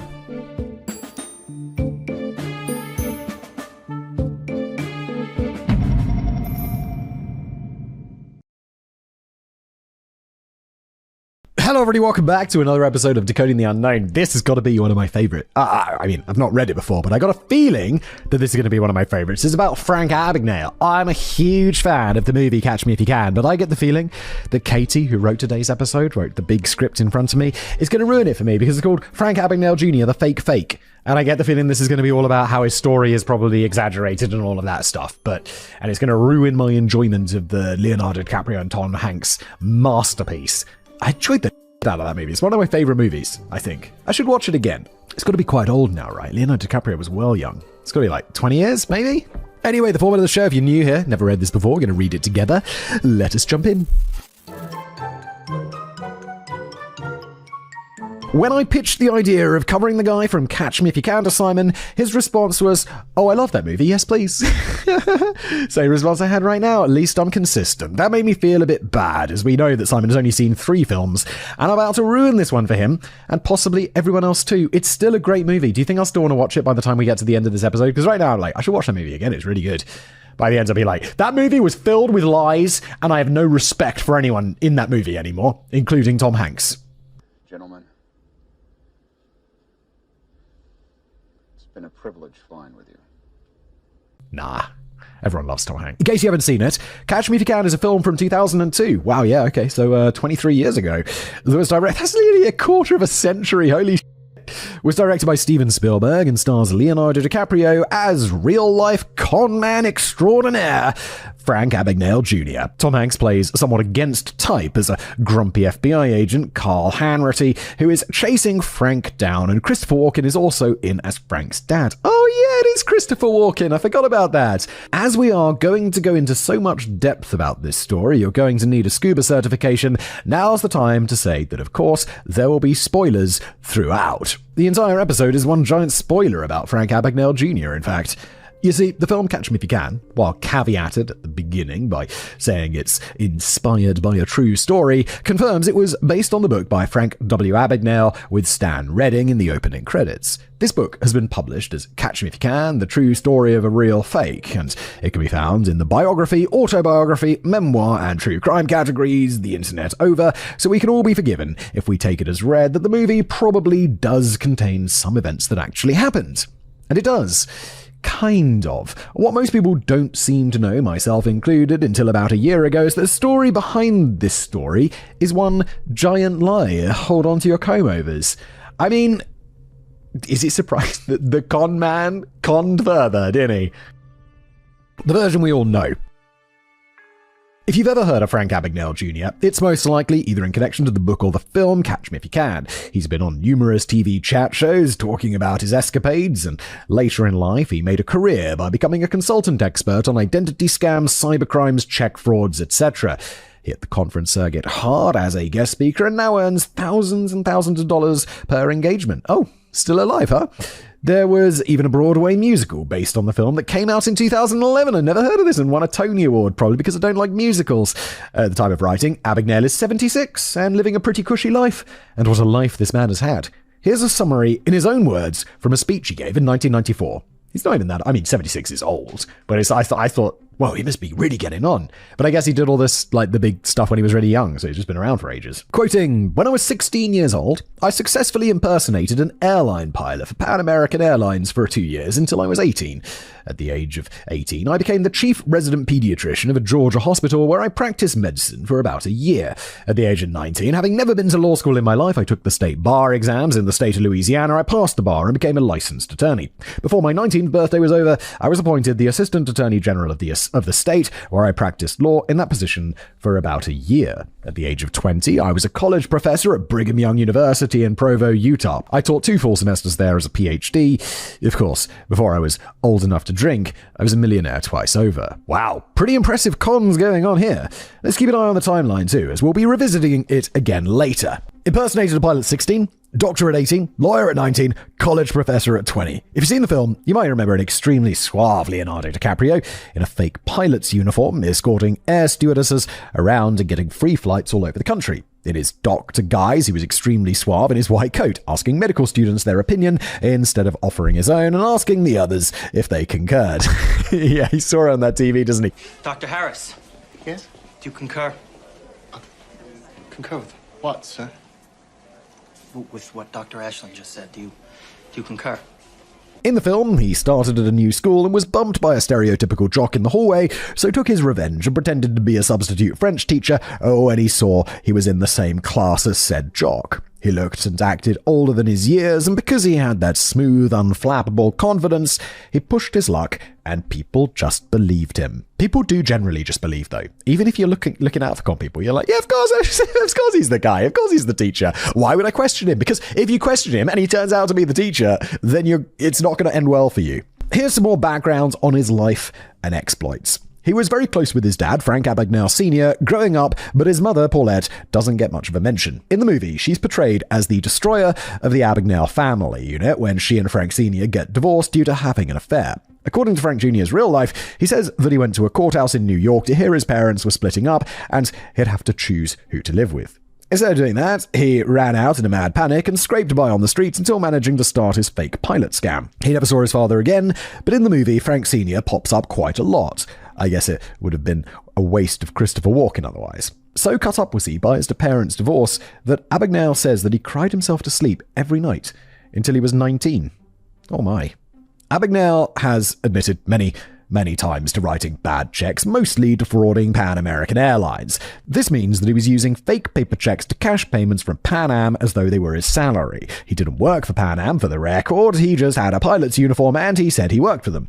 This was in the 1960s, so it was a lot easier to forge things like checks than it is nowadays, although they are still a very insecure form of payments. Yet people, I'm always amazed, like, Americans, apparently you still use checks. I haven't had a checkbook since I was a teenager, because it's a very insecure form of payment and also insane. Abagnale has stated that he wrote 17,000 bad checks over the span of his criminal escapades, which was only the space of a few years, and that at the time, this totaled around $2.5 million, the equivalent of about $20 million today.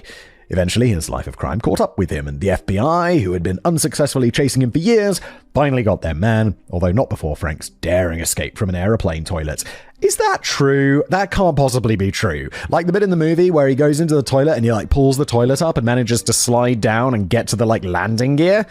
I'm like, I saw that as a kid, and then every time I go into an airplane toilet, I'm like, there's no fucking way. You'd lift up that toilet and it would just be like a steel wall or whatever, and a tiny little pipe hole. There's no magical exit through a toilet. That was the movie version anyway, which was based on the book, but Franks walked back that in more recent times and confirmed that he actually escaped from the galley, not the toilet. That makes a lot more sense, but not total sense. Oh, I guess the galley has that. They bring stuff up from down below in the galley, right? On big planes. Is there a lift? Am I imagining that? Or have I just seen that in movies rather than in real life?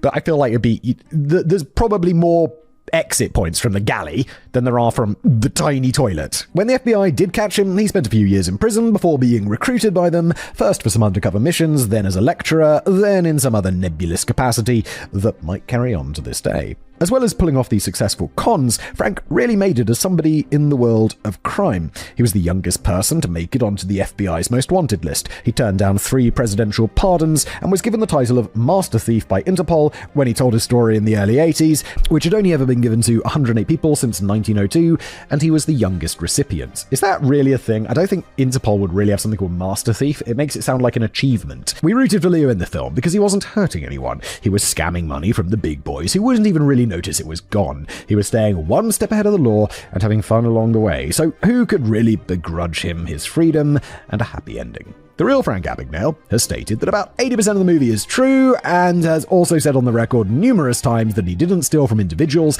and that any money he took dishonestly he has since paid back. Hooray, what a hero, the kind of cheeky chappy sticking it to the man story that we can all get behind and cheer him on for his quick-thinking genius and balls of steel. Get the feeling the way Katie set that up that he actually hurt people and stole from the little man. But allegedly, let's find out. The slightly changing versions. Frank Abagnale has been at this a long time, decades of telling rooms packed full of people about his audacious scams. This even includes my husband and his dad who saw him give a keynote speech in the 90s. I mean, that's still really cool. My husband was a young teen, and he went with his dad on work trips, mostly for the room service. He doesn't remember much about seeing Abagnale, but he did confirm that he used the speech to talk about his former life of crime, and he was a very interesting and engaging speaker. Abagnale's story first came to public attention in 1977 when he was on a game show called To Tell the Truth. This is how the movie starts too, by the way. The idea of the show is that 3 people line up in front of a panel. Oh yeah, I remember this. God, I haven't seen this movie in ages, but it's all coming back to me. The host reads out some crazy but true story about one of them, and the panel guests have to ask questions to work out which one of the 3 the story is about. The so-called main character has to answer any questions truthfully, but the other 2 can say whatever they want.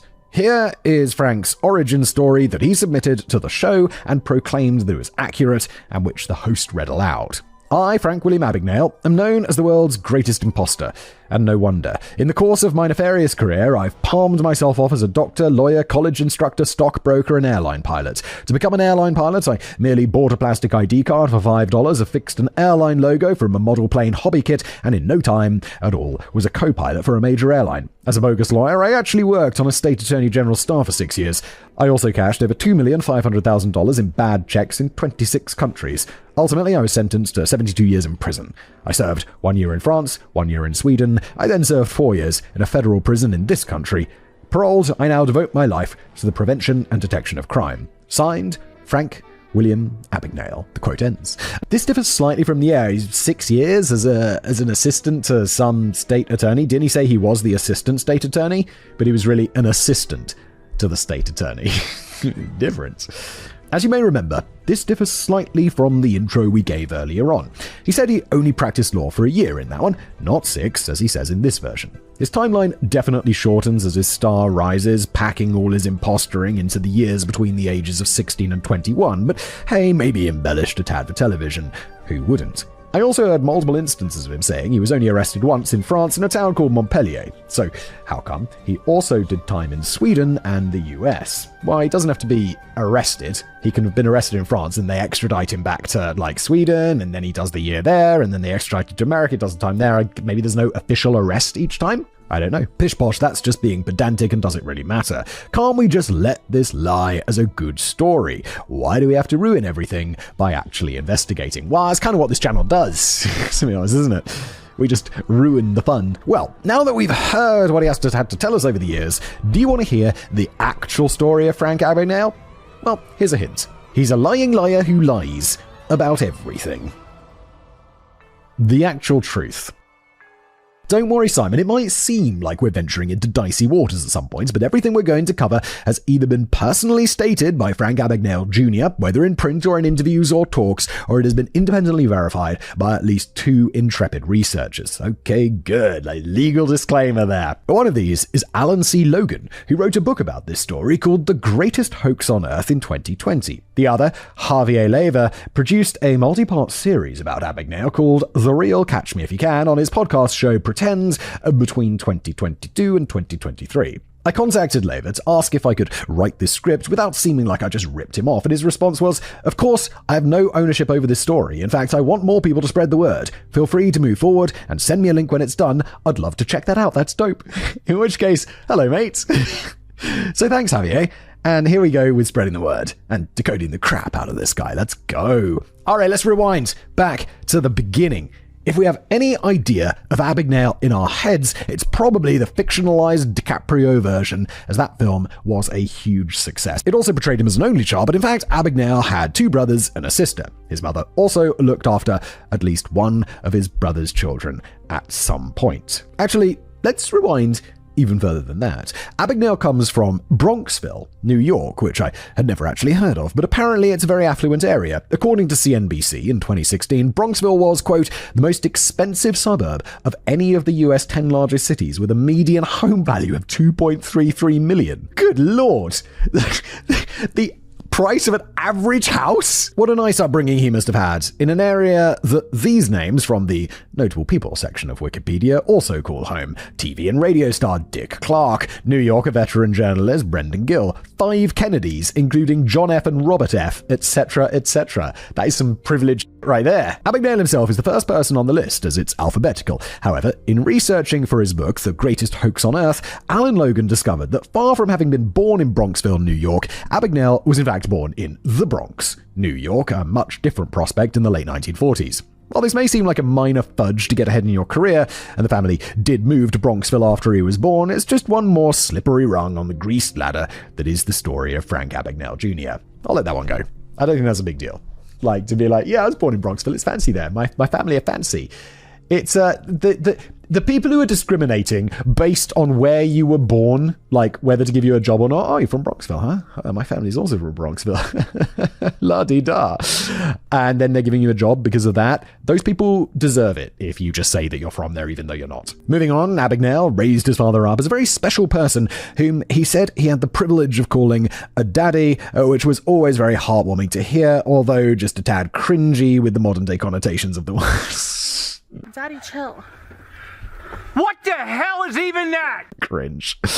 This does then beg the question, if you were so close, why did you run away at the age of 16 and never see him again? Well, he did see him again, but we'll come to that later. Far from being an adulteress who ruined their family, Paulette Abagnale was a put-upon wife trying to look after several children. She did not have an affair, as per her portrayal in the film and musical, and while she did remarry, it wasn't until nearly 20 years after the divorce. It's a bit harsh. Like, if I was that person, I would not be happy about being portrayed like that in a very famous movie. And you know it's going to be very famous because it's got Leo and Leonardo DiCaprio and Tom Hanks in it. And Christopher Walken, as I'd forgotten. Frank Sr., on the other hand, wasn't exactly the paragon of paternal values that Frank Jr. would have us believe. He got remarried a mere 3 months after the divorce was finalized. It seems that the party who was really the catalyst for the end of the marriage had been misidentified. Indeed. According to Frank's older brother Roy, Roy, had to leave the Marines early to support his mother and siblings due to his father's alcoholism, repeated violations of a court order which was supposed to keep him away from Paulette, and the fact that he was providing no parental or financial support. Oh, so he was just a deadbeat. Wow, they portray him so nicely in the film. And it was so intense, she got a restraining order or something against him. Holy shit. Why did Frank like him so much? We do have to find a little grain of salt to take this information with, however, and we'll come back to Roy Abagnale later on. This story just keeps on giving. Indeed it does, a long script today. Paulette Abagnale was so upset over her portrayal in the film, of course she would be, that her niece told Javier Leiva of the Pretend podcast that she had actually sued DreamWorks Studios over it. Yeah, I don't blame you. I would probably do the same, assuming a lawyer had told me that it was chill. They reached an out-of-court settlement, so this information can't be verified as it's not public, but Leiva was pretty sure this was true. I mean, it sounds completely legit.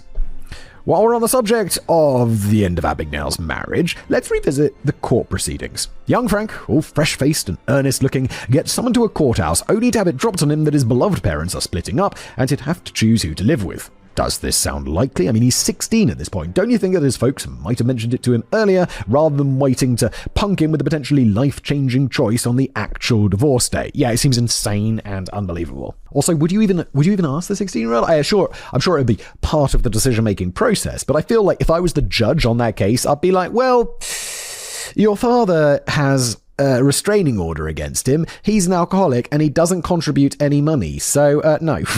No, you're not going to get to live with him. Even though you want to, you're not. Because you're 16. You're a minor. I make your decisions. I'm a judge. Anyway, it was this event that started his no-good life of crime, as he was so upset he just ran away and then apparently cried every night for 3 years over it. I don't want to sound unsympathetic here, as my parents are still happily married, so I don't really know the trauma that comes with a divorce, but I mean, crying every night for 3 years? Maybe if he was younger, but from 16 to 19, I mean, come on. Yeah, I don't know, some pretty traumatic things happen.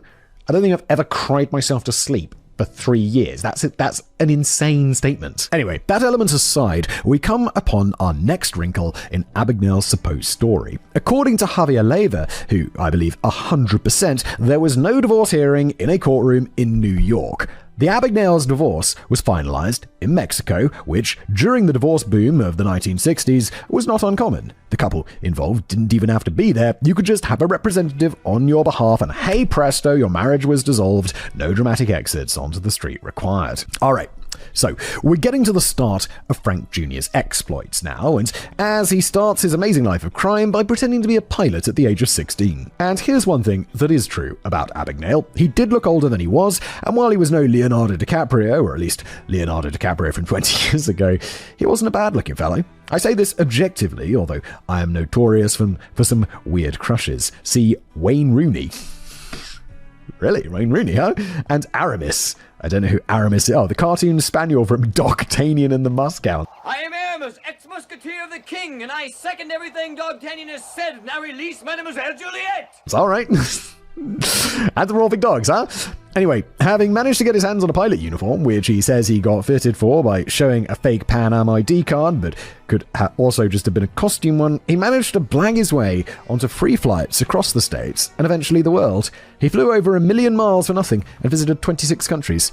This at the age of 16, remember, so around 1964. He started creating and altering checks from Pan Am to fund his new lifestyle as a pilot on the move, and would recruit groups of attractive women to dress as flight attendants and accompany on trips to wherever. I mean, it's a great story, but it just seems so unlikely when you think about it. Like, it just seems so unlikely. Some of this is true, as Abagnale did indeed pretend to be a pilot, but it was not at the age of 16. What was he actually doing at the age of 16? Well, we'll get to that. What's next?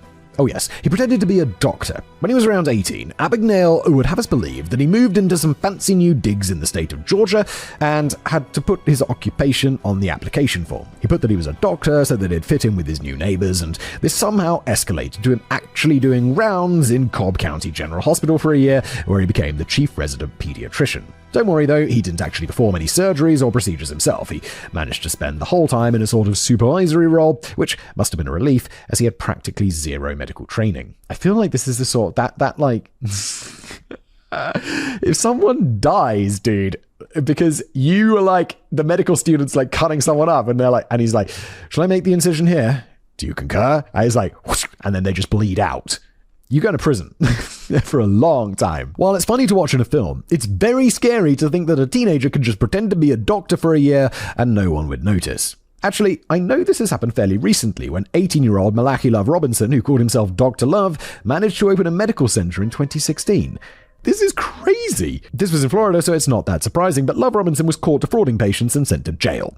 While he thankfully wasn't doing much hands-on medical stuff, there is something he was actually doing at the age of 18 that precludes Abagnale from having pretended to be a doctor for a year, but we'll come to that. Oh my god, there's so many setups today.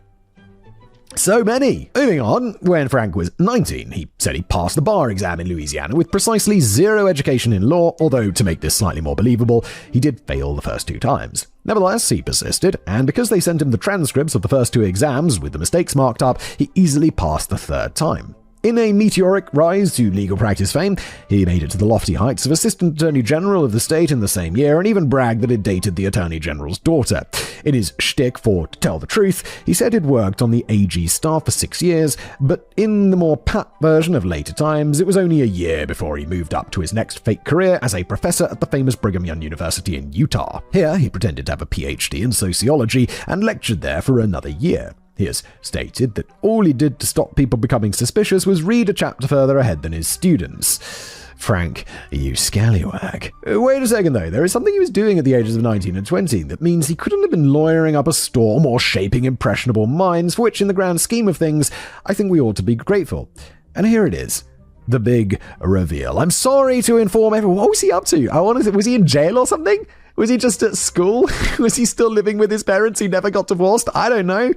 I'm sorry to inform everyone that our living legend, Frank Abagnale Jr., did not live the glamorous conman lifestyle he has peddled for decades. Almost the entire story we think we know is either made up, whole cloth, or exaggerated at the very least. There is absolutely no way that Abagnale carried out his 4 or 5 year period of romanticized, exciting, high-stakes FBI dodging impersonations, because for the vast majority of his life, between 16 and 21, I guessed it, he was in jail. Which, surely there's a record of him being in jail, right? How hard would it be to disprove this stuff? I know we jumped ahead a bit, and I kept referring to Frank's version of events, so let's get this train back on the tracks and only talk about the actual real-life timeline now. Okay, so I knew you were taking us through the fake timeline, because, like, when you put on your reasonable person glasses rather than enjoying a movie glasses, you're like, this is ridiculous. I don't think this would happen. Frank Abagnale had a troubled adolescence, I think it's fair to say. We can't really speculate on the reasons why, but while he had a flair for creativity, he also had a flair for petty crime. He said that his father was his first victim, as he quickly racked up a credit card that he gave him for gasoline, leaving Frank Sr. owing thousands of dollars. I'm not sure if that's true or not, to be honest, but it does fit his real-life modus operandi, as we'll see. Oh no, I only ever ripped off the big guys like Pan Am and giant hospitals and stuff like this. And he's like, no, I ripped off my own dad. Straight thousands of dollars on his credit card that he trusted me with. What a loser. According to his older brother Roy, another reason he asked to leave the Marines was because 15-year-old Frank was in reform school after being caught stealing from a local business and also stealing cars. Oh dear Frank. Alan Logan did find out that Frank had actually been arrested at age 15 when he was roaming around the neighborhood, attempting to interview people as a fake official. He tried to interview a teenage girl, and her mum got suspicious. He was caught with a police badge made of paper and a toy gun. This was seen almost as a joke at the time, and I don't believe it went anywhere because of his age, but if he tried that now, he'd probably just be shot. Just kidding. He's white. Oh, God. It's probably true though, isn't it? Frank also lied about attending a posh Catholic school up to the age of 16, but when people actually investigated this claim, his name didn't appear anywhere in the school records, and no one who actually went there remembers him at all. It seems that Frank Abagnale never finished high school. In December 1964, 16-year-old Frank actually signed up for the US Navy. If only he had stuck it out, he might have forged a more honorable and useful path for himself, but he only lasted 57 days and was then discharged, though we don't know why. 57 days.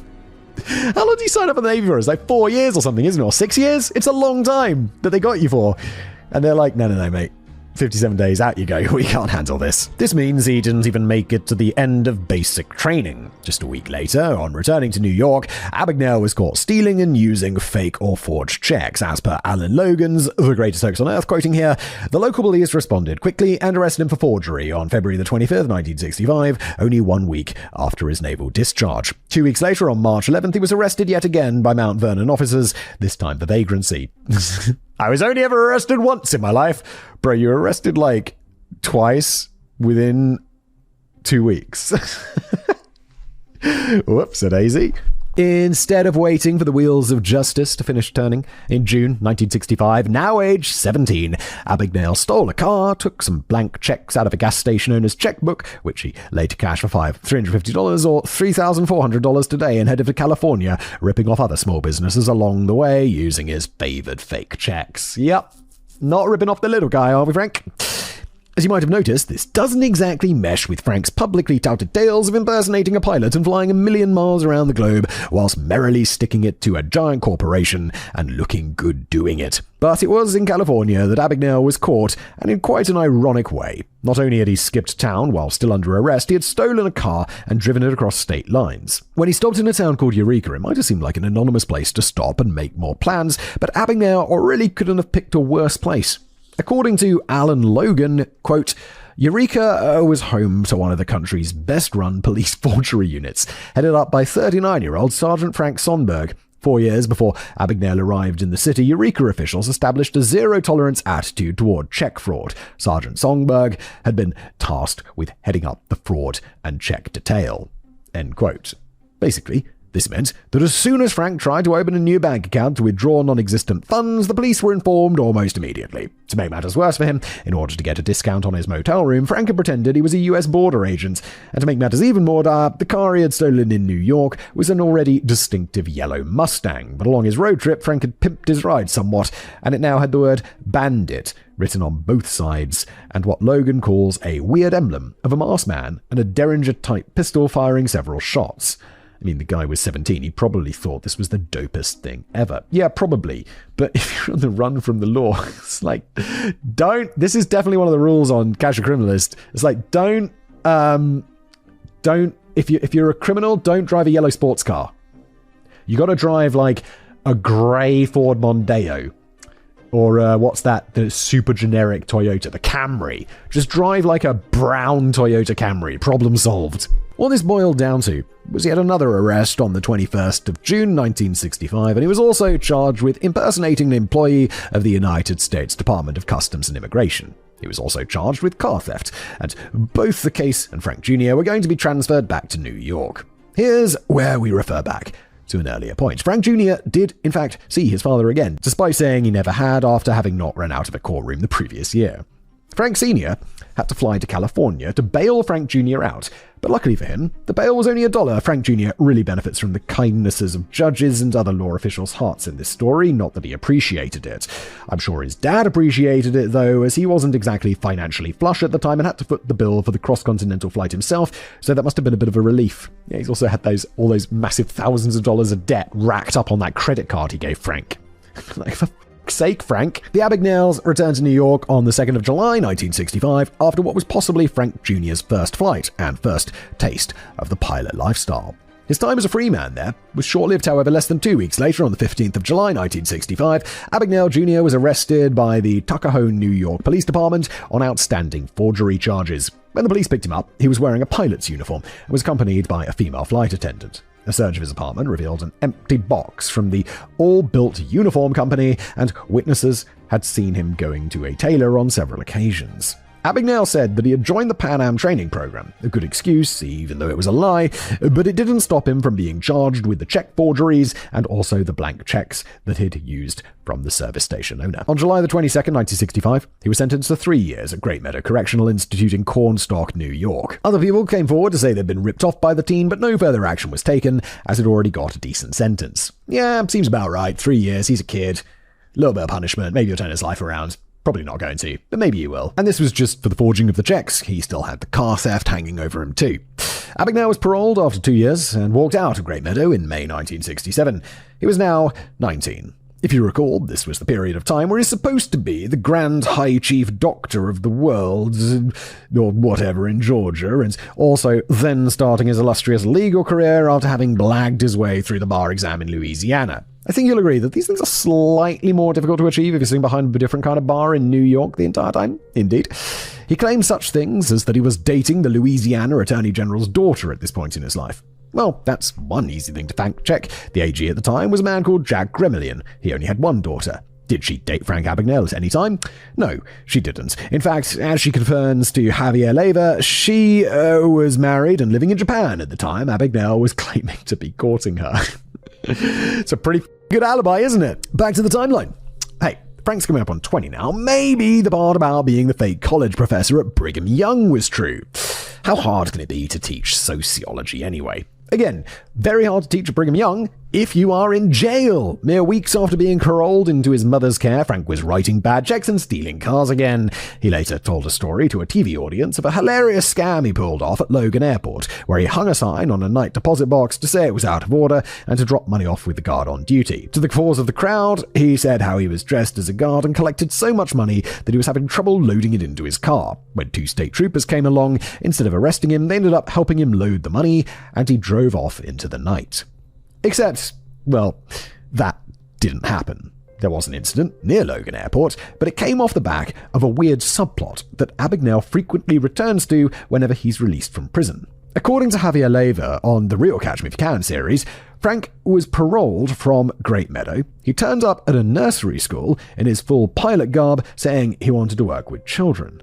Unbelievably, This worked. He ends up getting hired to pick up and drop off the kids from school using the school owner's station wagon. He also gets a load of the female teachers together for an impromptu trip to Puerto Rico. This is true, as Laver interviewed one of the women who went on the trip. Frank paid for everything with checks, the flight, the hotel, the food and drink, but when they wanted to prolong the short break, he got extremely twitchy and nervous and said that they had to go. When they got back to the airport, he drove off in the station wagon and they never saw him again. Could this be the very station wagon Frank references loading ill-gotten deposits into with the help of a couple of hapless state troopers?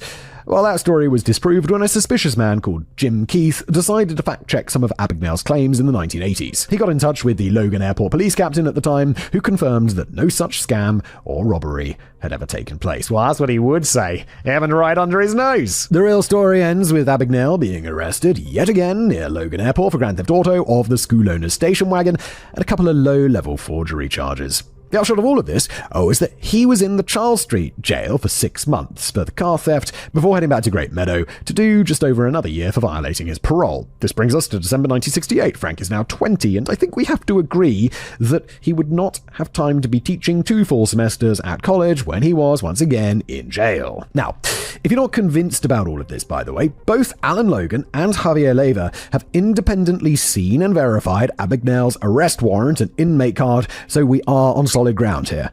He never technically did time for the theft of the Mustang back in 1965 because for various reasons, usually because he was in jail somewhere else, the case kept getting delayed.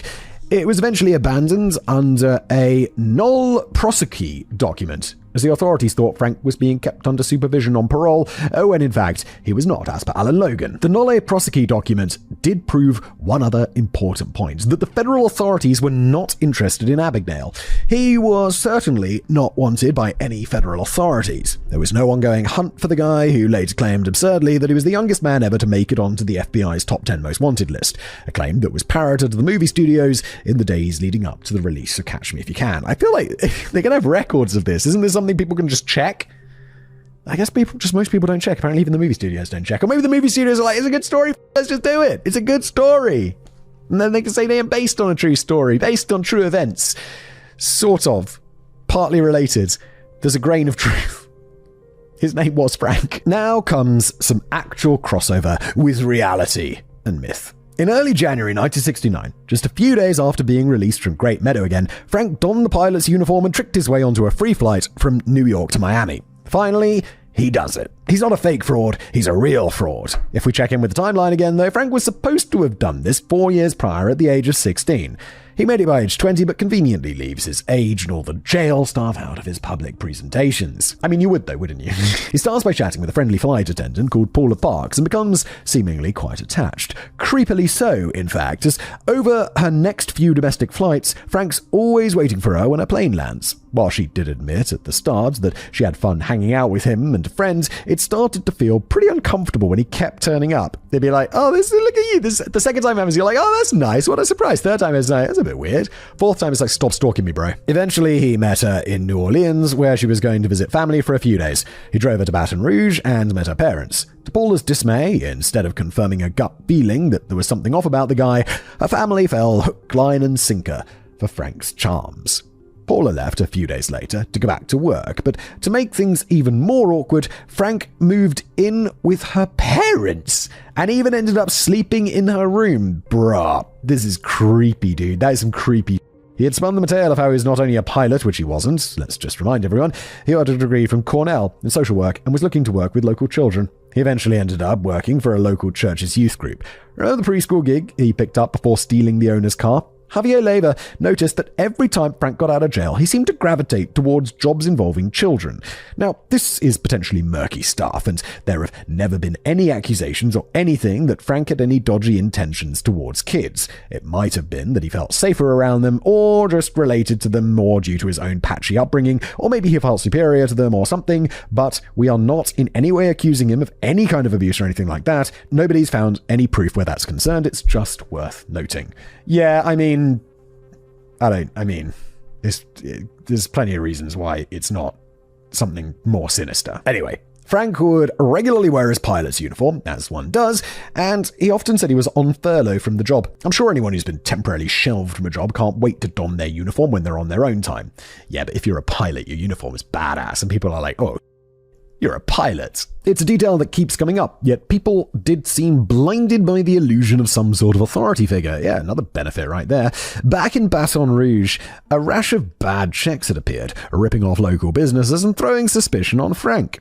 He'd also been rumbled by a reverend who was checking his references in an honest attempt to help the furlonged pilot get some work. Reverend Underwood instead found out that Frank hadn't been to Cornell and was well known around the New Orleans airport for hanging around suspiciously. Here's what Alan Logan says in The Greatest Hoax on Earth, quoting, "The airline had been watching the man who had been hanging around airports in a TWA costume and attempting to pass bad checks. He was more of a nuisance to them than a serious security threat. Unlike the elusive debonair character portrayed in the film Catch Me If You Can, the airlines viewed him as an unsavory character who stuck out like a sore thumb. They knew exactly who he was." The Reverend ended up informing the Baton Rouge police, but Frank had sensed trouble coming, and he moved out of Paula's parents' house by mid-February. So weird that he was living there, dude. It was only after he'd gone that the Parks family found out that he'd been stealing from their checkbook and had even raided Paula's little brother's savings account. He was arrested on Valentine's Day 1969. The Parks family's kindness was repaid with theft of money they didn't really have to spare, but it wasn't only money they lost. They lost their sense of trust, and in the following years, whenever Frank popped up on TV, they felt tricked and ashamed all over again. The Parks family, which is one of a large group of individuals and small businesses that Frank brazenly stole from. No. Frank, he only stole from the big guys. As for his claim that he repaid all the money he ever stole on behalf of her family and all the others, well, Paula Parks is still waiting. People start getting more of an idea about the real Frank Abagnale now. Not the slick storyteller who's got his escapades fine-tuned to roll off the tongue in a few years' time, but someone who's in need of psychiatric help. Indeed, when trying to work out the enigma that was the pilot trying to get a basic job, Reverend Underwood ended up corresponding with Frank's parents in letters that Paula had kept for decades. In these letters, Paulette Abagnale writes things like, "Frank is in dire need of help. I mean psychiatric help. Frank Sr. called his son mentally sick, and Frank Jr. has been emotionally disturbed since the age of 10, and neglect and indifference to the problems of my son in his early youth are my sins." Paulette also mentioned his time in Great Meadow Correctional Institute. As Alan Logan writes in his book, in that one letter, Paulette destroyed the false autobiographical narrative her son would one day invent for Catch Me If You Can. End quote. The letters show that both parents copped to the fact that they had known since he was a child that Frank was in need of some kind of help. They say he had tried and failed to get him that help. I think we can all believe that this is true, and instead of some teenage whiz-kid fooling the world, jailbird for compulsive liar and fantasist Frank Jr. was using his time behind bars to concoct the tales we're all familiar with today. I suppose that means he still did end up fooling the world, or most of it. Not everyone was won over so easily, but we'll give them a shout-out a little bit later. Okay, so where are we up to now? It's early 1969, and Frank's looking at being sent to the Louisiana State Penitentiary, which is also known as Angola. Conditions at the time were pretty bleak, and Frank was trying anything to get someone to put in a good word for him, even contacting Reverend Underwood, who'd been the one to turn him in, and the Parks family, and trying to apologize. The Parks had learned their lesson, however, and they didn't help him out of this particular bind. Yeah, why would you? You'd be like, wait, we gave you somewhere to stay, and you stole our shit, and you stole our brothers' money, and our checks. You're a piece of shit. Why would I help you? Why you have to be mad? He tried to claim insanity as a defense, but the somewhat insensitively named Lunacy Commission declared him sane. I don't think you call it a Lunacy Commission today, could you? Lunacy Commission sounds like a good name for a band. Frank ended up pleading guilty to forgery and theft and was looking at up to 10 years in one of America's worst prisons. But it turned out that his pleading with Reverend Underwood had actually worked. Frank ended up with 12 years of supervised probation. No jail time at all. Wow. And he was given access to psychiatric treatment and told to repay all of his victims, which, he didn't do. So, how about that treatment and the supervised probation? How did that turn out? Well, we'll never know what could have happened because your boy didn't hang around long enough for any of that nonsense. Instead, he flew off to Europe. Alright, now this is where the real and fake timelines come together, as Frank has admitted to being in jail in France, Sweden, and then being deported back to the US to be jailed again. It also marks the end of his 4 or 5 years of alleged professional charades. During the ages of 16 and 21, Frank had claimed to have written over 17,000 bad checks. As he was actually in jail for the vast majority of this time, Alan Logan worked out that during his non-jail days, he'd have to have been writing at least 40 checks a day every day. That seems like a lot of hard work. It also casts more than a little doubt on Abagnale's repeated claims that he paid every cent back. I mean, who can keep track of that many payments? Yet, there is no shot. There was no shot. The court's just like, yeah, make sure you pay it back. Just be like, how? How? I didn't keep a ledger. That would be writing down my crimes. I don't know how to do that. Moving on, Frank had landed in Sweden, stolen a car while wearing his pilot's uniform, and driven to France, leaving several bad checks in his way. Some highlights of the lies he tells about this period include that he had retired to Montpellier to live in peace after his crime spree. Obviously not true. That he was in a hellhole in Perpignan jail for 6 months. In reality, he was only there for 3 and had been sentenced to 4 anyway. Alan Logan writes that Abagnale says he was essentially starved by his French jailers, losing £89 while laying around in pools of his own urine and feces. How horrific if true, which it wasn't. Losing £89 or over 40 kilos in 6 months would be bad enough, but in 3 months? Hardly likely. That's an insane amount of weight to lose in 3 months. Unless he was absolutely massively obese, which I don't think so. When he was discharged and then extradited to Sweden, the man he stole the car from there, Jan Hillman, said he looked exactly the same. The only difference I saw was that he was not as happy and cheerful. He's just got out of prison and now he's going to new prison. He only got 2 months in Malmö jail and was deported with a ban on re-entering Sweden for 8 years. And of course, he was supposed to pay his victims back, which of course he hasn't yet. And what happened next? Well, here's an extract from a speech Frank gave in 1982, building on the success of his autobiography. Quote, "They put me on board a flight to New York. The FBI asked to come to Sweden, but the Swedish government said, no way. The FBI said, well, he has no violence on his record. I'm sure he'll be fine on the plane. Scheer was waiting. And of course, the next day, the front page of the New York Times was Skyway Man disappears at 30,000 feet. He gave himself the name Skyway Man, by the way. In the movie, the scene is where he escapes from the plane by unbolting the toilet and going through the hole. He also makes this claim in his book. I don't think this is how it works. I think this is engineeringly not possible. Like, in terms of basic mechanics of that toilet. It wasn't until it was pointed out that this would be impossible that he amended his story to say that it had been changed for dramatic effect, and instead he had actually escaped through the galley. That's also actually fake, of course. In reality, he just got off the plane like a normal person. The Scheer he refers to here is Joe Scheer, a real FBI officer who is represented in the movie by Tom Hanks as Carl Hanratty. There was no FBI involvement in Frank's return to the US, however. He'd served time for petty stuff abroad. He wasn't exactly on their radar. Yeah, it's like, you steal a car in Sweden. The FBI aren't picking you up and taking you back to big boy American jail. You're just getting extradited, and you're going to go home, and they're going to arrest you if they want to. He wasn't on their top 10 most wanted either, or classified as a master thief by Interpol, which incidentally is not a thing. I knew it wasn't a thing. Of course it's not. Honestly, when you're on this side of the looking glass, it's difficult to work out why we ever believed anything he said when it's clearly all just total bullshit. And there were no headlines about a disappearing Skyway Man either.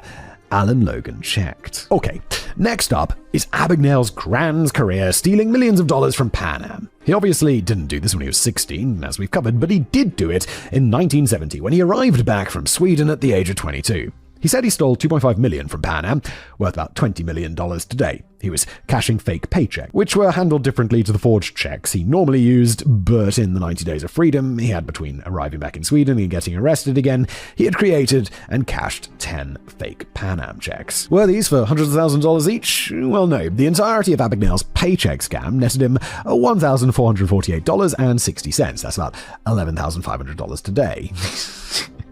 It's not chump change, but it's not exactly master thief levels. It's certainly not. What was it in modern money? 20 million? I'm immediately thinking, well, if he's just cashing fake salary checks, how the hell is he getting to 20 million? Would a pilot earn 20 million over the course of a career? I don't think so, let alone over the course of whatever time he's faking it for. Another point is that Frank wasn't exactly up to the master thief label, should it exist, is that he used his real name as the payee on all the checks, meaning that he was pretty easy to identify when the authorities picked up on the scent. What are you doing? Why would you do that? Pan Am had found out about the fraudulent checks and had contacted the FBI, which finally got FBI Special Agent Joseph Scheer, aka Tom Hanks, involved. As you can see, all of this takes place well outside of the date and age range portrayed in Frank's book and the movie. The FBI would not have wasted manpower, money, and other resources chasing a teenage car thief around the world or a petty thief who was stealing small amounts of money from unsuspecting families. Ripping off the big boys was obviously another story, of course, and Frank had their attention. Only for a short time, though, as 3 months after he cashed his first Pan Am check, he was arrested in a motel in Marietta, Georgia. And just like that, that was it. The extent of the FBI's chase of Frank Abagnale Jr. That's pretty disappointing. That's it. That's really it. I did it. I mean, I know it was a lie. I know I was expecting it to be like mostly made up, but I did expect slightly more. I did expect slightly more than this, which is so disappointing, even when I was set up for disappointment. They got a call, they went to the address, and they arrested him. Weren't they in awe of the master thief that they'd finally apprehended after all this time? Well, no, for 2 reasons. One was that Frank didn't start telling those stories until years later, so the FBI would not be aware of them. And 2, as we've just covered, he didn't actually do any of those things. He just stole people's cars and cashed bad checks. Oh, and I guess he wore a pilot's uniform sometimes. Let's give him that much. It's kind of wild that you can just make up a cool story about yourself, tell everyone it's true, and get a movie made about it. Like, and then I'm sure he's like made lots of money off this, right? Amazing. He's conned about a con. Someone should make a movie about this. Like Catch Me If You Can, and the whole thing. You know, like that movie, was it The Room? Is it The Room? The crazy movie? Or it's like, and then they make the movie about it later on. They should do this for Catch Me If You Can. It would be awesome. I think they will, right? That's a cracking idea. That would be so fun to watch. Javier Leyva spoke to Al Brown, one of the 3 arresting officers, who confirmed it was just a routine arrest. He also said that because the movie hadn't come out, he hadn't known anything about Frank's notoriety at the time. Don't worry, Al, you weren't missing out. There was no notoriety. Frank has played up the alleged real relationship that he had with Joseph Scheer, who died in 2005, and Scheer never spoke out against the stories Abagnale was telling, but like Al Brown, they saw the movie years after the arrest when they were quite old men, were excited to have a part in the story, and probably assumed he'd just done those things at an earlier or later date, or that it was just a fictional movie. They were involved in that one arrest, and that was it. Wow, that was it. Tom Hanks' role in the movie is so huge, and it's just like, no, I went to a motel in like Marietta or whatever, and was like, they just arrested him from a tip-off. Boom! That wouldn't be utilizing Tom Hanks very well. I doubt they followed his trajectory afterwards. He was just another collar to them at the time, and they took him to Cobb County Jail. It was here that Frank actually did manage to bust out of jail for real, but it was not in some well-planned feat of daring do. According to Alan Logan, he achieved it by, quote, slipping past the deputies in a booking room while they were processing paperwork. He made it back to New York, but was quickly recaptured, and in 1971 was sentenced to 10 years. Oh my god, we're stepping things up. For faking paychecks in several different states. He was also sentenced another 2 years for escaping, but only ended up serving a couple of years before he was released in March 1973 under supervised probation. And we all know what that means. Yeah, he's just going off immediately. Yep, about 9 months later, which is actually a record for him to stay in one place, I think, apart from in jail, obviously, Frank Abagnale Jr. once again pilot suited up and headed for a job revolving around children. This time, at the summer holiday camp, Camp Manizon in Texas. Again, two times, 3 times. I'm not saying anything. It's just a statement of fact. Once again, his plot of randomly turning up somewhere in full pilot regalia and asking for some menial job worked. He said he was on furlough from his pilot life, but again, as I said before, why would you show up in your work uniform if you're not currently working? Maybe it's just like, dude, I'm a pilot. I want people to know I'm a pilot. Being a pilot's awesome. Do chefs go to birthday parties wearing an apron, checked trousers, and a big white hat? No. If a doctor has his day off and nips down to Tesco, will they pull on a white coat and sling a stethoscope around their neck? Probably not. No one really seemed to notice this or care at the time, and Frank got another gig driving kids around. There's a photo of him with the other camp staff in Alan Logan's book, standing in the back row, bald as brass. He's notably not wearing his pilot outfit for this group shot. However, he's wearing a Camp Manizon t-shirt like everyone else. At this point, he was 26, with most of the other camp workers being in their late teens, and after a few weeks, most of the women working there were thoroughly over Frank Abagnale Jr. and his arrogant and creepy ways. He does seem a bit creepy, doesn't he, in the movie? It's like, he's not creepy, because he's Leonardo DiCaprio. I don't know if that makes him not creepy. Leonardo DiCaprio is a bit of a weird dude as well, isn't he? I mean, like, with his string of girlfriends who he seems to, like, have at the same age. It's like, Leonardo DiCaprio gets older, his girlfriends never do. It's a bit weird, Leo. Frank did manage to get something useful out of that summer, though, a new fake ID card for himself as a Delta pilot, thanks to his friendship with a young artist at the camp. The young man thought he was just creating ideas for more secure ID cards, as Frank had told him he was the president of the Delta Pilots Club, but Frank managed to end up with a decent-looking Delta ID that someone else had basically made for him. That's pretty clever, to be honest. He rounded off his summer as a camp driver by stealing personal possessions from other workers, keeping money from the sale of cameras that the camp owner had asked him to make, and also getting reimbursed for fuel when it actually used the summer camp's credit card in the first place. One of the workers had been suspicious of his pilot claims and had written to her dad, coincidentally an actual pilot for Delta, to ask him if he knew a Frank Abagnale. He didn't, and thought it was very weird, as Delta wasn't furloughing pilots at that time, and no one had ever heard of Frank, apart from his capacity as a weird, creepy, costumed loiterer. Wait, so they'd actually heard of him and that? And it's like, oh no, that's the creepy dude who hangs around the airports. He was stalking that woman, then he lived in a bedroom. So eventually, the police were contacted again, and while Frank had already left the camp by that point, he was found and arrested once more for theft.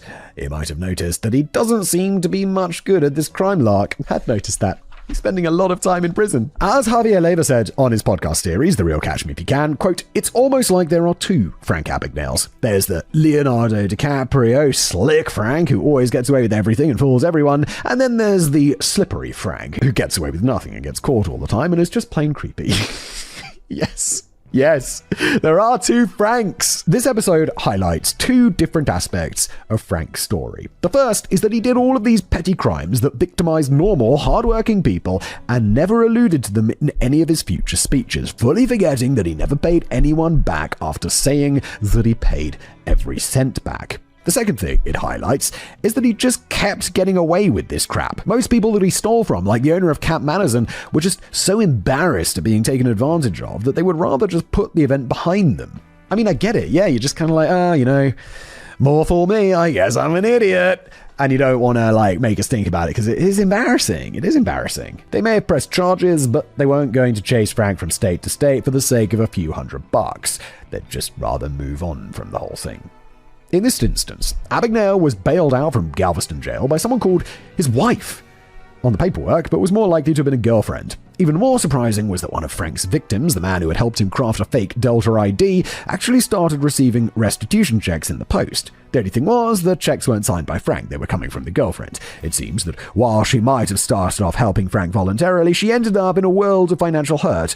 Alan Logan mentions in The Greatest Hoax on Earth, quote, "Court records show that she was served with papers in autumn 1976 for long outstanding credit card charges and an unpaid promissory note."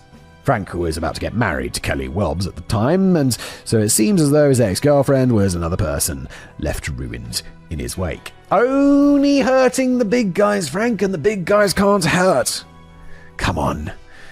It's just disappointed. He seems a bit of a dickhead. I don't think Frank ended up doing much, if any, actual jail time in Galveston, and in 1975, he was paroled under a supervising officer called Jim Blackman. Doesn't America have the 3 strikes thing, where if you do 3 strikes, they put you away for a really long ass time? I feel like they were made for this. When he was supposed to be on a tight leash, Frank managed to go straight back to his working with children niche without Blackman knowing about it. When asked what he was doing for work, Frank originally lied and said he was working as a recreational director at a children's home. What he didn't realize is that Blackman used to work there, and he knew Abagnale wasn't qualified for a director position. He called Frank's bluff and said that he'd be over there to check on him, so Frank backtracked to say he was actually placing children in foster homes.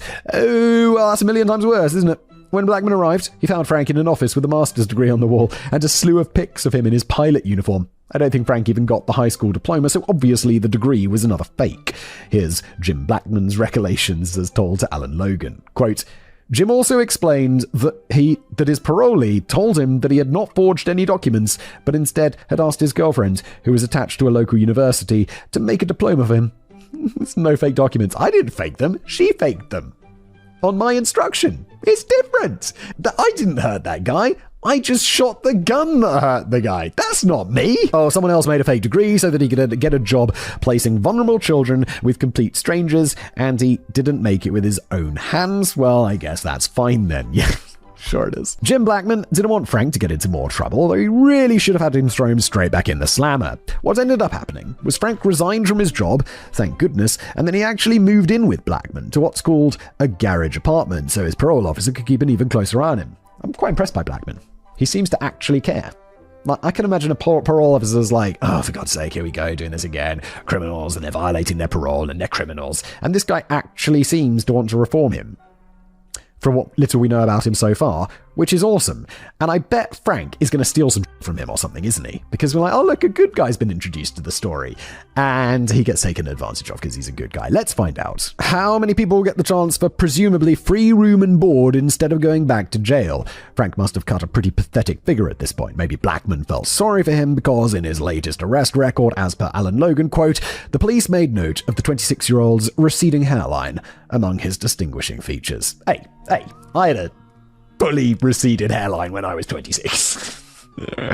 Well, my hairline didn't so much recede. I just got the bald spot on the back, and then it was like small, massive. And then I just shaved my head because, you know, you don't want to have like a full-on bald spot when you're 26. Frank did finally get a job with Aetna Life and Casualty, a health insurance company, but he just couldn't go straight. In October 1975, he was bouncing checks again, this time courtesy of his new employer, who didn't end up pressing charges, but did go after him in civil court. We don't know if Abagnale paid Aetna back or not. The total was $200, about $1,100 today. If past form's anything to go by, the big boys who shout the loudest sometimes get their money back, while the people who actually need it get nothing. Frank also stopped working for Aetna in pretty short order. We're like, so we know you've been defrauding the checks. We're going to need that back, so we're taking you to court. And he's like, so should I come in Monday?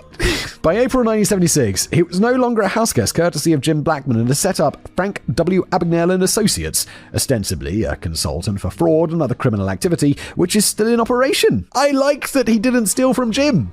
As far as we know, that's nice. I was expecting Jim to get taken advantage of, but he didn't. That's nice. In 1977, we come full circle when he makes his appearance on To Tell the Truth with his almost totally false narrative about what was going on for him between the ages of 16 and 21.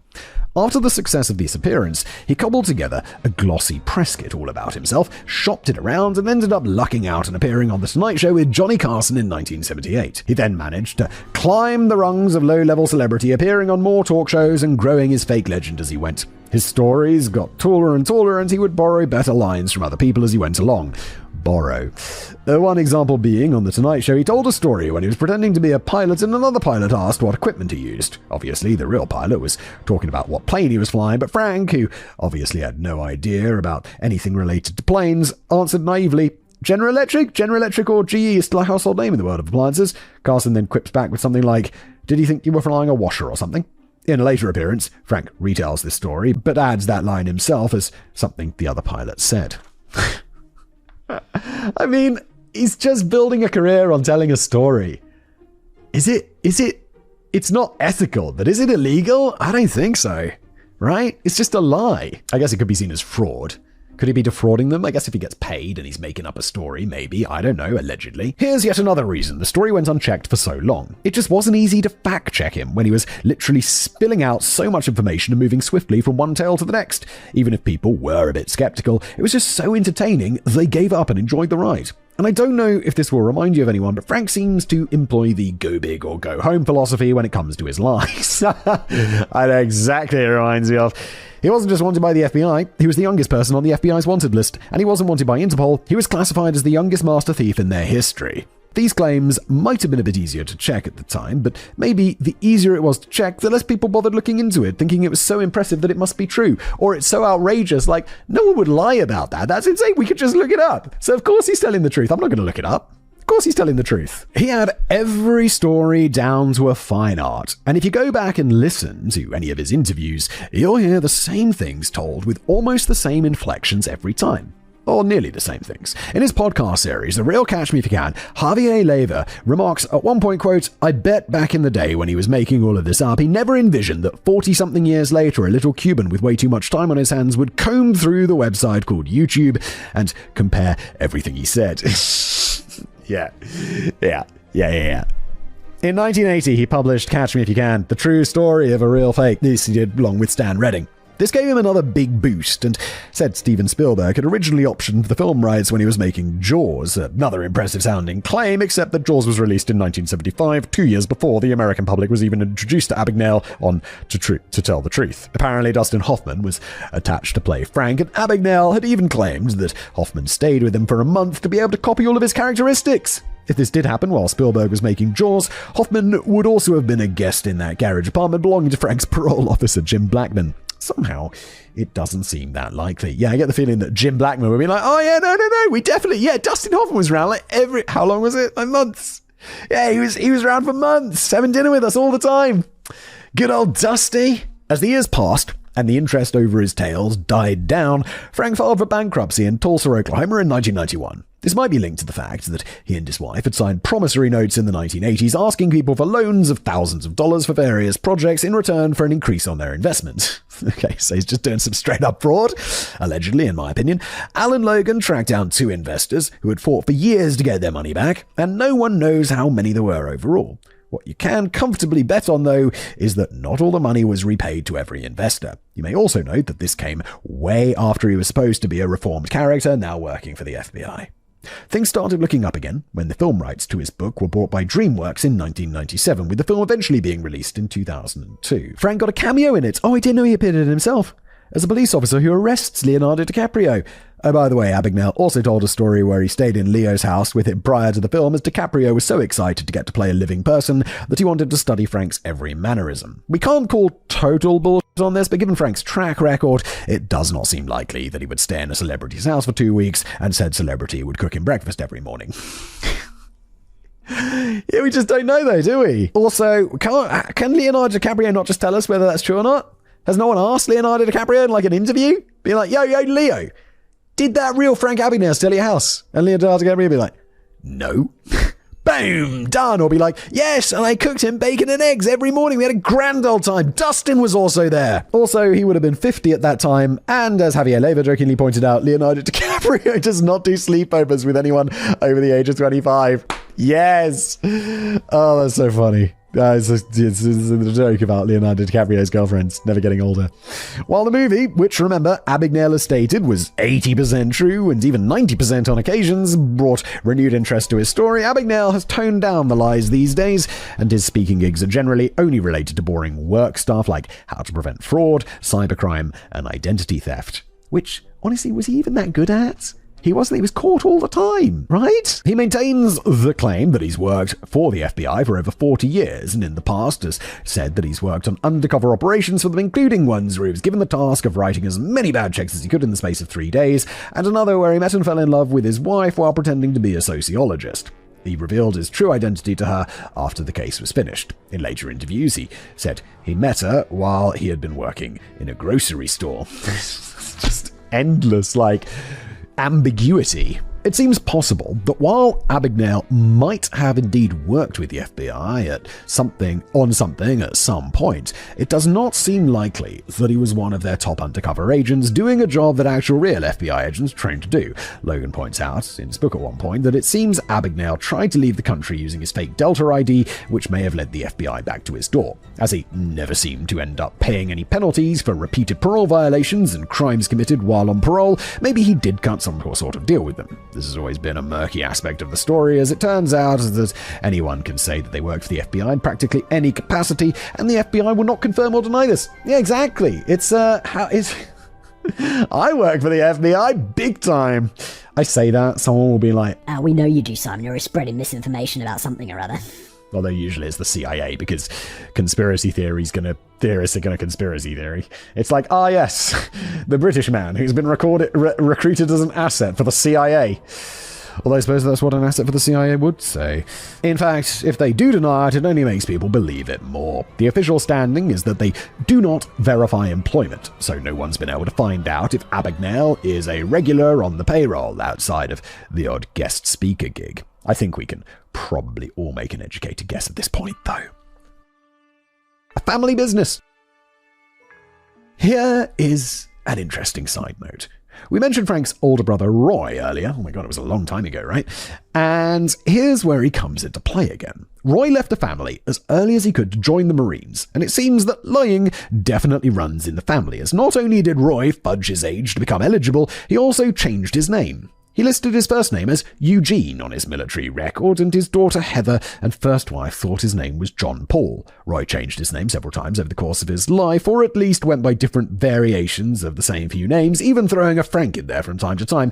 People do this though, it's changing their names just like for fun. Like my student ID for my whole time at university said Simon Legend Whistler, because when I signed up to university, you just go in and you fill out this form and it asks you for your name.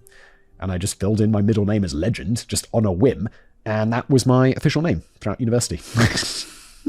I'd show that card to people, and people were like, whoa, really? It's like, no, I just literally filled it out on the form when I arrived. That's what I put in, and everyone, they were just like, cool, print it. My middle name is not Legend. The actual Frank Abagnale was also found to be using Roy's social security number at one point, so either the two brothers were cool with this lax approach to identity, or Frank did it without Roy's knowledge. Either could be true in this case. While we have covered the lies that Frank told about his fake criminal escapades while handily not mentioning the real ones, it seems that he might have found inspiration for some of those from his big brother. Roy's daughter, Heather Abagnale, has told Javier Leyva that her father was into some shady shit.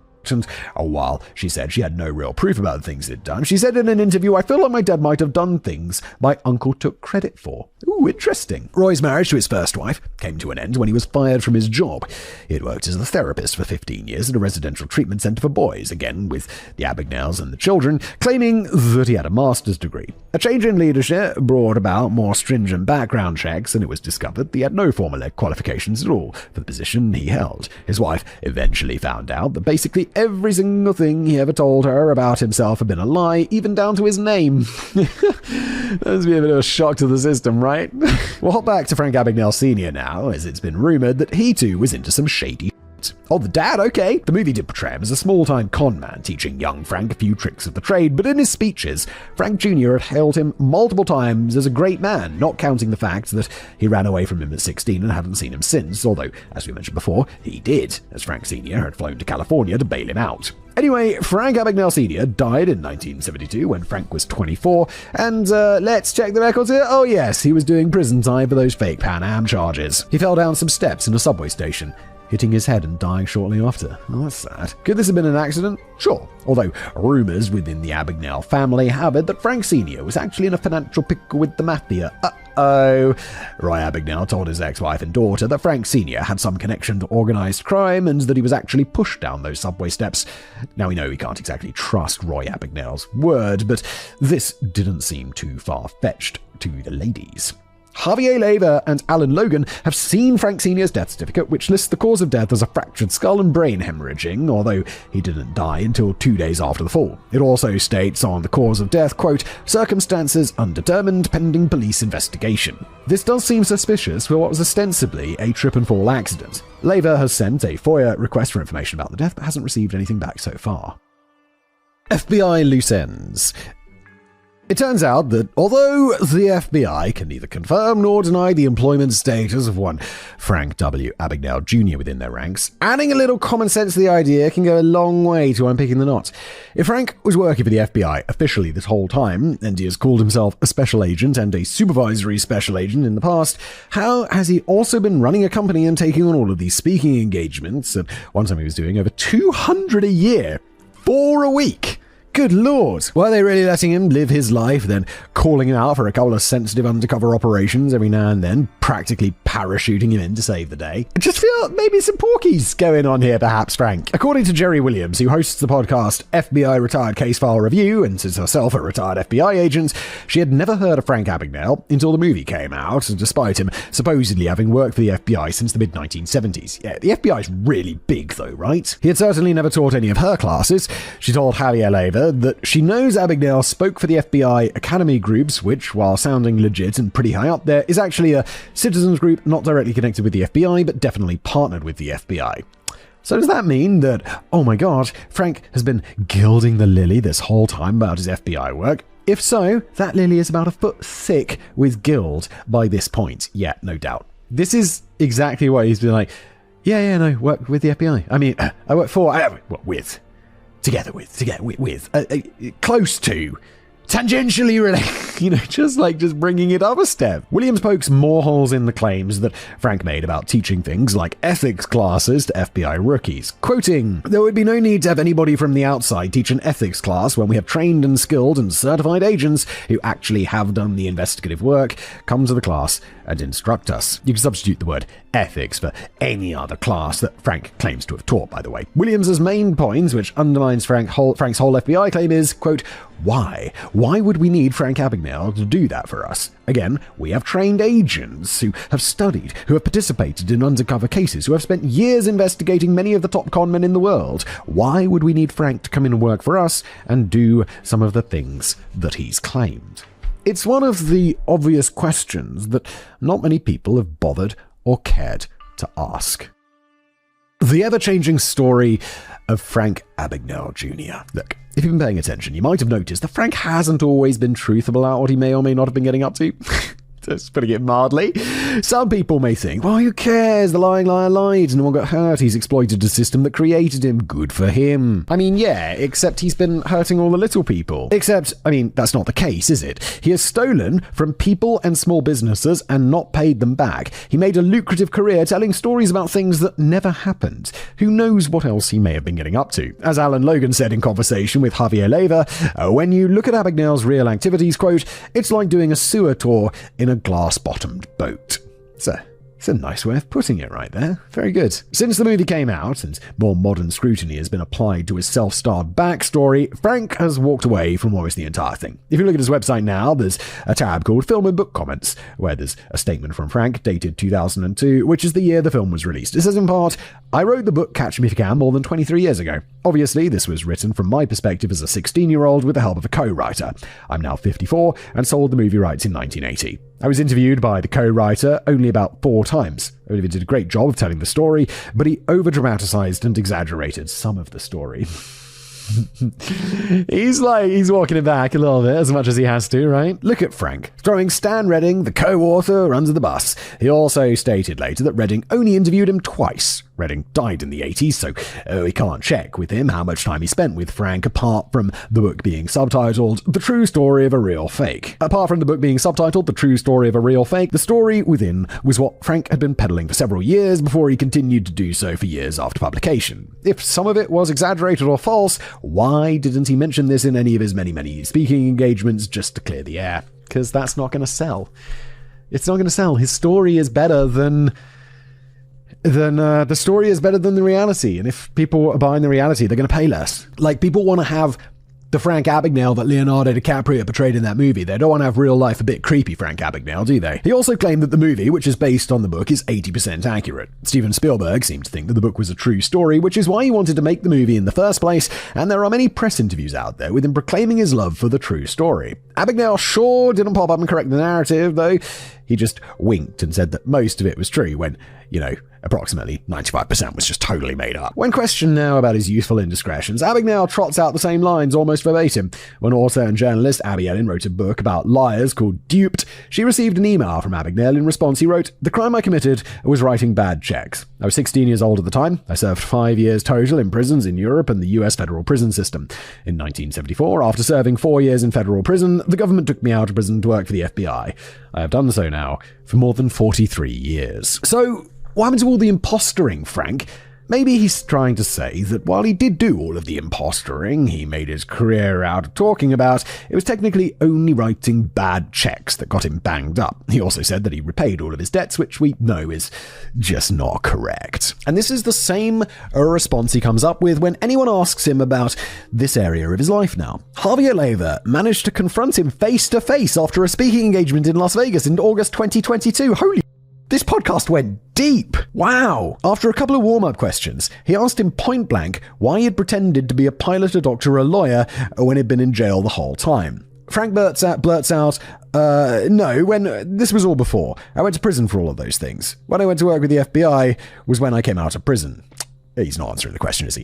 Leyva produces Abagnale's prison records to wave the proof in his face that he was in jail for most of the years between his 16th and 21st birthday. Abagnale responds, I can't believe they got a response. This is such good cornering.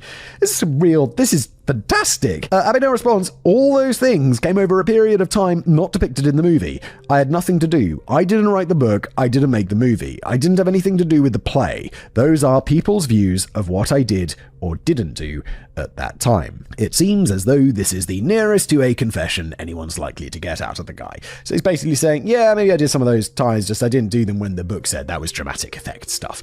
Which, it's not true. It's like walking that line, isn't it? Seeing as how Frank was touting his book as his autobiography when it was published, it seems a bit disingenuous to say now, albeit decades later, that he didn't write it or have anything to do with it. Sure, he didn't write the screenplay for the movie, but it was based on his supposed true story. He's credited as a writer and consultant on the film, and he even has a cameo in it. If he had nothing to do with it, why is the only quote on the bio page of Abagnale's website from Tom Hanks? It says, Abagnale's lecture may be the best one-man show you will ever see. By the way, I'm sure Tom Hanks really sat through a lecture on fraud prevention to give that quote at the end. Wait, doesn't he? He must have done more entertaining one-man shows at one point. Didn't we say that he did it and then he scaled it back when people were looking into him a much, and then he does focus on the fraud stuff? If Frank had nothing to do with the movie, then why is the only other boxed out quotation on his website from Steven Spielberg? It's at the bottom of the homepage and it says, I did not make this film about Frank Abagnale because of what he did, but because of what he has done with his life the past 30 years. Steven Spielberg. This seems a bit of a weird quote, given that the entire film is about the short space of time when Frank was not really being an imposter. It ends when he starts working for the FBI. If he had nothing to do with the movie, why are the only two quotes on his page for the Kepler Speakers Agency the same ones from Tom Hanks and Steven Spielberg that are on his website? Because they're the biggest names. Everyone's heard of Tom Hanks and Steven Spielberg. If he's not talking about the past with anyone, why doesn't he have some quotes from people who actually have something to do with fraud prevention, cybersecurity, and identity protection on his page? Because those people are just not they're probably not gonna give him a quote because they're like, oh, he's not the best. There's definitely better guys.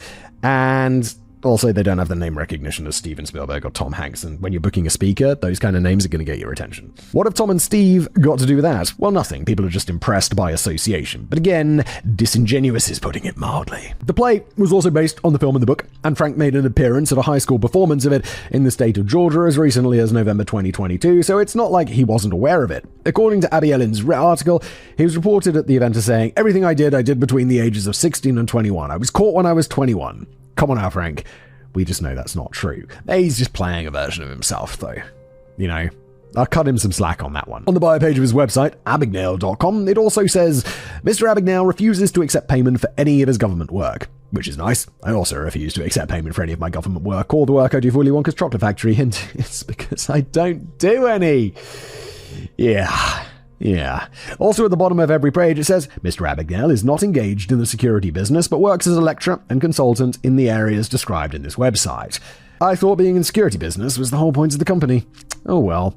Gallingly, Abagnale is still lauded all over the place as a paragon of reformed virtue. In 2022 as a keynote speaker as part of Xavier University's Heroes of Professional Ethics series. You having a laugh? And here's something posted on his website in 2023. On January the 18th, 2023, Frank W. Abagnale received a Lifetime Achievement Award from InfraGard and the FBI. Where's that? Wow, a Lifetime Achievement Award from the FBI. He must really have helped them out of some tight spots. They must not have given this award out to just anybody. Oh wait, this is the first ever Lifetime Achievement Award given out by InfraGard. Well, who is InfraGard anyway? Well, according to their fact sheet, InfraGard is a unique partnership between the Federal Bureau of Investigation, FBI, and individuals in the private sector for the protection of US critical infrastructure and the American people. I still don't know what you do. It's like, and you're just like, oh, you're a corporate company, huh? What do you do? We do generic things. So it sounds like a neighborhood watch type of thing. InfraGard is not the FBI. Harvey Eleva posted this story, and someone pointed out that the award was specifically from the North Carolina branch of InfraGard. On the page for the North Carolina branch of InfraGard, there is a list of sponsors at the bottom. And guess who's listed as the first sponsor? Frank W. Abagnale, secure document consultant. Coincidence? So basically, this is not a Lifetime Achievement Award for being extra specially good as an FBI agent. Today, Abagnale is still a regular on the speaking circuit, although his past is starting to catch up with him, with more and more people asking questions, or listening to podcasts like this, and also the one by by Javier. In early 2023, Abagnale was booked to speak in Ohio at the 22nd Annual Emerging Trends in Fraud Investigation Conference. But guess who the conference also booked to speak after him? Javier Leiva. Oh, dude. Somewhat suspiciously, Abagnale dropped out a week later. Leiva announced on his podcast that any fees he got would be donated back to Frank's victims because, well, somebody has to. Legend, mate. You should be in this movie, Javier. You should be in the movie about the movie and the story. Like The Room sort of thing. This would be great. Let's make sure you're played by someone extremely sexy. Why was nobody calling him out earlier? If Frank was leaving all these victims in his wake and was a known reoffender, how come nobody was calling him out on his bullshit earlier? Well, people were, at every stage of his career, from his appearance on To Tell the Truth. Obviously, none of this is stuck, as the vast majority of people still think his story of entertaining crimes between the ages of 16 and 21 is real. And why is this? Well, there's many reasons. One is that back in the day, the 70s and early 80s, news didn't really travel that fast. Even if someone did publicly call him out in a newspaper, say one paper is likely to only have a very small circulation area when compared to the whole of the United States. Frank only needs to move a city over, and nobody would be the wiser. He even revisited past scenes of his crimes with his fake past story, and most of the audience just didn't care. Anyone who did remember his actual real petty crimes either just avoided him, or their complaints went unheard. Some even confronted him at speaking events, but got nothing out of him. As his star rose, it probably seemed like sour grapes when people from his past started making a fuss. The book and film were such successes that by this point nobody wanted to hear that the fabulous story wasn't real. Even Alan Logan's expose, which was only published in 2020, didn't really make a dent in Abagnale's reputation. The view is slowly shifting, though, as more and more media outlets pick up the story. Frank Abagnale's Wikipedia page has been updated to debunk all his past claims, and a video of a talk he did for Google in 2017 is now prefaced with a disclaimer saying Google does not lay claim to the validity of the actions described therein. Back in the day, plenty of people smelled a rat. Ira Perry, a young journalist for the Daily Oklahoman, started investigating Abagnale in 1978.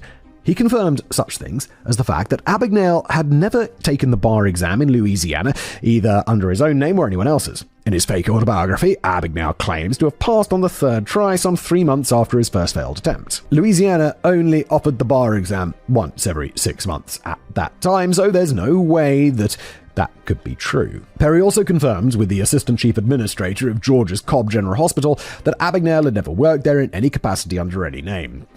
That's what they would say.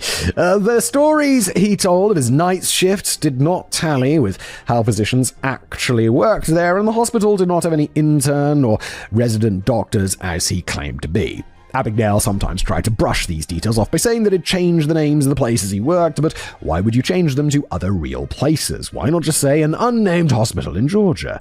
Perry's investigative deep dive into dismantling the myth of Frank Abagnale did net him the front page and 4 pages in total, with captions such as "The Great Imposter is at it again," but it was for the Daily Oklahoman, not a news outlet with national reach, so he did not penetrate the public consciousness outside of its immediate area. Yeah, but this has changed now, because it's the internet. If you've got like a good story, like I end up on like random American websites where they've got like a good story or whatever, because like someone forwards it to me, or you see it on Twitter or whatever, and it'll take you to like thedailyoklahoman.com, and it'll have the thing being like it's not available in your region, so obviously you fire up your VPN, and then you read it, and you're like, yeah, now a good story can really spread. Professor Bill Toney tried again in 1981. During his time, Abagnale was a hit on the college circuit, but Toney, who lectured on criminal justice and was a former federal officer, saw through his lies straight away. He challenged his students to debunk Abagnale's claims, and they took him up on the offer. They easily found there was no evidence shoring up the con man's claims. In 1982, Toney presented their findings at the International Platform Association in Washington, D.C. This did start undercurrents of a backlash against Abagnale, but again, the circle was quite small. In 1983, Toney's students were looking forward to confronting Abagnale in person at a conference, but Frank had caught wind of the backlash against him and ended up dropping off the college circuit, although he still found much lucrative work on the business professionals track. I mean, I get that he lied about all of this stuff, but if he's a good-ass speaker with a good story to tell, I'm not trying to defend him. But it's like, I get why people hire him, because it's a cool story, and I'm sure he's a great speaker, because obviously he keeps getting hired. So, I mean, I get why people hire him. Podcaster Jim Grinstead of the Scams and Cons podcast, haven't heard of that one, that sounds awesome, was in the audience in 2022 at the Xavier University's Heroes of Professional Ethics talks.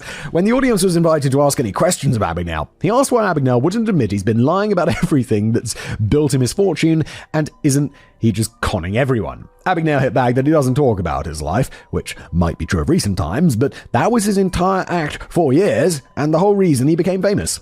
He says, what I did 50 years ago is irrelevant. But it isn't irrelevant. It's the entire basis of your story and career, Frank. Are you saying that crimes you committed 50 years ago are irrelevant, or are you saying that you made up your backstory 50 years ago and that's now irrelevant? Inquiring minds want to know. He then reiterates the same thing that he said to Javier Leyva. I didn't make the movie, I didn't make the book, I didn't make the Broadway musical. He ends by basically saying hate is going to hate and gets a healthy round of applause. For his question of Abagnale, Jim Grinstead is rewarded with a slow clap. That's a bit depressing, isn't it? People probably commenting below this video being like, yeah, this video was fine. But have you seen this other video on YouTube about how awesome he is? Addie Ellen's 2023 piece on the New York Post website comes with a trove of documents sent her by Jim Keith, another person who saw straight through Frank's lies and started investigating for himself back in 1981, eventually connecting with Professor Tony. The documents included a terse 1982 letter from Pan Am's Director of Security giving short shrift to the very idea of Frank Abagnale Jr. That includes the line, I am sorry not to have the time or the inclination to rebut the same drivel this individual has been peddling for years. It goes on to say, the public, aided and abetted by the news media, seems to thrive on sensationalism, regardless of how bizarre or outlandish the tales may be. Oh my gosh. This was decades ago. This guy's nailing it. Sir, you may be saddened to know this is still the case of 40 years on. Dude, isn't it just? There's also a letter from the chairman of Brigham Young University, where Abagnale supposedly taught sociology for a year. It starts, this is about the 50th request over the last couple of years for information about Frank Abagnale. It then confirms he never worked there and goes on to say, in my opinion, the man is a complete fraud. We haven't even covered every aspect of this story. All the lies, all the victims, all the people trying to raise the alarm. We've literally just talked about a few examples from each category.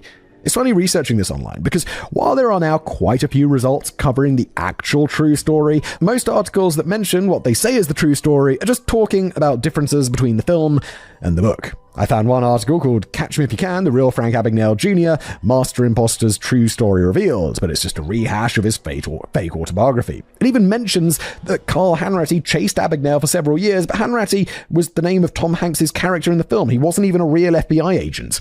Worryingly, this was on a website called factualamerica.com. Yeah, I mean, the problem is anyone could buy a domain. I could buy the domain manwithaglorious's.com. But that doesn't make it true. Well, we finally come to the end. For audio listeners, I am very bald. Well, we finally come to the end, and I hope you're not too disappointed that the con man did actually con us all. But now we know the truth. So do with this information what you will. Some of us will shrug, others will be momentarily outraged, but inevitably, I expect it will just dissipate out there and be diluted down again in the face of the man's existing force field of decades of entertaining lies.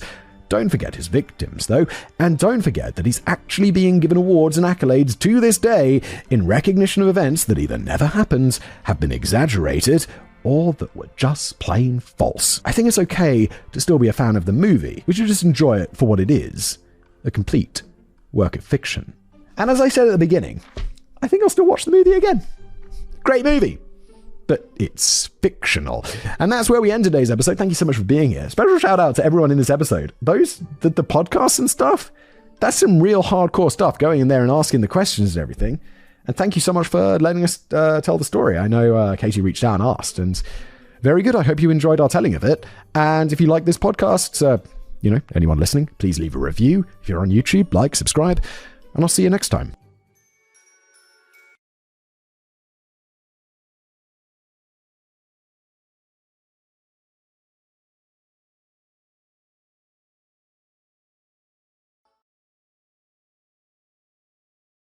Hello everybody, welcome back to another episode of Decoding the Unknown, this one in search of the legendary King Arthur. More than just a myth. Yes, please, written by Danny. Let's explore. Wait, I think I made a video back in the day on a channel that I used to host called Biographics, and we did like a April Fool's about King Arthur, like pretending he was real.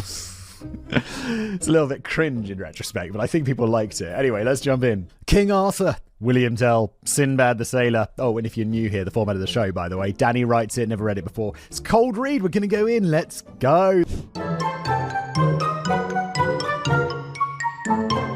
The Tooth Fairy, Jesus Christ, Sonic the Hedgehog. So many finely crafted fictional characters have taken on a life of their own, to the extent that many of us wish or truly believe that they live and breathe outside the realms of our imagination. Yeah, do you remember when there was that thing a few years ago where people were reading Harry Potter, like kids, and then they were like, no, I can like transfer into the Harry Potter universe in like some sort of twilight sleep. And there was a whole movement around this, like people basically just thinking that they were going into Harry Potter world. And I'm like, this is bizarre, dude. You got to understand, it ain't real. You're not 8. Come on. But there's one name on that list which stands out like a moose on a moped because he might just have some genuine historical backgrounds. It's Jesus. I mean, it kind of is, right? But it's also King Arthur. There's like historical Jesus, right? Who like, I think I made a video about this, who like existed. It's just like historical figure or something, right? Granted, the conspicuous name might not be the same for everyone, depending on your perspective. Look, I know Danny's doing the whole like religious thing. Do you believe in like Jesus? And I'm like, well, yeah. I mean, like historical figure Jesus, sure. Do I believe that he was magical? No, of course not. That would be ridiculous. And the Tooth Fairy was usually pretty generous to me. But I was referring to Arthur, the early medieval warrior king with a penchant for circular tables, who held off the Saxon invasion of Britain whilst wielding a magic sword, forged a utopian kingdom from the halls of Camelot after ruthlessly hacking all of his enemies to bits, and became an inspirational symbol for chivalry, valour, loyalty, and courtly love after sentencing his own missus to death for getting jiggly with one of his knights. Yeah, I have to say, I don't know if it's embarrassing. I must have been a teenager when I found out that King Arthur wasn't real. I just thought it was like fictionalized history. It was just like, yeah, the Knights of the Round Table and yeah, that was real. It was just, it's just been embellished. But it's like, no, not real. Just a story. I think part of it is because I went to some like museum or whatever when I was a kid. Or I might have been at church and they were like, yeah, this is the original. Or like, I think it was my parents. Maybe my dad just told me, this is the original Knights of the Round Table. And I was like, whoa. Oh, wow. And I don't know if it was the museum who was just like making it up or whether my dad was just with me. But for a long time, I believed that this was real history. Not the magical shit, obviously. The ruthless and barbaric man of peace and honor already sounds like a bit of a contradictory soul to me. My own childhood introduction to a contender for one of the most famous and admired rulers of all time was in the form of the classic and deeply wondrous 1938 novel, The Sword in the Stone by T.H. White. Wait, I didn't even realize this was based on a novel. I saw it was that Disney movie where it's like the spoons are dancing around and he's like, say when? Oh my god, it doesn't haunt me like Dumbo. Dumbo is a terrifying movie. I stand by that. Like, Dumbo scared the out of me as a kid, and I don't want my kids to watch it because it's scary. Dumbo's the one where they get turned into donkeys, right? Is that Dumbo? Or is that Pinocchio? Maybe that's Pinocchio. Okay, Pinocchio's scary. The one where they're like playing billiards and drinking beer, and then they're like, oh, and they turn into donkeys, and I'm like, oh, I don't like it. Baby, I'm scared. Later adapted into the 1963 animated movie from Disney, but even as a young kid, I had a few niggling doubts about the historical accuracy of this tale. I could cope with the idea of a scatterbrain wizard teaching his young pupil how to become a good future king by temporarily transforming him to a fish and a badger and a squirrel. Oh my god, I completely forgot that happened. Does that happen? Or is that just in the novel? Obviously, I've not read the book, I've just seen the Disney movie, and I saw it a long time ago. And I could just about accept that a scrawny child could ultimately gain the crown of the kingdom just by casually yanking a sword out from a bit of rock, even though the toughest men of all time had all exerted their effort on the same task without even budging it. But I drew the line at Archimedes, the grumpy, talking pet owl teaching the young Arthur how to read and write. Aside from anything else, Archimedes didn't strike me as the kind of owl gifted with the required patience to be a teacher. Yeah, you know what else? Owls are dumb. Like, you want to talk smart birds? Crows, dude. Crows are smart. They make tools. They remember their enemies. Crows are like... This sounds like it's made up, and it might be. But I heard that crows are as smart as like a 5-year-old. So the other day, there were tons of crows in the park opposite our house. Because they were like... I think they were just laying some new grass seed or whatever. And there were tons of crows everywhere. And my daughter was running around trying to scare them away. She's like, they're gonna poo everywhere. She's like clapping at the trees, and I'm like, oh, you might not want to do that. They're smarter than you. And she's like, what, Dad? And I'm like, it doesn't matter. She's 4. Oh no, she is 5 now, so she's as smart as a crow, sorry. So perhaps it's little wonder that the whole story of King Arthur and his round table fellowship of knights is usually dismissed as nothing more than a fairy tale, which reeks more of hocus pocus than history. British archaeologist Niall Mars famously lamented towards the end of his life in the 1980s that no figure on the borderline of history and mythology has wasted more of the historian's time. Wait, really? So people were like actually looking into this?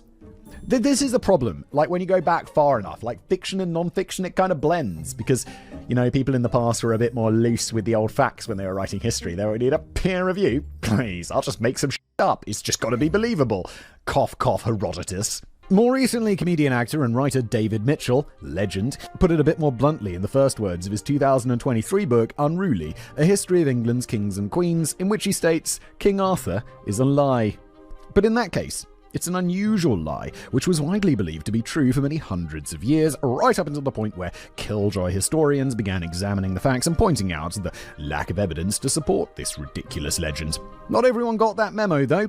As recently as 2002, King Arthur came 51st in a BBC poll to determine the 100 greatest Britons, which is not bad going for a man who apparently never lived. Why was he on the roster? It's not like you could just write in a name. Can you? What, enough people wrote in King Arthur for him to be ranked 51st? Surely it's just there's a huge list and you get to go through it. In that same list, topped by Winston Churchill, there was another quite bizarre placing for the actor Michael Crawford, who is apparently the 17th greatest Briton. Who is Michael Crawford? I've never heard of you. Positioned on the list as a surprising filling between a brain-scarring Margaret Thatcher and Queen Victoria sandwich. Margaret Thatcher's 16th. Kind of does surprise me. Now, who are you, Michael Crawford? Mike, is this one of these people you're going to recognize his face? Who are you? I don't even recognize your face, Michael. How are you the 16th best Briton ever? Who are you? What have you been in? Who the hell is this guy? Known for Some Mothers Do Have 'Em, The Phantom of the Opera, Hello Dolly. What is this? What is this? I don't even know what to say. How's the 16th most famous Briton someone I've never heard of? Just as King Arthur and his chums embarked upon an epic quest to find... And how is he more popular or like the less greater Briton than Queen Victoria? And slightly less impressive than Margaret Thatcher. That's got to be the most controversial entry on the list, right? Just as King Arthur and his chums embarked upon an epic quest to find the Holy Grail, many of his more dedicated followers are today still embarking upon epic quests of their own to locate what they believe to be the genuine locations of his birth, his death, his round table, Camelot, and the Isle of Avalon where he currently rests, awaiting the right time to rise again and claim the British throne. Charlie might have a thing or two to say about that, although I suspect King Arthur might just clinch a public vote. Wait, he's going to rise again? From the dead. What are you talking about? But if there's no truth whatsoever to this mythical monarch, then why was his last name constantly popping up in historical chronicles dating back to at least the 9th century, and why have we never stopped banging on about him ever since? Again, I'm going to put this down to like early speculation here in today's episode of historians in the past just being a little bit fast and loose with the old facts. If they were just invented characters, why were the remains of King Arthur and Queen Guinevere buried in a graveyard in Glastonbury for hundreds of years before eventually being moved to a marble tomb in the Abbey? And who was, oh my god, in like 100 years we're going to be like, yes, the burial point of all Harry Potter. And who was King Arthur meant to be anyway? A chivalrous English king? A Celtic warlord? A man born of magic? A hopeless romantic? A massive bellend? Or just an honorary title bestowed upon many different people? I know it's already pretty clear that much of the popular narrative can quickly be dismissed as folklore fluff, largely because humans never lived in a Tolkien-style world of dragons and wizards and strange ladies in lakes rising to the surface to hand out free magic swords. I would say it's disappointing, I know, but given my disdain for everything Tolkien, I'm like, nah, I'd rather that there wasn't any magical time of dragons. I find it a bit sad and weird that people just don't like reality so much, which I guess is like, that's fine, you do you, but that you want to go and live in like magical Tolkien world or like Harry Potter world. I just find it a bit weird and sad. People are probably going to be like, Simon, it's just role playing, it's just a bit of fun. And I'm like, Yeah, I don't know. Look, I'm a nerd. I find it a bit sad. That's saying something. I'm like the biggest Star Trek fan ever. But have we now gone way too far in the opposite direction by confidently declaring that King Arthur has always been nothing more than pure fiction? And if we strip away the more fantastical elements that have been weaved into the fabric of the legend over the centuries, could we find the bare bones of a very real Arthur? Hop on the back of my pantomime horse as we venture back into the days of old when knights were bold in search of a true story behind the once and future king. Oh my god, pantomimes. I hate pantomimes. It's just been Christmas. And, I don't know, Christmas and pantomimes, they just go hand in hand for some reason. I've told this story before, right? Like, my dad, he hated pantomimes. So, as a kid, I never went to see pantomimes. And I was like, that's awesome. And my mum, sadly, she died when I was young. So, she was, didn't really get a say because she was dead. And then, but my dad remarries, and my stepmom is like, you've never seen a pantomime? This is crazy. And I don't know, I must have been like 12, 13 at that point, like beyond the age of pantomime. And I go there, my dad's dragged along as well, and we're all sitting there, and I'm like, oh my god, this is so cringe. I just hated it, and I hate it now, and it's stupid, and my kids are never going to see one. I'm like my dad. It's never going to happen. Slippery people. My preparation work for this script involved visiting the storybook village of Tintagel on the Atlantic coast of Cornwall to fully immerse myself in the rugged, windswept sanctuary most famously associated with the birth of King Arthur. Well, thanks for doing all that research, Danny. But if your invoices are anything to judge by, that's where you live, Danny. Don't think I don't see through this, Danny. The visit lasted a little longer than I originally envisioned, clocking up just over 10 years. Well, yes, all right, then I moved here 10 years ago. But I think that's just an example of the dedicated approach I take to my research. Sure. I'll give it to you, Danny. It's an odd place, Tintagel. For starters, it's miles from the nearest McDonald's or KFC. Oh my god. And Uber Eats is just a lifeless screen around these parts. Oh my... No. Somewhere where I can't get whatever I want delivered within about 20 minutes is somewhere I don't want to live. No, Danny. Seriously, a simple fast food treat involves a full-day trip. I wouldn't mind seeing a branch of McDonald's open up in the village, but I think the natives would end up marching in the streets in protests, as it would go against the traditional quirky Cornish charm of Tintagel. Well, why not just put it, like you see it in historic buildings in the UK sometimes, or anywhere, where they're like, oh yeah, there's a McDonald's in there. I went to a McDonald's, I think it was in Budapest. It was in this huge palace building. It was near the train station. Anyone know this one? Whoever's editing this, if you can find a picture, like look up Budapest McDonald's near train station palatial, and I bet you'll find an image of this. It's crazy. Just shove it in like one of the old buildings.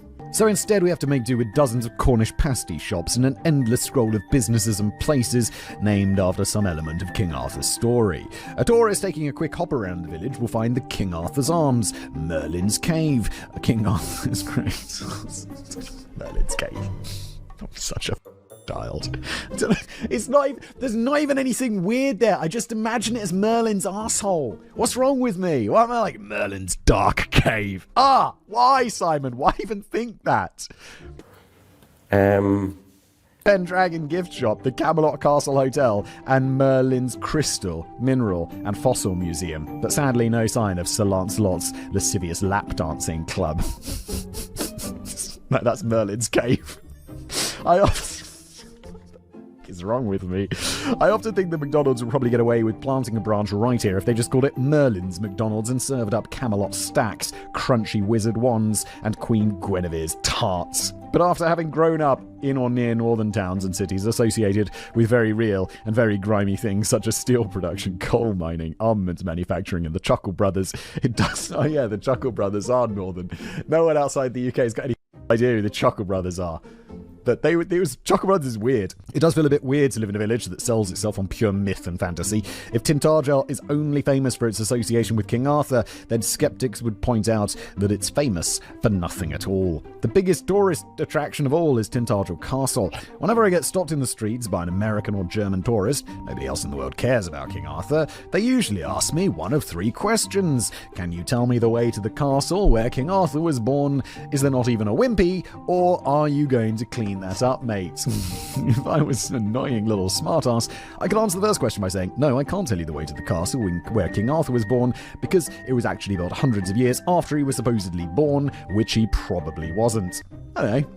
Sounds like a pretty good response. The person would be like, all right, Mary, all right, thanks, dickhead. Moving on.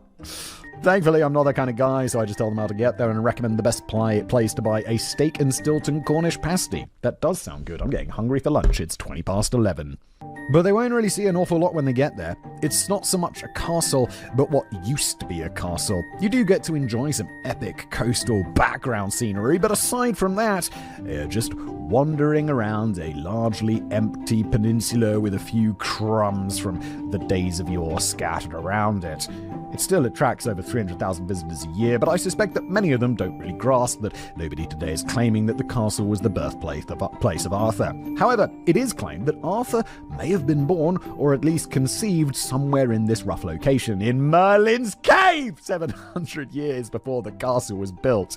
So Tintagel appears to be where the story of King Arthur begins. But before we get to his birth, we should first take a look at the background of the chaotic country into which he had been born. I feel like if you want to drum up tourism for like some random place, like just get some famous fiction author and be like, yo, dude, Dan Brown. If you set your latest, what's his novels called? Those super popular ones about was he an archaeologist or a historian or whatever?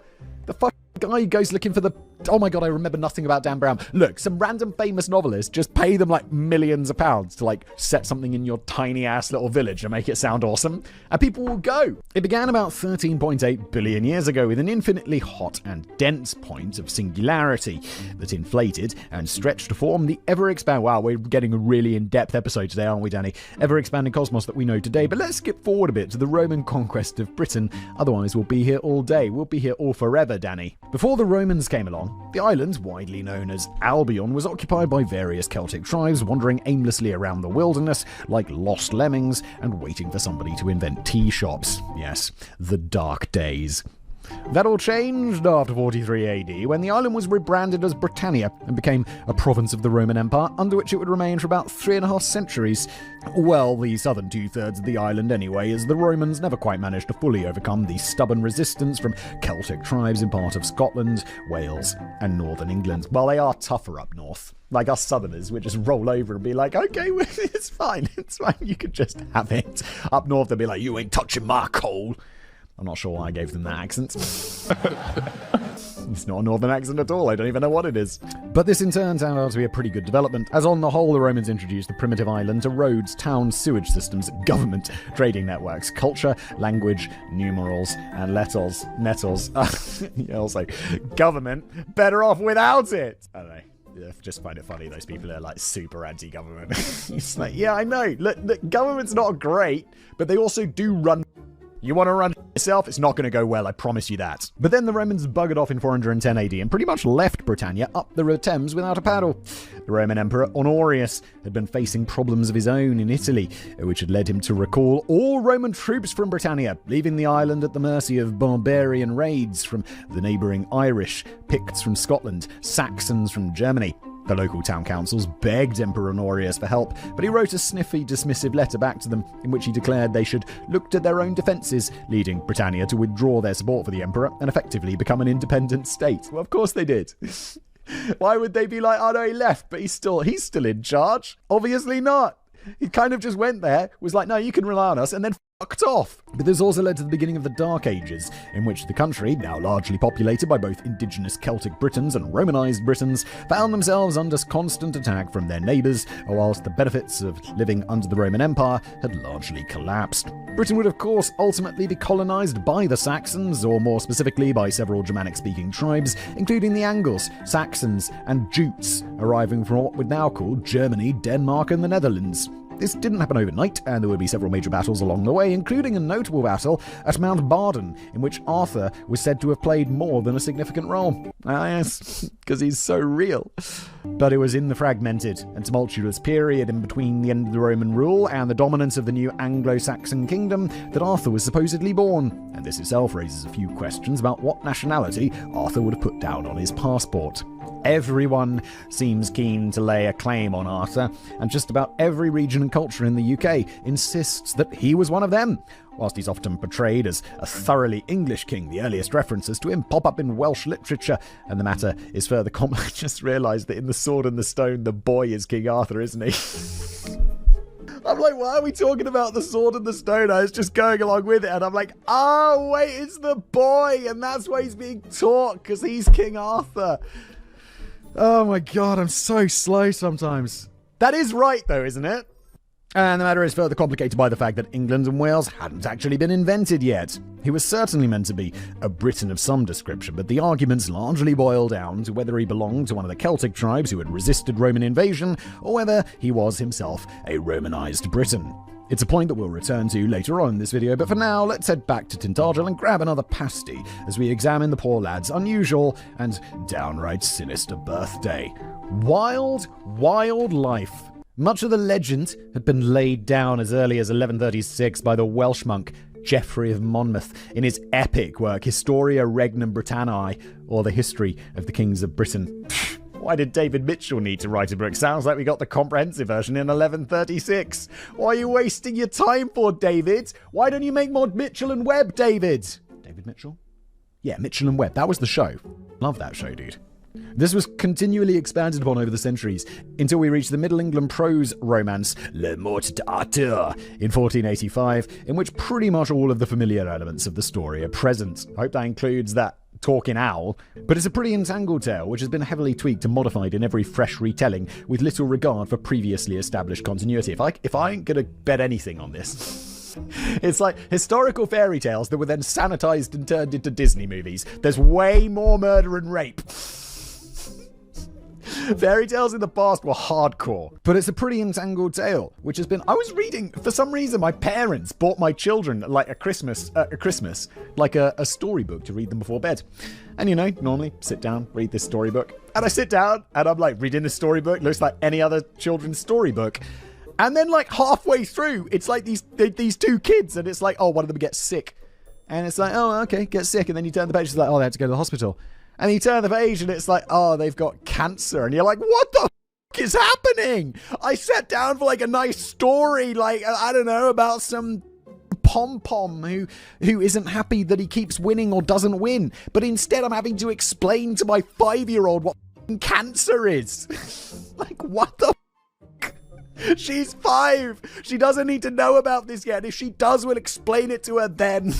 Why am I explaining cancer to my kid at 8 o'clock on a Tuesday night? Oh my god, but in the end, the kid survives and everything. And the cancer, like, goes into remission. And I'm like, yeah, but you're going to be living the rest of your life being like, well, I hope that cancer doesn't come back. So in this sense, sorry, back to the story, massive tangent over, which has been heavily tweaked and modified in every fresh retelling. I said that already. So in this sense, it's a bit like trying to make sense of the Highlander movies by watching them in chronological order. Don't think I've ever seen any of the Highlander movies. Wait, is that the one where he chops people's heads off in a parking garage? I feel like I have seen that, but a long time ago.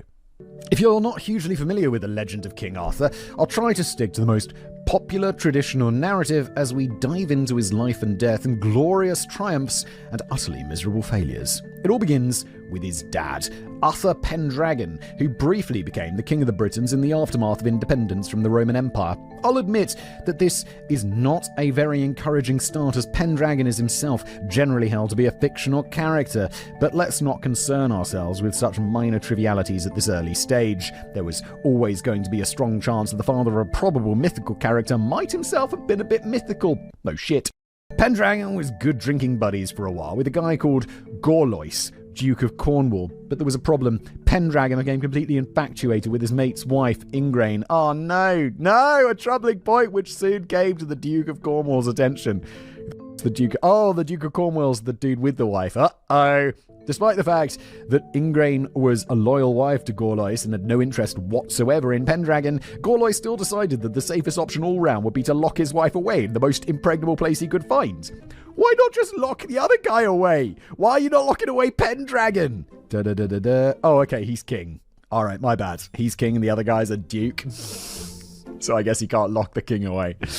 Oh no, so he locks away his wife instead. Just kill the king and become the king. What the impregnable place he could find to stop the king from getting his grubby hands on his missus. I thought they say getting grubby with his missus. Arthur's cave! Well, you can't be too careful, can you?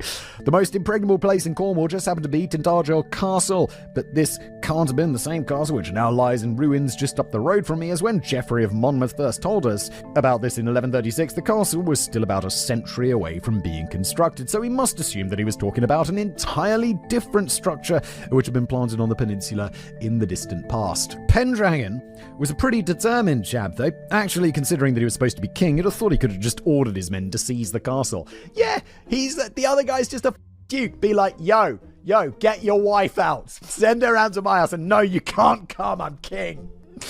Oh god, I told you this would not be a surprise for like weird stories told 1,000 years ago. There was way more assault. But instead he hatched a more sinister plan with another one of his drinking buddies who just happened to be a wizard named Merlin. Enter the picture, Merlin. Now Merlin is almost as confusing as Arthur, if not more so. We may often think of him as the dotty, gentle wizard depicting in The Sword and the Stone, but earlier versions of the myth portray a much darker spirit who wasn't averse to indulging in some quite dubious behaviour. Is he going to go down the old route of like tricking, what's her face, the Duke's wife, into loving the king? Oh, God. Merlin, you sick. In fact, according to 13th century Romance poetry, Merlin was originally meant to be the Antichrist, but the dastardly plan hatched in the bowels of hell went a bit pear-shaped. A devil had been dispatched to Earth to impregnate a princess with a child that was supposed to grow up into the Antichrist, but the child's mother cottoned onto this and sought help from priests who baptized the child named Merlin and even helped him to use his special powers gifted from hell for good rather than evil. He's going to be like, well, using your powers for good today, Merlin? Well, I'm going to make the Duke's wife want a king. Maybe. Still, Antichrist or not, he was still prone to behaving like a dodgy geezer in some versions of the tale. The plan he hatched with Arthur Pendragon was to temporarily transform the king into the shape of Gorlois, the Duke of Cornwall, for one night only, so that he could easily gain access to the castle and spend some time with Ingrain, who would be fooled into thinking that he was her real hubby. This is even more up. Is it?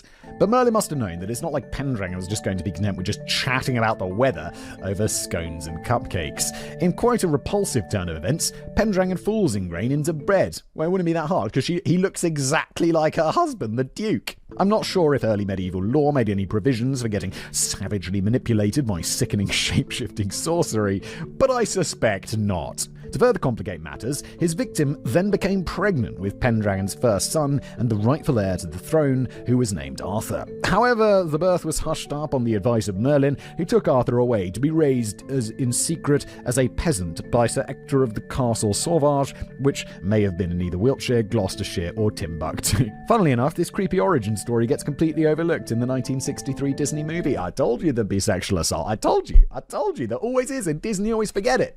Come on, Disney. And later softened versions of the tale suggest that Arthur was simply washed up on the shores of Tintagel one day and rescued by Merlin, who had protected him for a while in a cave below the castle. And yes, there is a cave at the base of the peninsula today, which goes by the name of Merlin's Cave, and is said to be the very same place. The tourists go mad for it, even though it's just a perfectly ordinary cave.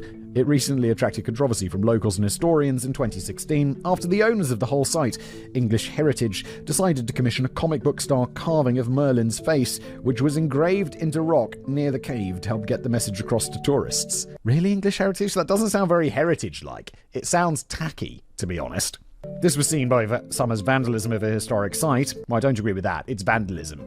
And it's not a historic site because this isn't real. That's like saying, oh, someone vandalized platform 9 3/4. A historic site. No! And prompted complaints that English Heritage were Disneyfying the whole site. Yeah, I mean, in this case, I kind of agree with those Karens, to be honest. Within just a couple of months, some cheeky scamp had hacked off Merlin's nose in protest. So that just looks a bit silly. I had nothing to do with it. Makes me think that you did, though, Danny. Ulfr Pendragon died shortly after the birth of Arthur, leaving the country without a king for quite some time as several contenders to the throne squabbled fruitlessly over who should wear the crown. Just before he popped his clogs, Pendragon had helpfully thrust a sword into a stone and declared that the first man to remove it was the rightful king of Britain. He was likely acting on the advice of Merlin, who was clearly hatching another plan and had cast some kind of enchantment over the sword.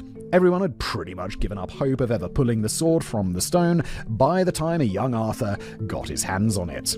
Arthur had been living the life of an ill-treated squire to Sir Ector's bullying son Kay, who was training to be a knight. Can you imagine the guy you've been bullying turns out to be king, and he's just like, yeah, you, off to the gallows. And they're like, that's not a nice act as king. It's like, yeah, I'm king now. I don't have to be nice, yeah. Unaware of his true heritage or even his name, the orphan kid, simply known as Wart, was having a pretty hard time. But his mundane life was spiced up by regular visits from Merlin, who transforms Wart into various animals as part of a lengthy, if slightly baffling tutorial on how to become an all-round top geezer who really knows his onions. You know, what I really missed growing up, and I feel that makes me lack as a man, and just in general, is the fact that I never spent any time as a wolf. It's really a problem in my life, because being transformed into a wolf would have been really useful. What the fuck are we talking about? I don't know. That's a good question. I don't know. War wasn't that great at the Squirelark, though. When accompanying Kay to a jousting tournament, he suddenly remembers that he'd carelessly left behind Kay's sword, which doesn't go down too well with the trainee knight. Quick-thinking Wart solves the problem when he stumbles across the sword in the stone, and without realizing the significance of what he's doing, he effortlessly pulls out the sword and unwittingly becomes the new King of Britain, after which Merlin explains his real identity. There's often a little confusion over whether this sword in the stone is supposed to be Excalibur, the magical sword King Arthur wielded throughout his countless victories over the years. Wait, in the Disney one, it's definitely like Excalibur is the sword in the stone, right? Right? I guess I'm going to watch Sword in the Stone at some point with my kids, and then I'll be really up to date with all of this lore, which will be great. Looking forward to that. Love watching old children's movies. There's a good reason for that, as some of the versions of the story do suggest this, while others reckon that the sword in the stone was the original version of Excalibur, which snapped fairly early on, prompting Arthur to source an upgraded model. That the most popular way, it was stuck in a stone forever, and all these people tried to remove it, and then it just one day just snaps once it's out of the stone. Please. The most popular versions of the myth explain that Excalibur was an entirely different blade, which was forged on the mysterious Isle of Avalon by an elf who loaded it all up with secret cheat codes. Whereas Arthur, the original sword from the stone himself, Excalibur was given to him by the Lady of the Lake, a fairy nymph enchantress with close connections to Avalon, who is depicted in many different ways across the conflicting works. In this segment of the saga, she just helpfully rises to the surface of a lake or a magic pool to hand over the super sword to Arthur, but only on the condition that he gives it back to her when he's finished with it, which I suppose is fair enough. The difference between the swords does mean that one of the most often quoted passages from the classic comedy film Monty Python and the Holy Grail doesn't really work if you think about it. And I know this is incredibly controversial, but honestly, a lot of Monty Python and the Holy Grail doesn't really work anymore. It just feels so... People have some sort of love relationship with the Monty Python movies.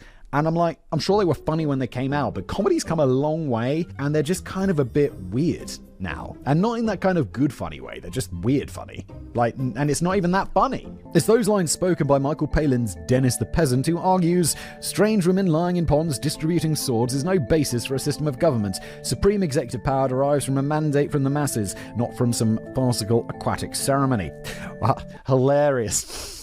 While some modern versions of the story do simplify the narrative and place all the mystical raw significance on Excalibur, the traditional story suggests that the original sword in the stone had already formed a basis for a system of government long before the Lady of the Lake poked her head out of a pond. King Arthur certainly made good use of Excalibur during his reign, slicing the invading Saxons to bits with his magic throbbing weapon throughout a long string of bloody battles, including the famous showdown at Mount Badon. As a result, the Saxons retreated for several decades, ushering in a new era of peace and tranquility for Arthur's Britain, at least until the Saxons eventually returned with sharper weapons long after Arthur's death to ultimately conquer the land. Yes. Great way to establish peace. Lots and lots of war. I mean, I say that sarcastically, but also World War II was really bad, and there's not been any real major world war since then. It's nearly been 100 years. So maybe lots of fighting does lead to peace. But the peace was good while it lasted. Arthur hooked up with his beloved Guinevere, who became queen, and he set up shop in Camelot, which might be a majestic castle or an entire city, depending on which version you're reading. It's like a choose-your-own-adventure story. It certainly sounds like the kind of place that would have a fish tank wall, a billiards room, a private gym, and a wellness area, a smart fridge, a Wi-Fi-enabled paper shredder, and a vending machine that dispenses truffles. I recently learned that there's all different types of paper shredding. I was just like, yeah, paper shredders. You put put your paper in, it goes, and it shreds it. And you're like, is this really safe? Because I feel like if you had enough patience, you could put all the pieces back together. Like in that movie where all those carpet dudes are like putting back the carpet weavers are putting back the shredded documents. Is it Argo? That movie where the Iranian embassy movie, right? But there's loads of different types of shredders. There's like, I think they go from like 1, which is where it just cuts it into strips, to like a level 7 printer, which is basically where it just turns it into like absolutely tiny pieces. And it's like, this is enough for super like top level secrecy government documents. Alright, okay, cool, that makes sense. Different printers, different things. So at that point, just burn that, dude. Just everyone's got a level 7 shredder. It's called a match, dude. Match in a bucket. Arthur surrounded himself with the bravest and most chivalrous knights in the land, including Sir Galahad. Can you say chivalrous like that, or is it just chivalrous? I feel like chivalrous is also an acceptable pronunciation of chivalrous. I'm not sure why I said it that way, but I feel like I've heard that before. Including Sir Galahad, who was the purest and noblest of them all, and Galahad's dad, Sir Lancelot, who turned out to be either a dashing hero or sneaky little bag, depending on your perspective. Really? What's perspective? I was kind of like is a version of the story, but it's not. It just depends on your own. I don't know anything about Sir Lancelot, to be honest, so I'm just going to stop talking. The king also made sure that all the knights in his court had somewhere nice to sit. The round table had been divergently described as either a permanent installation at Camelot or a kind of portable... Oh, wait, I just realised! Isn't Camelot the name of the company that runs the lottery in the UK? The National Lottery is called Camelot. I'm like, where do I recognise the name Camelot from? And I'm like, it's because it's the National Lottery or Lotto by Camelot. It's kind of a badass name for a company, if I'm honest. Or a kind of portable setup that could be erected anywhere that Arthur and his men happen to be passing through, performing their brave deeds. Some say that it was Arthur's idea to commission a carpenter to build the table. Others say that Merlin had a hand in it, whilst others claim that it was a wedding present from Arthur's new in-laws. Can you imagine Arthur's like tight with Merlin, right? And he's like, yeah, dude, I'm thinking about, I've got these carpenters, they're going to start working on this table, and Merlin's like, yeah, why don't I just like magic that? It's the third time David Mitchell's coming up in today's episode, but in like Mitchell and Webb, they've got like the BMX Bandit, an angel slayer or whatever. And it's basically they run into situations where it's like, oh my god, we've got to save that person. And the BMX bandit's like, I'm going to do a trick up there on my BMX and then rescue them from the thing. And David Mitchell character is like Angel Slayer or whatever. It's just like, yeah, why don't I just summon the angels? And every time he just summons the angels, and I'm like, see, that's funny, Monty Python. That's what's funny these days. Comedy has evolved, Monty Python. And whilst it's commonly suggested the table could seat around 150 people, there are slightly more bizarre claims that it could seat up to 1,600 guests. It's a fucking massive round table. The person sitting opposite you is like half a mile away. You're like, hello. Can't even see you. But the fundamental idea behind the table was simpler. To avoid any petty squabbles over superiority in rank, the circular table ensured that everyone was sitting on equal footing. Yeah, except, I mean, this is like ancient England. Like, the whole society was based on rank. Like, there's the king, there's those dukes whose wife he's gonna there's like the peasants and the knights, and I don't know.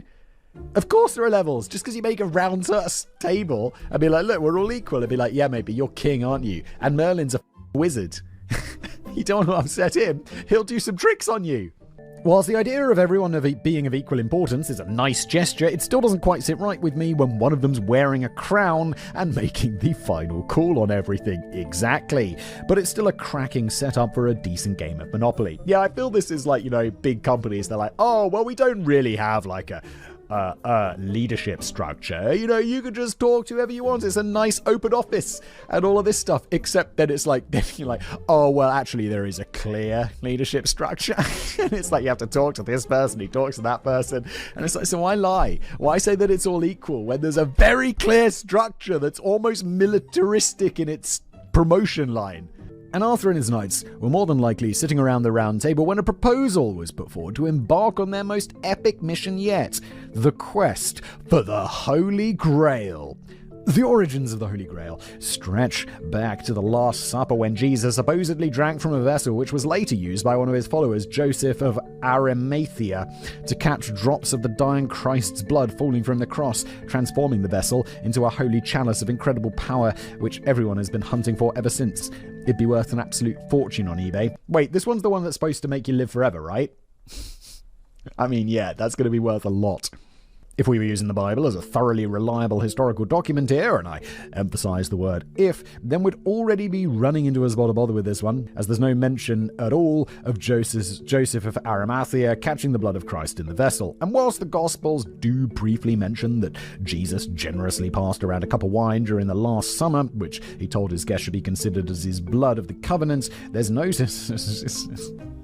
In the modern perspective, you're like, it's a bit cult-like, isn't it? He's just like, this is my blood, drink it. There's no suggestion that the cup itself was imbued with any supernatural properties, because supernatural properties are not real, and it's never mentioned again in the New Testament. The new backstory behind the Holy Chalice only began to first emerge in later medieval literature when it evolved into the Holy Grail. Oh, okay, I thought those were the same thing, even though we could never quite decide on what exactly it was meant to be. Oh, okay, so I thought the Holy Grail was that, like, Jesus cup thing with the wine in that makes you immortal. It could have been a chalice or a dish or a stone or a heat-changing mug not suitable for the dishwasher. But whatever it was, King Arthur's gallant knights were determined to find it after experiencing a divine mystical vision at Camelot, which definitely had nothing to do with the dodgy mushroom supper, but was for dinner. Many of the knights perished in the quest, and the seat reservations at the Round Table began to rapidly plummet. But it was all a bit of a waste of time in the end, really. I mean, Sir Galahad, along with fellow knights Sir Percival and Sir Bors, did eventually locate the Holy Grail, hidden away in a forgotten castle where it was guarded by the Fisher King, who had been entrusted with this job by the descendants of Joseph of Arimathea. Only Sir Galahad was deemed pure enough to actually view the Holy Grail in all its glory, after which he reckoned there was nothing else worth hanging around for on Earth, and so he prayed to be allowed to ascend to the heavens, a request which was swiftly granted. He's like, well, mission accomplished, nothing else here for me now, might as well kill myself. Weirdo. Sir Percival and Bors buggered off back in the direction of Camelot, feeling a bit dejected by the whole thing. It's like, well, they let one of us in to see it, he saw it, and then he was so in awe of it that he offed himself. Weird ending, wasn't it? As they realized the Holy Grail was meant to be a test of spiritual purity rather than a magical object which could be exploited for power and material gain. Disappointing, I know. They were also a bit miffed at the Holy Grail, as it had effectively just vanished in a puff of smoke after Galahad had clocked it, indicating that it was never destined to remain on the earthly plane. Honestly, probably for the better, considering that the only guy who saw it immediately killed himself. Sir Percival decided to give up his place at the Round Table and take a new life as a hermit, leaving Sir Bors to deliver the amazing news to King back in Camelot that they'd found the Holy Grail, but only Sir Galahad had seen it before requesting to drop dead. Now the Grail was gone forever. King Arthur can't have been overcome by unbridled joy that his Round Table had become so seriously depleted after the pursuit of an ultimately fruitless quest which had claimed many lives. But things were about to get a whole lot worse for him, and indeed for the whole of Camelot. Sir Lancelot may have been regarded as the top knight of the Round Table despite the clearly useless seating arrangements, but he also had an eye for the ladies, and that included Arthur's own wife, Queen Guinevere. Oh, no. Look, if you're the king and you're lusting after the duke's wife, that's fine. You're the king. If you're the duke and you're lusting after the queen, better not. Who had clearly taken a shine to the bravest knight of them all. The affair is depicted in various different ways over the centuries, ranging from a few sneaky drunken fumbles before behind the tapestries to a heavy, long-running affair during which they made a promise to run away together the next time Arthur was busy fighting mythical dragons or whatever. Still, Arthur took the news quite well when he eventually discovered that his wife had been polishing the armor of his best knight. Dude, I feel like King Arthur would, in reality, would be like, yeah, well, just chop his head off. Yeah, and my wife as well, yeah. It's like King Arthur, the psycho. Well, I say he took the news quite well. Oh no, Danny is being sarcastic, isn't he? In a fit of rage, he sentenced Guinevere to be burned at the stake as punishment for her treachery. What a rotter. I don't know about you, but I'm going right off this guy right now. Yeah, I mean, what about the other guy? It's like, if he... It's not like the situation where he's like, oh yeah, no, the Sir whatever the... wasn't like, oh, well, no, I didn't know she had a boyfriend. I didn't know she was married. She's the queen, you knew. He's gotta burn you at the stake as well. You should be burned first. Fortunately, Sir Lancelot staged a dramatic rescue of his beloved queen and saved her from the stake, although he killed several of his former Round Table colleagues along the way. King Arthur wasn't having any of that and rode off to France with his men in pursuit of Lancelot, leaving his son Mordred in charge of Camelot during his absence. That turned out to be a bad move. In many accounts, Mordred was the illegitimate secret child of Arthur and his own half-sister, Morgause. You weren't very subtle with the name then, were you? Although Arthur wasn't aware that he was related to Morgause at the time of the conception. Okay. Oh, I see. Okay. Well, that's a little bit more forgivable, isn't it? But it's going to be a little bit of a problem. It's like, wow, why is she so up? Why is the kid so up? It looks like she's inbred or something. Wait, what's going on? Although Mordred was granted a seat at the Round Table, he became bitter over the secret incestuous circumstances of his birth and began... He's like, why is my face so weird? Why? Why did you have to your sister, King Arthur? You sick... And he began to harbour a deep hatred for his father. As soon as Mordred was temporarily left in charge, following his father's sudden trip away to clobber Lancelot, Mordred jumped on the opportunity to falsely seize the throne on a permanent basis by engaging in a misinformation campaign which suggested that Arthur had been killed in battle. As soon as he got wind of this, Arthur gave up chasing Lancelot and hot-footed back to Camelot to find that his once peaceful kingdom was now in a chaotic state of civil war and the utopian dream had gone down the toilet. Now, this eventually led to a final showdown between King Arthur and Mordred during the Battle of Camlan, and things didn't end well for either of them. Arthur slayed his own son to teach him a valuable lesson. You're teaching him a valuable lesson, but he's dead! There's no point! But he himself was mortally wounded by Mordred during this final conflict. I'm just completely unaware of this story. I had no idea about any of this. Grimly aware that his time was up, Arthur honoured his promise to the Lady of the Lake by instructing one of his last remaining knights, Sir Bedivere, to toss Excalibur into a nearby lake. Sir Bedivere initially just hides the swords in bushes as he feels it's a waste to throw away a perfectly good sword.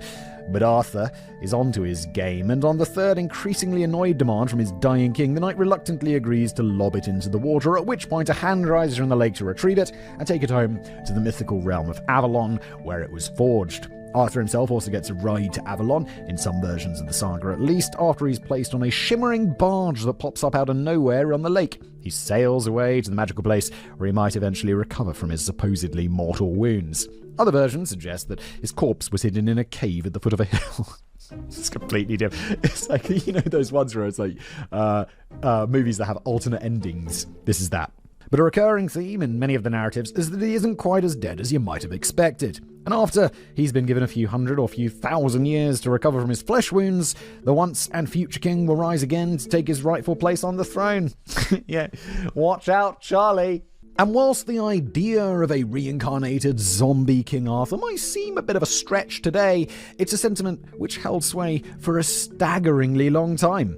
The best part of a millennium later, it was reported that Philip II of Spain swore an oath during his marriage to Queen Mary I in 1554 to resign the Kingdom of England and Ireland if Arthur should ever turn up again. He's probably a skeptic of being like, yeah, I mean, I can say that, it'll be popular. And he's not going to show up because he's been dead for 1,000 years. And unlike those dumbass peasants, I'm smart, bro, I'm the king. This doesn't, however, seem to tally with the idea that the bones of Arthur and Guinevere were actually resting in Glastonbury Abbey in Somerset for hundreds of years. During reconstruction work that was taking place in 1191 following a devastating fire at the abbey, the Glastonbury monks revealed that they had stumbled across a coffin containing the remains of Arthur and Guinevere, buried alongside a lead cross that bore a Latin inscription which translates as, "Here lies interred the Isle of Avalon, the renowned King Arthur." The wooden coffin was opened to expose the skeleton of an incredibly tall man with blonde hair and a crushed skull, which was presumably from the fatal blow inflicted by his own son, alongside a woman with golden hair, which crumbled to dust as soon as one of the curious monks touched it. Considering the somewhat messy end of the relationship, it's perhaps a little surprising that Arthur and Guinevere would have been buried together, but Sir Lancelot may have had a hand in that. The way the story is often told, Guinevere became consumed by guilt following the death of Arthur and believed that her rescue from the stake had become the catalyst for the fall of Camelot. She lived the rest of her reclusive life as a nun and refused to see a heartbroken Lancelot ever again. Well, I mean, yeah, it was kind of her fault. She's like, oh no, it's all my fault. Yeah, but is it really? And the answer's like, yeah, kinda. It kind of is, Guinevere. When she died a few years later, it was Lancelot who insisted she should be buried alongside the king somewhere in Glastonbury, upon which the abbey would later be built. It wasn't until almost 100 years after the discovery of the remains by the monks that the reigning King Edward I, himself a dedicated believer of the Arthur legend, decided the bones should be given pride of place in the abbey. The remains were disinterred and moved into a fancy black marble tomb, which was put on display in the high altar of the abbey, where it remained right up until the dissolution of the monasteries in 1530s. This was the period in which King Henry VIII disbanded all the monasteries, nunneries, and friars to seize their assets, increase the regular income of the crown, and fund military campaigns, resulting in the sudden loss of almost 900 such religious houses in England, Ireland, and Wales. Just like the others, Glastonbury Abbey was looted for its riches after the monks were evicted, and the tomb of King Arthur went for a mysterious walkabout during the upheaval, after which it was never seen again. Yeah, sounds real, doesn't it? What a convenience. This must be the place. So, from Tintagel in Cornwall to Glastonbury in Somerset, we can map out the complete story of the birth and death of the official 51st Greatest Britain, even though some elements already sound a bit dodgy to me. But plenty of other places like to play on their supposed connection to the man, the myth, and occasionally the monster. Yeah, it does seem like King Arthur was a bit of a psycho. Whilst the search still goes on today for some of the real-life settings which may prove to be the more elusive locations from the saga, which problematically do not appear on your typical map. Just 4 miles southeast of Tintagel lies the small town of Camelford, which is notable for being the closest place I can pick up a decent Chinese or Indian takeaway. Dude, having to go 4 miles? No. I need to live closer. On a more significant level, some have commented on the similarities between the names of Camelot and Camelford, which also ties in with the fact that it's remarkably close to a settlement which is believed to be the location of Arthur's final battle with Mordred. That settlement, sandwiched in between Tintagel and Camelford, goes by the charming name of Slaughter-Bridge. Excellent, dude. Apparently so called because Arthur and Mordred are said to have slaughtered each other on a single-track bridge that stretches over the River Camel. A little further upstream, you might spot a small memorial stone which often goes by the name of King Arthur's Stone and certainly dates back to the right period of the 6th century. The only problem is that the inscription on the stone, written in Latin and Ogham, translates as Latinus, son of Marcarus, lies here. So that's not him, right? And as nobody has ever heard of Latinus or his dad, the assumption is that he was some unknown Celtic chieftain. Whilst we're at it, the name Slaughter-Bridge is actually derived from Slothra, which is an Old English word that roughly translates as wet land or marshy place. So rather than describing a bridge on which 2 people were slaughtered, it's actually just meant to describe a bridge that spans a bit of a boggy spot. Moving further southeast, we eventually hit the large Cornish town of Bodmin, and this is the point where we finally hit a McDonald's and a KFC. Yes, how far though, Danny? The small lake up on Bodmin Moor goes by the name of Dosmary Pool and is said to be the home of the Lady of the Lake, the very same body of water into which Sir Arthur Bedivere finally tossed Excalibur after some heavy persuasion from Arthur. Old folk story suggests that Dosmary Pool had magical properties and may actually be bottomless, although a quick wade through the pool should fairly quickly dispel any such notion. In fact, the pool is known to run completely dry during certain points of the year. It's got nothing on Mel's Hole, which regular Decoding the Unknown viewers will recognize as the only official bottomless hole in existence today. Yeah, we did ever say it's like, does it have a bottom? And it's like, well, obviously. They're just not measuring it very well. Some guy was like, yeah, I'll just drop a really big rope in there. And he's like, it went down like 50,000 meters. And it's like, no, it didn't. It just started like gathering on the bottom of a not particularly deep hole, Mel. You idiot. But we have to travel a little further to find potential candidates for the round table and more credible candidates for Camelot itself. There are several places scattered around the UK, all claiming to be the original location of Camelot, including Carlion in South Wales and Camelon in Scotland, with one of the most popular contenders being Cadbury Castle, a Bronze and Iron Age hill fort in Somerset, England. Cadbury Castle was first identified in print as Camelot in 1542 by the English poet and antiquary John Leland, often known as the father of English local history and bibliography. Leland didn't appear to have first-hand knowledge of this, but rather he was going on the local legends that he had picked up on his visits to the area, and it was an idea that was later expanded upon by writers and historians over the centuries. Yep. Writers and historians. It's just that weird historical blend of fiction and non-fiction. Now, the timeline does seem to fit, as excavations carried out between 1966 to 1970 revealed that the hill fort had undergone some quite extraordinary refortification during the 5th century, which was quite unlike anything else seen in Britain at the time. As pointed out by cultural historian Geoffrey Ash, who helped to get these excavations off the ground, the interesting point here is that John Leland would have been completely unaware of this when he first made the link between Camelot and Cadbury Castle in 1542. Cadbury in the UK is a very famous chocolate brand, and all I can think of when I say Cadbury Castle is some sort of like Willy Wonka's chocolate factory style castle. But whilst this suggests that Cadbury Castle was most likely a pretty happening joint ruled over by an incredibly powerful leader back in the 5th and 6th centuries, we still haven't dug up any concrete connections which would suggest that this powerful leader was Arthur. As for the Round Table, it was believed by many for hundreds of years that the genuine Round Table is the one on display in the Great Hall of Winchester in Hampshire. Oh my god! This is it! This is it! This is the one my dad told me about! It must be! Because my grandparents live in Winchester! This must have been the one! It'd been hundreds of years that a genuine Round Table is the one on display in the Great Hall of Winchester in Hampshire. The Great Hall is the only thing left standing today from Winchester Castle, which was yet another contender for Camelot. And you can still go and have a look at this massive round table if you fancy it, measuring nearly 20 feet in diameter and weighing in nearly 1.3 tons, although you can't actually sit at the table as the whole thing is rather weirdly stuck on a wall like a giant darts board. 100%, and I remember this table being on a wall, and it did look like a darts board because it had like all these sections where different people would sit, and then there'd be like a triangle pointed to the middle of the table for each one. So my dad wasn't trying to trick me, it's just people really believe this, but it's fiction. But it has a bit of competition, as the Chester Amphitheatre, a mighty circular stone and wood structure which can hold 10,000 people, is also believed by some to be the Round Table. Oh, okay, but it's a whole amphitheatre. The city of Chester was originally founded by the Romans as a legionary fortress, and one of Arthur's many famous battles was said to have taken place in the city of the Legion. The 6th century Welsh monk Gildas, who we'll be hearing more from in just a moment, also claimed that a martyr's shrine could be found somewhere within the City of Legions. So, archaeologists got more than a little excited in the 2000s when they found what is believed to be the stone base from a shrine built in Roman times within the amphitheatre. In truth, the base tells us very little about what the shrine was supposed to represent, but it did cause a bit of a buzz and further fueled theories that the Round Table wasn't necessarily just a nice bit of furniture, but a huge circular gathering place situated near one of Arthur's most famous victories. I feel like this is really like, in 1,000 years, people being like, we found the ruins of this giant castle in Scotland, and inside it, we found some fucking goblets. I remember nothing about the Harry Potter books, which I have read, but it's like, it must be the Goblet of Fire. And it's like, but you're just making stuff up based on fiction. Why are we all taking this so seriously?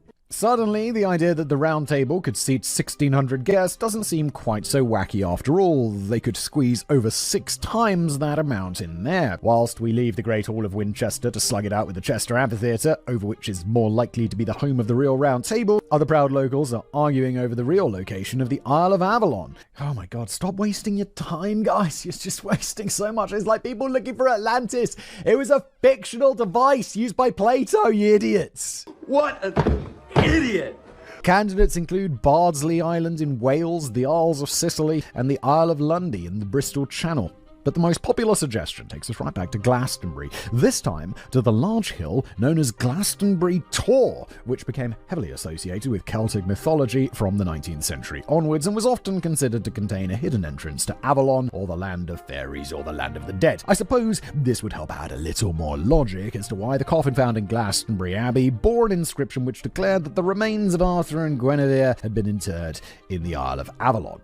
Glastonbury Abbey was only a short hop from Glastonbury Tor, which itself was the Isle of Avalon. But hang on a second, we might be getting a little carried away here. Whilst it might be reasonable, in a way, to consider today's potential locations for some of the bigger set pieces associated with the life and battles and death of King Arthur, we've already found ourselves at the stage where we're looking for mythical realms where elves craft magical swords and mortally wounded men make a complete recovery. Thank you, Danny. Aren't we ever? Maybe it's time to rewind all the way back to the original sources to discover how exactly this whole story unfolded in the first place.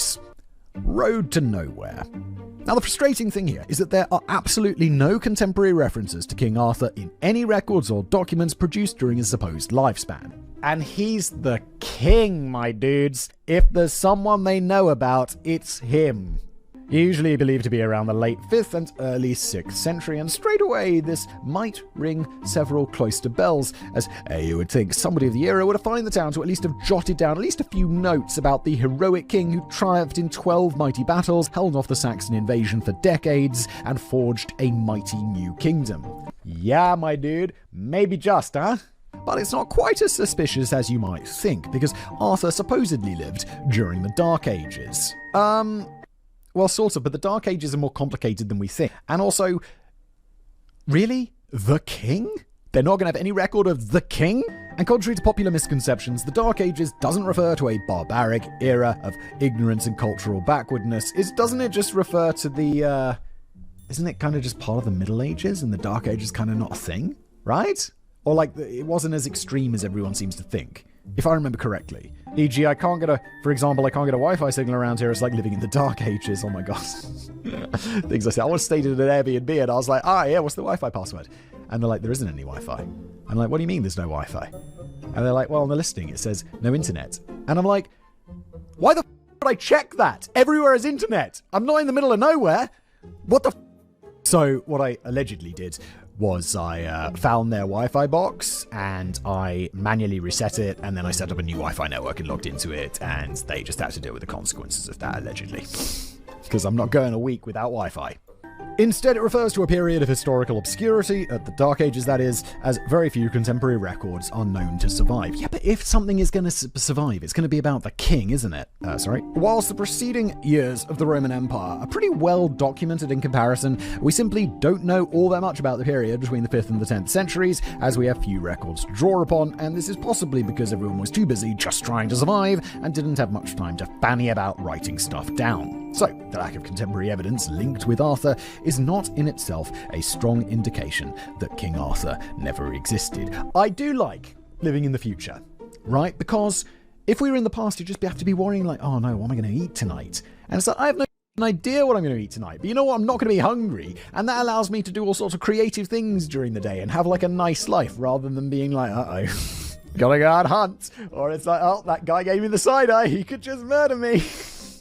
The past, man. The future's great. I know it's not perfect and we got a long way to go. And I'm sure people in 100 years will be like, God damn, the past was bad. 2025. But I like it right now. It's quite nice.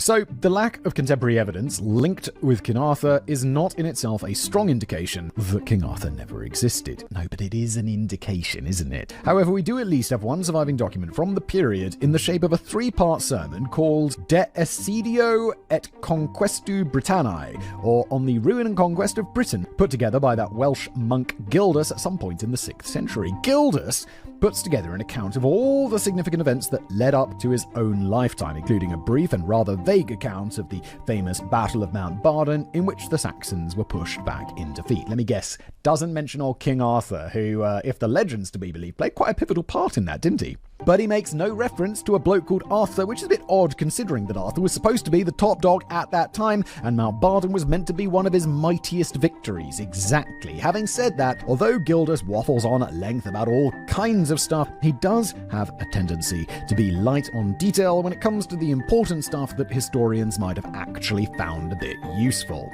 He does make reference to another rallying war leader of the time who was a Romanized Briton by the name of Ambrosius Aurelianus, but he doesn't get a particularly detailed biography, and he doesn't sound as hardcore as Arthur, as Gildas notes that Ambrosius won some battles and lost others. Gildas doesn't even mention whether Ambrosius was present at the Battle of Mount Badon and doesn't give anybody the credit for leading the Britons to victory. So on the face of it, this does seem a bit disappointing that the only significant historical source we have from the period is notably Arthur Free. But there are a few things to bear in mind here. One slightly nutty theory is that Gildas purposefully snubbed Arthur from his works after the king killed the monk's troublemaking older brother, but this appears to be a complete myth concocted later as a reason to explain Arthur's absence from the texts. Who's doing this? These are like anti-historians. People who are just making up excuses for things not being there and not actually basing it on the facts. These are like anti-historians, like the Ancient Aliens people, or the, I don't know, that famous British guy. What's his name? Is it David Icke? Like, anti-historians. That's how I see these people. There are a couple of more sensible explanations. The thing about On the Ruin and Conquest of Britain is there was actually a very long, scathing rant about the state of Britain after the Romans had done a runner, heaping all the blame for the current mess on the recent leaders, clergymen, and a general idiot population as a whole. Could also be placed on the Romans, who came in, tried to sort shit out, and then just left. Kind of reminds it like Afghanistan. Americans came in, tried to short shit out, and then just left. And now it's the Taliban. Woo! Jesus Christ. What a surprise that this doesn't work out well, guys. So rather than aiming for total historical accuracy and detail, it's more of a rambling, opinionated sermon, which culminates in a call for everyone to return to Christian values before Britain sinks into the pit of hell. But another point is that aside from the sole exception of Ambrosius Aurelianus, Gildas never refers to any other leader by name. So it's not just Arthur who fails to get a name check, it's almost everybody else. Whilst not everybody can agree on the exact dates for the Battle of Mount Barden, it was either in the late 5th or early 6th century. The hazy timeline presented by Gildas suggests that it may have been sometime after Ambrosius was already out of the picture. We may have taken different perspectives on things if Gildas had explicitly stated that it was Ambrosius who had led his men to victory at Mount Barden, although I suspect this may have just led to speculation that Ambrosius Aurelianus was the real Arthur. But the fact that nobody is given credit still leaves plenty of room for Arthur in this picture. It's just that Gildas doesn't seem keen on naming leaders in his lengthy diatribe against anybody in Britain who wasn't a monk. Evidence of absence of evidence. Evidence of absence is not absence of evidence. What's that phrase where it's like just because he wasn't in there doesn't mean that he was? Right? Totally butchering that, but you know what I mean, right? The first time Arthur's name pops up in print is within a Welsh poem entitled The Decoding, in a series of reflections on the struggles of Brittonic people known as the Decoding, who lived in what we'd now recognise as southern Scotland and northern England. We don't know for sure who wrote this poem. It used to be attributed to the 6th century war poet Aneurin, which would have made it the first known reference to Arthur by quite some way. Scholars now argue that it could have been written at any point between the 6th and 11th centuries, which isn't incredibly helpful, but even the latter end of that scale still makes it a very early surviving example of Welsh poetry. It's kind of interesting that we can't tell, based on the language of something, when exactly it's from. Don't we have, references? Because I feel if you read this script, I think there would be references and words that could place it within maybe 10 years of its writing, I would say. I think there's just, because if you read something that's a bit old, people refer to things in different ways. They use different slang and such things. Couldn't they date it by looking at what we know writing was like in other documents? Anyway, the Decoding only makes a fleeting reference to a character from history known as Arthur, but it is quite an intriguing one. The author is actually describing a Decoding hero by the name of Guorida, who is leading the charge in reclaiming a former Roman base which had been taken over by the Angles. Here's what the poem says about Guorda, and I know Guorda is probably a difficult word to pronounce, so this is the last time I'll be using it. Thank you, Danny. Appreciate that. He fed black ravens on the rampart of a fortress, though he was no Arthur. That's it. That's it. 2 lines, 2 short lines. The reference to feeding black ravens presumably means that this particular warrior killed a lot of enemies in battle. Oh, okay, providing quick snacks for passing ravens. Okay, I guess so. Isn't it? Is it ravens? I thought it was, what's that bird? Buzzards. Isn't it buzzards that famously eat dead people? Or dead bodies? Dead animals, whatever. But the second line implies that while he was a pretty tough cookie, he wasn't in the same league as the legendary Arthur. Sounds honestly like he's just like, yeah, that guy liked feeding birds. He'd go out there with his bird seed and scatter it around, but he's not like that weird guy Arthur who'd go out there 3 times a day and feed the birds. That Arthur guy was weird. He had a thing for birds, like Tesla. The name doesn't get mentioned again in the poem, and the author doesn't elaborate on who Arthur was, but that itself is the fascinating point, as this indicates there was no need to elaborate at the time. A contemporary audience would have already been well aware of Arthur and would have known how he was the top-level warrior that others could only aspire to be. Now that is an interesting point. I'll be fair. If someone today just happened to casually throw the name of Roger Federer into a conversation, they wouldn't usually feel obliged to explain his life story before getting to the point. It's like, yeah, that guy's like the Roger Federer of YouTube. My dream. It's like, Roger Federer, the extremely competent tennis player. If you're explaining it, you've not chosen someone who's famous enough. Even someone who knows nothing about tennis is going to be like, oh, I know Roger Federer is good at tennis. I know nothing about football, but I know Ronaldo is good at football. If someone's like Ronaldo of YouTube, I'll be like, I guess Ronaldo is the Ronaldo of YouTube these days. But you know what I mean? It's like, he's good at football. Like Arthur is good at feeding birds. It's such a shame that we can't be a bit more precise with the dating of the poem. As we'll discover in just a moment, Arthur's life began to open up a lot more in texts from the 9th century onwards. So if this poem was written after the 9th century, the inclusion of Arthur's name wouldn't be such a big deal. I think, given with absence of anything else, we have to assume that it's post 9th century then, because it is mentioning Arthur, right? Whilst historians continue to argue over the dating, it's fair to say that the most widely held scholarly opinions tend to veer close to the 6th century. Okay, shit, I was wrong for a variety of reasons, including the linguistics and style of the poem. Well, that's exactly what I was saying. Use that to date it, which are far more in tune with the language of the 6th century than of the 11th. Yeah, can you imagine reading from something from like 500 years ago and being like, I don't know, it kind of sounds like it could be from today? Of course not. You read something from 100 years ago, it's confusing. Like, I've told this story before. I was reading some Hemingway book, and they're all talking about getting tight all the time. And I'm like, what the fuck are you talking about? It's like, let's go out and get tight. And I'm like, what? And eventually I just look it up, and it's like some old word. It's just slang that people used to call getting drunk. And that was 80 years ago. I was maybe 100 years ago, 1920s, 30s? Shit, I don't know. But they were calling getting drunk tight. So you could date shit by the words within, I'd say, decades. But not a historian. I suppose amateur historian. Sometimes you see your name, like you're self-described online, and it's like amateur historian, and I'm like, yeah, I guess so. That means sort of. Sure, why not? And if that's the case, then the poet's brief inclusion of a mighty name, which he assumes will already be familiar to his audience, is a slice of history more enchanting than anything to have fallen out of Merlin's spellbook. So, let's hop forward to the 9th century, when the Welsh monk Nennius is believed to have first put a little more flesh on Arthur's bones in his work, The History of the Britons, which was written around 828. There's no mention of Arthur ever being a king in this hefty volume of work, but instead he's painted as a heroic war leader or military commander. More specifically, Arthur is labelled Dux Bellorum, which is a Latin phrase used to describe a leader of wars in the Roman era and subsequently used for a while by Romanized Britons.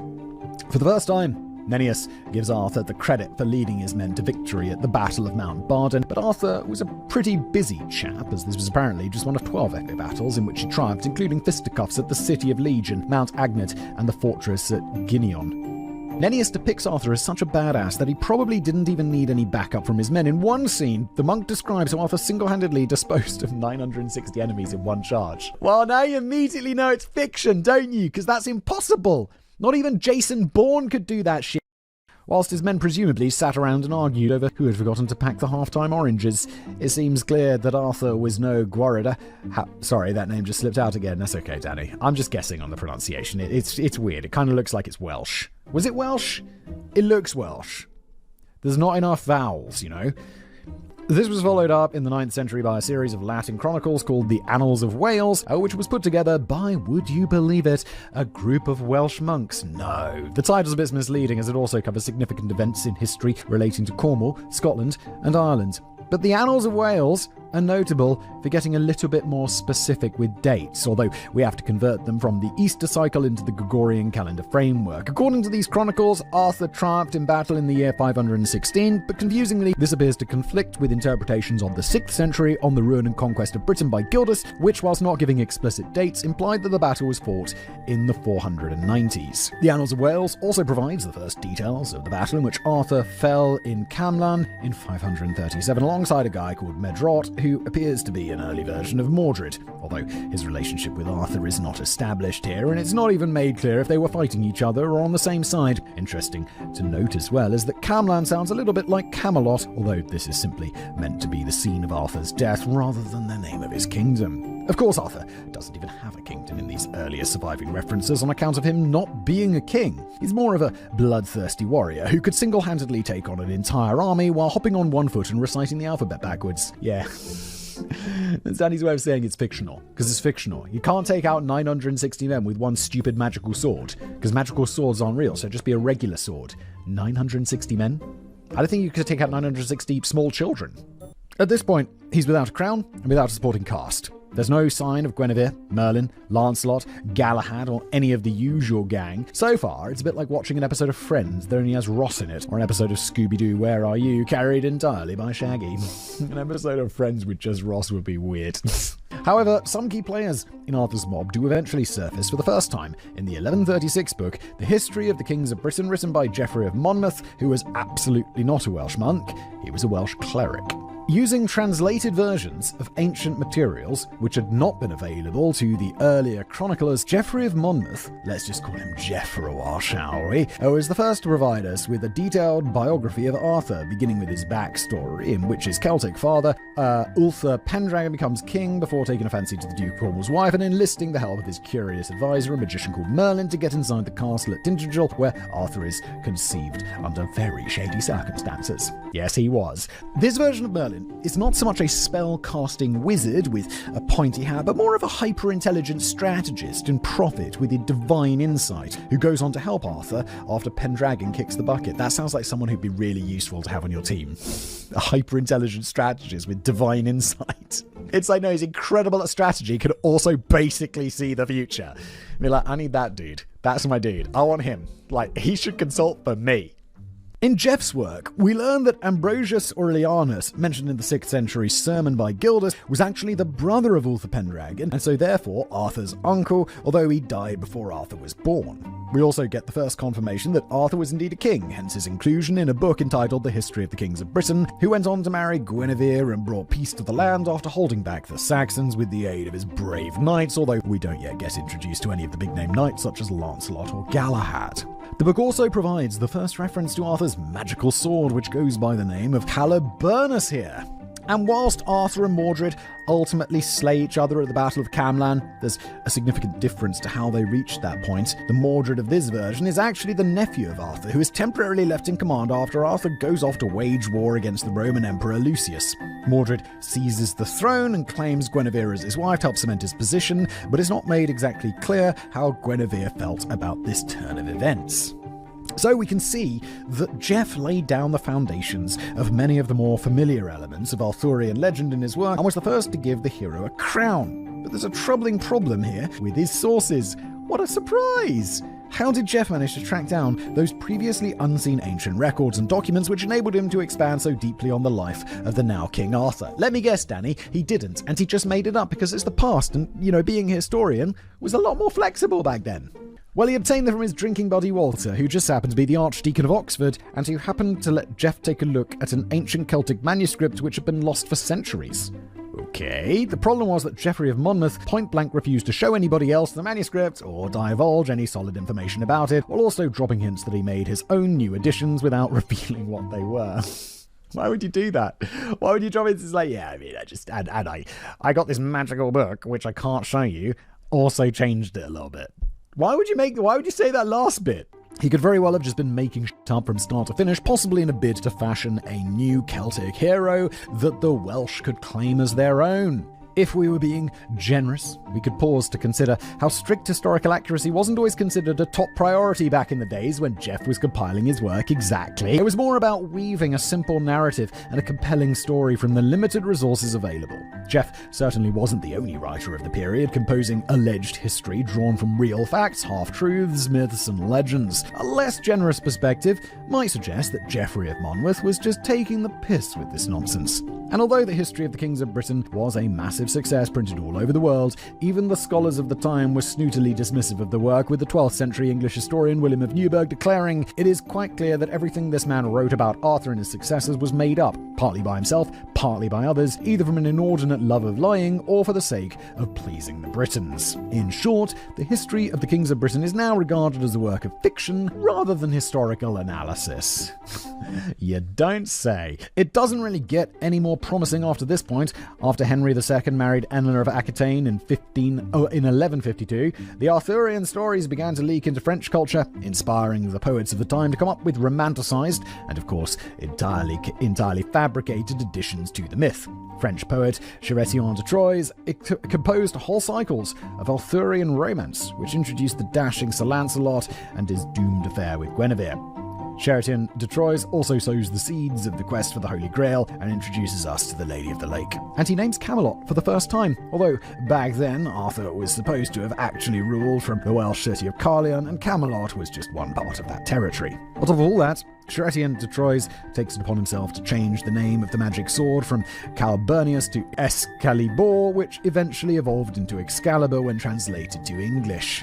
The French poet Robert de Boron was one of the first to go into detail on a young Arthur pulling out the sword of the stone to become king. He also greatly expands on the supposed biblical origins of the Holy Grail, suggesting for the first time that it contains the blood of Jesus, placing more significance on the spiritual quest undertaken by Arthur's Knights of the Round Table. Speaking of which, the very first mention of the Round Table is attributed to the 12th century Norman poet Wace, although he didn't spend too much time dwelling on it. The table was only extended to its full length by later French poetry, such as the Vulgate cycle from the 13th century, which is not clearly attributed to specific authors. The Vulgate cycle reduces the role of Arthur somewhat, as the characters of Funky Merlin and Twice a Night Lancelot are pushed to top billing, whilst it's within this cycle that we first hear about Mordred being the illegitimate son of Arthur and his half-sister. So basically, one guy kicked off the storytelling, and now people are picking up the storytelling and just expanding on the lore. These they're like doing fan fiction in a way. Eventually, the best bits of this were all cobbled together in 1485 when English author Sir Thomas Malory produced what might now be considered the definitive compilation of Arthurian legends named Le Mort d'Arthur, which translates from Anglo-Norman French as The Death of Arthur. While Sir Thomas Malory, we should title this episode The Death of Arthur. While Sir Thomas Malory sprinkles in a few ideas and themes of his own, leading more heavily into knightly honour and chivalric code and weaving together a more detailed exploration of the tragic rise and fall of Camelot, he's essentially drawing upon previous sources and poetry to create a complete cohesive story from Arthur's birth to his death at the Battle of Camlan and his final journey to the Isle of Avalon. So he's basically just speculating. You couldn't even get away with on Wikipedia. They'd be like, this article seems to be filled with speculation. It's possible that Sir Thomas Malory only decided to put together this masterwork because he had very little to do at the time, whilst there's some debate over the true identity of Malory, as there were quite a few prominent Thomas Malorys knocking around at the time. The most widely held view is that this Malory led a pretty complicated double life as a respected knight of the realm and a thoroughly violent criminal accused of sexual assault, attempted murder, and plots to overthrow the king. It was during his final stint in prison that it's believed he decided to draft his book. What an upstanding guy who we could definitely rely on for historical accounts. But as we can clearly see, the story of Arthur was constantly retooled in the long lead up to Le Mort d'Arthur. Now, we kicked off with brief descriptions of a feared murderous warrior who comes across like a medieval Rambo but later evolves into a wise and mostly dignified king as the saga moves into a romantic fairy tale realm of holy quests and dragons and magical swords. In fact, the character of Arthur only softens even more in later versions of the tale, glumly accepting the affair between Guinevere and Lancelot, forgiving them both, rather than sentencing his wife to death. But just letting the dude be like, yeah, you're good, don't worry about it, man. Just stay away from my next wife, alright? An extraordinary point to ponder here is that despite the more fantastical elements of the legend and the conflicting accounts of Cain's gentle and peaceful savage beast, Arthur was still widely and unquestionably believed to be a genuine historic character for hundreds of years, and there were still many who believed that the once and future king would eventually return from Avalon. He's basically like another version of Jesus, isn't he? They're waiting for his return. Christ will come again. Arthur will come again. There was a good reason why King Edward I insisted that remains of Arthur and Guinevere be disinterred and moved to a more prominent place in a marble tomb in Glastonbury Abbey in 1278. It was thought at the time that he was simply paying respect to a former king, But he had an ulterior motive. King Charles I was attempting to conquer Wales at the time, and he was troubled by all this talk of an old king of Welsh origin returning to claim the throne. By moving the remains of Arthur into the high altar of the abbey, he was trying to reinforce the idea that the old king was clearly as dead as a doornail, and there was no way that he was making a comeback. Yeah, obviously he's dead. He's bones. He's dust. Moving forward in time, King Henry VII, who ruled between 1485 and 1509, was keen to play on the Arthur angle and suggested a strong personal connection with the former ruler of Camelot. Whilst never explicitly suggesting that he was a direct descendant, Henry VII liked to imply that he was the spiritual successor of Arthur, who shared the same values, whilst heavily promoting his own Welsh heritage and the fact that he was born at Winchester Castle, which many saw as the original Camelot and home of that round table that's still on display today. In a sense, he was making a subtle suggestion that the once and future king had indeed finally returned, but in the shape of Henry VII. It's like, yeah, no, I've returned, I'm Arthur. They'll be like, alright, he is the king. Yeah, sure you are, King Arthur, right? Yeah, great. Fucking idiot. It was his long-term plan to install another Arthur on the throne when he gave the name to his firstborn son and heir apparent. But sadly, Prince Arthur died at the age of just 15, and so his younger brother eventually got the gig, which is how we ended up with nearly 40 years of Henry VIII instead. However, Arthur may have been riding a wave of popularity in the 16th century, but it was a very different story the following century when he really began to fall out of fashion, and the former bestseller Le Mort d'Arthur found itself out of print for the best part of 200 years. It seems that people was finally coming around to the idea that the whole concept was just a load of absurd nonsense that wasn't worth bothering with anymore. The king, who apparently never truly died, really did seem to finally fall into silence for a remarkably long time. It wasn't until the 19th century that poets such as William Wordsworth, John Keats, and Alfred Tennyson fell back in love with the myths and legends of the ancient king, and we've never really looked back since. You don't usually have to wait very long for a new Arthurian adaptation to hit the TV or movie screens, while the most recent being Guy Ritchie's 27 film Legend of the Sword. Never even heard of this. And Guy Ritchie's very famous as a director, which dared to throw out most of the familiar elements such as Lancelot and Guinevere and reduce Merlin to a fleeting cameo appearance. It was hardly a roaring success, and although it was somewhat ambitiously intended to be the first in a series of 6 films, the remaining 5 were swiftly cancelled. Well, it happens when a movie doesn't perform.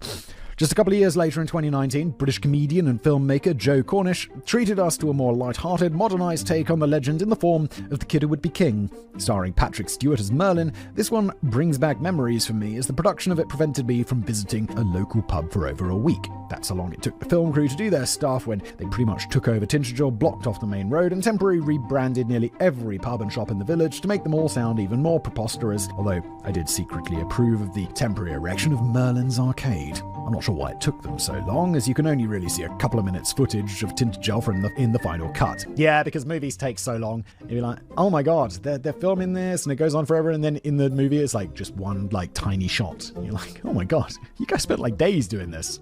And I'm not sure if the footage still survives of the scene where a local YouTube scriptwriter and his dog interrupt filming to grumpily inquire where on earth you're supposed to go for a sneaky pint now. Well, it's not a bad film. This one didn't perform too well either, losing an estimated $50 million or so for 21st Century Fox. God damn. So maybe Arthur isn't quite as popular today as he seems to think he is. Yeah, I don't think so. I mean, it's not that big of a deal, is it? Do people care? Not really. Stop making sense. But now that we found ourselves back in Tintagel again, this would be a good spot for us to sit down on Merlin's big pointy rock and ponder over why exactly so many people are still spending so much time trying to find connections between real-life locations and fantasy literature. Yes, Danny! Yes! It is a mystery to me. I mean, it's all very well Geoffrey of Monmouth claiming in 1136 that Tintagel was the location where Arthur was conceived, but it's not very helpful that he refused to reveal his ancient sources. And it begins to sound a bit suspect when Jeff claims in the same breath, or at least in the same volume of work, that Arthur's conception was assisted by a magician who transformed Arthur Pendragon into the form of the Duke of Cornwall. Yes, some people might be thinking that you're not reading something that's historically accurate. Weird, isn't it? Still, that's not to say that something very interesting wasn't going down in Tintagel at around the same time that Arthur may have lived. Maybe not in the actual castle. This wasn't even built until way later in the 13th century by Earl Richard of Cornwall, Cornwall, and weirdly, it never appeared to serve any kind of military or strategic purpose. Richard of Cornwall just wanted a fancy new holiday pad, which was inspired by Arthurian legend, perhaps in a bid to suggest that he was a natural successor to Arthur, the fictional character. 1,000 years, people would be like, no, I'm the reincarnation of Harry Potter, and therefore I must lead you. Stupid. You are made of stupid. More than anything, it feels like a tribute put together by a slightly obsessive fan. Whilst he may have intended for it to be a cool place to hang out and feast on roast pig with the rich and powerful, it does sound pretty awesome. He probably barely even visited the place himself, as he was quite busy fighting holy crusades and later becoming the king of Germany. Yeah, that's the thing. Like, when you're the person who can, afford to go build your own castle or whatever, you're probably quite busy doing all the shit that allows you to afford to have that castle. I think it's only in movies, or for the privileged, inherited wealth crowd, where it's like, you get to have lots of cool and have the time to use it. That's not... Elon Musk, he's worth, what? $500 billion? Something like that? He's wildly wealthy. I don't imagine he has much time to have much fun with his money, because he's always busy. And he probably likes being busy. Even so, evacuations of the headlands, which initially kicked off in 1933, have continued to dig up treasure since as recently as 2017, and they've concluded that Tintagel was certainly home to an incredibly affluent settlement of sorts in the 6th century, which was quite unlike almost anything else you'd find in a region struggling with poverty, wars, deprivation, and a breakdown of trading and transport routes. Is it, though? In countries which are really poor, all of the rich people tend to get together and they'll build a community and they'll put a big old wall around it and be like, this is where the rich people live. Because there's lots of not rich people around who they want to stay away from. So I think in a place where things are really bad, there will be little alcoves of wealth. Always. You go to the poorest country in the world, I promise you there's rich people. They're going to be somewhere. Archaeologists have uncovered evidence of fancy dwellings, wine bottles from Greece, glass goblets from Spain, serving bottles from Turkey, and ceramic bowls from Tunisia. In fact, more pottery from the Eastern Mediterranean has been found in Tintagel than anywhere else in the country at the time put together. And there's no other settlement from the period in southern England that comes close to matching the size of this one, not even London. Holy shit, okay. So it does appear that while the rest of the country was largely going to shit, the folk of 6th century Tintagel were actually doing alright for themselves, and the evidence suggests that it was an incredibly prosperous trading centre, and perhaps even a place of great influence and power. And this does make you wonder why Geoffrey of Monmouth chose Tintagel as the location for the origin story of Arthur, as it would have been a pretty barren and forgotten hole by the time he got around to writing about it in the 12th century. Did he just happen to get lucky when he randomly picked this isolated spot in Britain that reeks of rare power and wealth and perhaps even royalty in ways that wouldn't be uncovered until the 20th century? It's a good question, isn't it? Maybe there was something from history that was lost talking about how Tintagel used to be awesome. Or it could just be in the oral tradition, someone's passed down stories that weren't really written down, something like that. So no, just speculating here. It is a little bit of a mystery.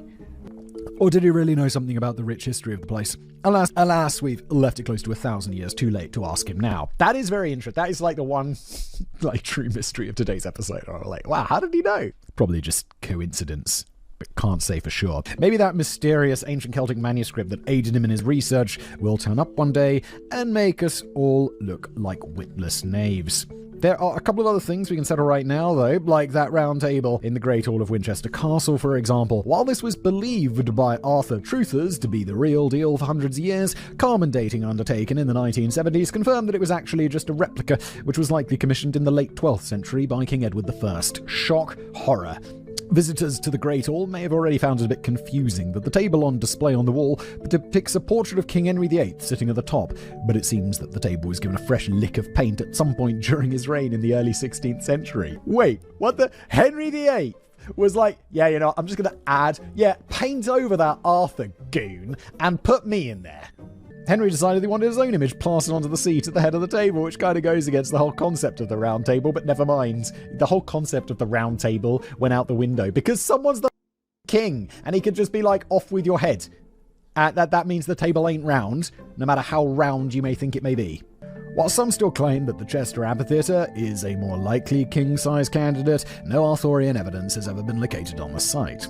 And as we've already established that the Round Table first popped up in the 12th century poetry attempting to capture mood and emotion rather than faintly reliable records attempting to capture accurate historic details, maybe we should just give up looking for it. Yes, that would be nice, wouldn't it? But if we're still looking for other evidence to prove King Arthur really existed, then surely we already have all we need in the form of his dead body. Oh right, in the marble tomb or whatever that was moved. Yeah, but that could just be anyone's old bones.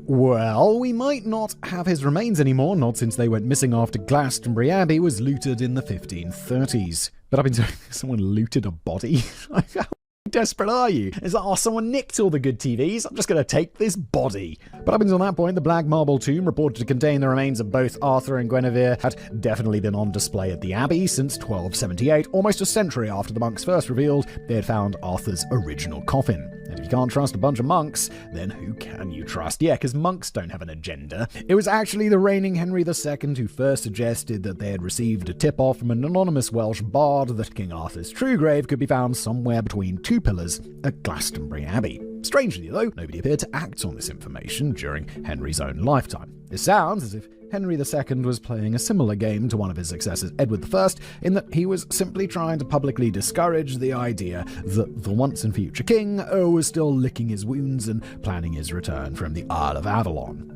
Arthur was instead just a pile of bones lying inside a wooden coffin. It wasn't until a couple of years after the death of Henry II, and indeed a few years after Glastonbury Abbey was ravaged by a terrible fire, that the monks claimed to have finally found the coffin of which Henry II had spoken.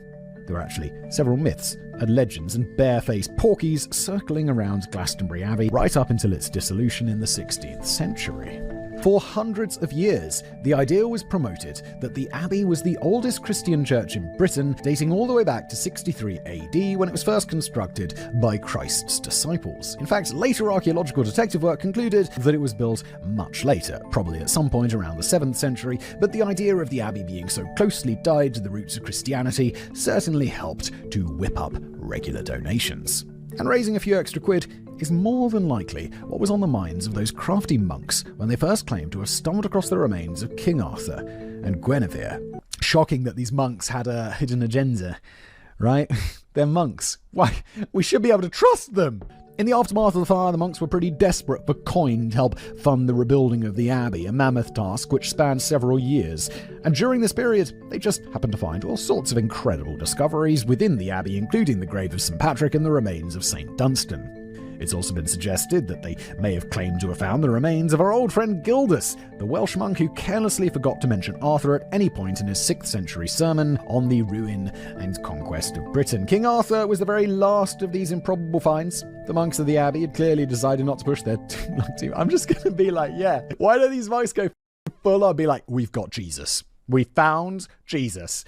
He's in a marble coffin now. Come and worship him and give us money. I guess King Arthur was kind of the believable lie.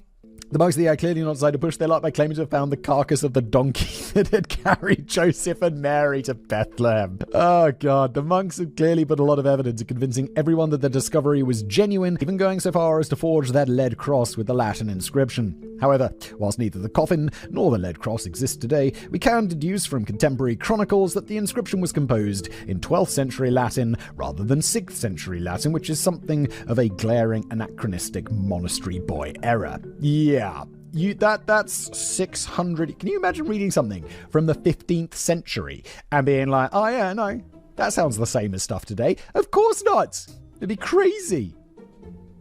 People spoke different in the 90s. The discovery of the remains of King Arthur was nothing more than a cheeky fundraising scam to attract yet more generous tourists and even bigger donations. The slightly disconcerting element is that somebody's remains were in that wooden coffin and later moved into a marble tomb, but the monks never let on who was being falsely paraded as Arthur and Guinevere. Yeah, I don't think that's particularly weird. Like, these old churches and monasteries and stuff, they must have like hundreds or thousands of old bodies just lurking out in like the cellars or in the garden. In the garden, what's it called? In the graveyard. Like, that they could dig up, and it's like, oh yeah, well, no one knows who this is. The tombstone fell down years ago. It's all covered in moss. Let's just dig up the body and pretend it's Arthur. Boom!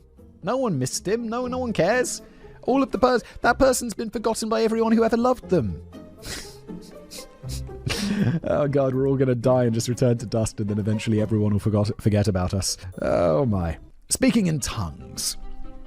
So, this now doesn't leave us with an awful lot to go on. Here's a saga which has evolved over the centuries to fit an ever-changing audience and present a suitable hero for whoever was in need of one at the time. Just about all of the more familiar elements were literary and poetic additions made after Geoffrey of Monmouth first fleshed out the story from a dubious unnamed source in 1136, and that includes Guinevere, Lancelot, Excalibur, the Round Table, the Lady of the Lake, the Quest of the Holy Grail, and the whole of Camelot itself, alongside the hitherto unmentioned Morgana Le Fay. Who the is this? I've only avoided mentioning Morgana Le Fay because I didn't want to risk over-egging an already complicated recipe, as she's such an ever-shifting character without much in the way of a singular, widely shared narrative. Depending on who you ask, she's either a powerful hero with a close connection to Camelot, a cruel and jealous adversary, Arthur's sister, a goddess, a witch, or just a deeply confused individual born way before her time. Either way, she's a work of pure fiction. Just like Merlin, who Geoffrey of Monmouth may possibly have based in part on a 6th century Welsh figure called Myrddin Wylot, who was a madman turned prophet living alone in the woods. Yeah, again, all of these characters and stuff, they're probably loosely based on like little histories and stories that might have happened in some little way, and then just insanely embellished over hundreds, thousands of years. We don't know for sure if Myrddin Wylot existed, but if he did, he was no spellcasting wizard, strategic genius, or advisor to the king's court. He was just a hermit who lost the plot and later believed that he could see visions of the future. So, if we reluctantly disregard Geoffrey of Monmouth's History of the Kings of Britain in 1136 and just about everything that it inspired later, that only really leaves us with Arthur himself. Not the King Arthur of Camelot, but plain old Arthur, mentioned briefly in the 6th century poem The Decoding. Oh yeah, that guy, and fleshed out a little later in the 9th century works, The History of the Britons and the Annals of Wales. His name did very occasionally pop up in other later works around the 9th century, but these references were pretty much just copied wholesale from the latter two. And there are problems with all three of those sources. I'm still quite intrigued by Arthur's first fleeting mention in The Decoding, which alludes to him being the ultimate celebrity warrior, but we can't, or just really into feeding birds, but we can't be absolutely certain that the poem was composed before Arthur became an established hero in the later 9th century chronicles. And even though most historians lean toward the poem being a 6th century piece, the earliest surviving transcription of it hails from the 13th century, and we can't rule out the possibility that the reference to Arthur was a much later addition to the original poem made by a scribe seeking to make it more relevant to a modern audience. Tasked with the same job today, the scribe may have given us a version which read, "He fed black ravens on the rampart of a fortress." There was no Chuck Norris. Yeah, it just means nothing. It's like, okay, yeah, maybe, but probably not. It's just the whole thing. It's just like, probably not, yeah, probably not, vanishingly unlikely. We can feel a lot more confident on the dating of the History of the Britons, written as a purportedly genuine historical work by the Welsh monk Nennius at some point around 828, and providing details of all 12 of Arthur's epic battles. Well, it was believed for a long time that Nennius wrote it. Anyway, his preface to the book certainly suggests his authorship, but we have a similar problem here with first editions. The earliest surviving transcription is from over a century later, and some scholars now propose that the preface from Nennius may have been a later forged edition, rendering the true identity of the author or collective authors unknown. But whoever was responsible for putting together the History of the Britons, they certainly had a tendency for stretching credibility. Again, I feel like I've brought it up 1,000 times in today's episode, but it's like, yeah, historians in the past, kind of also fiction authors, they stretch that credibility. They just want to tell a good story. They want to sell a few books. They want to make a few quid. It's all right.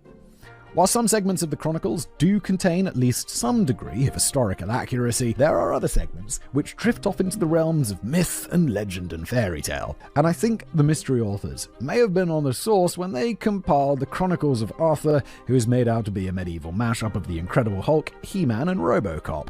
I already thought it sounded a bit iffy when the Chronicles tried to claim that Arthur single-handedly killed 960 enemies during one quiet afternoon. But more suspiciously, these 12 battles are scattered across so many different times and places, all bearing goofy names which have never been proven to represent genuine locations, that it would have been physically impossible for one man to have taken part in all of them unless there was a serious glitch in the Arthur multiverse. The Pseudo-History of the Britons may have been a more fitting title for this work, for the work upon which Geoffrey of Monmouth later drew heavily for his own account of Arthur. Yeah, again, made up history, embellishments, really long time.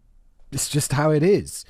we come across yet another potential editing problem with the Annals of History, which leaves us not entirely certain if the references to Arthur weren't just later additions shoehorned into the presumed original text that no longer survives. One interesting point about the Annals of History is that the pages are largely populated with genuine historical figures and events, and if Arthur never existed, then he's a relatively rare, conspicuous exception to this rule, alongside the purely mythological Brutus of Troy. It appears that the bunch of Welsh monks who put together these documents were, by and large, striving for some level of historical accuracy and were very much of the opinion that Arthur was a real figure. But again, it's an opinion, not a fact. But the issue is we don't really know where they were pulling their information from 300 years after the events they were writing about. It's perfectly plausible that they were largely just pulling it from the pseudo-history of the Britons, written earlier in the same century, under the misguided impression that the information in there was entirely reliable.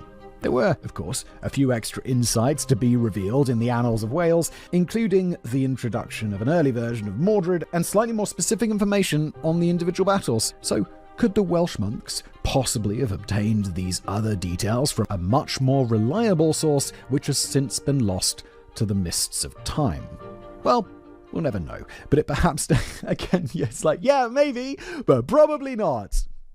But perhaps it doesn't inspire too much confidence that their efforts to apply scientific dates to the battles were inconsistent with what we thought we had already learned from the 6th century monk Gildas. And so, in terms of documented historical evidence, we have absolutely zero of the contemporary variety, which is not too surprising as it was the Dark Ages, although his absence from the sermon by Gildas is conspicuous.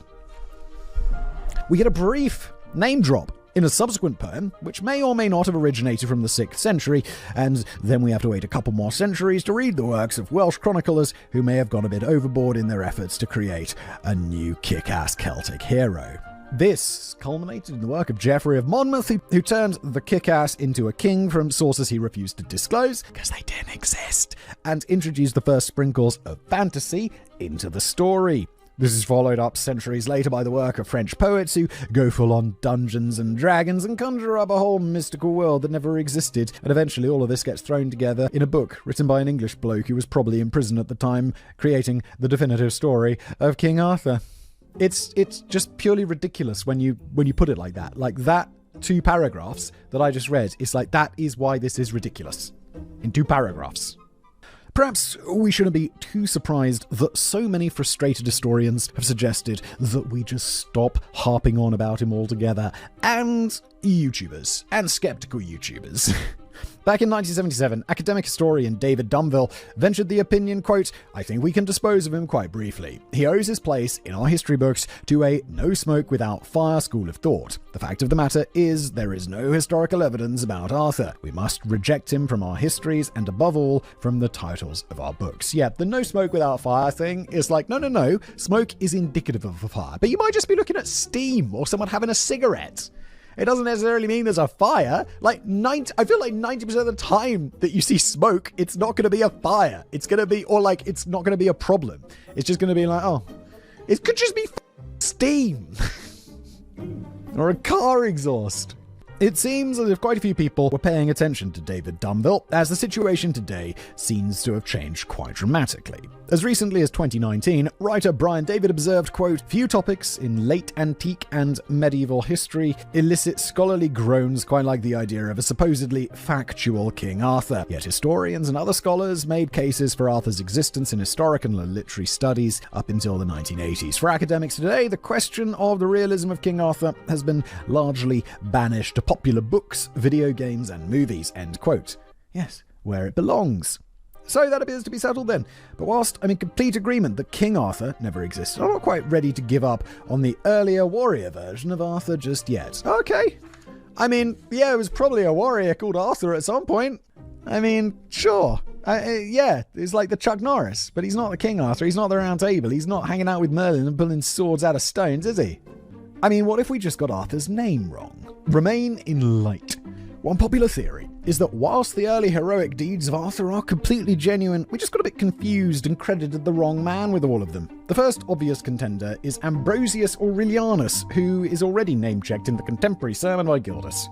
Oh, I don't remember what this dude did. Whilst Geoffrey of Monmouth later suggested that Ambrosius was the uncle of Arthur, oh right, this could have been a complete fabrication which ended up distorting the truth for the following millennium. Whilst we don't know much about Ambrosius beyond the sermon, he's still generally considered to be a real Romanized Briton who fought back against the Saxons in the 6th century.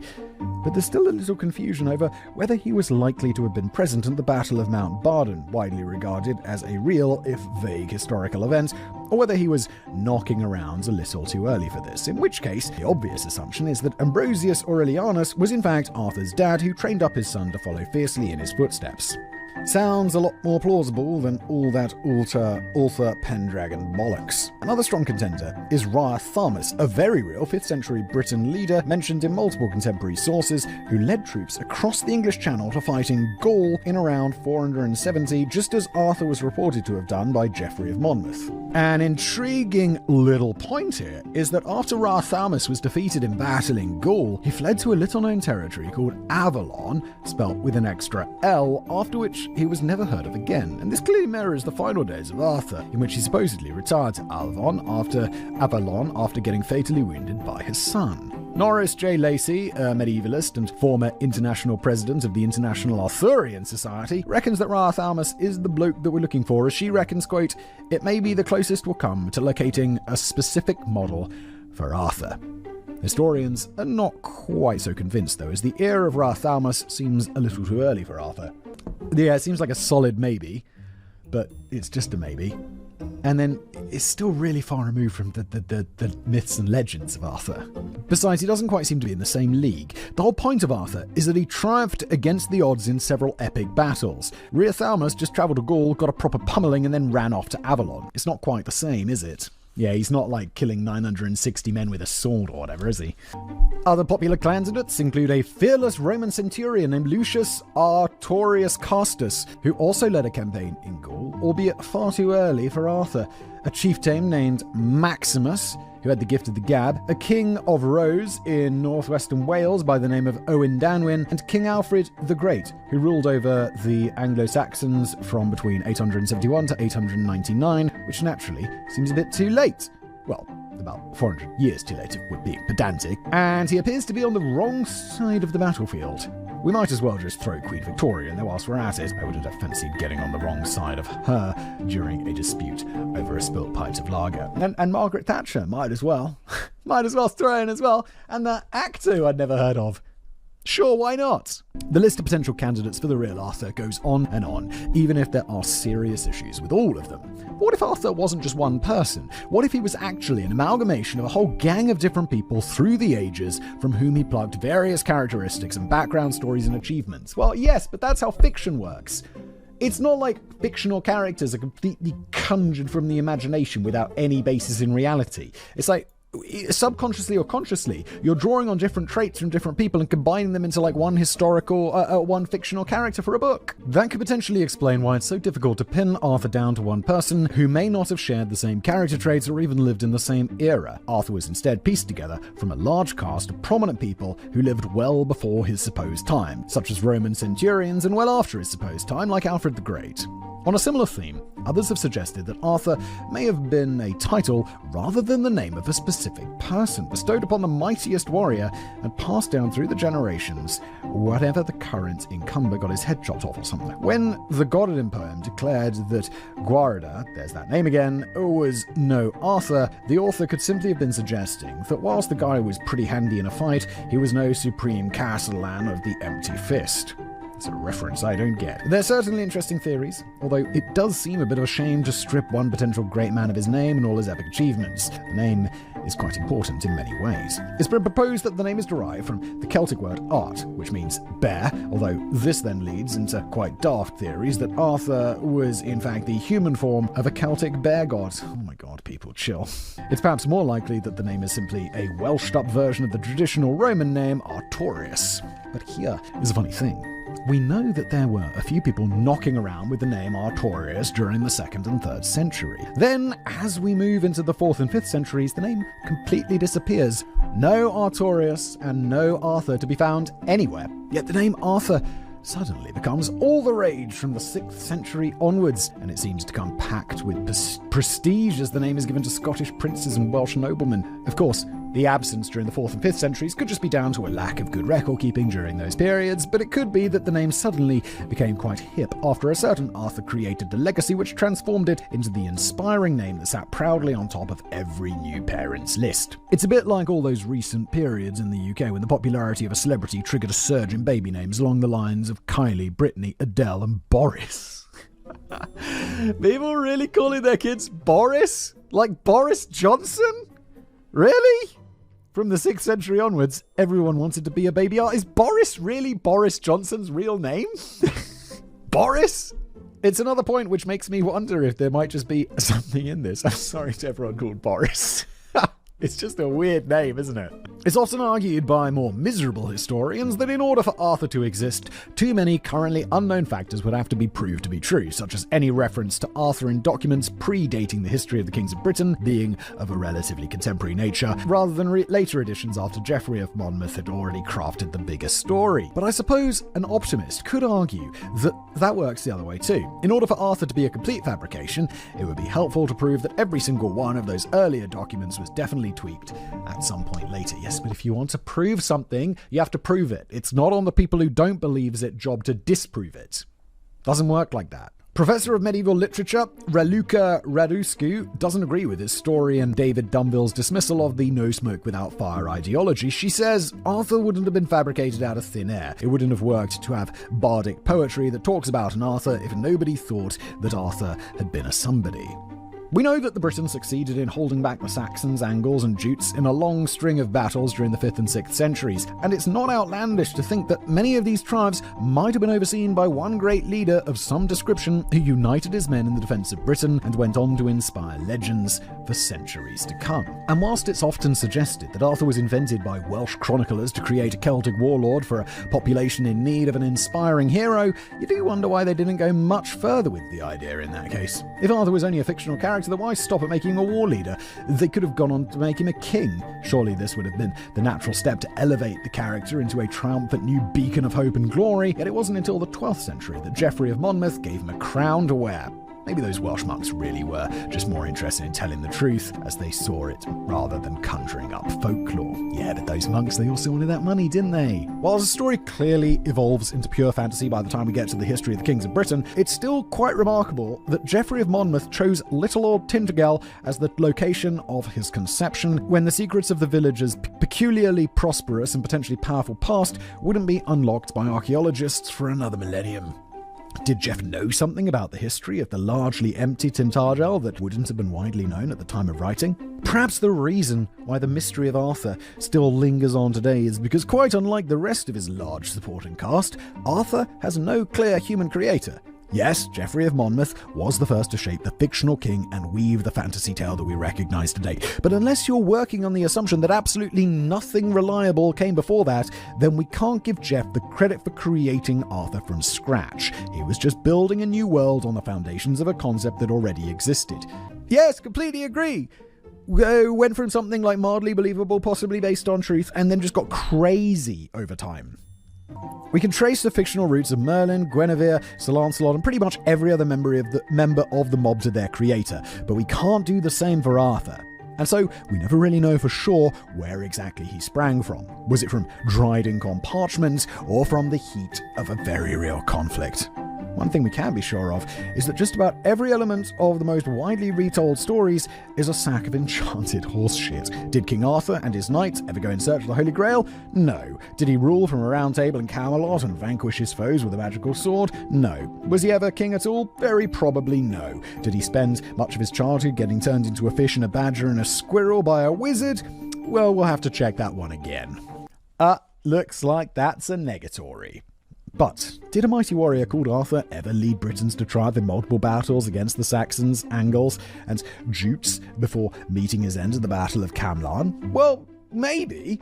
Fierce arguments still rage over whether this Arthur would have been a Celtic warrior or a Romanized Briton, but despite the alleged attempts by Welsh chroniclers to paint him as the former, historians tend to lean toward the latter for several good reasons.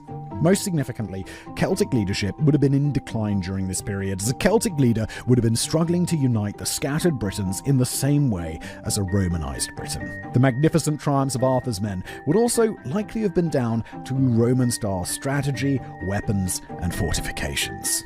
If the defense of Britain had just boiled down to angry hairy men running randomly around the field with an axe, it's doubtful the Saxons would have been held back for so long. The theory that Arthur may have ended up being formed from an amalgamation of different men is still very plausible, as it would have been impossible for one man to have led the charge across so many battles, across so many years, in so many different places.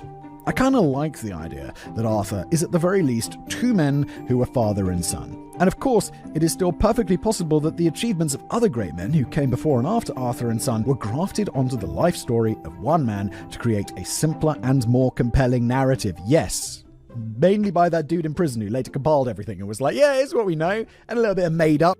Boom, nice narrative. You'll eat this one up. Ultimately, I find myself drawn towards the concept that while King Arthur is most definitely a lie, Arthur himself was a remarkable man from real brutal history upon which legends and dreams were built.